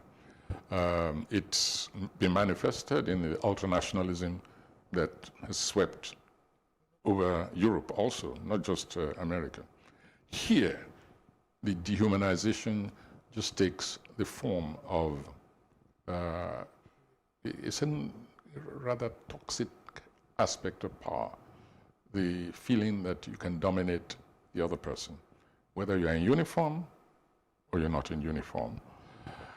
We hear in very lurid terms the brutality of the police, for instance, of the military from time to time, more the police than anything else, checkpoint, casual killings, not even accidental, even though everything is registered as accidental. I mean, really pointing out the gun. I see, you insulted me by offering me 100 naira when I said 500. We've had episodes like that, yes, and blow up the poor driver. Or the passenger who intervenes and says, why are you torturing that driver? And gets blown away. And then the cults. Look at the manifestation of sadism. And of course, homicidal, events, become to a penny, right in Lagos, in Ogun State, now in Ogun State. Then the rape, gang raping, the dominating another human being is at the bottom of it. The ability to lure even a lover to a stream, cut her throat, and this is not just one person. This is a group. The juju man says, you want to make money? Get me a live person. And so the group of them is a victim, a sacrifice. And even when there has been a sexual relationship, I don't want to use expression to insult the word emotional relationship, because in this case, obviously, there's nothing more between those two. And sometimes there is. Let me not exaggerate here. Sometimes there is, because there is also that belief that something which is of value to you, if you really want to become something in life, you have to sacrifice your child or your lover or whatever. So it's become very, very complex. Now, we used to balk. Those who indulge in these things used to balk. They had a kind of line. So it's not just the media, the fact that things get reported, the proliferation of cameras and etc. No. It's beyond that. There is, and if you look at some of those who commit these crimes, like students, like this recent one, I hear some students went and burnt that church. I bet those who went and burned that church were among the criminals. Oh, they want to burn the evidence. Oh, my. What did the church do? So where do we begin to resurrect the humanity in? We've got to go back to basics. We've got to go to the homes, and we've got to go to the institutions, and we've got to be very rigorous. Look, I was involved in a rape case in Abeokuta recently, which I became interested and handed over the details to some of my collaborators to pursue. You know the greatest difficulty they had? The parents, first of all, of the violator, later joined by the parents of the violated to start pleading. This is a minor who was raped, have the photographs, etc., etc. And then have the family then come, no, let us sort this, let us, this, you know. I mean, what has happened to us that you are not capable of pushing that child out and saying, go and take your medicine. You've ruined the life of this young individual. You traumatize that person for life, and now you can't get out of my house. No, our people now, it's this menuko. I use that expression sometimes, the mentality, the philosophy of menuko. And you've said enough. The whole world is raging with Me Too phenomenon. But here, when you say, don't listen to that person because he's guilty of that Me Too syndrome, he's not fit to be listened to. The next thing, it makes me sick. I ask myself sometimes, am I on the wrong planet? Not just the wrong country. I feel very strongly about these things. I feel very strongly about the violation of another human being. Yeah. I feel very strong about advantage being taken of human beings who happen to be in a vulnerable position, who deserve the protection and the assistance of you and me. And what do? We take advantage of that vulnerability and we dehumanize that person, whether sexually or physically or financially. And that is what I see happening all around, to an extent that I even began writing an article which I titled, The Land God Has Fled. Oh, my. The land even God has fled. Wow. And, in a way, as you speak, what came to mind as you were talking about your intervention was at least Governor, and I'm going to America now, Governor Cuomo in New York had the courage to call out his president and say that he was adopting a bully pulpit, by deflecting and talking about the riots rather than addressing, so that gives me the impression that what we need, as well as the intervention, are people who will stand up for justice. Especially in the leadership sector, those who will come out and say boldly, listen, I am one of you, but I'm not one of you if you commit this kind of crime. A president who sees his fellow Fulani herdsmen butchering people right, left, and center, who says, instead of, oh, yes, you two be good neighbors and so on, comes out and says, I'm going to punish you even 100 times harder because you are disgracing what I am. You are belittling what I am. You are giving the wrong values about what I am. That's the kind of leadership I respect, I really understand, and I long for. Not one who says, yeah, it's okay, you two get together and so on. And that's what we're encountering down the line. It's the same syndrome, the same mentality of the parent whose child has just committed rape, very often with killing after it. And then you go on, you start saying, okay, let's settle it. Settle what? When there's crime, there must be restitution. That leads me, I mean, we're at the end of, as far as we can go on this one, but, you know, I guess what you're saying resounds in my mind, the enough. People are going online to say it's enough. And we're hoping that perhaps through the polls and through various things that you've indicated, we'll begin to take that stand and say it's enough. Yeah, we've got to get rid of that mentality of menu quo. As long as the issue is not solved, we can't menu quo. Thank you so much. Once again, it has been a case of so much to discuss and not enough time. But like I said at the beginning, it's an ongoing discussion. What I should be saying at this point is, thank you, sir, until we meet again. Thank you. You're welcome. Okay, you have been watching this highly engaging one-on-one with Professor Wole Soyinka, exclusive to Plus TV Africa. I am Ekene Ezeji.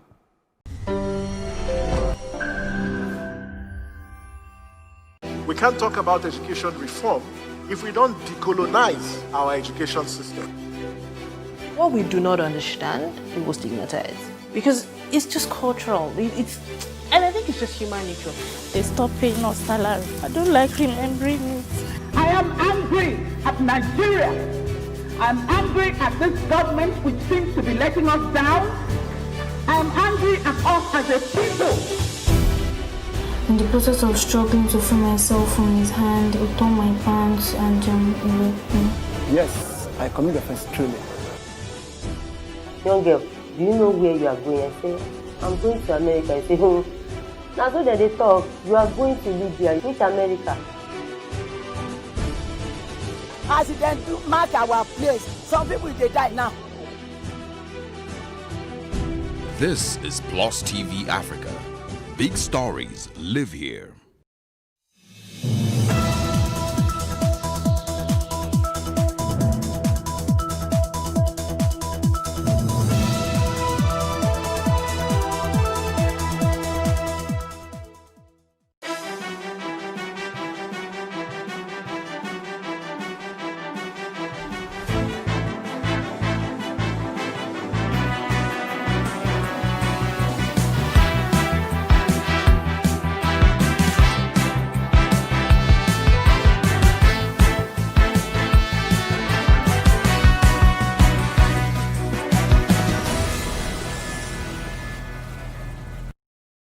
Hello and welcome to What Are You Saying? #Ways, where we talk about topics in the news as it affects us all. I am Osayome Sale, and today is the launch of our daily show, and I have Sandra Eze with me live in studio. Hi. Oh my goodness. Oh, I've had such a day. I'm sure everybody I passed on the road, it was pretty much like Formula One or Fast and Furious. I can imagine. I was driving like crazy. When I called you at 5, I said you were at Maryland. I said, how are you going to get to the studio? I had no idea. I was saying, God, I give my word. I have to make it. I have to be here. Wow. I don't know how it's going to happen, but somehow I made it here. And I'm so grateful to God. And I'm so happy you made it. If not, I would have been alone in the studio. And Maury has joined us live from home. Maury, how you doing? Excited to be there. Yay! We're excited to have you, Maury. How is our baby doing? She's fine. She's the reason I'm working from home. Yeah. You guys understand? It's okay. We're getting better.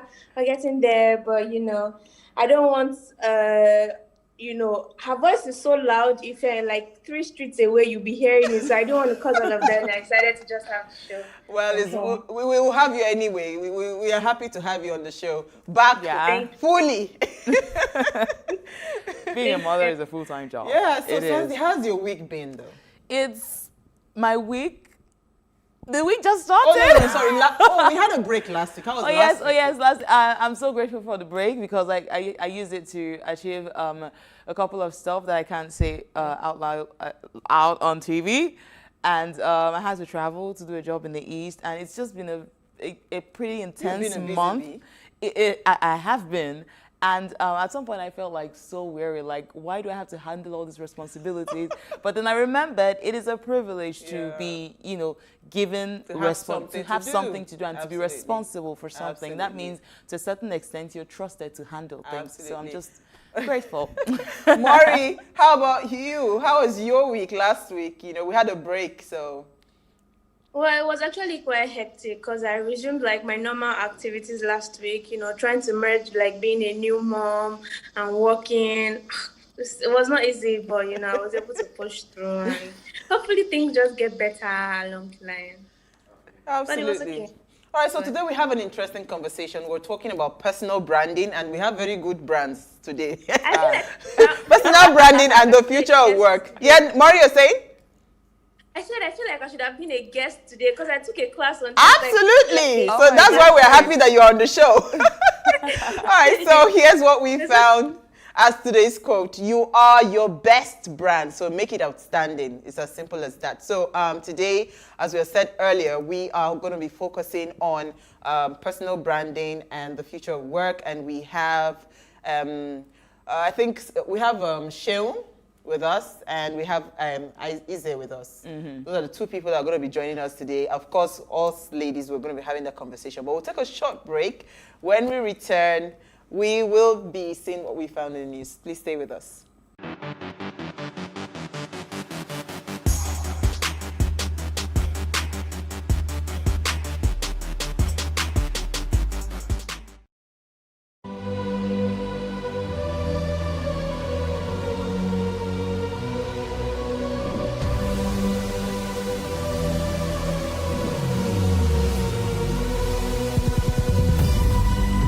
What we do not understand, we will stigmatize.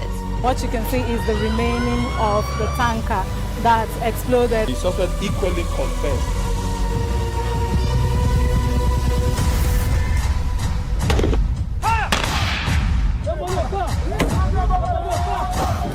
Now 500 naira they collect them. If you no talk, then go beat you. Now 2,500 they pay.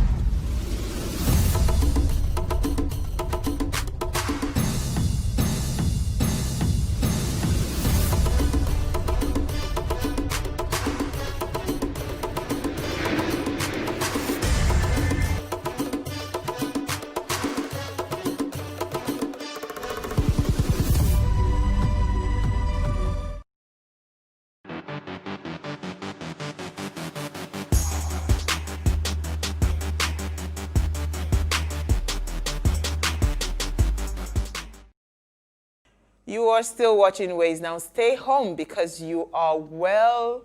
Day gives you an excuse to stay in for the day. Now we all need a break, and it's nice to take it when we are healthy and can enjoy it. We all need that time alone. Being home alone when we are healthy can come with a sense of accomplishment. So for those that observed today, hope you had a great time alone. I didn't stay at home today. I was home alone. I don't think there's anybody in this Lagos that can just sit at home and not do anything. Oh, you'd be surprised. There are people. Really? I mean, I've gone through that phase where for like a week I was home doing nothing, and it was a luxury. Sometimes I miss those days, but like I said earlier, I'm grateful to be busy. But this day, today, I did not observe it. I wish I could. Maury, but did you stay at home today, or you actually went out? Finish. I'm actually at home most of the time, you know, because I create my content from home. do stuff from home. So the only time I go out is when I maybe have a meeting. So I'm at home. I'm used to staying at home. I'm a homebody. So I did observe the stay-at-home day today. Awesome. Thank you. But you were working, isn't it? Like just stay at home and not work. No, you don't have to. They didn't add that part. So just stay home. Stay home. Okay. That's what they said. Okay, well in that case, a lot of Lagosians and a lot of people around the world. They are well working from home. Yeah, working Absolutely. remotely. So. All right. So Shanzi, what did you find for us in the news? Okay, so meet Wale. That's his nickname. Adewale Adeyemo, who is joining Joe Biden's president-elect, U.S. president-elect Joe Biden. He's joining his cabinet. This man has quite a CV, and I'm going to read it out. So he will be handed the role of Deputy Treasury Secretary under the Joe Biden administration. And prior to that, he has worked with President Barack Obama during his administration. He's aged 39, and it's, wow, what a CV. And he worked at President of Obama Foundation in 2019. And what was it again? Also, he was Obama's chief negotiator for the macroeconomic policy provisions of the Trans-Pacific Partnership and served as the first chief of staff of the Consumer Financial Protection Bureau. It's a long read. CV. It's a long read. And then he went on to tweet something that actually, you know, really got me. He tweeted this, I think, 5/18 earlier today. He said, public service is about offering hope through the dark times and making sure that our economy works, not just for the wealthy, but for the hardworking people who make it fun. And as Deputy Treasury Secretary, I look forward to helping us build our economy better. Back. I love him already. Yeah. I wish he was like, I wish I was working under him. Like, he just has leadership written under him. And the fact that, this man is just 39 years old with all this in his portfolio. You know, the average 39-year-old in Nigeria is still crying, not too young to run. You know, it's sad, but I mean, it's impressive. I applaud him and I applaud Joe Biden for, you know, picking him up. And of course, representation matters. And you know, what struck me about this story when Elsie, our producer, talked to us about, when she was talking about the stories we should take in the news, what struck me for this story was the fact that we're talking about personal branding today. This guy has built an image, right? He has. Just imagine if, I mean, his reputation is what is paving the way for him in this new administration. Right. You know, if he wasn't so fantastic during the Obama administration, I don't think Joe Biden would be. And he's been consistent from what I read since 2008. Yeah. You know, he's been consistent with his brand. brand. And that is one key thing for brand. You must be consistent. Yes. Maury, so do you want to add something to that, or you want to tell us what you found in the news? Well, I like to hear stories like that, to see like black men like breaking boundaries and barriers. It really is a thing of joy. But I also have good news to share with you today. Well, rather a hopeful news. So Moderna, which is a biotech company in the United States, has made a statement that its corona vaccine has showed efficacy of 100% cures to corona symptoms. So it's just asking the US and the UK for proof to start using or administering the vaccine to the people. So that's rather good news. 100% is a big deal. They've been working on it on quite some time now, and it really is a good way to end the year. So that's just basically what my news is about today. And I think the price is relatively affordable, because when they launch it, eventually it will go for like $25 to $33. I don't know if it's me, but I think it's relatively affordable. So yeah, well done and kudos to them. Fantastic, fantastic. I mean, I'm very excited about it. Well, if the vaccine is out, would you take it? That's like the $1 billion question right now. That's a conspiracy theory. That's a conspiracy theory. Mari, would you take it? 33,000 people, over 33,000 people, you know, and there's not been like no major side effects. I don't know if I would take it, but I just feel like it's hopeful, it's good news. I mean, they should administer it to themselves there, and then when we see that it actually is working, then they can bring it home. Yeah, so we need to get off this COVID-19. No, we need to. The world needs to. Yeah, we need to move. Normal. We need to move. Yeah. All right. So my story is rather on a sad note. I mean, we all saw the would I call it the massacre or the slaughter of what's it called, rice farmers in in Borno State, and I saw the mass burial. It was really, really sad to watch. It was really sad to watch. So the spokesperson for the president came out, Garba Shehu, was saying that farmers didn't get clearance to work on the rice farm. You know, they didn't get the military clearance before going to their farms to go back to work. Clearance? Okay, so now this is the thing. So they say that region, right? If you understand the border, that Chadian region and all of that, there's been a lot of what's it called? Attacks and counterattacks from terrorists and all of that. So usually, you know, the military protects that region. They can tell you which area is actually safe to go to and which area is not safe. Now, while I understand what he's trying to say, what broke my heart was the fact that, you know, 2 weeks ago or 3 weeks ago when you were on the show, we talked about food security. Right. I remember you were saying, you know, you took the story that day about farmers, hoodlums, you know, having to pay farmers, fee. yes, to pay harvesting fee before they go into their farms.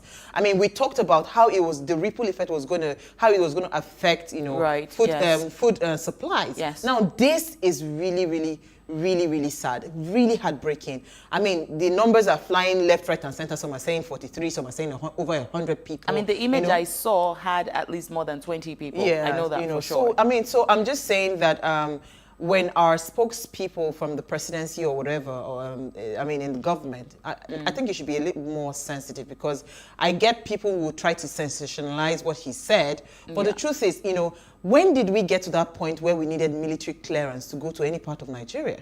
When did we get to that point? You know, that's the big question. So I need to get clearance now to be able to move within my country or to go to my farmland. I mean, that is no excuse. It has no basis. So if they need military clearance, maybe farmers should then get an ID card. I don't even know what to say. It's heartbreaking. It's really heartbreaking. Maury, Maury, you said? Yeah, I said it's still not enough reason to have people slaughtered because they didn't have military clearance. How about you, like, arrest them? You know, the country almost acts as though there's no rule, like there's no policy, like people can just do what they want to do and get away with it. Because it's the only reason why somebody who is speaking on behalf of the president will come out to say something as though justify the murder of innocent civilians because of the fact that they didn't have military clearance. Like this is supposed to be like a democracy regime. This is supposed to be a democratic country, but we just haven't been acting like that, and it really is sad. Me, I've been staying off of, you know, sad news for my mental health, sanity, but things just are always in your face, and it's almost as though the government doesn't care. They just keep, you know, doing as they wish, doing as they please, because nobody can almost hold them accountable, and it's really, really very sad. Very sad. It is sad. All right, so that's all we can take on what's in the news. When we return, we'll be discussing personal brand, and we'll have our guests join us. Stay with us. We'll be right back.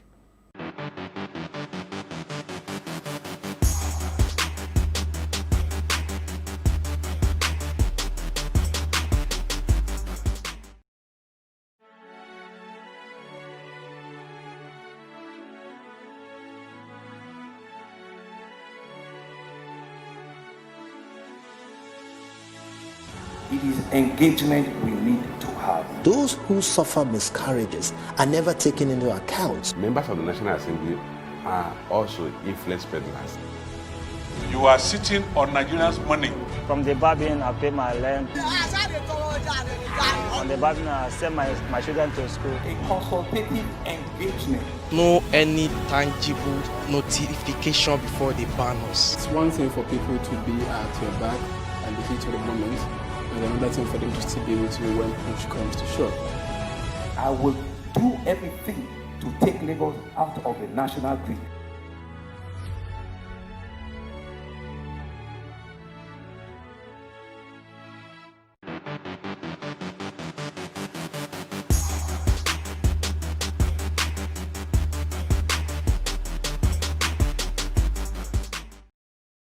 Thanks for staying with us. Now, what comes to your mind when you hear the names Oprah Winfrey, Elon Musk, Martha Stewart? Despite the fact that they are some of the world's most successful entrepreneurs, for many, it's not their business that stands out. Instead, it's the idea they represent as individuals that come to the forefront.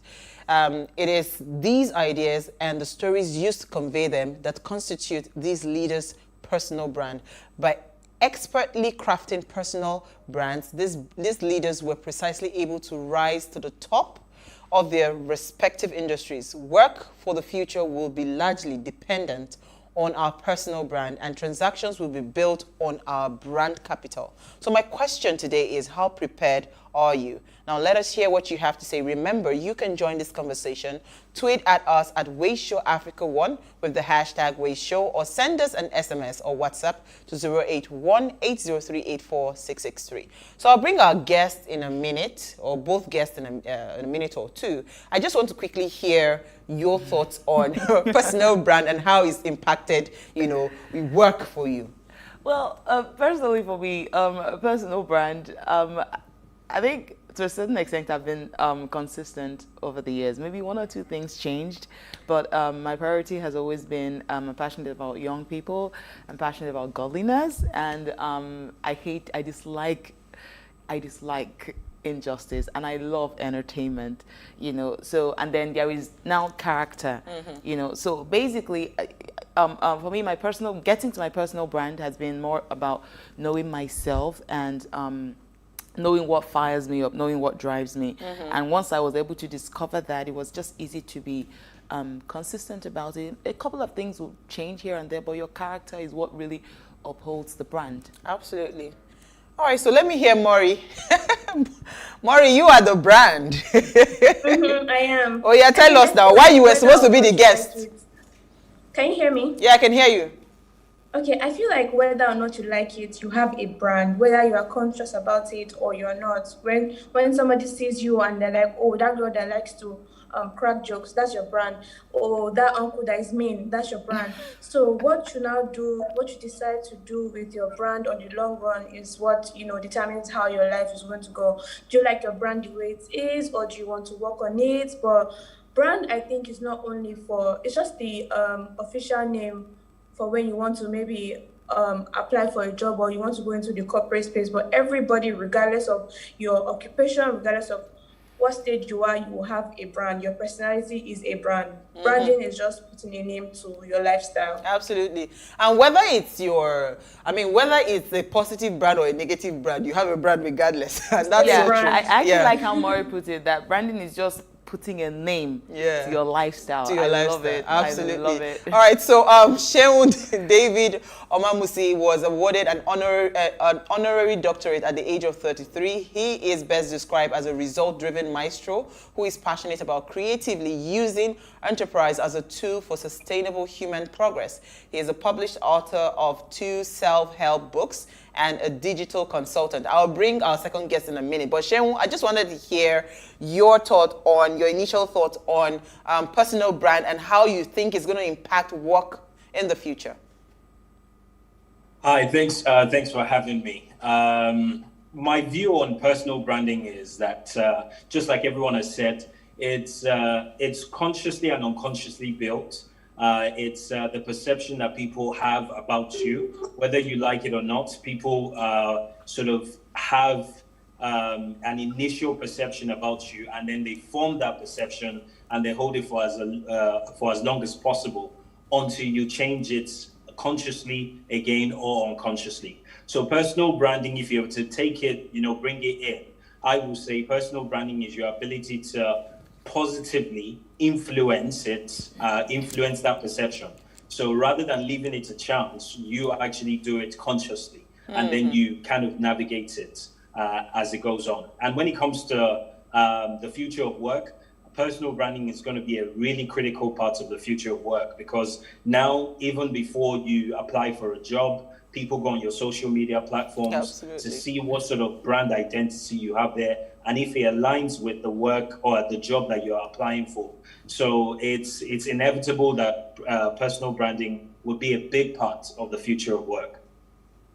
Absolutely. All right, so IZ is the Chief Marketing Officer at Luz Media Limited. She is a certified content strategist and a data analyst who is constantly updated and has deep knowledge of global trends within the digital landscape. And she's joined us also for this conversation. Thank you so much, IZ, for joining us. Thank you for having me. All right, so before we also go on to have the conversation, I just wanted to hear your initial thoughts on personal brand and how you think it has impacted your business personally and your work life. For me, perception, sales, how people perceive you is what sells you and what drives your growth, whether as a business or as a person or as an individual. So if your perception, the perception people have of you is not great, then you're building a bad brand regardless. Okay, I think we are having a bit of trouble with IZ. We'll try, I think a network. You see this thing, we want to do technology. They say we should go for, that's the future. 5G. All right, so let me come back to you, Shehu, since your network is a bit stable. We've seen a lot of things happening lately on social media, especially with COVID-19. You know, it just made everybody start looking in that direction, going online, taking your business online and all of that. What would you say is the right way to represent yourself? You know, how would you represent yourself if you're positioning yourself for the future? So I take, for instance, the story we took on Wale Adewale, you know, I mean, he has done this thing strategically, and today he's been called up by a new government, top cabinet member. You understand, to be serving at that high point. What we see right now, what I see right now is that a lot of times I see people just package, right? But by the time you go close, it's almost empty. So how do you think is the right way to go about this representation or this perception that you're talking about? Sharon, did you get the question? Sorry, I missed that last bit. So I was just saying, so how would we go about, because you were saying it's about perception, you must be positive about driving that perception and all of that. But there's also a thin line between packaging yourself to some point where you just become an empty, you know, nobody knows what I mean, if they go close to you, it's a complete opposite of what you represent online. Yeah, so where do you strike that balance? So I guess the first thing is people think personal branding is about throwing content out there and, you know, showing off or saying this is what you do. And I think what they try and put there is they try and put out the actions and achievements. But that's not what makes personal branding. Personal branding in itself, according to the official definition, actually puts into consideration the experience, the expertise, and the competencies. Those are the three key things that would make up a personal brand before the action. So it's not just the fact that you've gone out and you've done something, or you dress a certain way, or you've learned the English and you can, you know, spill the words. It's also about putting out there your expertise. And when I say your expertise, those expertise needs to align with your core competencies as well, because that's where you are going to fail. So to answer your question about how you put a balance to it, how do you balance, you know, this packaging and the content elements? I guess the thing you want to ask yourself is, what do you want to stand for? Some branding, all you need is packaging. It's the honest truth, and you will make it. But some personal brands, you do need competency and you need packaging at the same time. So it really depends on what you're selling. Certain, I mean, I'm not going to name and shame any industry, but there's certain industries, all you have to do is learn how to shake your bum, no competency there, you know, so, and you would blow, you know, your personal brand will be strong. So it really is about finding out where you want to play and the value you want to add there. Your personal vision. Yeah. Right. I was going to ask about authenticity, you know, because a lot of times people will tell you be authentic and all that. So it's kind of like in line with what you asked. How do you build trust on social media, right? Because you can't be authentic without being trustworthy. So in a digital world, how do you build? We're not talking about the bomb shaking influencers or brands. You're talking about the real brands. How are you able to build trust on social media, looking at the fact that the world is going digital? So, in my view, I think there are 3 C's that I've coined out, well, personally, and that's what's helped me with my own personal brand. First thing is consistency. Second thing is content, and the third thing is character. So consistent. They're not in any particular order, but let me start with content. So the content is knowing fully well, if you want to build trust within this particular market, find out the content that market wants. So whether it is professional marketing, whatever it is, look for the content that particular market wants, because it's what they want, they will they will consume. So you have to make sure it's the content that they want. Then you now reform that content to show your own character. And what do I mean by that? You personify it at that point. That's the point where you take the content that you're doing, add your own logo, add your own swag, add your own language into it, add whatever it is, your Jara, as we will fondly say. So add your bits to it. And then the last one is consistency. The more consistent you are, the stronger your personal brand can be. There's no way that you are going to survive on the internet now if you're not consistent. In fact, the algorithms on Instagram and everywhere else actually put into consideration how consistent you are. And the less consistent you are, the more they drop you down. And no matter how many times you're posting, if you've reached a particular level where they dropped you down, your personal brand will just be shown to about 5 to 10 of your family members. So it's important to be consistent as well. Okay, so I hear we have IZ back on back with us. But Maury, do you have a question for IZ? There's almost nothing about personal branding. There's almost no question that I have that I don't have the answer to. Okay, so go ahead. I would rather maybe add one or two things about, building your brand, if that's okay with. That's fine. That's fine. Okay, yeah, so I feel like the easiest way to build your brand is just to stay true to yourself. Do you understand?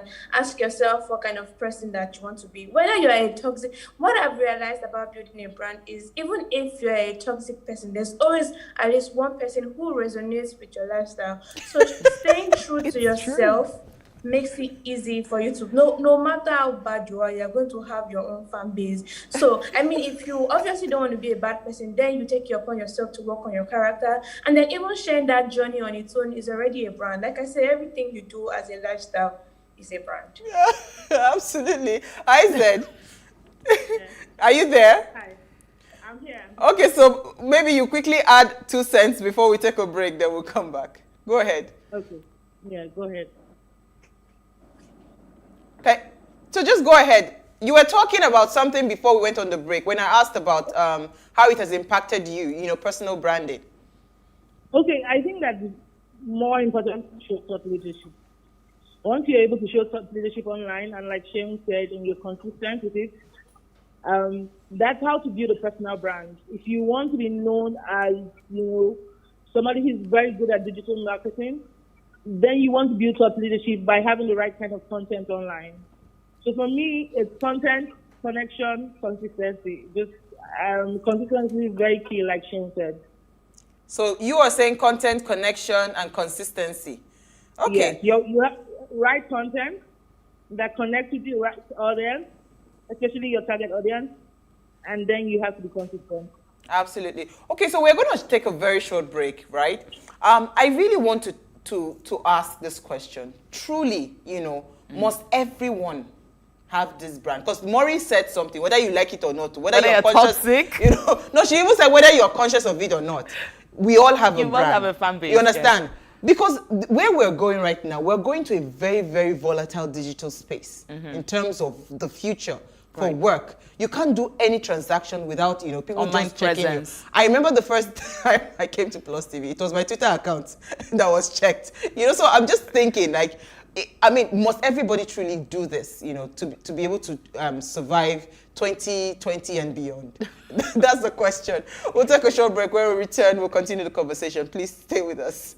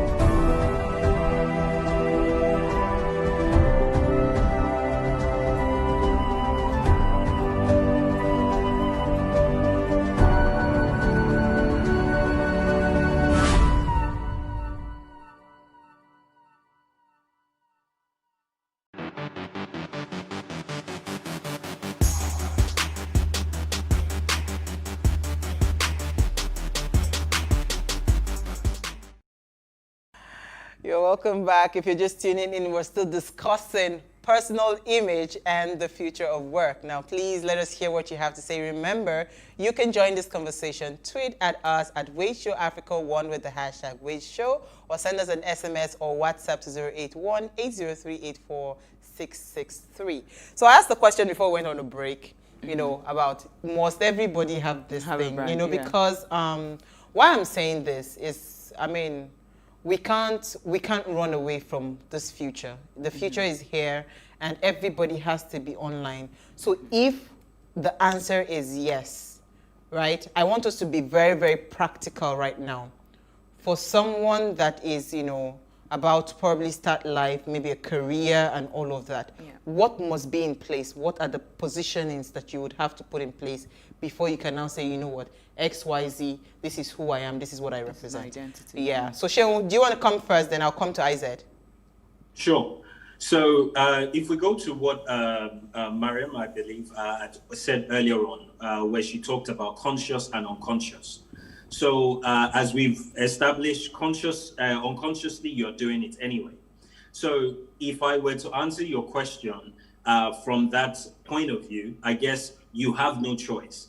However, the active elements where somebody becomes more conscious or they are consciously building their brand, I think that doesn't belong to everybody. As long as whatever you have online represents whatever it is you want to be known as offline. Because certain people are just private and they don't want to build that brand, and creating content sometimes could mean that you have to put out some things that your thoughts are maybe halfway through, you're not clear on that thought yet, so all that kind of stuff, and you don't want to cause too much hassle. So generally, at least in my field, I say to people, you don't have to have an online personal brand. What you must have is you must be conscious of what you are doing consciously and unconsciously. And I think that's the best way to sort of influence your future. All right. So Isaac, do you want to come in, you know, because you work in the digital space. I mean, yeah. Would you agree with him that you mustn't be online? No, it mustn't be online, but also you have to have your goals and objectives. I see a lot of people trying to build brands, but they haven't quite aligned or outlined rather their goals and objectives. What are you trying to achieve with this personal brand?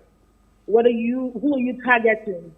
Where do these people reside online? What are their social media habitats? What are their social media habits?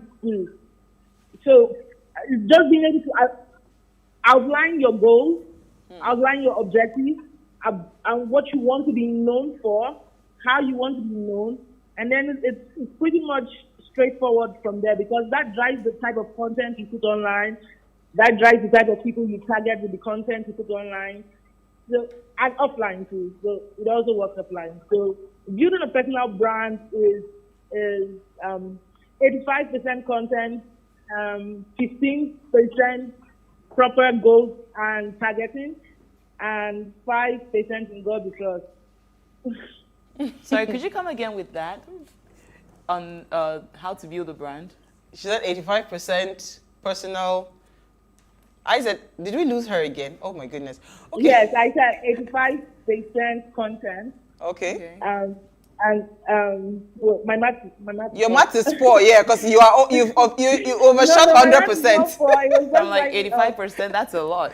80% content, 15% proper targeting and goal alignment. Yeah. Okay. And then 5% in God we trust. 5% is lost. Okay.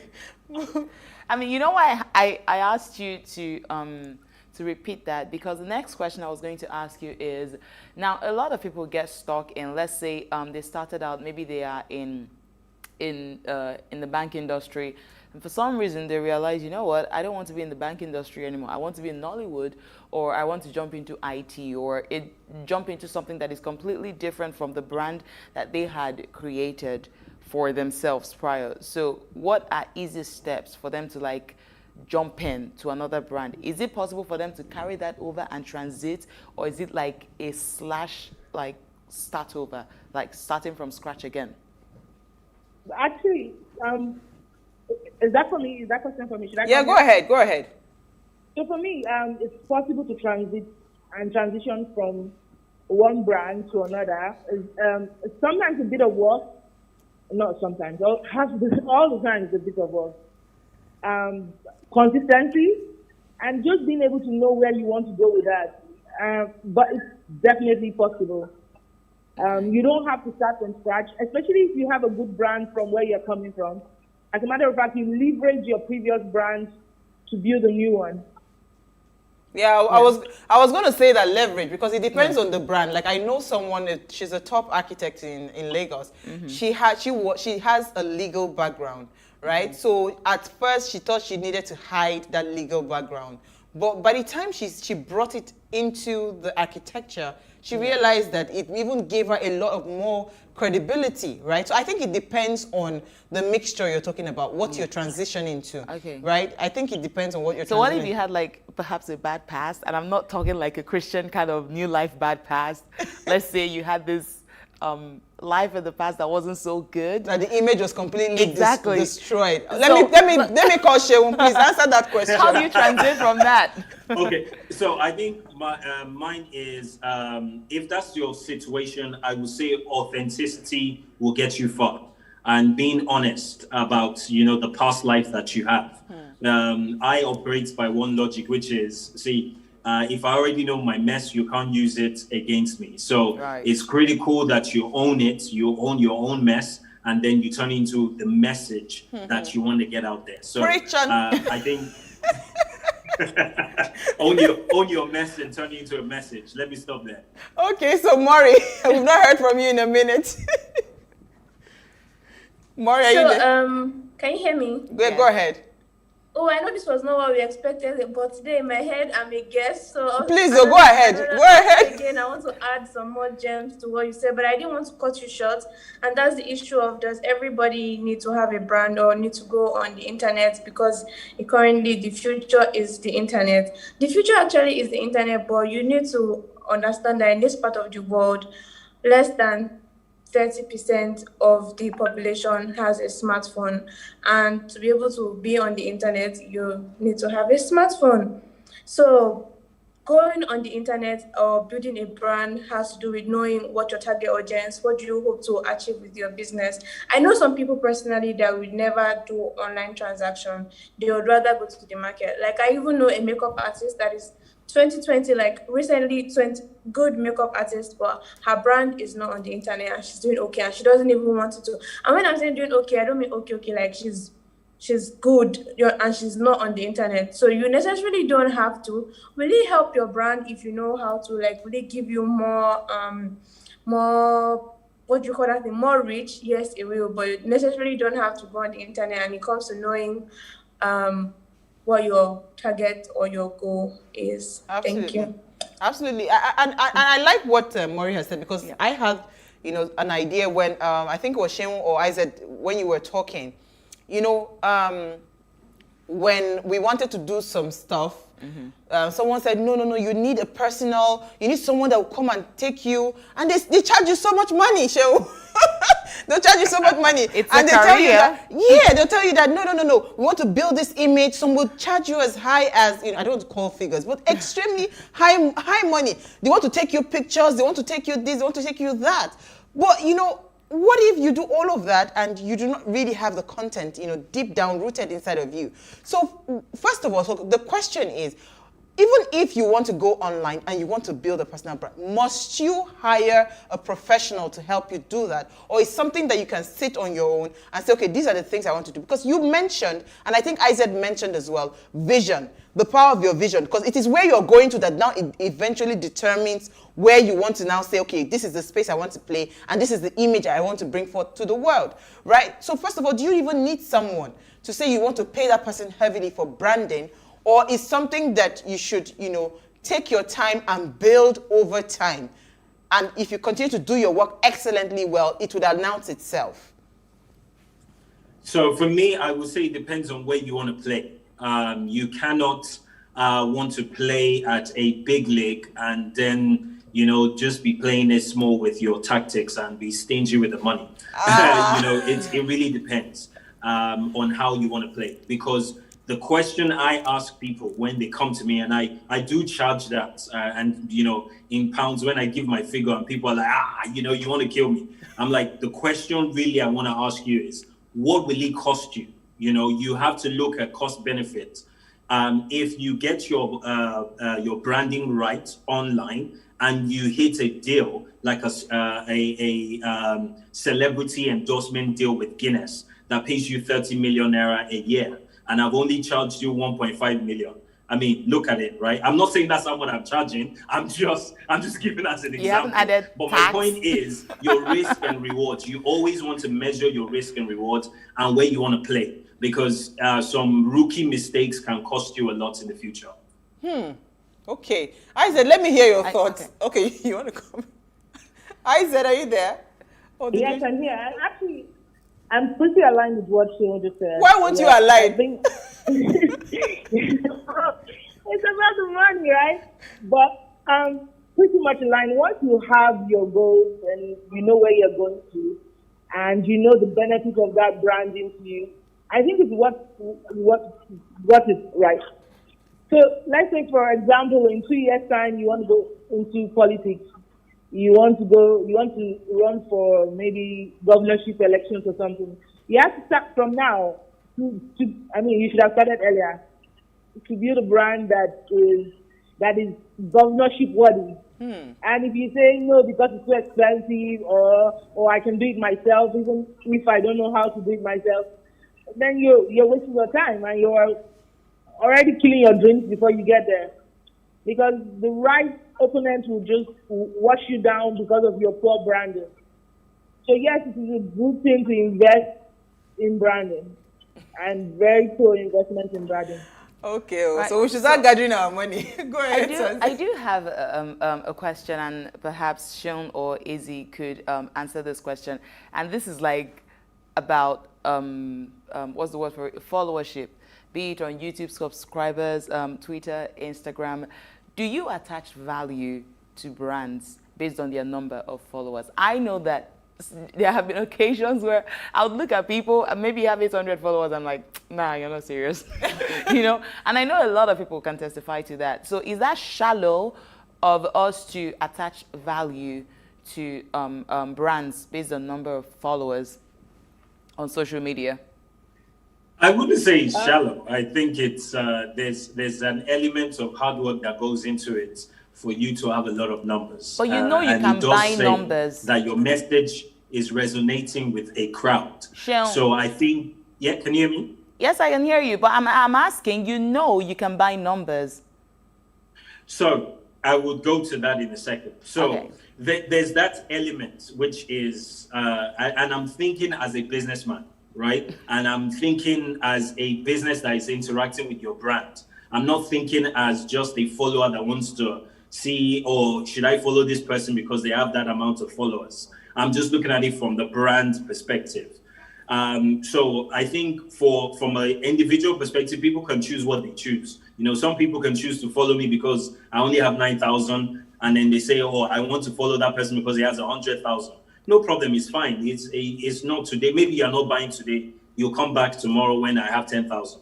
That's fine with me. But the businesses that I'm consciously targeting, the key thing is they will not just be looking at my numbers. They'll be looking at my interaction. They'll be looking at my comment section. Yeah. How much of these comments are coming in? What sort of people are interacting with me? Because to them, it's about money, right? They want to know that your followers can pay for what you want. You want the sponsorship or the deal for. So on the personal front, people are allowed to choose on the following. I have my own personal view, but on a business front, however, I think it's not true anymore. Maybe when social media started, companies looked at numbers. Now they look beyond just numbers. Absolutely. Isaac, do you want to add to that? Yes, I do. Yeah. So for me, it's vanity metrics. For people to just look at you and look at your numbers and use it to measure your worth. It's actually vanity metrics, and I don't engage in that, right? But brands want what brands want, and if they want the numbers, you have to put the right content at the right target audience to grow engagement. But I know for a fact, having been in this business for a while, that you can have very high engagement and very little sales or very little turnover.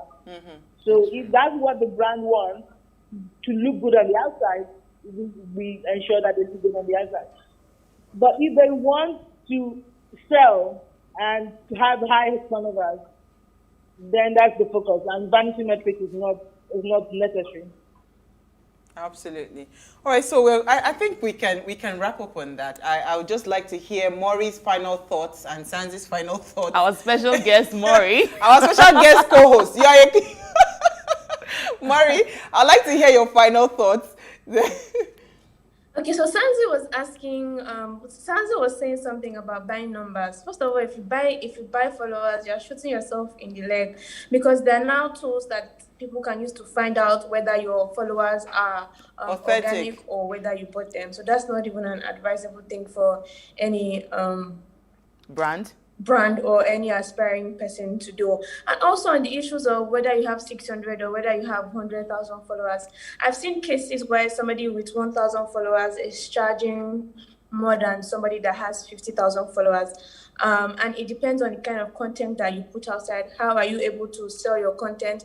How are you able to shoot it? What kind of equipment or tools are you putting into making this, And also I feel like your mind and how you carry yourself, actually projects or portrays how, these brands see you. The person with 50,000 followers might not have the charisma or the, thought, or don't see themselves as somebody who, should work or who should be charging like $1,000 for a post, for instance. But you see that person with 600 followers, their mind is already at 1 million. They're already treating themselves as though they've made it in life, as though they've, gotten to 1 million followers, already putting out top notch, already going extra, to get like quality stuff out there. And because of that, they're charging what they think they're worth. So sometimes it does not really. Okay, so now for the people that are listening, what do you think you're worth? It's a mind game, isn't it? For the people that are listening, please, in my mind, I want to be charging millions.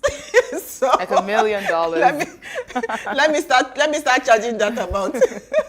All right, so Sanzi, quickly, because we're out of time. I like what Sean said about. I'm not quite sure if it's Sean. Okay. Yeah, about the major things you should have in mind is content, connection, consistency. Okay, that was IZ. So Shehu says consistency, content, and character. IZ says content, connection, and consistency. They are 3 C's. They are very valuable 3 C's.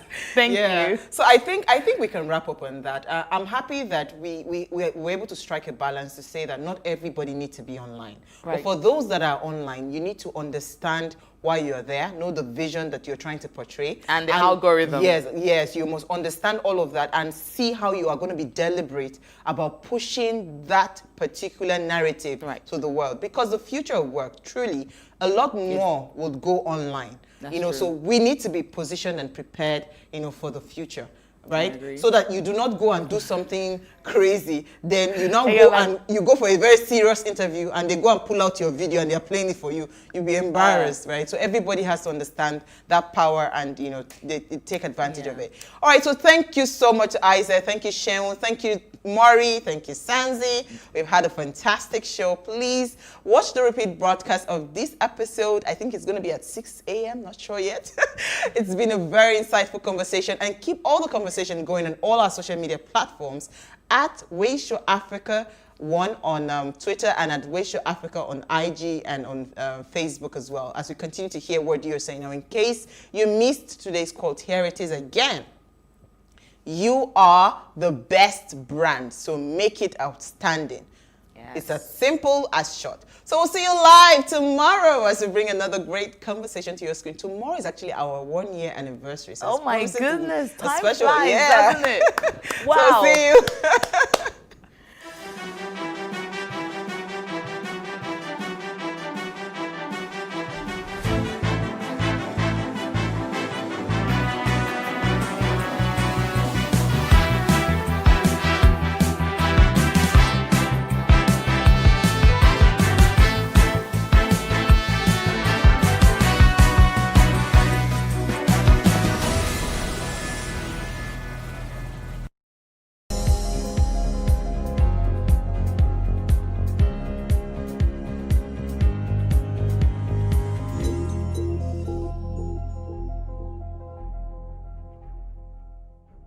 today, we have National Assembly that is as dormant as we, the people. They still believe that the Nigerian youths are just the way they used to be in the past. They don't know that the Nigerian youths are no longer Nigerian citizens only. We are now global citizens operating from all over the planet. The era of shutting down people is gone forever.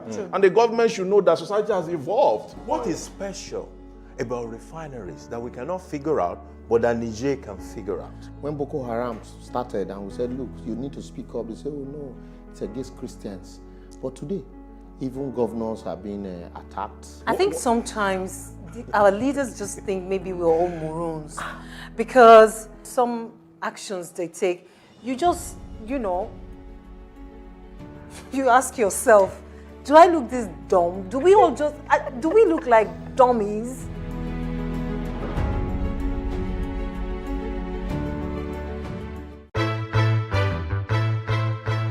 Many thanks for joining us on News on the Hour on Plus TV Africa. State government has approved a bill for the establishment of State Security Network Agency, Amotekun. We have the highest number of extremely poor people in the world.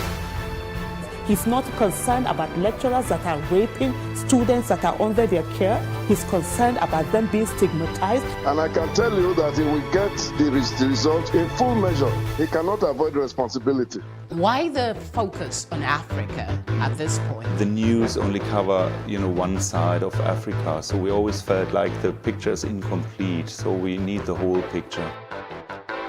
65% of these people, whom we term as the urban poor, live in settlements, otherwise known as slums. This is just the tip of the iceberg of the road situations in Lagos, from the mainland to the island. It's been a closed-door security meeting as the retreat for senior police officers hits day 3.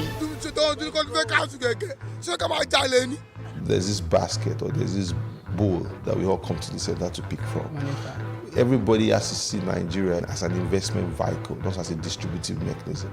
Still on the foreign scenes, Russia has flatly denied allegations that is spreading disinformation about the new coronavirus outbreak on social media. Australian Open debutant Coco Gauff defeated defending champion Naomi Osaka in 2 straight sets. Kenneth Okonkwo Kanayo and Bob Manuel Udoku have been conferred with the Veteran Actor of Nigeria Award. This is Plus TV Africa. Plus TV Africa. Plus TV Africa. Big stories live here. We can't talk about education reform if we don't decolonize our education system. What we do not understand, we will stigmatize. Because it's just cultural. And I think it's just human nature. They stop paying us salary. I don't like remembering it. I am angry at Nigeria. I'm angry at this government which seems to be letting us down. I'm angry at us as a people. In the process of struggling to free myself from his hand, he tore my pants and raped me. Yes, I commit the offense truly.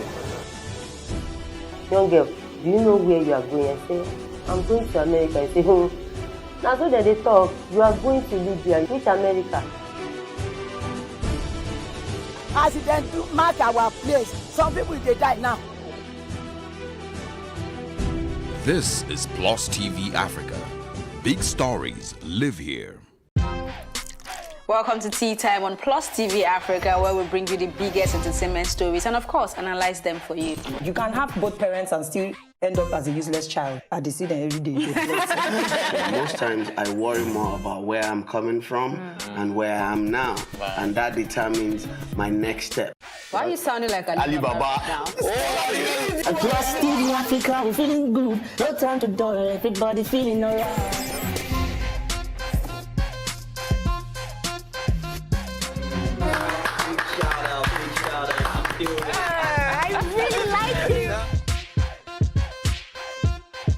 Still make music and people are still buying. Sometimes I look myself minimal IU. Akpala music is for mature-minded people. I got DMs sometimes from Malawi like, sleeping early.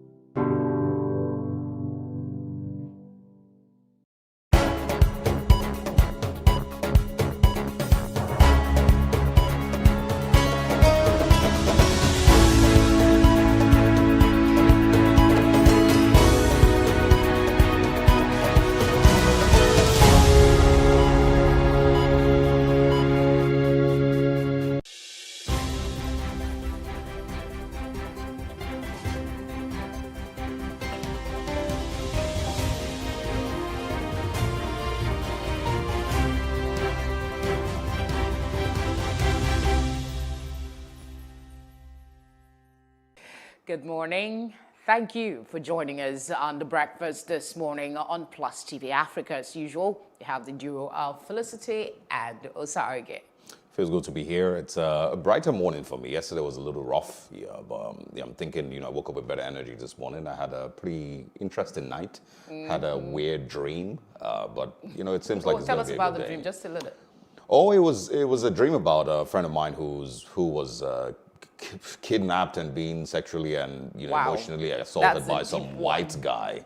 Those type of dreams that you don't remember, and then 5 minutes after you wake up, the pieces start to fall in your mind again. Yeah. I was wondering really where all of that If was I dream more than once, it means I have malaria. That's what my mom told me. So I always once have some I weird notice that, I just go, and I don't know if it's true, but for me, my mother says it's a pattern. So once I dream too much, go and take malaria drugs. You're welcome again to The Breakfast. We have a lot, as usual, on our plates. We will be talking about the Dasuki Gates during today in history. We're also going to talk about the woman who is being referred to as the mother of the civil rights movement. That is what she is described as, because she, engineered the whole thing with her bold stance to boycott the bus Absolutely, service. and that's taking us back to 1955. We'll be sharing a little bit of that information with you this morning on Today in History. It's the 1st of December, so happy new month.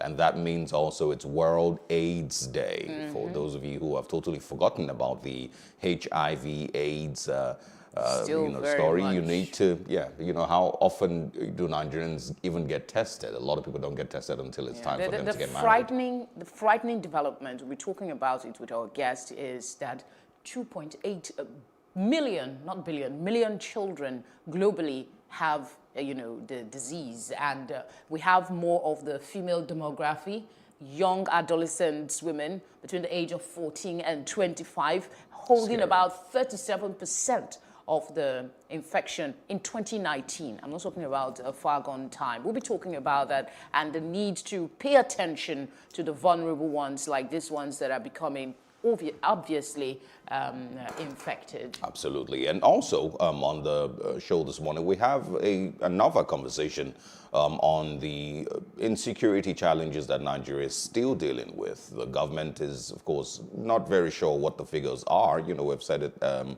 43.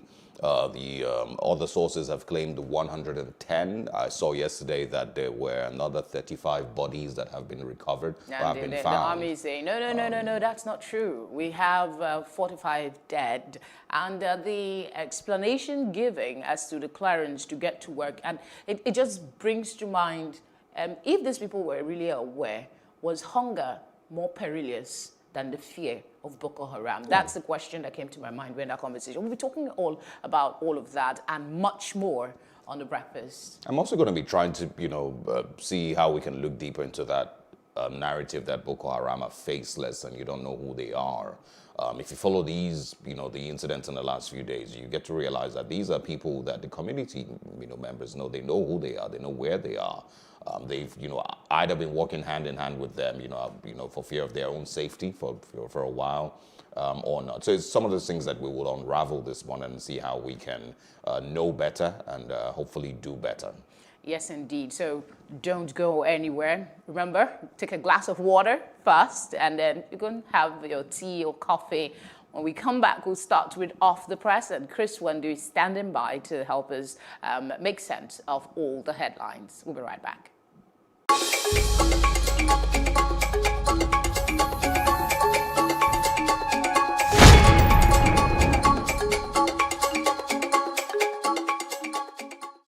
Today, we have National Assembly that is as dormant as we, the people. They still believe that the Nigerian youths are just the way they used to be in the past. They don't know that the Nigerian youths are no longer Nigerian citizens only. We are now global citizens operating from all over the planet. The era of shutting down people is gone forever. And the government should know that society has evolved. What is special about refineries that we cannot figure out, but that Niger can figure out? When Boko Haram started and we said, look, you need to speak up, they said, oh no, it's against Christians.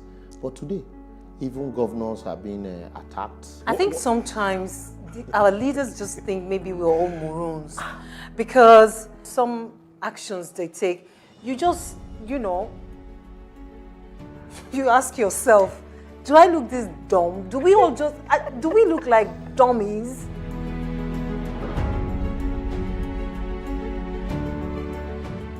We can't talk about education reform if we don't decolonize our education system. What we do not understand, we will stigmatize. Because it's just cultural. And I think it's just human nature. They stop paying us salary. I don't like remembering it. I am angry at Nigeria. I'm angry at this government which seems to be letting us down. I'm angry at us as a people. In the process of struggling to free myself from his hand, he tore my pants and he raped me. Yes, I commit the offense truly. Young girl, do you know where you are going? I say, I'm going to America. I say, now so that they talk, you are going to Libya. Which America? Accident to mark our place. Some people, they die now. This is Plus TV Africa. Big stories live here. Welcome once again to The Breakfast. We always like to kick off with going through some of the major stories making headlines across the country, and it's no different this morning on the 1st of December. We've, of course, been joined by Mr. Chris Nwandu, the publisher of CKN News, to share his thoughts on these major stories. So good morning, Mr. Nwandu. Thanks for joining us. Thank you for your time. Thank you very much, and happy Christmas in advance. It doesn't feel very Christmas-ish, you know, around Well, here. we must celebrate somehow. Good to see you, though. Hope you're keeping safe. All right, we'll start with the Guardian newspaper. The big one here, of course, is the Borno killing. Blame game as Borno buries victims of Boko Haram insurgency. That's it on your screen. A couple of riders to that story. U.S. govs, others condemn killing. PDP attacks FG for accusing farmers. Government ascribes failure to global denial of weapons. And of course, we have Defense Headquarters faults UN. Resident says crisis long-rooted. FG delegation visits Maiduguri. Buhari vows to end the menace. That's the big one here. I read that one with a bit of hesitation. We also have court sentences 3 to death by hanging for kidnapping 3 nuns in Ondo. Malaria killed 409,000, infected 229 million persons in 2019. I don't know how to react to that one. Let's start with the big one. Of course, we have the Nigerians living with HIV untreated.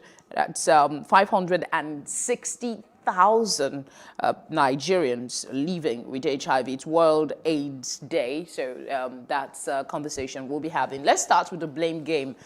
Chris, what is your thinking on what's coming up in the aftermath of that killing? Mr. Nwandu, can you hear us? It's rather unfortunate. Once again, we are going through this. And now we are not even talking about the lives. What we are more concerned is the number of people. We are not debating, it's 43, is 90-something, 110, and it's lives. So every life matters, and every life matters. So on this issue, I find this it's a very sad day.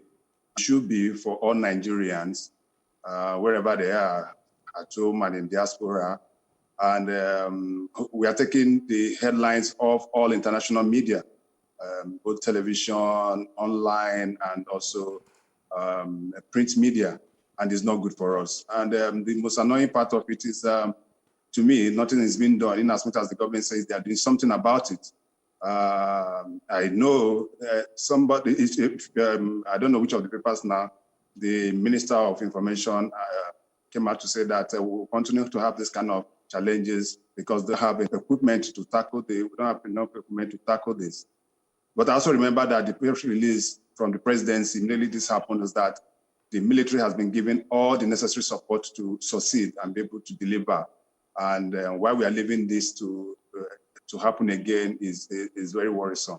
And even more worrisome is the statement credited to the one of the spokesperson to the president, Garba Shehu, where he was talking about the farmers not getting clearance before going to their farms. He tried to clarify that.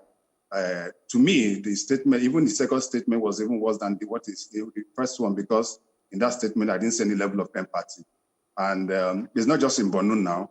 Also realized that some farmers were also killed in another part of the north a few days ago, about 6 or thereabouts. So we are having serious security challenges before us, and we are getting to Christmas, end of the year.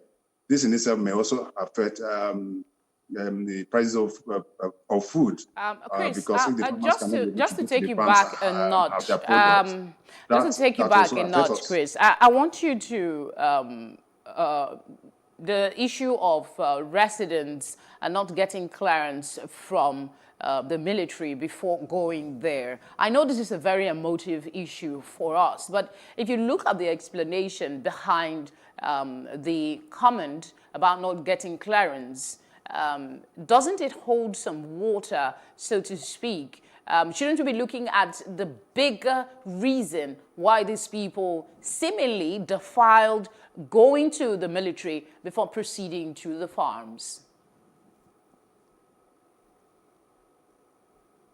My dear, I have absolutely no reason why I need military clearance to leave my house. I have no reason to get a military clearance before going to work. I have no reason to go to the military or the police to seek some level of clearance to be able to do whatever I want to do, irrespective of whatever is happening in and around that. But there was a time, not to hold for, but I need us to, get... Mr. Nwandu, I need us to get, some sort of narrative from you on it. This is a volatile region. There was a time the entire country was on lockdown. You were restricted from leaving your house because there was a lockdown. In a volatile situation as that was, right? It is sad, it's desperately sad that people died. But wouldn't it have been, expected some level of caution to go out in an area that is not being cleared as safe? That is failure in governance, failure in leadership. I don't even want to hear that. I don't want to hear that, because the government in itself some time ago told us that the Boko Haram had been decimated, and what we are just having now is just last key of a dying horse or a dying whatever they call it. So what are you saying? So what I'm saying is that it's failure of government. The United States of America sent down their military people to be able to rescue just one American that was kidnapped in Nigeria, just one. And now you have talking about 43 or 110 people, and you are giving me excuses that they need to... Please, let us not even go there. Right. It does not show any level of empathy. I think that this government should take responsibility and make sure that the lives or property of every Nigerian, wherever they reside, is sacred. And that is it. So every time you do that, people don't forget the also trying to resettle people at the IDP camps. They're asking them to go back to their villages. That everything is here. So what are we talking about? And I don't think, for me, that statement is that any party shouldn't at any given time. All right, Mr. Nwandu. Will not discourage. One is not to say that loved ones are not started giving reason whether they had to go to the farm, they didn't get clearance or not. All right, Mr. Nwandu, I want us to move on to another newspaper. I'm sure, of course, it's still going to carry the same stories. We're going to the Nigerian Tribune next. One of the major ones there, is from Governor Zulum saying that, of course, people should be recruited. Is that the Tribune now? Okay, sorry, my bad. It says Borno rice farmers, at least 110 killed, the United Nations says. It also is right there saying why 8 states landed in financial distress, and that's from a report. I'm not sure I have a different copy of the Tribune. We also I think have the one showing on your screen is actually from yesterday. Yeah, right. So we're going to you stick with this one. Mr. Nwandu, let's go on. It says, recruit mercenaries to defeat insurgents. And that is from the governor of Borno State, Zulum. It also says here, parallel market trades at 500 naira to the dollar as the CBN adjusts exchange rate. What Conde, Oshoba, Fini and others discussed with President Buhari. And also ex-pension boss Mena arrested in Niger Republic. I'm hoping that we can get to share thoughts on that one. Oyetola's leadership quality aided resolution of Lautech crisis, and that is from Sheyi Makinde. Afternoon of praise, not very relevant. I'm going to go back to stories on security now. Nigeria and neighboring countries will ensure no hiding place for terrorists, says the president. I would like you to also speak on the president's speech. You know, it feels like yet another press release after another massacre. We've had multiple of them. We've had this happen so many times. And each time it happens, you know, it's another press release, it's another statement from the president saying that he's given the security agencies marching orders to defeat the terrorists and the insurgents. But, you know, we always, you know, go back to normal, and then, you know, a few weeks, maybe in a few months, unfortunately, we might, you know, get to see another one again. And then it's another press statement. So let's start with talking about recruiting mercenaries to defeat insurgents. And then we can also quickly speak about the statements from the presidency. And Abdul Rashid Maina, if we have time. Yes, well, that from the governor of Borno State, Ms. Jamin, what it only goes to show is that our military has lost. So it is what said initially. So if our military has lost, then we have to seek assistance from foreign countries to assist us in curbing the level of insurgency in northeast, northwest, and other parts of the country. It's systemic failure on leadership, and that's what some of us have been calling for.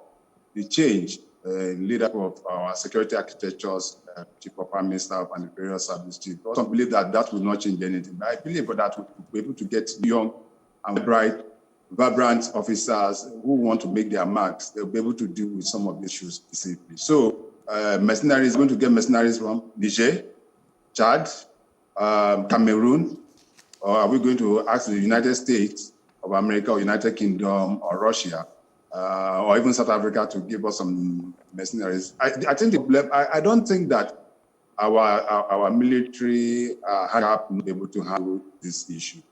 What I just believe we need is the necessary motivation to be able to make sure we get the play or to do. Had I have that level of motivation as expected, that is what we should be asking ourselves. For me, I wouldn't think so for now. I may not totally align myself with, but because if you've also listened to, if you see one of the part of what the governor said when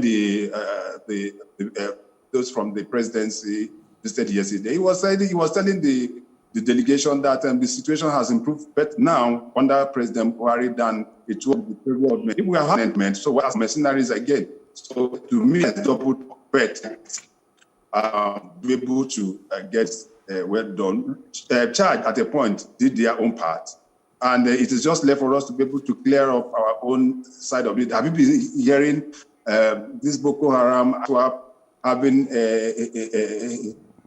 an inroad into Chad? No, they cannot, because that has been dealt with decisively by that government, and we should do ours. Then talking about Mena, good enough, that's a good one. It only goes to show that he can only run for some time, but not forever. He has become a bed. What it means that his bail condition has been revoked when he has been picked. The court will not grant him any bail again on probably till the end of his case, and that is not good news for him. So it's a good one that we'll be able to get him picked up. And where again was he picked up? Niger. I don't know what is so important at Niger that practically everything is heading to. We are building a railway to Niger. We are putting up buying fuel for Niger. Then most of our people that was run away from home, we are picking them up in Niger. Then there's a big problem for us. Yeah, I think it's fair to mention at this point that the official bodies, the EFCC and the Interpol, haven't confirmed yet, as at when this report. Yes, they have not confirmed yet. This is some intelligence from somebody who shared that information information with the press. But I guess it will be a formality at the end of the day. For them to publish means they have the sources extremely credible. All right, let's move on to The Punch now. The Punch newspaper. ACF, PDP, others attack federal government. Presidency offers excuses, blames farmers. This has been disparaged by the CSOs and, of course, the opposition PDP, saying it shows that the presidency is irresponsible and insensitive, basically. That's the big one. I guess we've been talking about it, so we will go upstairs, above the masthead, to see what's there. National Assembly may pass 2021 budget December 10. FG warns against Christmas carols, tells Nigerians abroad to stay away. I'm not sure why. I have no clue why they would say that. I guess the fear of COVID-19 is still very much valuable. But with the statistics that we're getting from the HIV thing, the pandemic wasn't, I wouldn't say such a pandemic in this part. So let's hear your thoughts quickly. I can hear the buzz in my ear. So go ahead and talk to us about escaped Edo inmates, 3 others steal cars. It's expected when you don't forget immediately that issue happened. One of those that escaped went back, killed somebody in Benin, somebody that testified against him in court. So I think he was arrested. This picked up and died. Some of them in Ambury and 8A47 or is A49 was recovered from them with about 8 vehicles. It also shows that our police have to work. The problem we had in having after the answers is that the motivation for them to go back to work, and most of them had their police stations burned down and they had no place to operate from. But it's good enough that they are picking up and doing what they're supposed to do, and we continue to encourage them. The governor of Edo at a point said that all of them that escaped from the correctional facilities to return. I don't know how to be able to do that. We may never find them.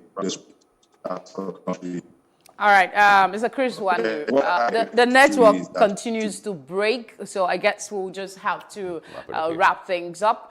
We thank you very much for coming on The Breakfast, even though it's virtually. Thank you very much for having me. It's our pleasure. I don't know, the whole issue of these guys that were killed, and the conversation, it's now an issue of politics. No, I'm right. No, you're wrong.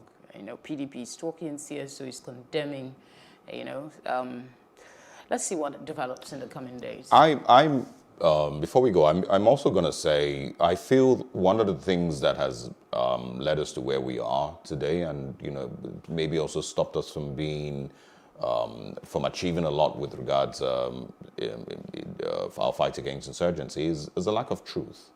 Yes. If we get to a place where our government is entirely honest with Nigerians about what's going on, about the funding for, the army, about the funding for security, we probably would be able to take a couple of steps further. We've been moving in circles and not really achieving so much. And I feel it's because there's a lot of dishonesty, from different angles and different aspects of all of this. Quite unfortunate, really. We'll go on a break. When we come back, today in history, the Dasuki Gate, the first official, high-ranking official to be arrested for fraud by the President Muhammadu Buhari's administration in 2015. We'll be talking about that. Stay with us.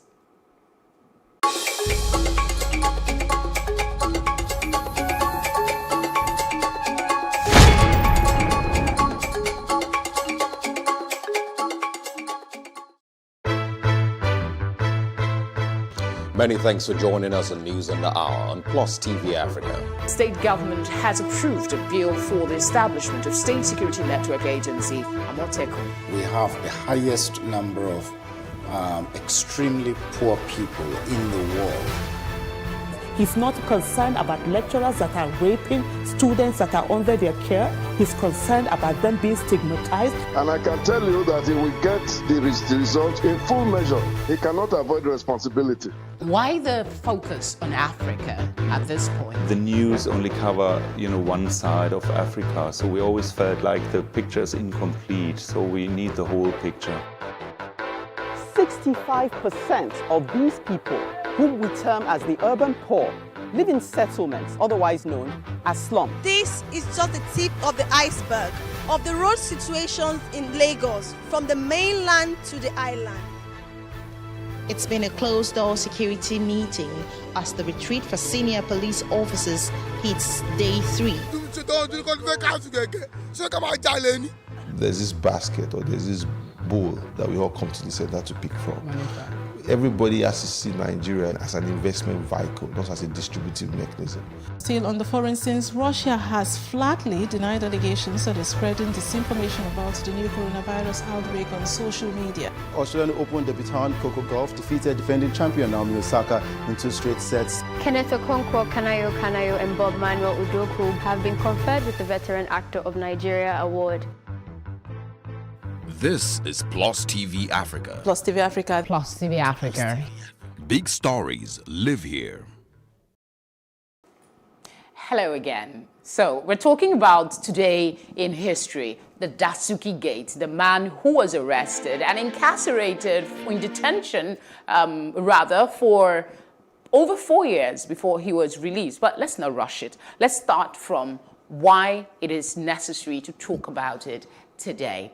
It was on this day in 2015 that he was arrested by security agents for his role in a $2 billion, mark, not naira, $1 billion. That's like more than some nations' budgets. The exchange rate then was different. If you convert that figure now, it's going to be mind-blowing how much money that was. But certainly is. He was accused of using phantom, that's the word now, contracts to buy 12 helicopters, 4 fighter jets and ammunition. He, of course, denies expectedly the allegations. He was indicted by a panel investigating the procurement of arms under the administration of former President Goodluck Jonathan. Like I mentioned earlier, he was the first senior official of the former government to be charged under the rule of President Muhammadu Buhari, who had taken office in May of that year. A lot of persons applauded that he started with a bang. Yes, that's what it seemed like. And then that was what it seemed like. And then when more cases started coming up, people started connecting dots and saying, no, there is something skewed about the corruption fight. But since then, what has happened? On top of all of this, the latest in this case, as of last month, was 2-point-something billion was used for prayers in Nigeria and abroad to fight Boko Haram insurgents. We'll talk about that, but he was refused bail. That's another info here. It was a refused bail in 2018, in spite of widespread condemnation of his arrest and continued detention. Around that period, we had the conversation around the Revolution Now protest leader, that's Moyele Sowore. They were both released almost simultaneously. They were released on the same day, actually. Dasuki had been granted bail by 4 different courts. The government had refused to honor those bail rulings. He, of course, had stayed in jail in detention for about 4 years. He was eventually let out on the 24th of December in 2019, more than 4 years after he was arrested. And it was a very interesting time, for Nigeria, because when it started, like you earlier mentioned, it felt like the government was hitting the ground running with its fight against corruption.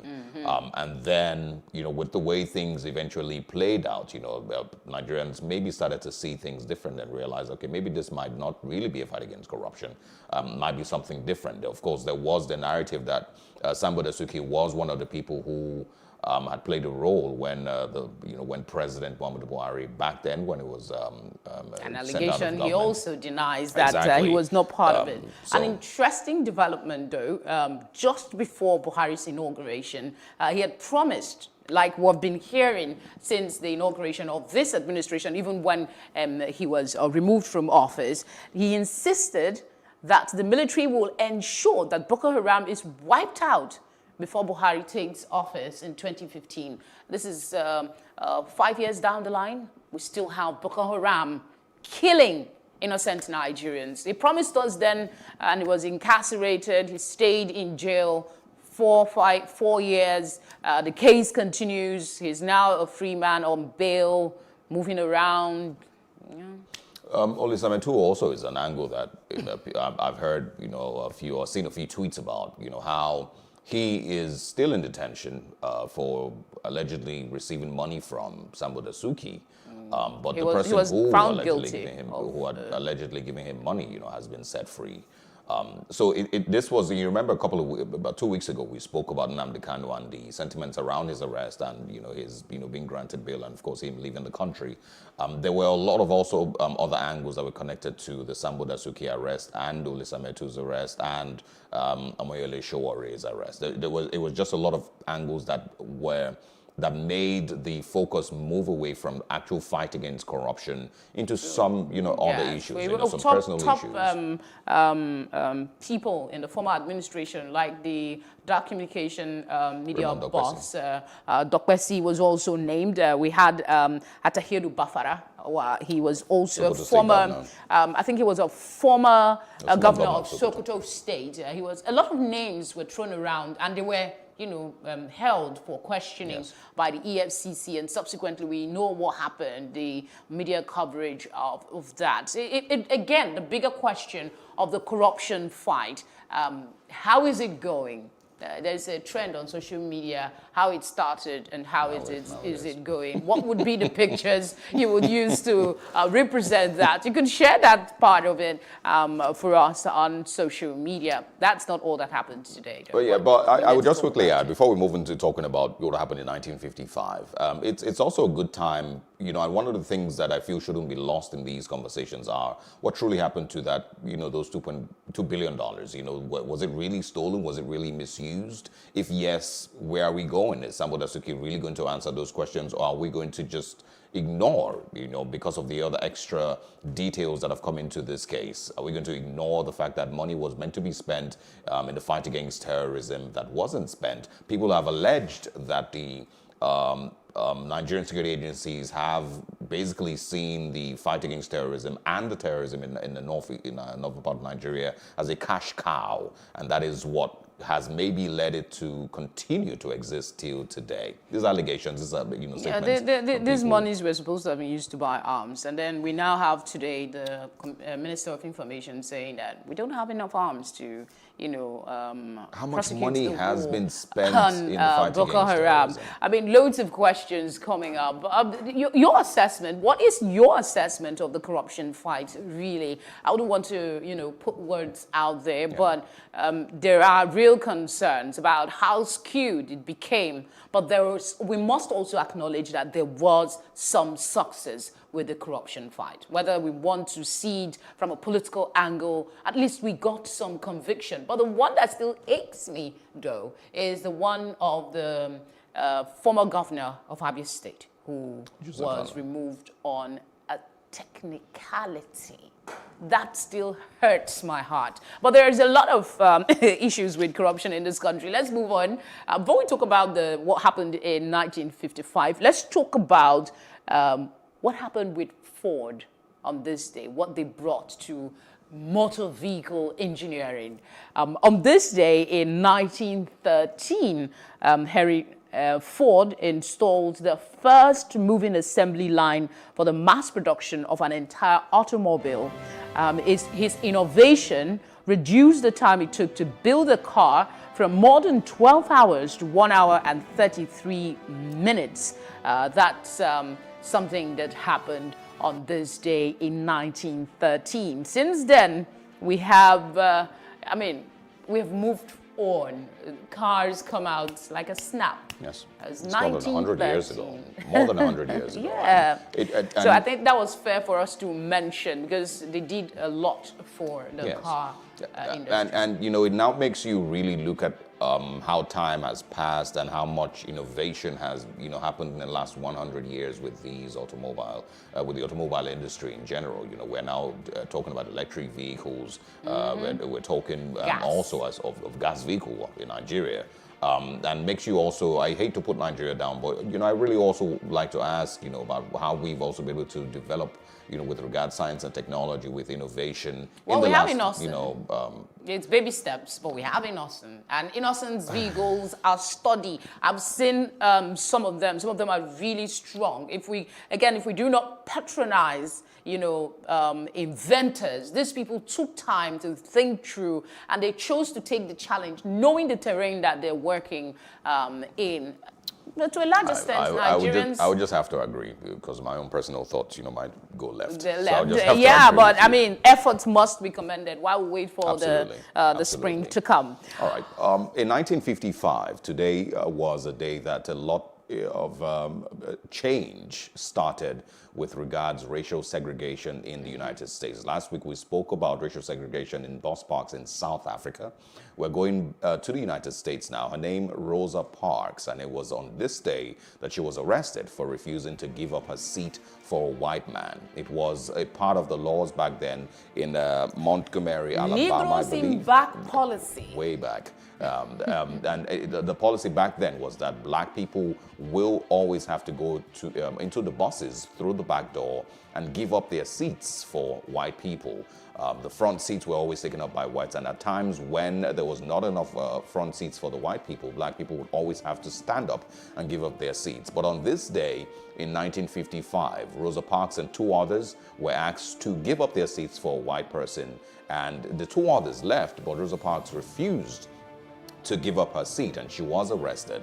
This became the start of a boycott. It was called the Montgomery Bus Boycott that lasted for 381 days, more than a year, and of course also gave the rise in popularity to a certain Baptist, Martin Luther King. Yes, and after E.D. Nixon saw an opportunity to, you know, expand the conversation on racial segregation. Let's remember that it was a law already. Yes. So this movement started, he went and convinced Parker's family to be the plaintiff in the case against the law at the time. But that case was thrown out by the court, and they persisted, and that was how the movement, all of this happened in Montgomery, by the way, so we know. On this day, she was arrested, and on the day of her trial, that was on December 5, they started the boycott, and their enthusiasm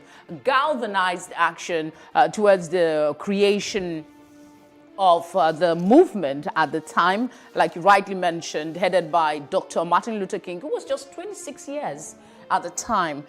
They called it the Montgomery Improvement Association, MIA, to manage the boycott until something happened. Some violence came off that.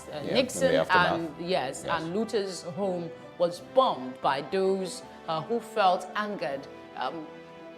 Years down the line, we still have a lot of white population who do not agree with the sentiments. Their way of life is being disrupted by this equality conversation. And they took it out on Martin Luther King and Nixon.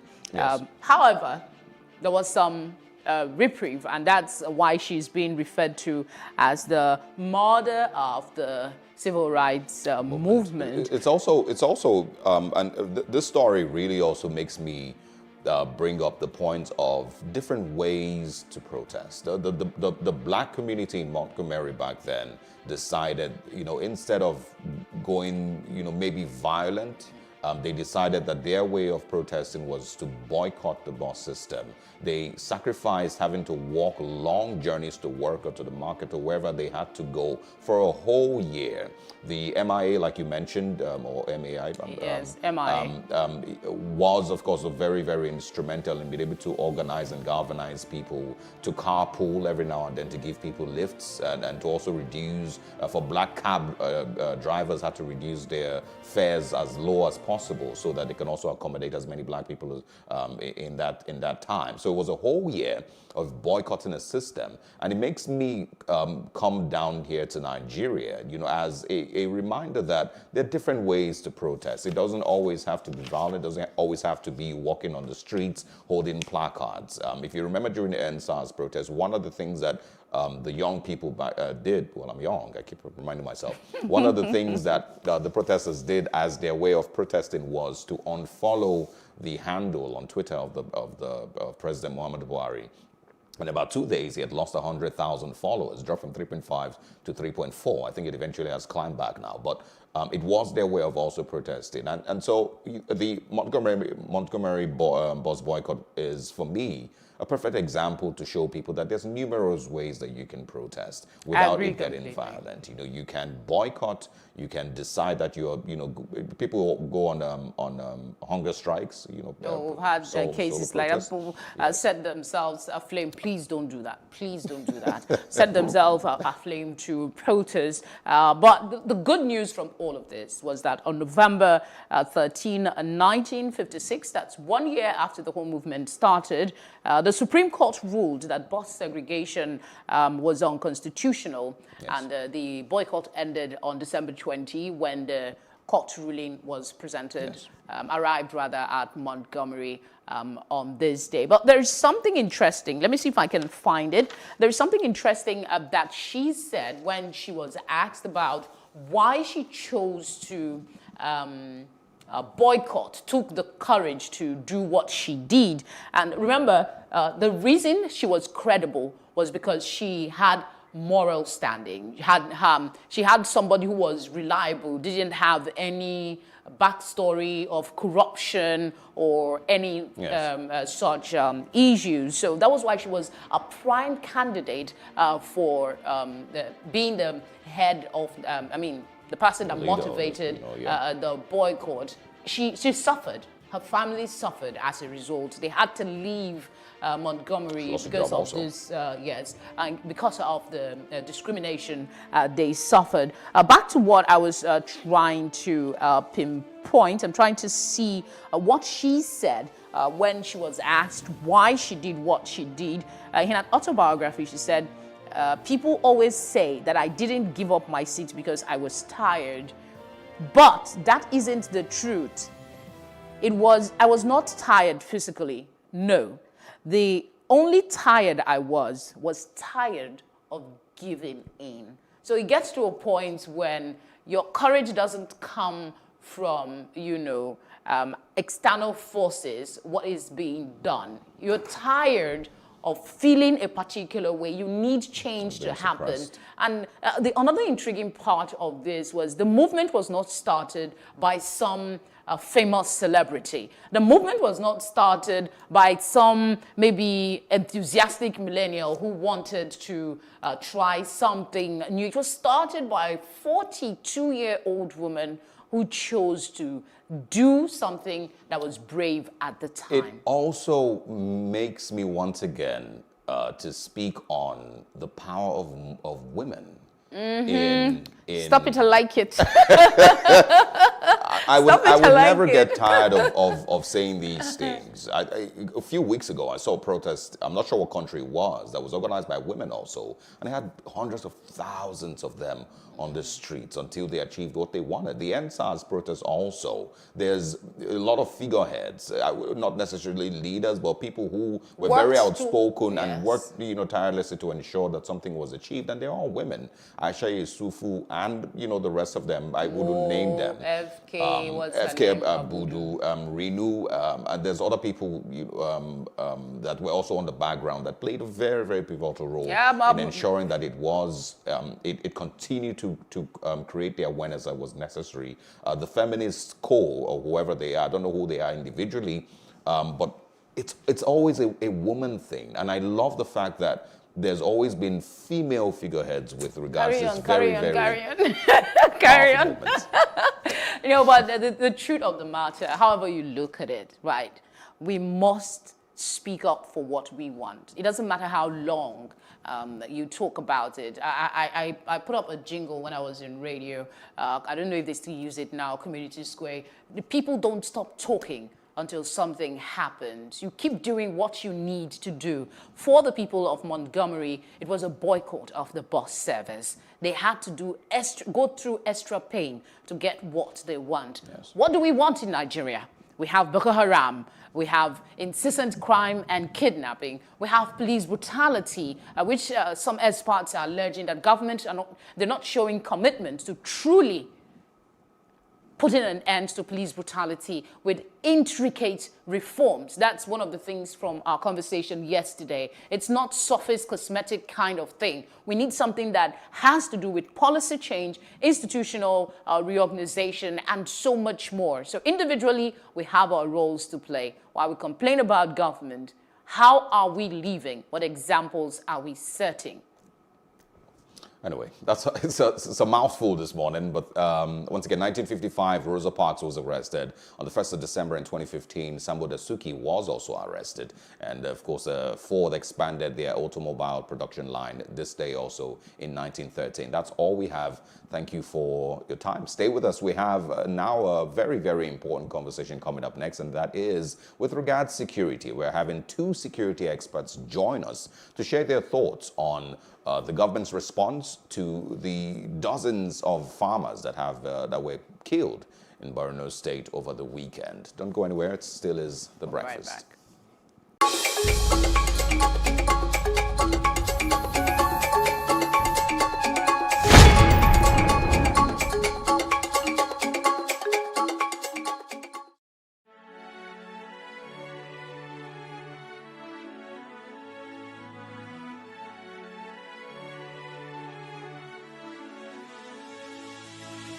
It is engagement we need to have. Those who suffer miscarriages are never taken into account. Members of the National Assembly are also influence peddlers. You are sitting on Nigerians' money. From the barbing, I pay my rent. On the barbing, I send my children to school. A consultative engagement. No any tangible notification before they ban us. It's one thing for people to be at your back and the heat of the moment. And another thing for them to still be with you when push comes to shove. I will do everything to take Lagos out of the national grid.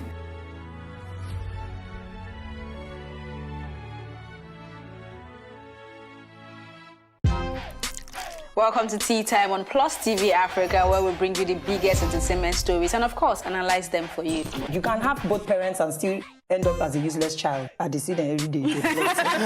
Most times I worry more about where I'm coming from and where I am now, and that determines my next step.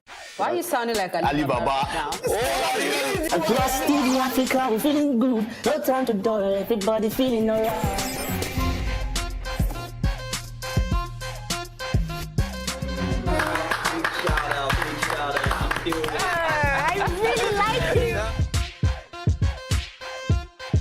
Still make music and people are still buying. Sometimes I look myself minimal IU. Akpala music is for mature-minded people. I got DMs sometimes from Malawi, like, sleeping early.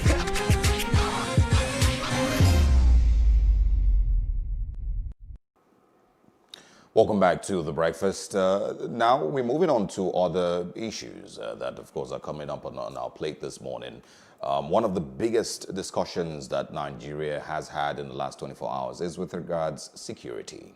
The news of the death of, the government says 43, other sources say as much as 110 farmers in Borno State, Nigeria, has created a lot of conversations, and there's numerous angles to this conversation. Spokesperson to the presidency, Garba Shehu, also was in the news yesterday saying that the farmers didn't get clearance from the government before they went out there. And of course, the governor of Borno State, Zulum, also is in the news for saying that the government maybe needs to reach out to mercenaries to help in the fight against insurgency. We've invited this morning Captain Bish Johnson, who's joining us from Abuja, and of course Chidi Omeje, also both security experts, to discuss these issues. Thank you both for your time this morning. Thanks for joining us.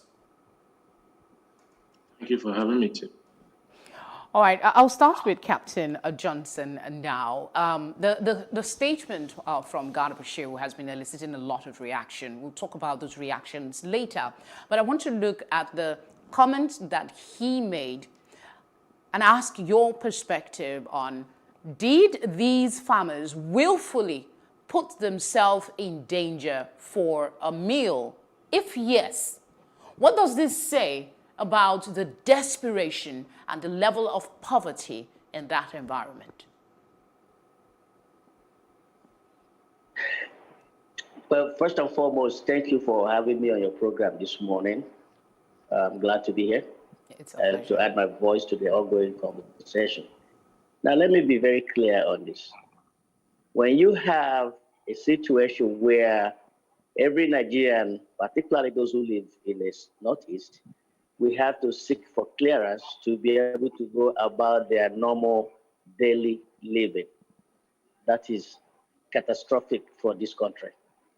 Catastrophic in the sense that it means that Nigeria has actually lost that part of the country. If they have to seek clearance from military authorities to go to their farms, to visit law, to do anything. So the statement from the spokesman.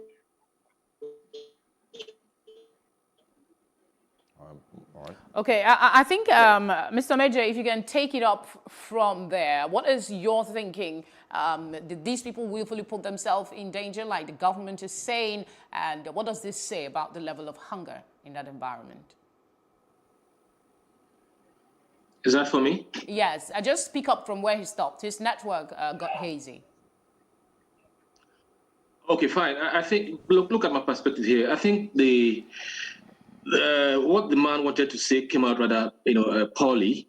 I think the word he ought to have used is not clearance. I understand perfectly well that Nigerians are grieving, and tempers are very high, and we are actually interested in interrogating every statement from the presidency.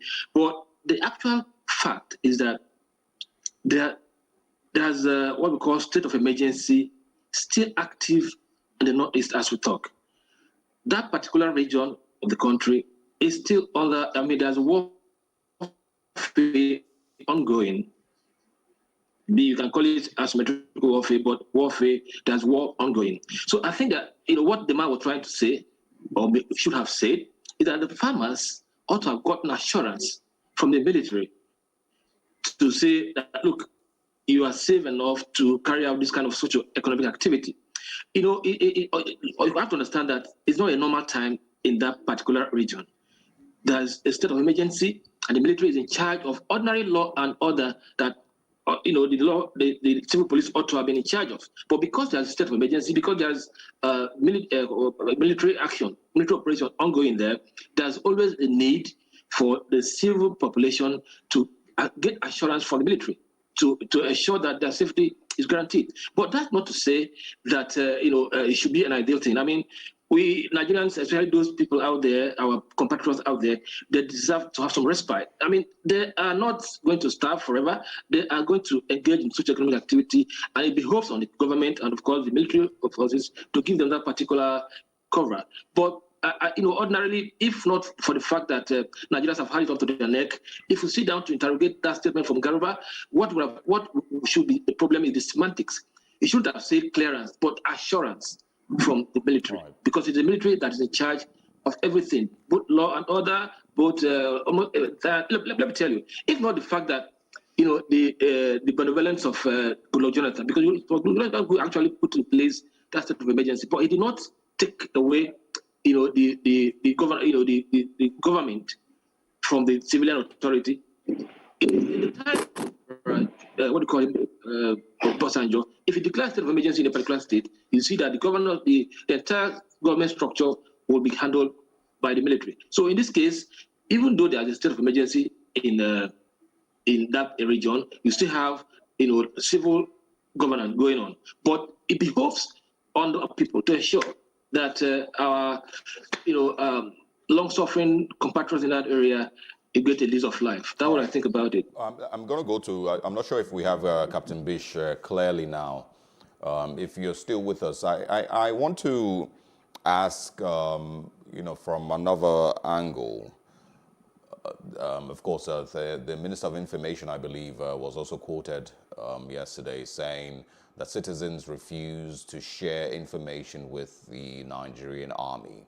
I saw late last night a video. The Defense Headquarters statement. Defense Headquarters, I beg your pardon.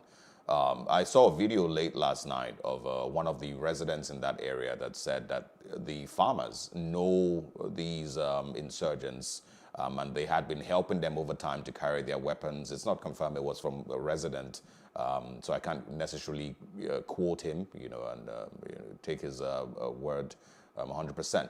But what he was saying was that the farmers have been helping the insurgents to carry weapons, to carry their goods here and there, and they had been assured by the insurgents that they would not be harmed. So he's not sure what exactly went wrong in the last 48 hours.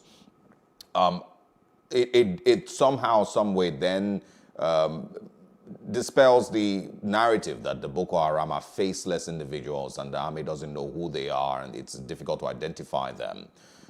So Captain Bish, I want your thoughts on information sharing with the Nigerian army. How much help will that bring to the fight against insurgency? And why do you think that the Defense Headquarters says rather that the residents don't share information with the army?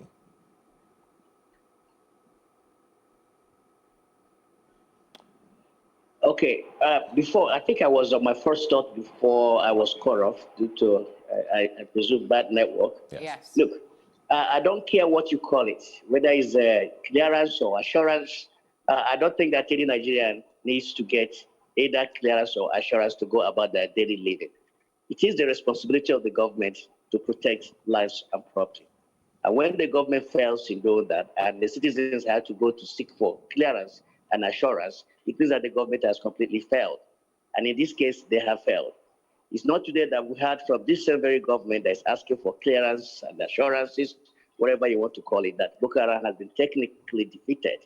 Boko Haram has been technically defeated, as the government has said over and over again.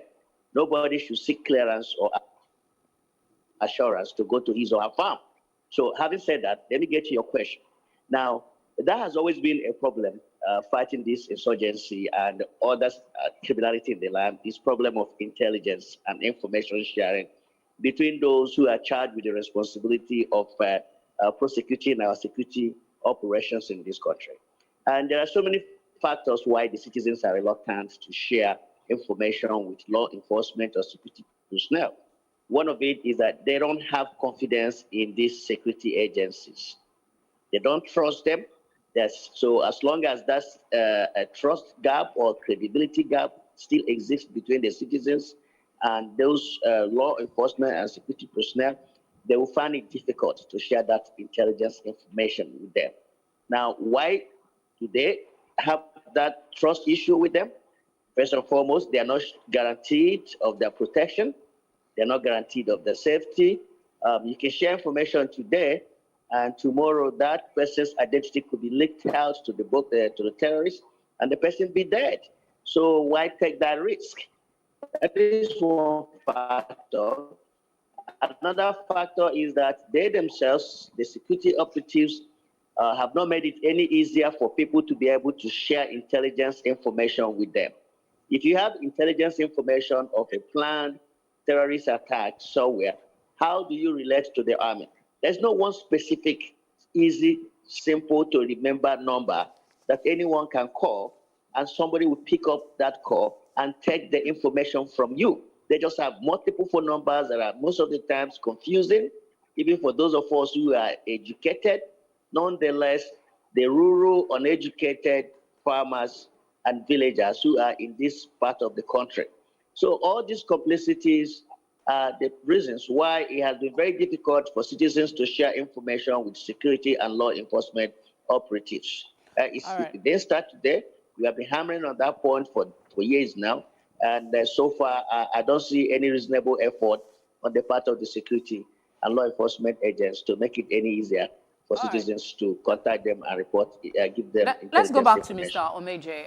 Mr. Omeje, I want to ask you about another aspect of the comment from the presidency. This time, the Senate President Ahmed Lawan, representing the president in condolence visits to the people of Borno State, said that the president has issued another order asking the military to root out the insurgents from all their hideouts and exterminate them. Now, this is not a phrase that is unfamiliar with all of us.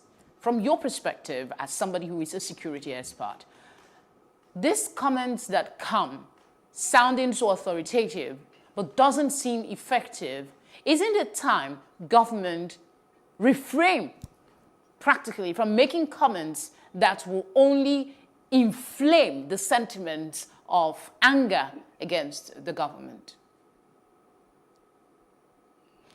Mr. Omeje, the question is for you. Let me just say this before I get to the question. Look, you see, we have to understand that what is going on in Borno State, Yobe State, and Adamawa State is actually war. There's war ongoing. It's not a normal situation. So when I would say that there's a need for citizens to get assurance, does not mean that we don't understand the fact that every Nigerian deserves a right to move around. But you have an abnormal situation. You are fighting a war.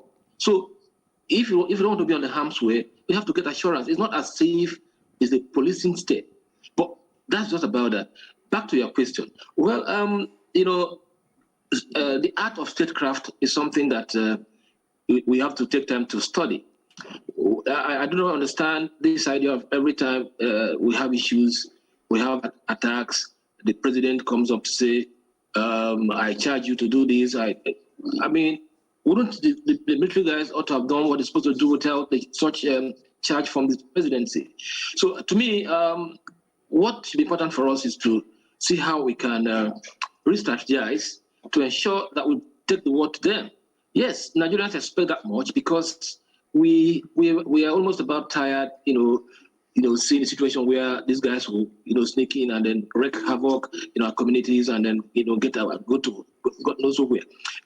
Another important thing to me is that we need to strengthen an alliance, or rather a cooperation between our country and the neighboring, countries, those like Chad countries, talking about Chad, Nigeria, and Cameroon, because it does appear to me that these guys who come from their hideouts in some of these countries, wreak havoc in our country and slip in back. So it means that we are not having a very effective partnership within that Chad region. So to me, I believe that this whole situation will come to an end sometime. But there's a need on our part as a country to rededicate ourselves, even on the part of citizens. There's a need for us to actually deliberately keep supporting our troops to ensure that their fighting morale, fighting spirit are up and their morals are high at all times. So I believe that it's becoming like a broken record, hearing from the presidency, take the fight to them, do that. No, we want to see result this time around because Nigeria deserves to have a positive result this time around. Thank you, Mr. Omeje. I'm not sure if a lot of people would agree with low morale or fighting spirit as one of the reasons we're not winning this war. Anybody who is in the front lines of the battle against insurgency must have some morale to be there in the first place. But one of the things that you mentioned, of course, is once again taking the fight to them.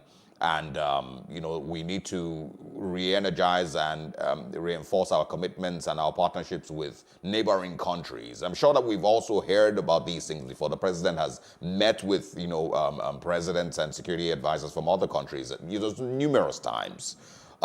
Captain Bish, I want your thoughts on this. One of the things that a lot of people have also said is a tactical way of defeating insurgency is cutting off their funding, finding out who is sponsoring these insurgents, stopping their flow of arms, and stopping weapons from getting to them. How well do you think we've been able to do with that aspect, Captain Bish Johnson? And in what ways may we also have failed in being able to know who is funding these insurgents and who's giving them weapons? Okay. First and foremost, before I answer this question, let me go back to this issue of the fact that there's an ongoing war in the Northeast. Therefore, people cannot have their daily living. Look, I've been in war. So when people talk about war, you're talking to somebody who is battle tested, somebody who served in war zone. You don't shut down the entire society because you're at war. If people cannot fend themselves because you declared war in their area, you must evacuate them. Evacuate the people and put all of them in IDP camps, and you feed them, if that is the intent. When we fought war in Afghanistan and Iraq, we didn't shut down their daily living. People were still able to go to their farms. It's your responsibility to ensure that they are protected and that they are safe to go about their normal living. Okay. Now, having said that, let me come to that, your question. Now, your question is, how far have we done in trying to dismantle? Because this terrorist is a chain. You have those who support them. You have those who provide sanctuary for them. You have those who supply them weapons. And you have those who actually fund them. Now, for you to be able to do well in dismantling any terrorist organization, you can take them from any one of those legs. Either you isolate them from their supporters, which is what appears to be what the government is saying, that the farmers carry weapons for Boko Haram, so they're their supporters. So you have to do a much better job trying to isolate the terrorist organization from those who support them, which we have not done very well. Another thing you can do is to discover where their funding is coming from and be able to shut it down. We haven't done that very well. You saw the one that happened in United Arab Emirates, where they were able to arrest some Nigerians for terrorist funding. We have not seen such similar cases here in Nigeria where people have been arrested for funding Boko Haram. So it tells us that we are equally not performing very well in that aspect. Now, there are people that provide sanctuaries for them because these people don't exist in space. They are not aliens. They are humans like you and I. So they will live a normal life just like you and I do. They will look for sanctuary, they will feed, and they will do all sorts of things. So we haven't been able to discover those sanctuaries and be able to dismantle those sanctuaries, and that's why it seems that they are flourishing. So time and time, parameter after parameter, we have failed to be able to dislodge the link, and that is why you see the terrorist activities flourishing in the manner that they are today, even when we have said that they have been technically defeated. Captain Bish, would you say then that the Nigerian government doesn't have full control of its borders against proliferation of weapons? Because the Boko Haram don't produce their weapons, the insurgents don't manufacture their weapons in Borno State, so they keep coming into the country. The ammunition and all that they use comes into Nigeria as often as they need it, I believe. So I was saying earlier that we have a trust deficit. We have a lot of dishonesty that might also have led us to where we are today, because there's no honesty with the fight against insurgency. Why is it difficult for us to cut off their supply of weapons? Well, okay, one of the main reasons why it's difficult is because there are people who are benefiting from the status quo. Okay, these people who are benefiting from the status quo, who are making a hell of money. Terrorism has become like another sector, money-making sector in this country that people are making huge money off of, even at the detriment of the life of their fellow citizens. So those people will fight tooth and nail to ensure that the status quo continues, because that's how they make their money. That's one point. Another point, look, I've said this issue of our border security. Our borders are in total chaos and very, very, very porous. And to the extent that they remain as porous as they are, we will continue to have issue of insecurity, particularly in those northern segments of our borders. I've said this on several platforms and on several networks. If we really, and we are serious about dealing with the security challenges we have in this country, one of the areas that we have to take very, very serious is our border security. As it stands right now, there are over 1,000 illegal border crossings just only in the northern segment of our country. And if you look at the border directorate of the immigrations, there are only 32 manpower personnel in that directorate, grossly insufficient to police the borders. Also, we don't know what is coming into our country. Captain Johnson, let's pause a bit and bring in Mr. Omeje. I want to still talking funding, this time not illicit funding. The governor of Borno State, Governor Zulum, has called on the National Assembly to increase budgetary allocation to the Northeast. According to him, let me see the amounts now, 45 billion naira that was appropriated for capital projects in the Northeast is insufficient. Is it a problem of insufficient budgetary allocation? Is this one way that the issue of insurgency can be addressed in the Northeast? Is that question for me or for Chidi? Mr. Chidi Omeje. Oh, okay, fine.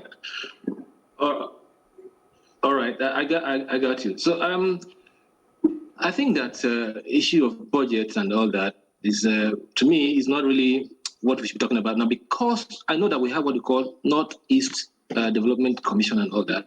There are other extra budgetary things that have been mapped out for that particular region. The important thing is, how do we deploy even the little ones that they have there? So to me, if the Northeast people, if the governor is insisting that there's a need for them to have a budgetary increment in their region, we have to ask them, what have they done with the ones that have been allocated to them?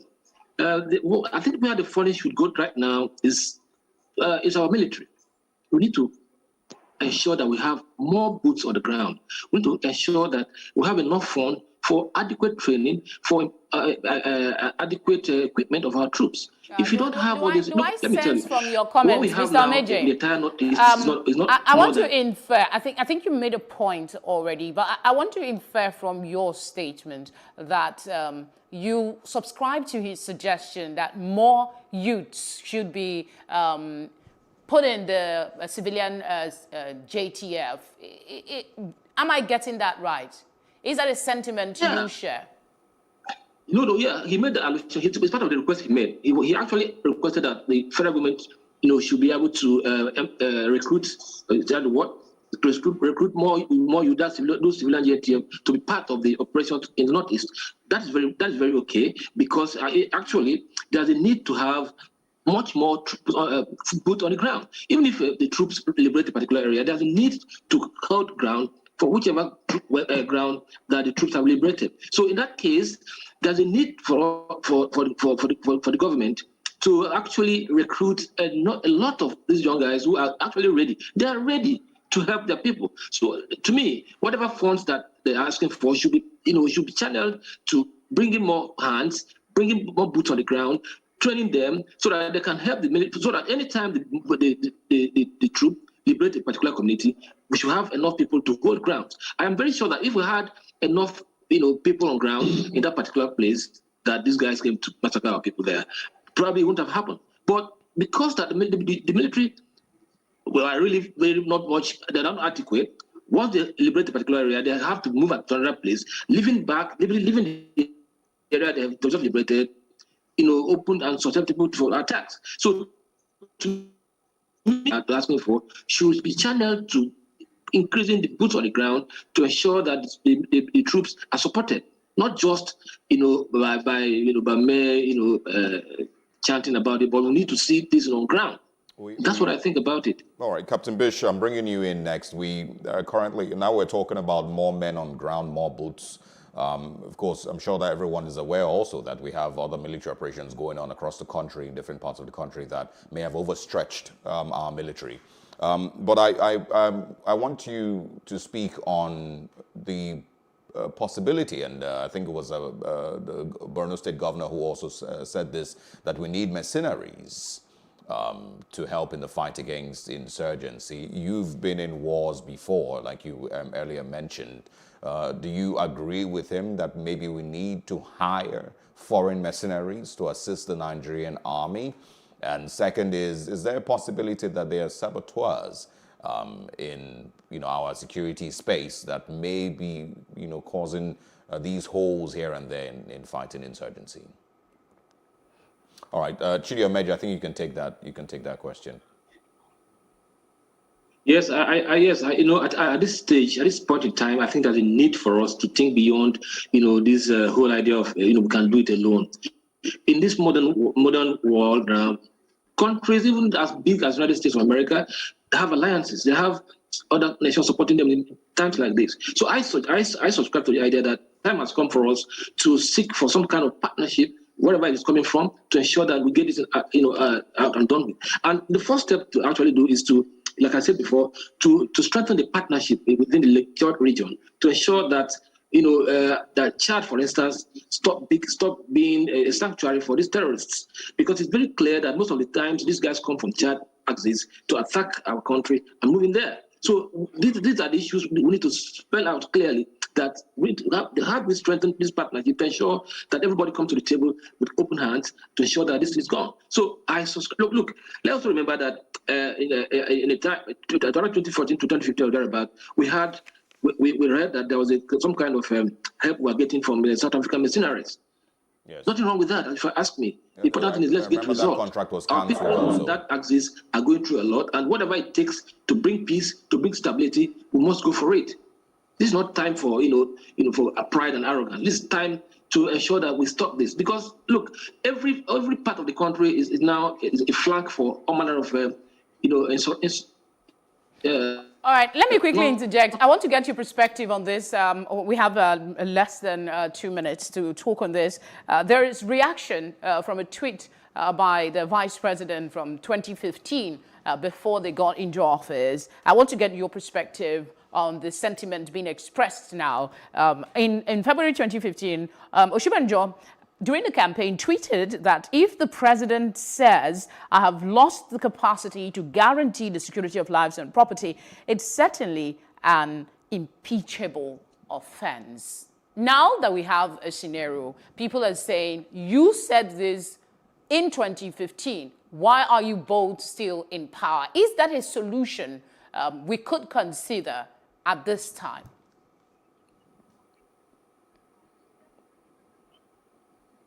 Is this for me? Okay, I think we have Mr. Captain Johnson back. Go ahead then and take it on. Okay. If you can do it in 40 seconds, we're out of time. Okay, I go to. Can you hear me? Yes, we can. Go ahead. Can you hear me? We can. Yes, go ahead. Well, before I go on that, let me talk about issue of funding for our military. You have 40 seconds, sir. You have 40 seconds. I don't think that funding is.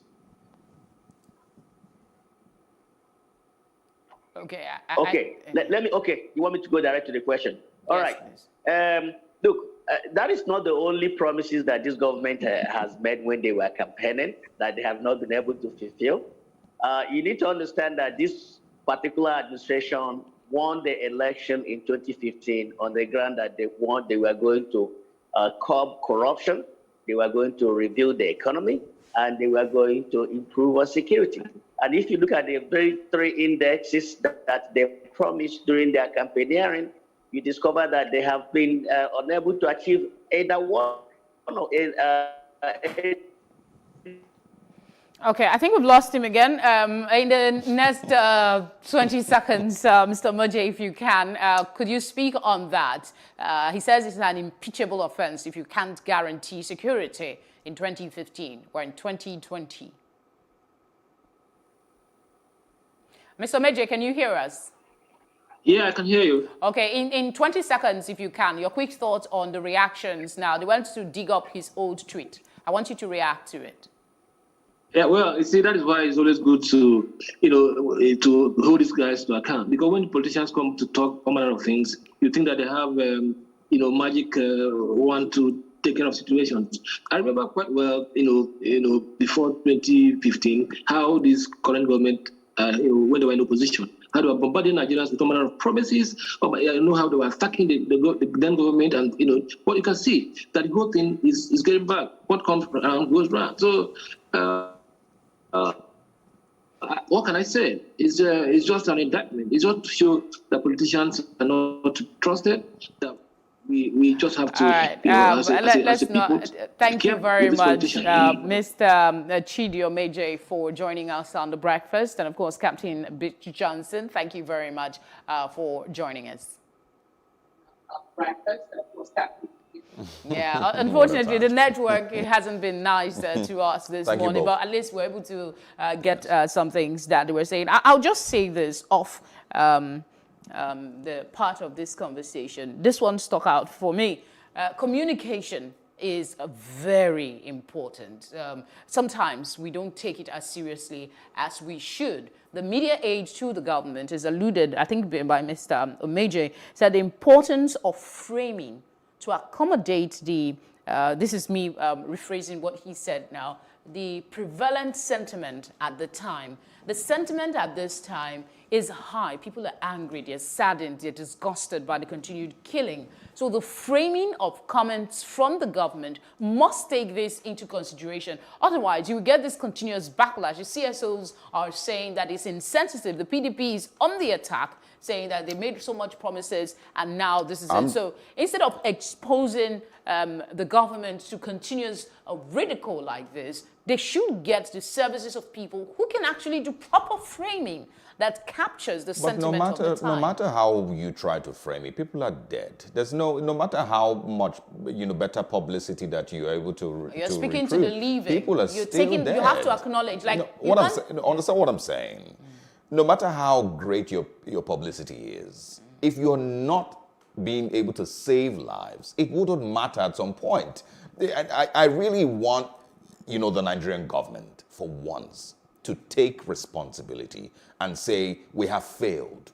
We did poorly. We have failed with honesty. We have failed with funding. We have failed with our tactics. We have failed with our policies. You tell me I'm the one that is idealistic. Do you expect that to happen in this country? But it's one of the reasons why these things may never end, because they will never take responsibility. And every time there's a disaster like this, the aides to the government always have, well, like you said, they always have a perspective that doesn't work. All right, we're out of time. Also, if you're going to be hiring mercenaries, I'm going to tell you the Nigerian angle to hiring mercenaries. It's going to be another cash cow. You're going to, add to the budget another 700 billion naira to pay off mercenaries that you probably hired for 10 million. That's the Nigerian story. Unfortunately, that's our reality. But of course, we have this conversation in the hope that will bring out the issues and those that are capable, that can apply the suggestion made. We'll take that into consideration. We'll go on a quick breather for a cup of tea. Hopefully, we'll come back. We'll be talking about World AIDS Day. Don't go away.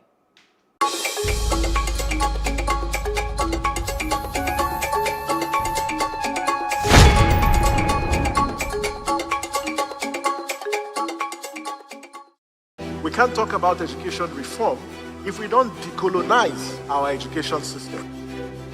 What we do not understand, we will stigmatize. Because it's just cultural. And I think it's just human nature. They stop paying us salary. I don't like remembering it. I am angry at Nigeria. I'm angry at this government which seems to be letting us down. I'm angry at us as a people. In the process of struggling to free myself from his hand, he tore my pants and he raped me. Yes, I commit offense truly. Young girl, do you know where you are going? I say, I'm going to America. I say, now so that they talk, you are going to Libya, which America? As it then do mark our place, some people they die now.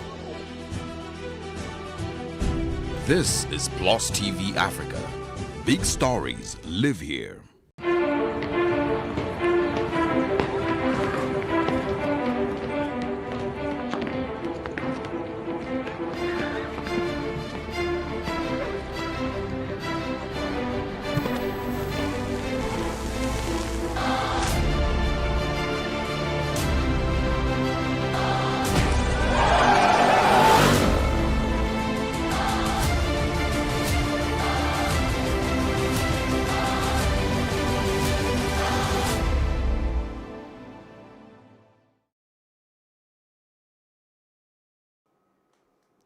Welcome back to The Breakfast. Moving away from a discussion on security, we, of course, told you earlier that today we're celebrating World AIDS Day.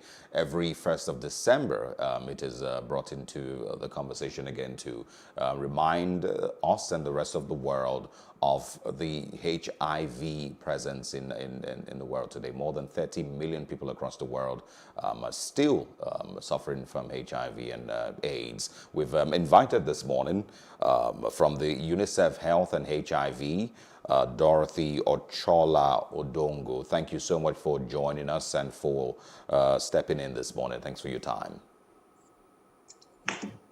Thank you for having me. All right, let's start with the adolescents and children figure, 0 to 14 years, 14 to 25 years, women, you know, and then we have the pandemic coming to exacerbate what we have on the ground. How did this affect the access to antiretroviral drugs and other help that HIV and AIDS patients need? Okay, thank you.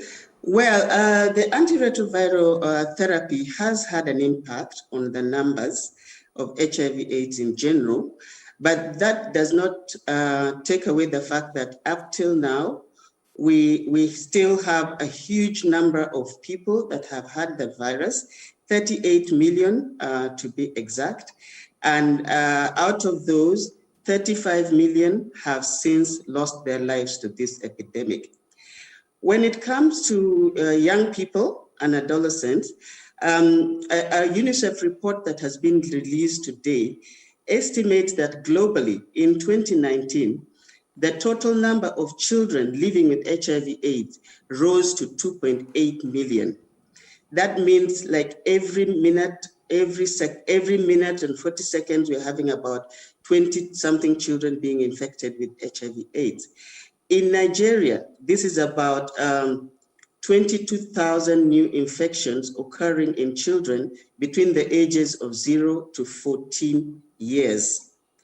And when it comes to adolescents, about 15% of the global AIDS death in children occurs, in global AIDS-related death occurs in children and adolescents. 15% of these deaths are actually in Nigeria. Yeah, the figures are shocking, ma'am. But I wanted to find out, how has the pandemic affected access to these life-saving services that keep HIV and AIDS victims safe and alive? Yes, so generally, you mean the COVID pandemic? Yes, how it has affected access to services by HIV/AIDS patients. So the COVID pandemic has actually led to a reduction in access to these services. There's been a disruption in services. For one reason being that the lockdown made it clear that about 15 to 25% of services could not be accessed because of the lockdown. But in addition, the healthcare providers were also overwhelmed with responding to the COVID pandemic. So the number of pregnant women living with HIV globally, as we know, is about 1.3 million. And then can we start that again? No. Just go ahead. Go ahead, please. Yes, so basically what I'm saying, the services have been disrupted. There's been about 15 to 25% disruption in healthcare services for people living with HIV/AIDS. What has been done is to try and minimize this disruption in services. The Ministry of Health came up with guidelines to promote multi-month prescription of drugs, so that instead of people coming for one month supply of antiretroviral drugs, they get a 3-month supply of drugs. And that means they're having to access the health facilities is limited during the COVID pandemic. But at the same time, they're getting all the drugs that they need. So that is how we've responded to the pandemic and made sure that the services still continue despite COVID. The figures, the figures that we've mentioned this morning are pretty shocking. It seems almost like, there's not a lot of awareness anymore on HIV and protection and staying, safe all the time. Would you agree that that is true? The conversation on HIV seems to be dying down, and there's less and less people protecting themselves in every way possible. That is very true. And part of the reason being that the HIV pandemic has been with us for almost 40 years. And, you could say there's a bit of a fatigue in terms of messaging for HIV/AIDS. So when a new pandemic comes up, like the COVID pandemic, attention gets drawn away from the HIV/AIDS pandemic. But then we have to remember that while the HIV pandemic has been around for so long, but at least there's now hope against the COVID-19 pandemic, which is not the case for HIV and AIDS. And the other issue about HIV/AIDS, of course, is the stigma related to this illness. People tend to feel that if you acquire HIV/AIDS, it's because you have misbehaved in one way or the other, which is not the case in the case of other pandemics like COVID. So yes, attention tends to be drawn away, and yet we 3,000 figures higher than that of the boys. You say the figures released for these young people is kind of shocking. While the awareness about HIV/AIDS amongst adolescents is quite high, you would say it's really over 80% people are aware about HIV/AIDS, including young people. But comprehensive knowledge is very low. It's estimated at about 23% for adolescents. That is the knowledge for the correct modes of transmission amongst these people. And part of the issue, again, as I mentioned, is stigma and not prioritizing programming for the adolescents and young people, and also a lack of integration for young people. Having said that, I think what is very important is that we need to be able to reach these young people with messaging that makes sense to them and use the channels that they resonate with. So for example, for those who are able to access social media, it's important to work with the young people themselves to design equipped with the correct knowledge. They should be able to pass this knowledge on to their organizations. As UNICEF, we have been supporting young people, support groups in the various states to be able to work with people themselves and to pass on the messages in the form that they understand. And secondly, we should not have services that are only looking at the young person per se. It should also be integrated into overall services in the health facility, while at the same time, targeting the young people. We need to have adolescent-friendly health services to support these young people. And for the female child, they need even more support. So we have also the school-based interventions for those children that are in school. And for these school-based interventions, you have one or two teachers that have been identified and trained to be able to counsel the young people or give them the right knowledge and education about HIV/AIDS and help them to protect themselves. All right. One Dorothy, other group we need to target as well. I want to quickly step in because of time, and of course I apologize for jumping in so abruptly. But I want to ask, I'm worried about why we have more female figures, than male. Is there something that we're not aware of? There's something that is going on that people need to be aware of. And then I also want you to quickly address the phrase that HIV is not a death sentence. Is that still true in our world today? Yes. Okay, thank you. So for the first part about the first question you asked about why the young girl more vulnerable than the boy, the same age. I think it's also important to understand that the young people do not necessarily get the infection from their peers.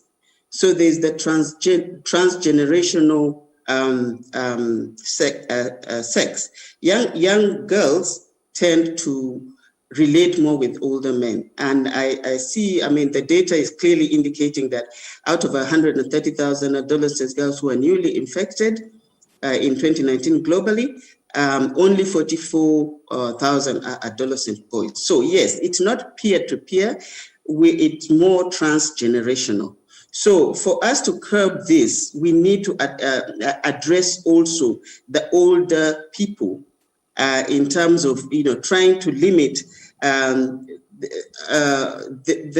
or rather empower the young girls not to have to go for the older men who are more likely to infect them with HIV. Okay, AIDS. so the UNICEF report called on all government and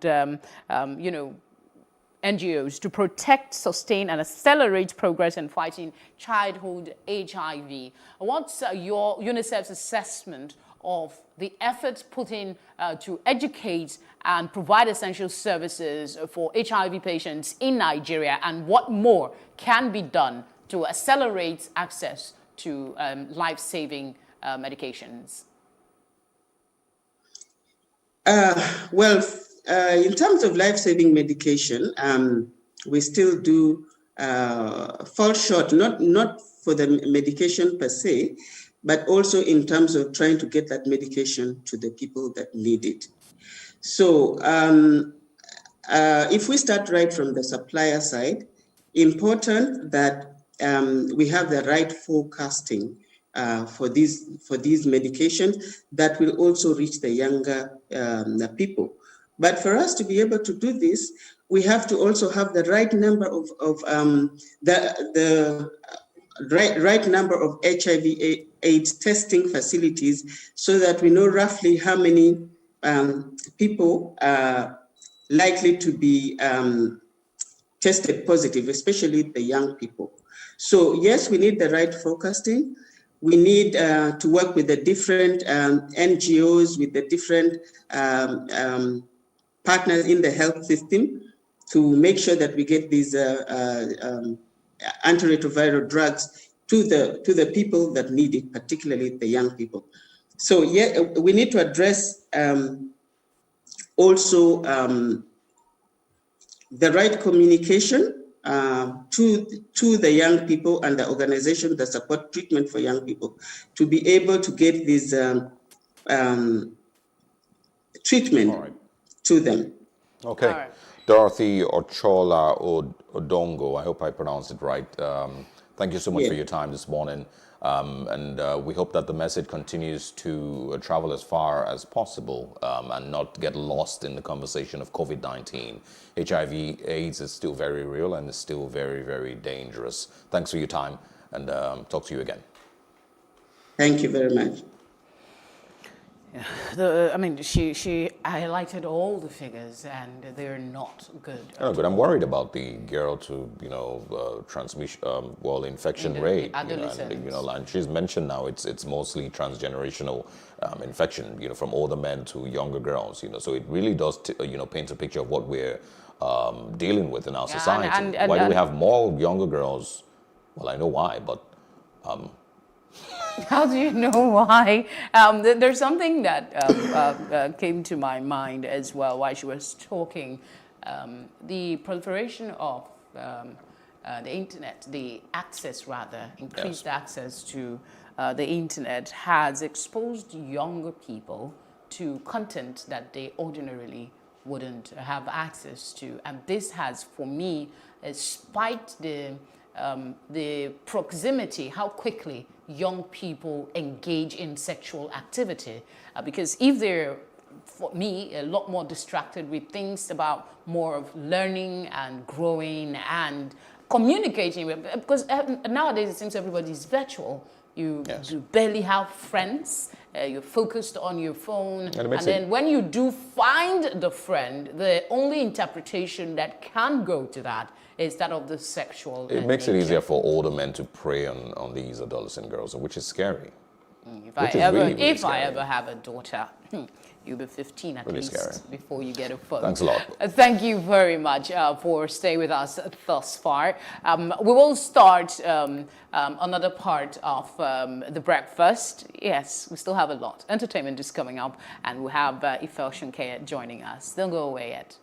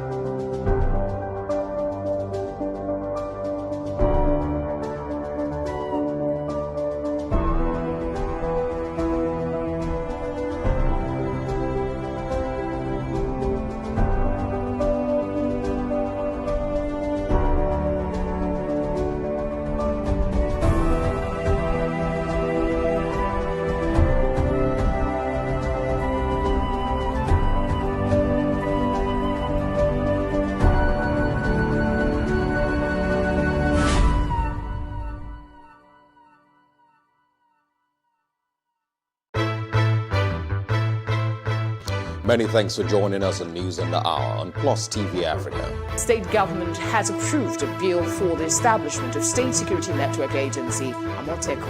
We have the highest number of extremely poor people in the world. He's not concerned about lecturers that are raping students that are under their care. He's concerned about them being stigmatized. And I can tell you that he will get the result in full measure. He cannot avoid responsibility. Why the focus on Africa at this point? The news only cover, one side of Africa, so we always felt like the picture is incomplete, so we need the whole picture. 65% of these people, whom we term as the urban poor, live in settlements, otherwise known as slums. This is just the tip of the iceberg of the road situations in Lagos, from the mainland to the island. It's been a closed-door security meeting as the retreat for senior police officers hits day 3.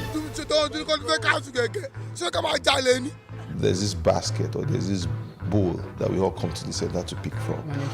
Everybody has to see Nigeria as an investment vehicle, not as a distributive mechanism.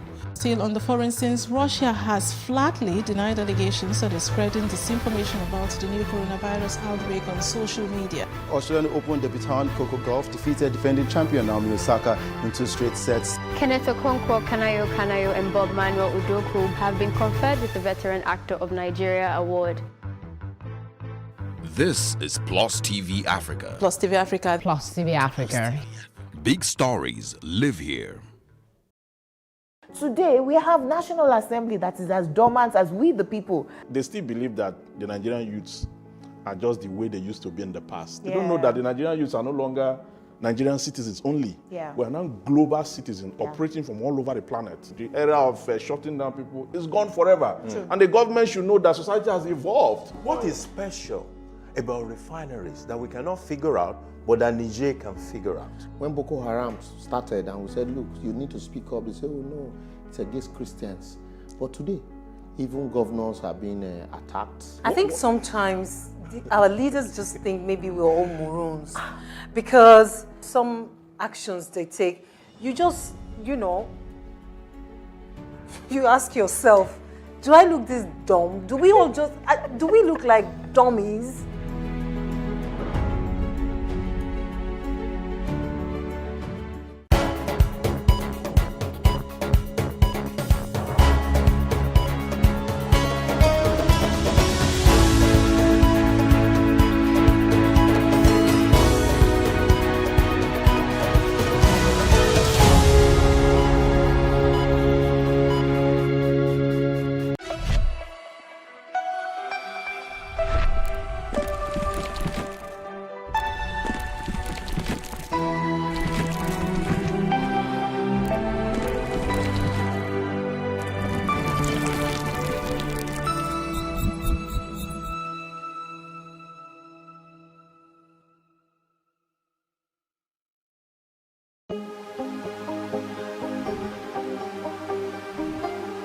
It for upcoming artists to blow in Nigeria.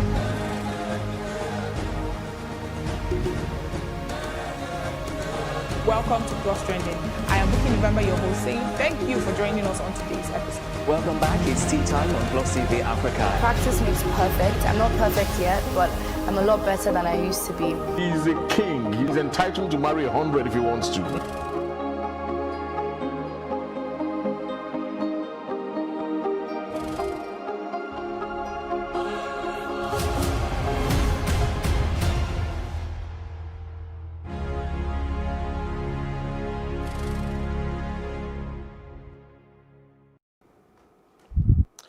Welcome back, and of course the last lap of the breakfast this morning, we are going to be talking entertainment. It's coming from an actress, Nkechi Blessing, who shared her very scary health experience, reminding her fans that there is a thin line between life and death.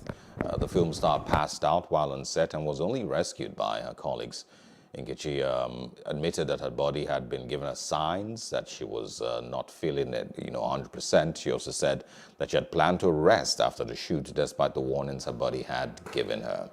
But of course, her body had its own plans as she broke down during the shoot and passed out. She eventually then advised Nigerians to always rest as much as they can during their work schedule. We've invited Ife Oluwa Osunkeye to share his thoughts on this one. And the first question that comes to mind is the possibility of health insurance for celebrities, for actors and actresses, and everyone in the Nollywood space. Is it necessary? Good morning, first of all. Good morning. Is it necessary that we start to have a special package of health insurance for these persons? I think already this is a plan in motion already, because I remember speaking to Mona Lisa Chinda-Koka, which is the PRO for the Actors Guild of Nigeria, a couple of months ago when they were launching the health insurance package, and I think we even gave them a coverage of that. So, and this is off the back of a lot of you see a lot of actors, actresses, seeking for help whenever they're sick and they're on their sick beds and all. So it's in order to avoid that, they started an health insurance plan for each actor under the guild, and I think that is working out perfectly now, and I think that's a good development. So yes, I think there should be a special package for them. Okay, just before we continue with the conversation on insurance, problem no they finish. Yeah. Said, what does that encapsulate, and how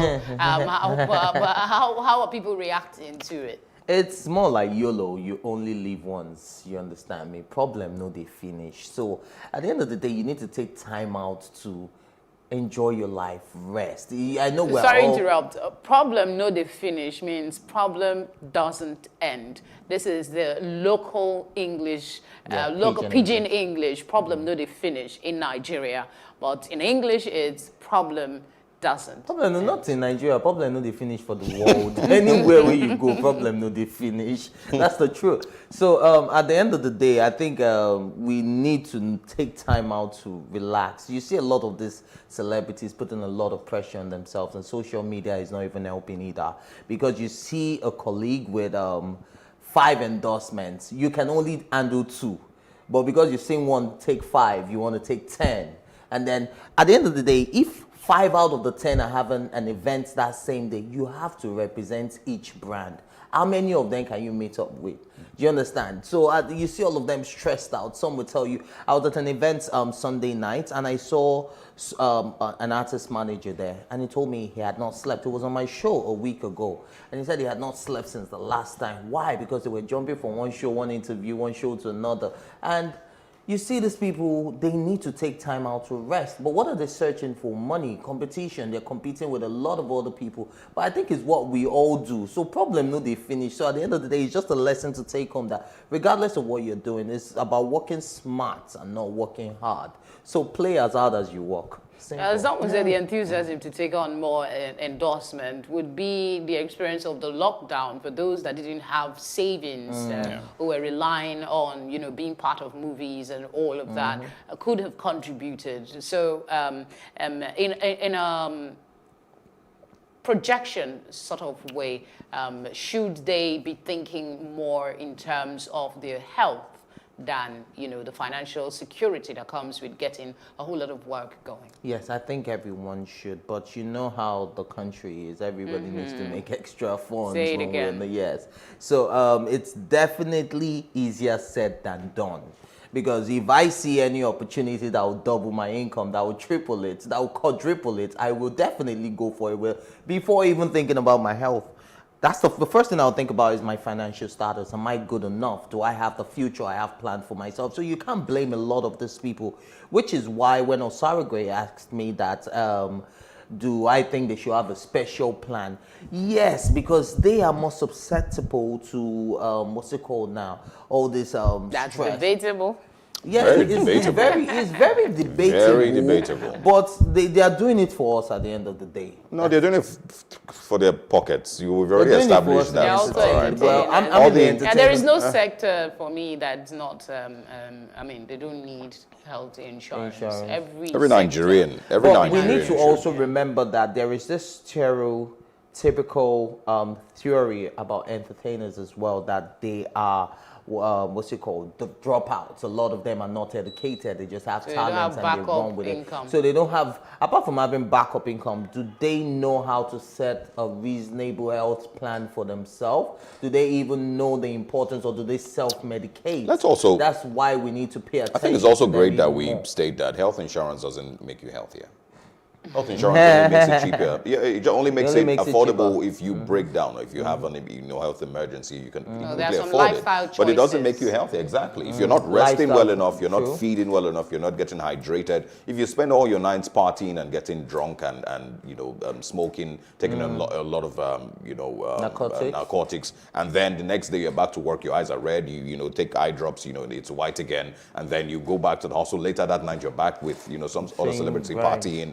You will break down at some point, and nobody's going to blame your high work schedule because you've been on set all for the last 3 I guess days. that's why the message from Nkechi is pertinent. Take time to Yeah. rest. Do not overwork yourself. See, Health insurance. not gonna I let you learned it the last way, the hard way rather.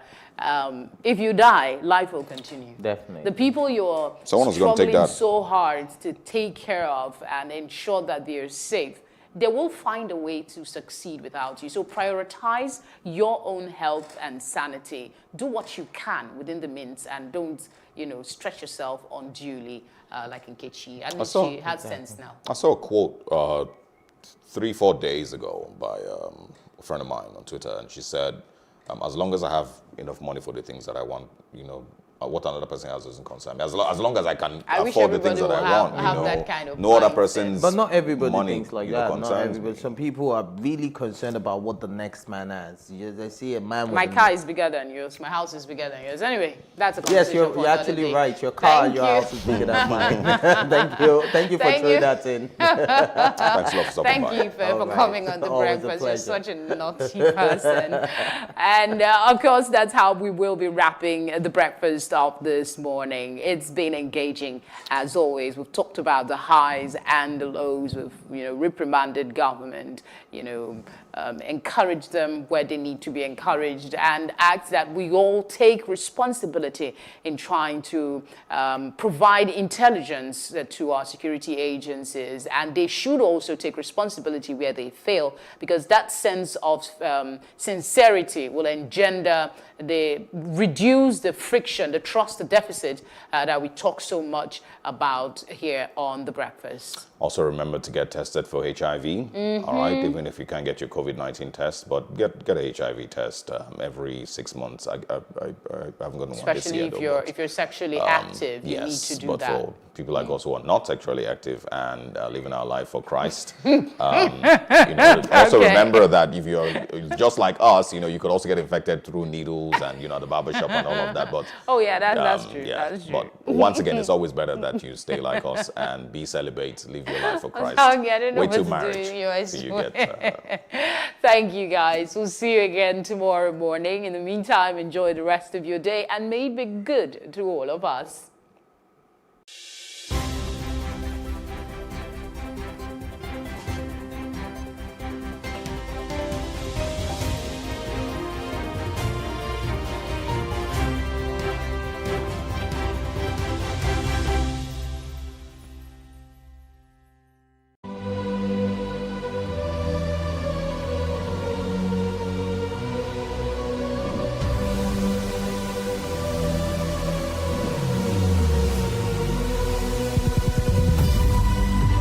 What we do not understand, we will stigmatize. What you can see is the remaining of the tanker that exploded. The suspect equally confessed.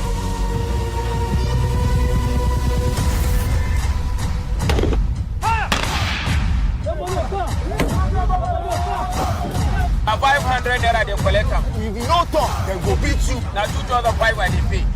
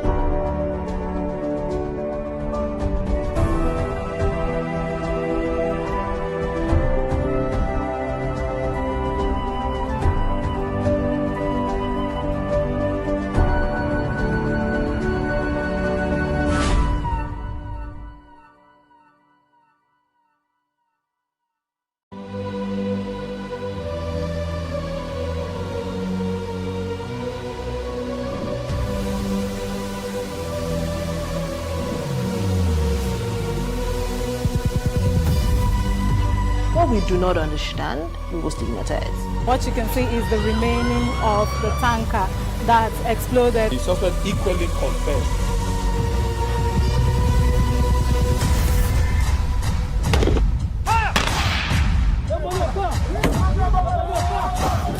Now 500 naira they collect am. If you no talk, dem go beat you. Now 2,500 I dey pay.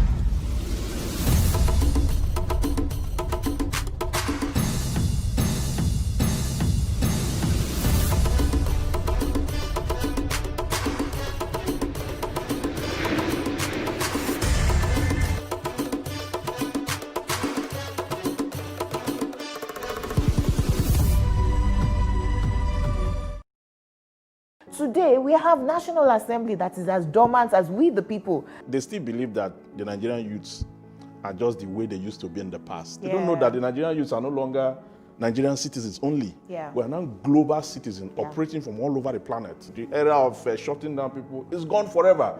And the government should know that society has evolved. What is special about refineries that we cannot figure out, but that Niger can figure out? When Boko Haram started and we said, look, you need to speak up, they said, oh no, it's against Christians. But today, even governors are being attacked. I think sometimes our leaders just think maybe we're all morons because some actions they take, you just, you know, you ask yourself, do I look this dumb? Do we all just, do we look like dummies?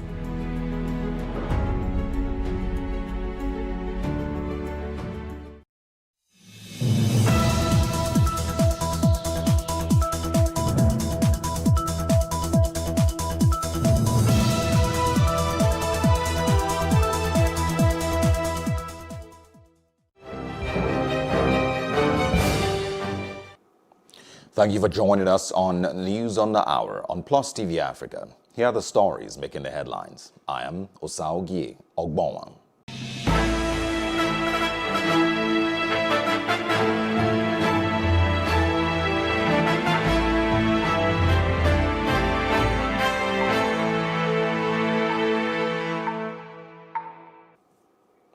145 Nigerians in 7 states have been confirmed COVID-19 positive.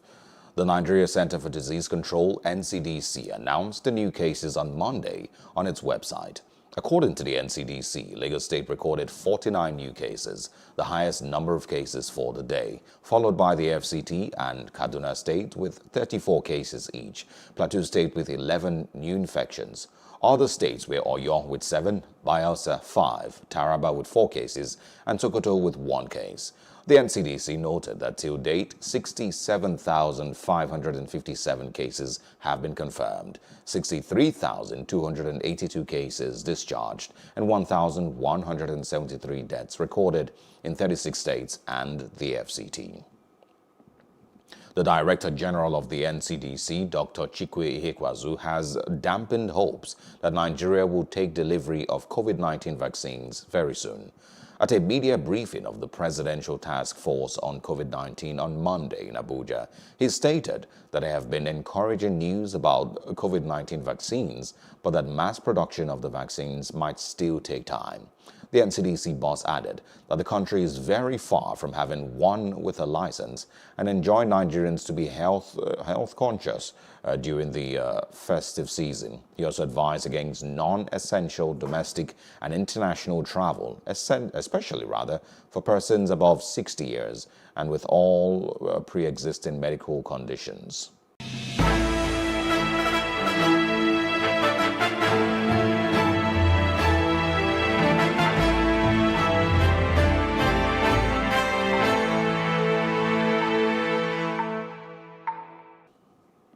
The National Agency for the Control of AIDS, NACA, has stated that between the year 2005 and 2019, there have been a 40% increase in HIV infections among adolescents and young persons globally.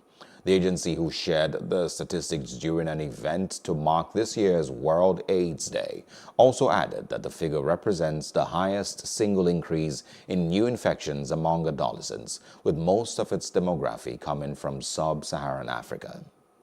Between 2005 and 2019, the total number of adolescents living with HIV globally increased by 40%. That is the highest single increase in new infections today are found amongst adolescents living with HIV, and particularly those of them in sub-Saharan Africa. In 2016 alone, globally, a total of 55,000 deaths were recorded amongst adolescents 10 to 19 due to HIV. We cannot achieve an AIDS-free generation without specifically identifying those issues that make adolescents and young persons vulnerable to HIV. And still talking HIV, the country representative Joint UN Program on HIV and AIDS, Dr. Erasmus Mora, says no fewer than 1.6 million Nigerians died of HIV/AIDS since the outbreak of the epidemic in 1985. He said this during a candlelight memorial for people who died from the condition in Nigeria.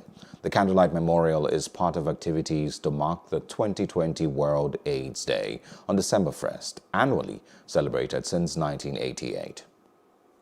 And in its appeal, the specialized UN agency UNAIDS warned that the pandemic has pushed the world's AIDS response even further off track and that 2020 targets are being missed. It urged countries to learn from the lessons of under-investing in healthcare and to step up global action to end AIDS and other global health emergencies. Speaking on this day's Executive Director Winnie Byanyima said the agency stands in solidarity with all people living with or affected by HIV and remember our friends and family who have died from AIDS-related illnesses. Proud that over the past year, the HIV movement has mobilized to defend our progress, to protect people living with HIV and other vulnerable groups, and to push back the coronavirus. Whether campaigning for multi-month dispensing of HIV treatment, organizing home delivery of medicines, or providing financial assistance, food and shelter to at-risk groups, HIV activists and affected communities have again shown they are the mainstay of the HIV response. I salute you.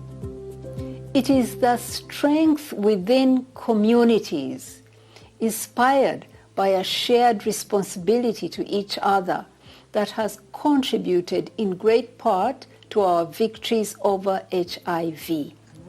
Today, we need that strength more than ever before to beat the colliding epidemics of HIV and COVID-19.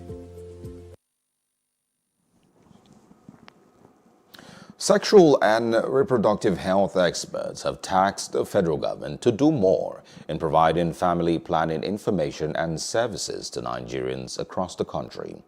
This was the 6th Nigeria Family Planning Pre-Conference Media Chat in Abuja, where they revealed that the effect of the COVID-19 pandemic on health systems worldwide has also affected efforts aimed at providing family planning services to those in need. They say Nigeria continues to be a demographic time bomb, experiencing a geometric rise in population growth since independence, a situation that is a cause for concern. Some of them urged the media to task a government to work towards meeting unmet family planning needs nationwide. If we do not build resilience in 2020, our children, our grandchildren will not forgive us. If we do not adapt to the current situation, if we do not use the opportunity of every technology, of every other factor to innovate, and if we do not build resilience, we will be wasting our time, even for family planning and for all other health and social development indices. Family planning is very, very important. With COVID-19, where most people during the lockdown were at home with minimum access to healthcare services or facilities, having more people on a method that they can, apply on their own, they can provide by themselves, like a self-care method, is very critical.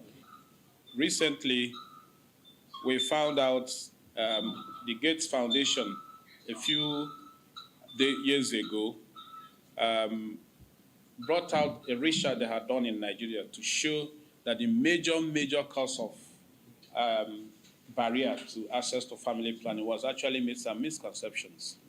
When they x-rayed that report, it came not so much as a surprise, but at least to say, at least now we're knowing why women are not going for family planning. Some of them, because of religious bias, people sow seeds of discord, disinforming women that if you take family planning, you will never have a baby again when you stop. So those are some of the things that have caused barriers. The pandemic or future disruptions should not hinder a person's ability to access family planning. There are innovative ways for us to continue to serve humanity and ensure that we reduce unmet needs and increase access to family planning information and services in our community. You're still watching News on the Hour on Plus TV Africa. And moving on to security, the presidency on Monday stated that the 43 farmers that were killed by Boko Haram on Saturday did not have military clearance to be on the rice farms when the attack happened. The senior special assistant to the president on media and publicity, Garba Shehu, said this in an interview with the BBC on Monday. He said, while not blaming the victims for the incident, the truth must be said. Shehu said, in quote, "The government is sad that this tragic incident has happened." The president's spokesman said terrorists had planted landmines in several places in Borno State, and nobody ought to go to these places until the military had cleared such places. End of quote. The People's Democratic Party, PDP, has criticized the presidency for saying the 43 farmers killed by Boko Haram insurgents on Saturday did not get clearance before going to their farms. In an interview with the BBC, presidential spokesman Garba Shehu said the slain farmers should have first obtained clearance from the military authorities. Although Shehu has clarified his statements, the PDP, through its spokesman Kola Olubodiyan, said it was alarmed by the comment. The party described Shehu's statement as reckless and bizarre, saying that it was an attempt by the presidency to rationalize the gruesome killings. The PDP restated its call to President Muhammadu Buhari to heed Nigerians' persistent demand to rejig the security architecture and to replace his service chiefs with more competent hands. And the Defense Headquarters has faulted a report by the United Nations that 110 civilians were killed by Boko Haram on Saturday in an onslaught on farmers in the Ijere local government area of Borno State. The coordinator, Defense Media Operations, Major General John Enenche, said on Monday that 43 corpses were recovered from the incident scene in the Zabamari area of the northeastern state. On Sunday, the UN humanitarian coordinator in Nigeria, Edward Callan, disclosed that at least 110 persons died in the horrific attack. But reacting on Monday morning, Enenche said the troops counted the corpses together with the locals and 43 were recorded. The Defense Headquarters coordinator said the search for more remains of victims is still on, but insisted that 43 corpses were retrieved from the scene as of Monday. And the United Nations has condemned in the strongest terms Saturday's killing of 43 farmers by Boko Haram terrorists in Borno State. The UN Secretary-General Antonio Guterres, in a statement by his spokesperson, Mr. Stephane Dujarric, on Monday, described the attack as a horrific one. He, however, urged the federal government to ensure that those responsible for these heinous crimes be quickly brought to justice. And still in the news, the Kaduna State Governor, Nasser El-Rufai, says governors in Nigeria's northern states, are frustrated and almost helpless about Nigeria's security situation. El-Rufai said this in a virtual interview with newsmen on Monday, lamenting that governors do not have control over Nigeria's security forces. He added that their title as chief security officers is only nominal and that they lack a command of cohesive instruments of the state. He said, in quote, "We're not in control of the police. I don't determine who gets posted to my state as a CP, and if I give him directives, he can decide to flout the directive. So we are all frustrated," end of quote.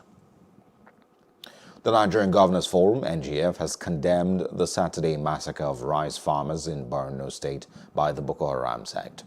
In a statement by its chairman and the governor of Ekiti State, Mr. Kayode Fayemi, the forum described the attack as morally reprehensible, adding that it raises serious questions about Nigeria's security architecture. He says the NGF would collectively review key security issues at its next meeting to forge the way forward. The number of farmers killed is under contention. While the Defense Headquarters say only 43 farmers were beheaded, the United Nations says that 110 civilians were killed in the Borno farming community. And operatives of Nigeria's intelligence service have arrested Abdul Rashid Maina in Niger Republic. The former chairman of the Pension Reform Task Team is facing a 12-count money laundering charge filed by the Economic and Financial Crimes Commission, EFCC. According to the EFCC, Maina used his firm to launder about 2 billion naira. Abdul Rashid Maina jumped bail, prompting Justice Okon Abang of the Federal High Court to order the remand of his surety, Senator Aliu Ndume, but Aliu Ndume was freed after 4 days in custody. You're still watching News on the Hour. The news continues shortly after this break.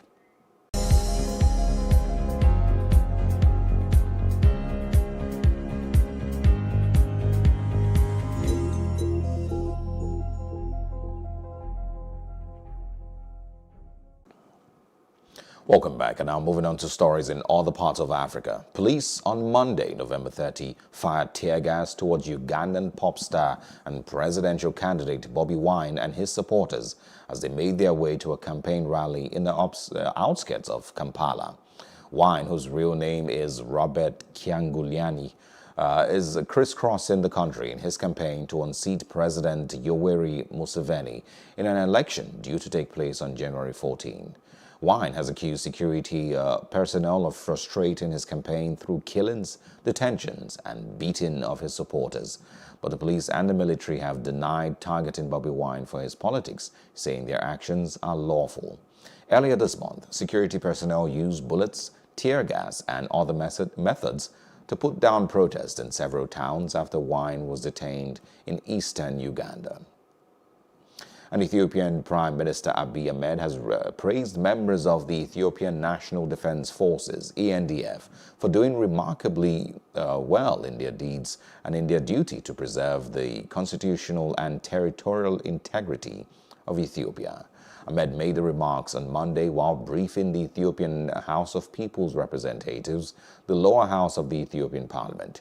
He emphasized that the Tigray People's Liberation Front, TPLF, planned to overthrow the current government and destabilize the East African country. Since the early hours of November 4th, the Ethiopian government has been undertaking military operations against the TPLF following the TPLF's attack on an army base. And still outside Africa, in other parts of Africa, I beg your pardon, Sudan and the United States are discussing arrangements about removing Sudan from the list of states sponsoring terrorism in the coming weeks. Chairman of Sudan's Sovereignty Council, Abdel Fattah al-Burhan, and U.S. Secretary of State Mike Pompeo had the talks over a phone call on Monday. On October 23rd, U.S. President Donald Trump decided to remove Sudan from the list of states sponsoring terrorism after Sudan paid $335 million to American victims. The decision was set to be effective on December 11th, 2020. And now outside Africa, the World Health Organization's top emergency expert says the world risked future pandemics if it suffered amnesia and did not learn from the current coronavirus crisis. Mike Ryan also took a swipe at developed nations in particular, saying that northern countries had been running healthcare systems like low-cost airlines and that the world was paying the price for that now. So we would advise that all countries look at their ski season and other reasons for mass gathering, be they sports, recreation or religious, and looks very, very carefully at the end-to-end risks associated with that. We are heading in, and we are in the middle of a deep moment of transmission. We've seen great progress made, certainly in Europe, over the last number of weeks, as the DG said, with the application of measures, however difficult, have reduced in the turning around of that. We want to maintain that progress. And now in business news, the Central Bank of Nigeria, CBN, has stopped Naira payments to recipients of diaspora remittances, dollar inflows, as popularly called, from international money transfer operators, IMTOs.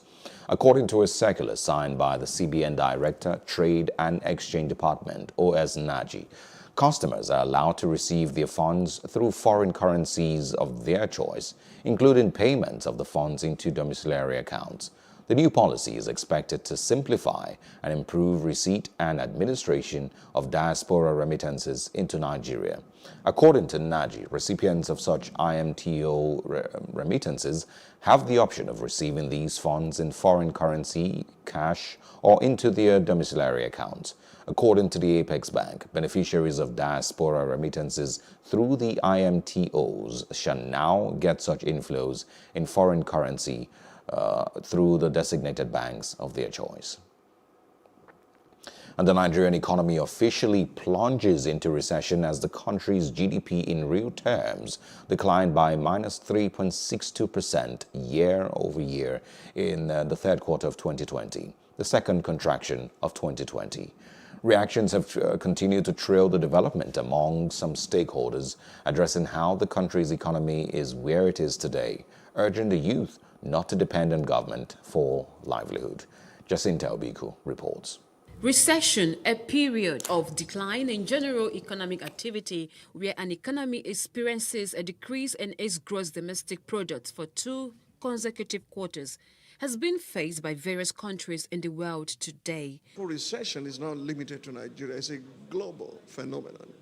And recession is not new, it's always been there. As far back as Joseph in Egypt in the Bible, the whole world was under recession. So it's not a new thing that should frighten people. Recession will teach you lessons the hard way. You can't just say, what do we do?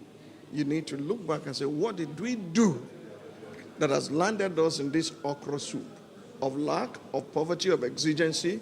Analyzing how and why a country's economy is where it is today was part of the discussion. There's a tendency to follow after the what, but never to ask the why.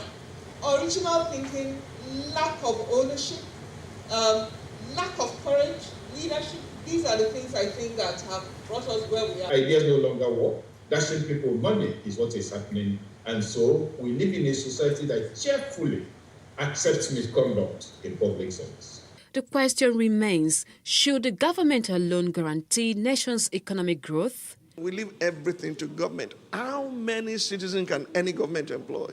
Do you think Mr. President has a better brain than you have? He's just a human being as limited as you. Every Nigerian must know that when government is borrowing money, you will pay it. Though Nigeria's economy slides into second recession in 5 years, there could be possible solutions. We need to cut down the size of government drastically. We need to have a lean and mean governmental structure. And we need to get to the place where we'll be self-governed. Everyone accepting self-government for himself. If I don't perform my duties, I cannot enjoy my rights. It's not too late for Nigeria. We've gone in the wrong direction for too long a time. Time has come for us to turn back and say, let's make a U-turn and begin to do things right and do the right things. The consensus from these stakeholders is that government alone cannot solve society's problems. It has to be a collective effort. Jacinta Obiuku, Plus TV Africa.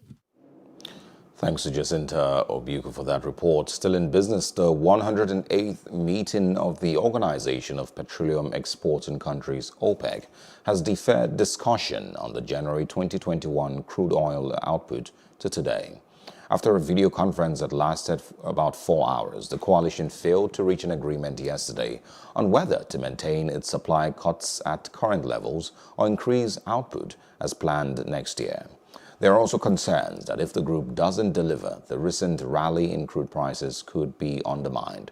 Most member countries are said to be supporting the maintenance of the existing curbs into the first quarter, but the plan didn't get the backing from two of the coalition's major players, the UAE and Kazakhstan. Since the beginning of the COVID-19 pandemic, production quotas have been reduced to account for lower demand for oil, while uncertainty has led to instability in the oil market and a sharp drop in prices. And up next is our roundup and entertainment and sports news. Stay with us.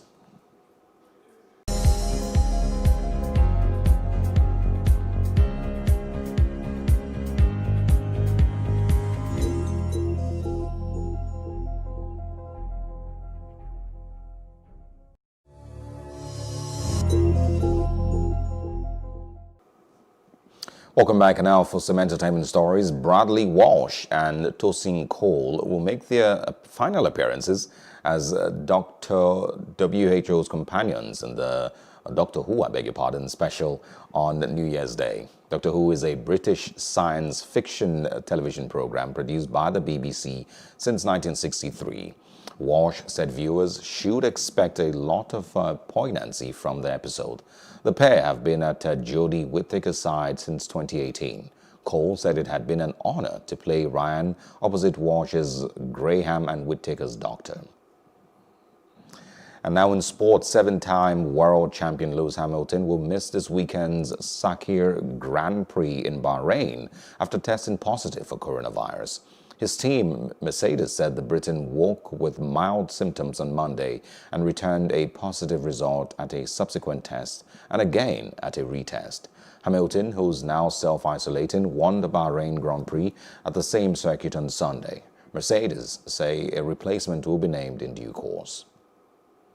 And also in sports, Stephanie Frappart has previously officiated men's Europa League games, including Leicester's game with Zoya Luhansk. The French referee, Stephanie Frappart, will become the first woman to take charge of a men's Champions League game when Juventus host Dynamo Kiev on Wednesday. She became the first woman to take charge of a major men's UEFA competition match when Liverpool and Chelsea met in the 2019 Super Cup. The 36-year-old also refereed the 2019 Women's World Cup final between the USA and the Netherlands. She has refereed French Ligue 1 games since 2019. And that's our news roundup of events at this hour. For more news updates, please follow us at Plus TV Africa on Facebook, Twitter, and Instagram. And do subscribe to our YouTube channel at Plus TV Africa. We'll be back later with more stories making the headlines. Do join us. I am Osao Gie Ogbonwa.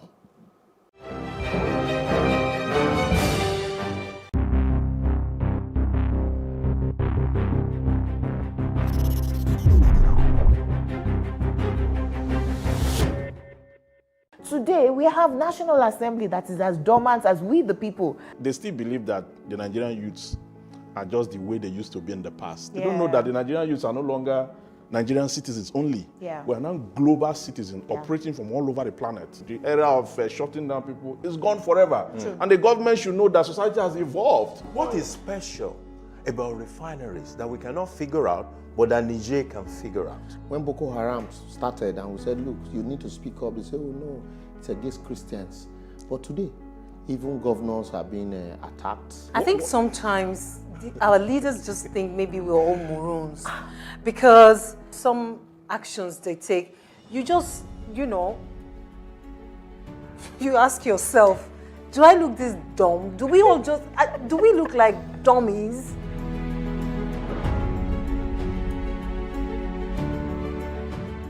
We can't talk about education reform if we don't decolonize our education system. What we do not understand, we will stigmatize. Because it's just cultural. And I think it's just human nature. They stop paying us salary. I don't like remembering it. I am angry at Nigeria. I'm angry at this government which seems to be letting us down. I'm angry at us as a people.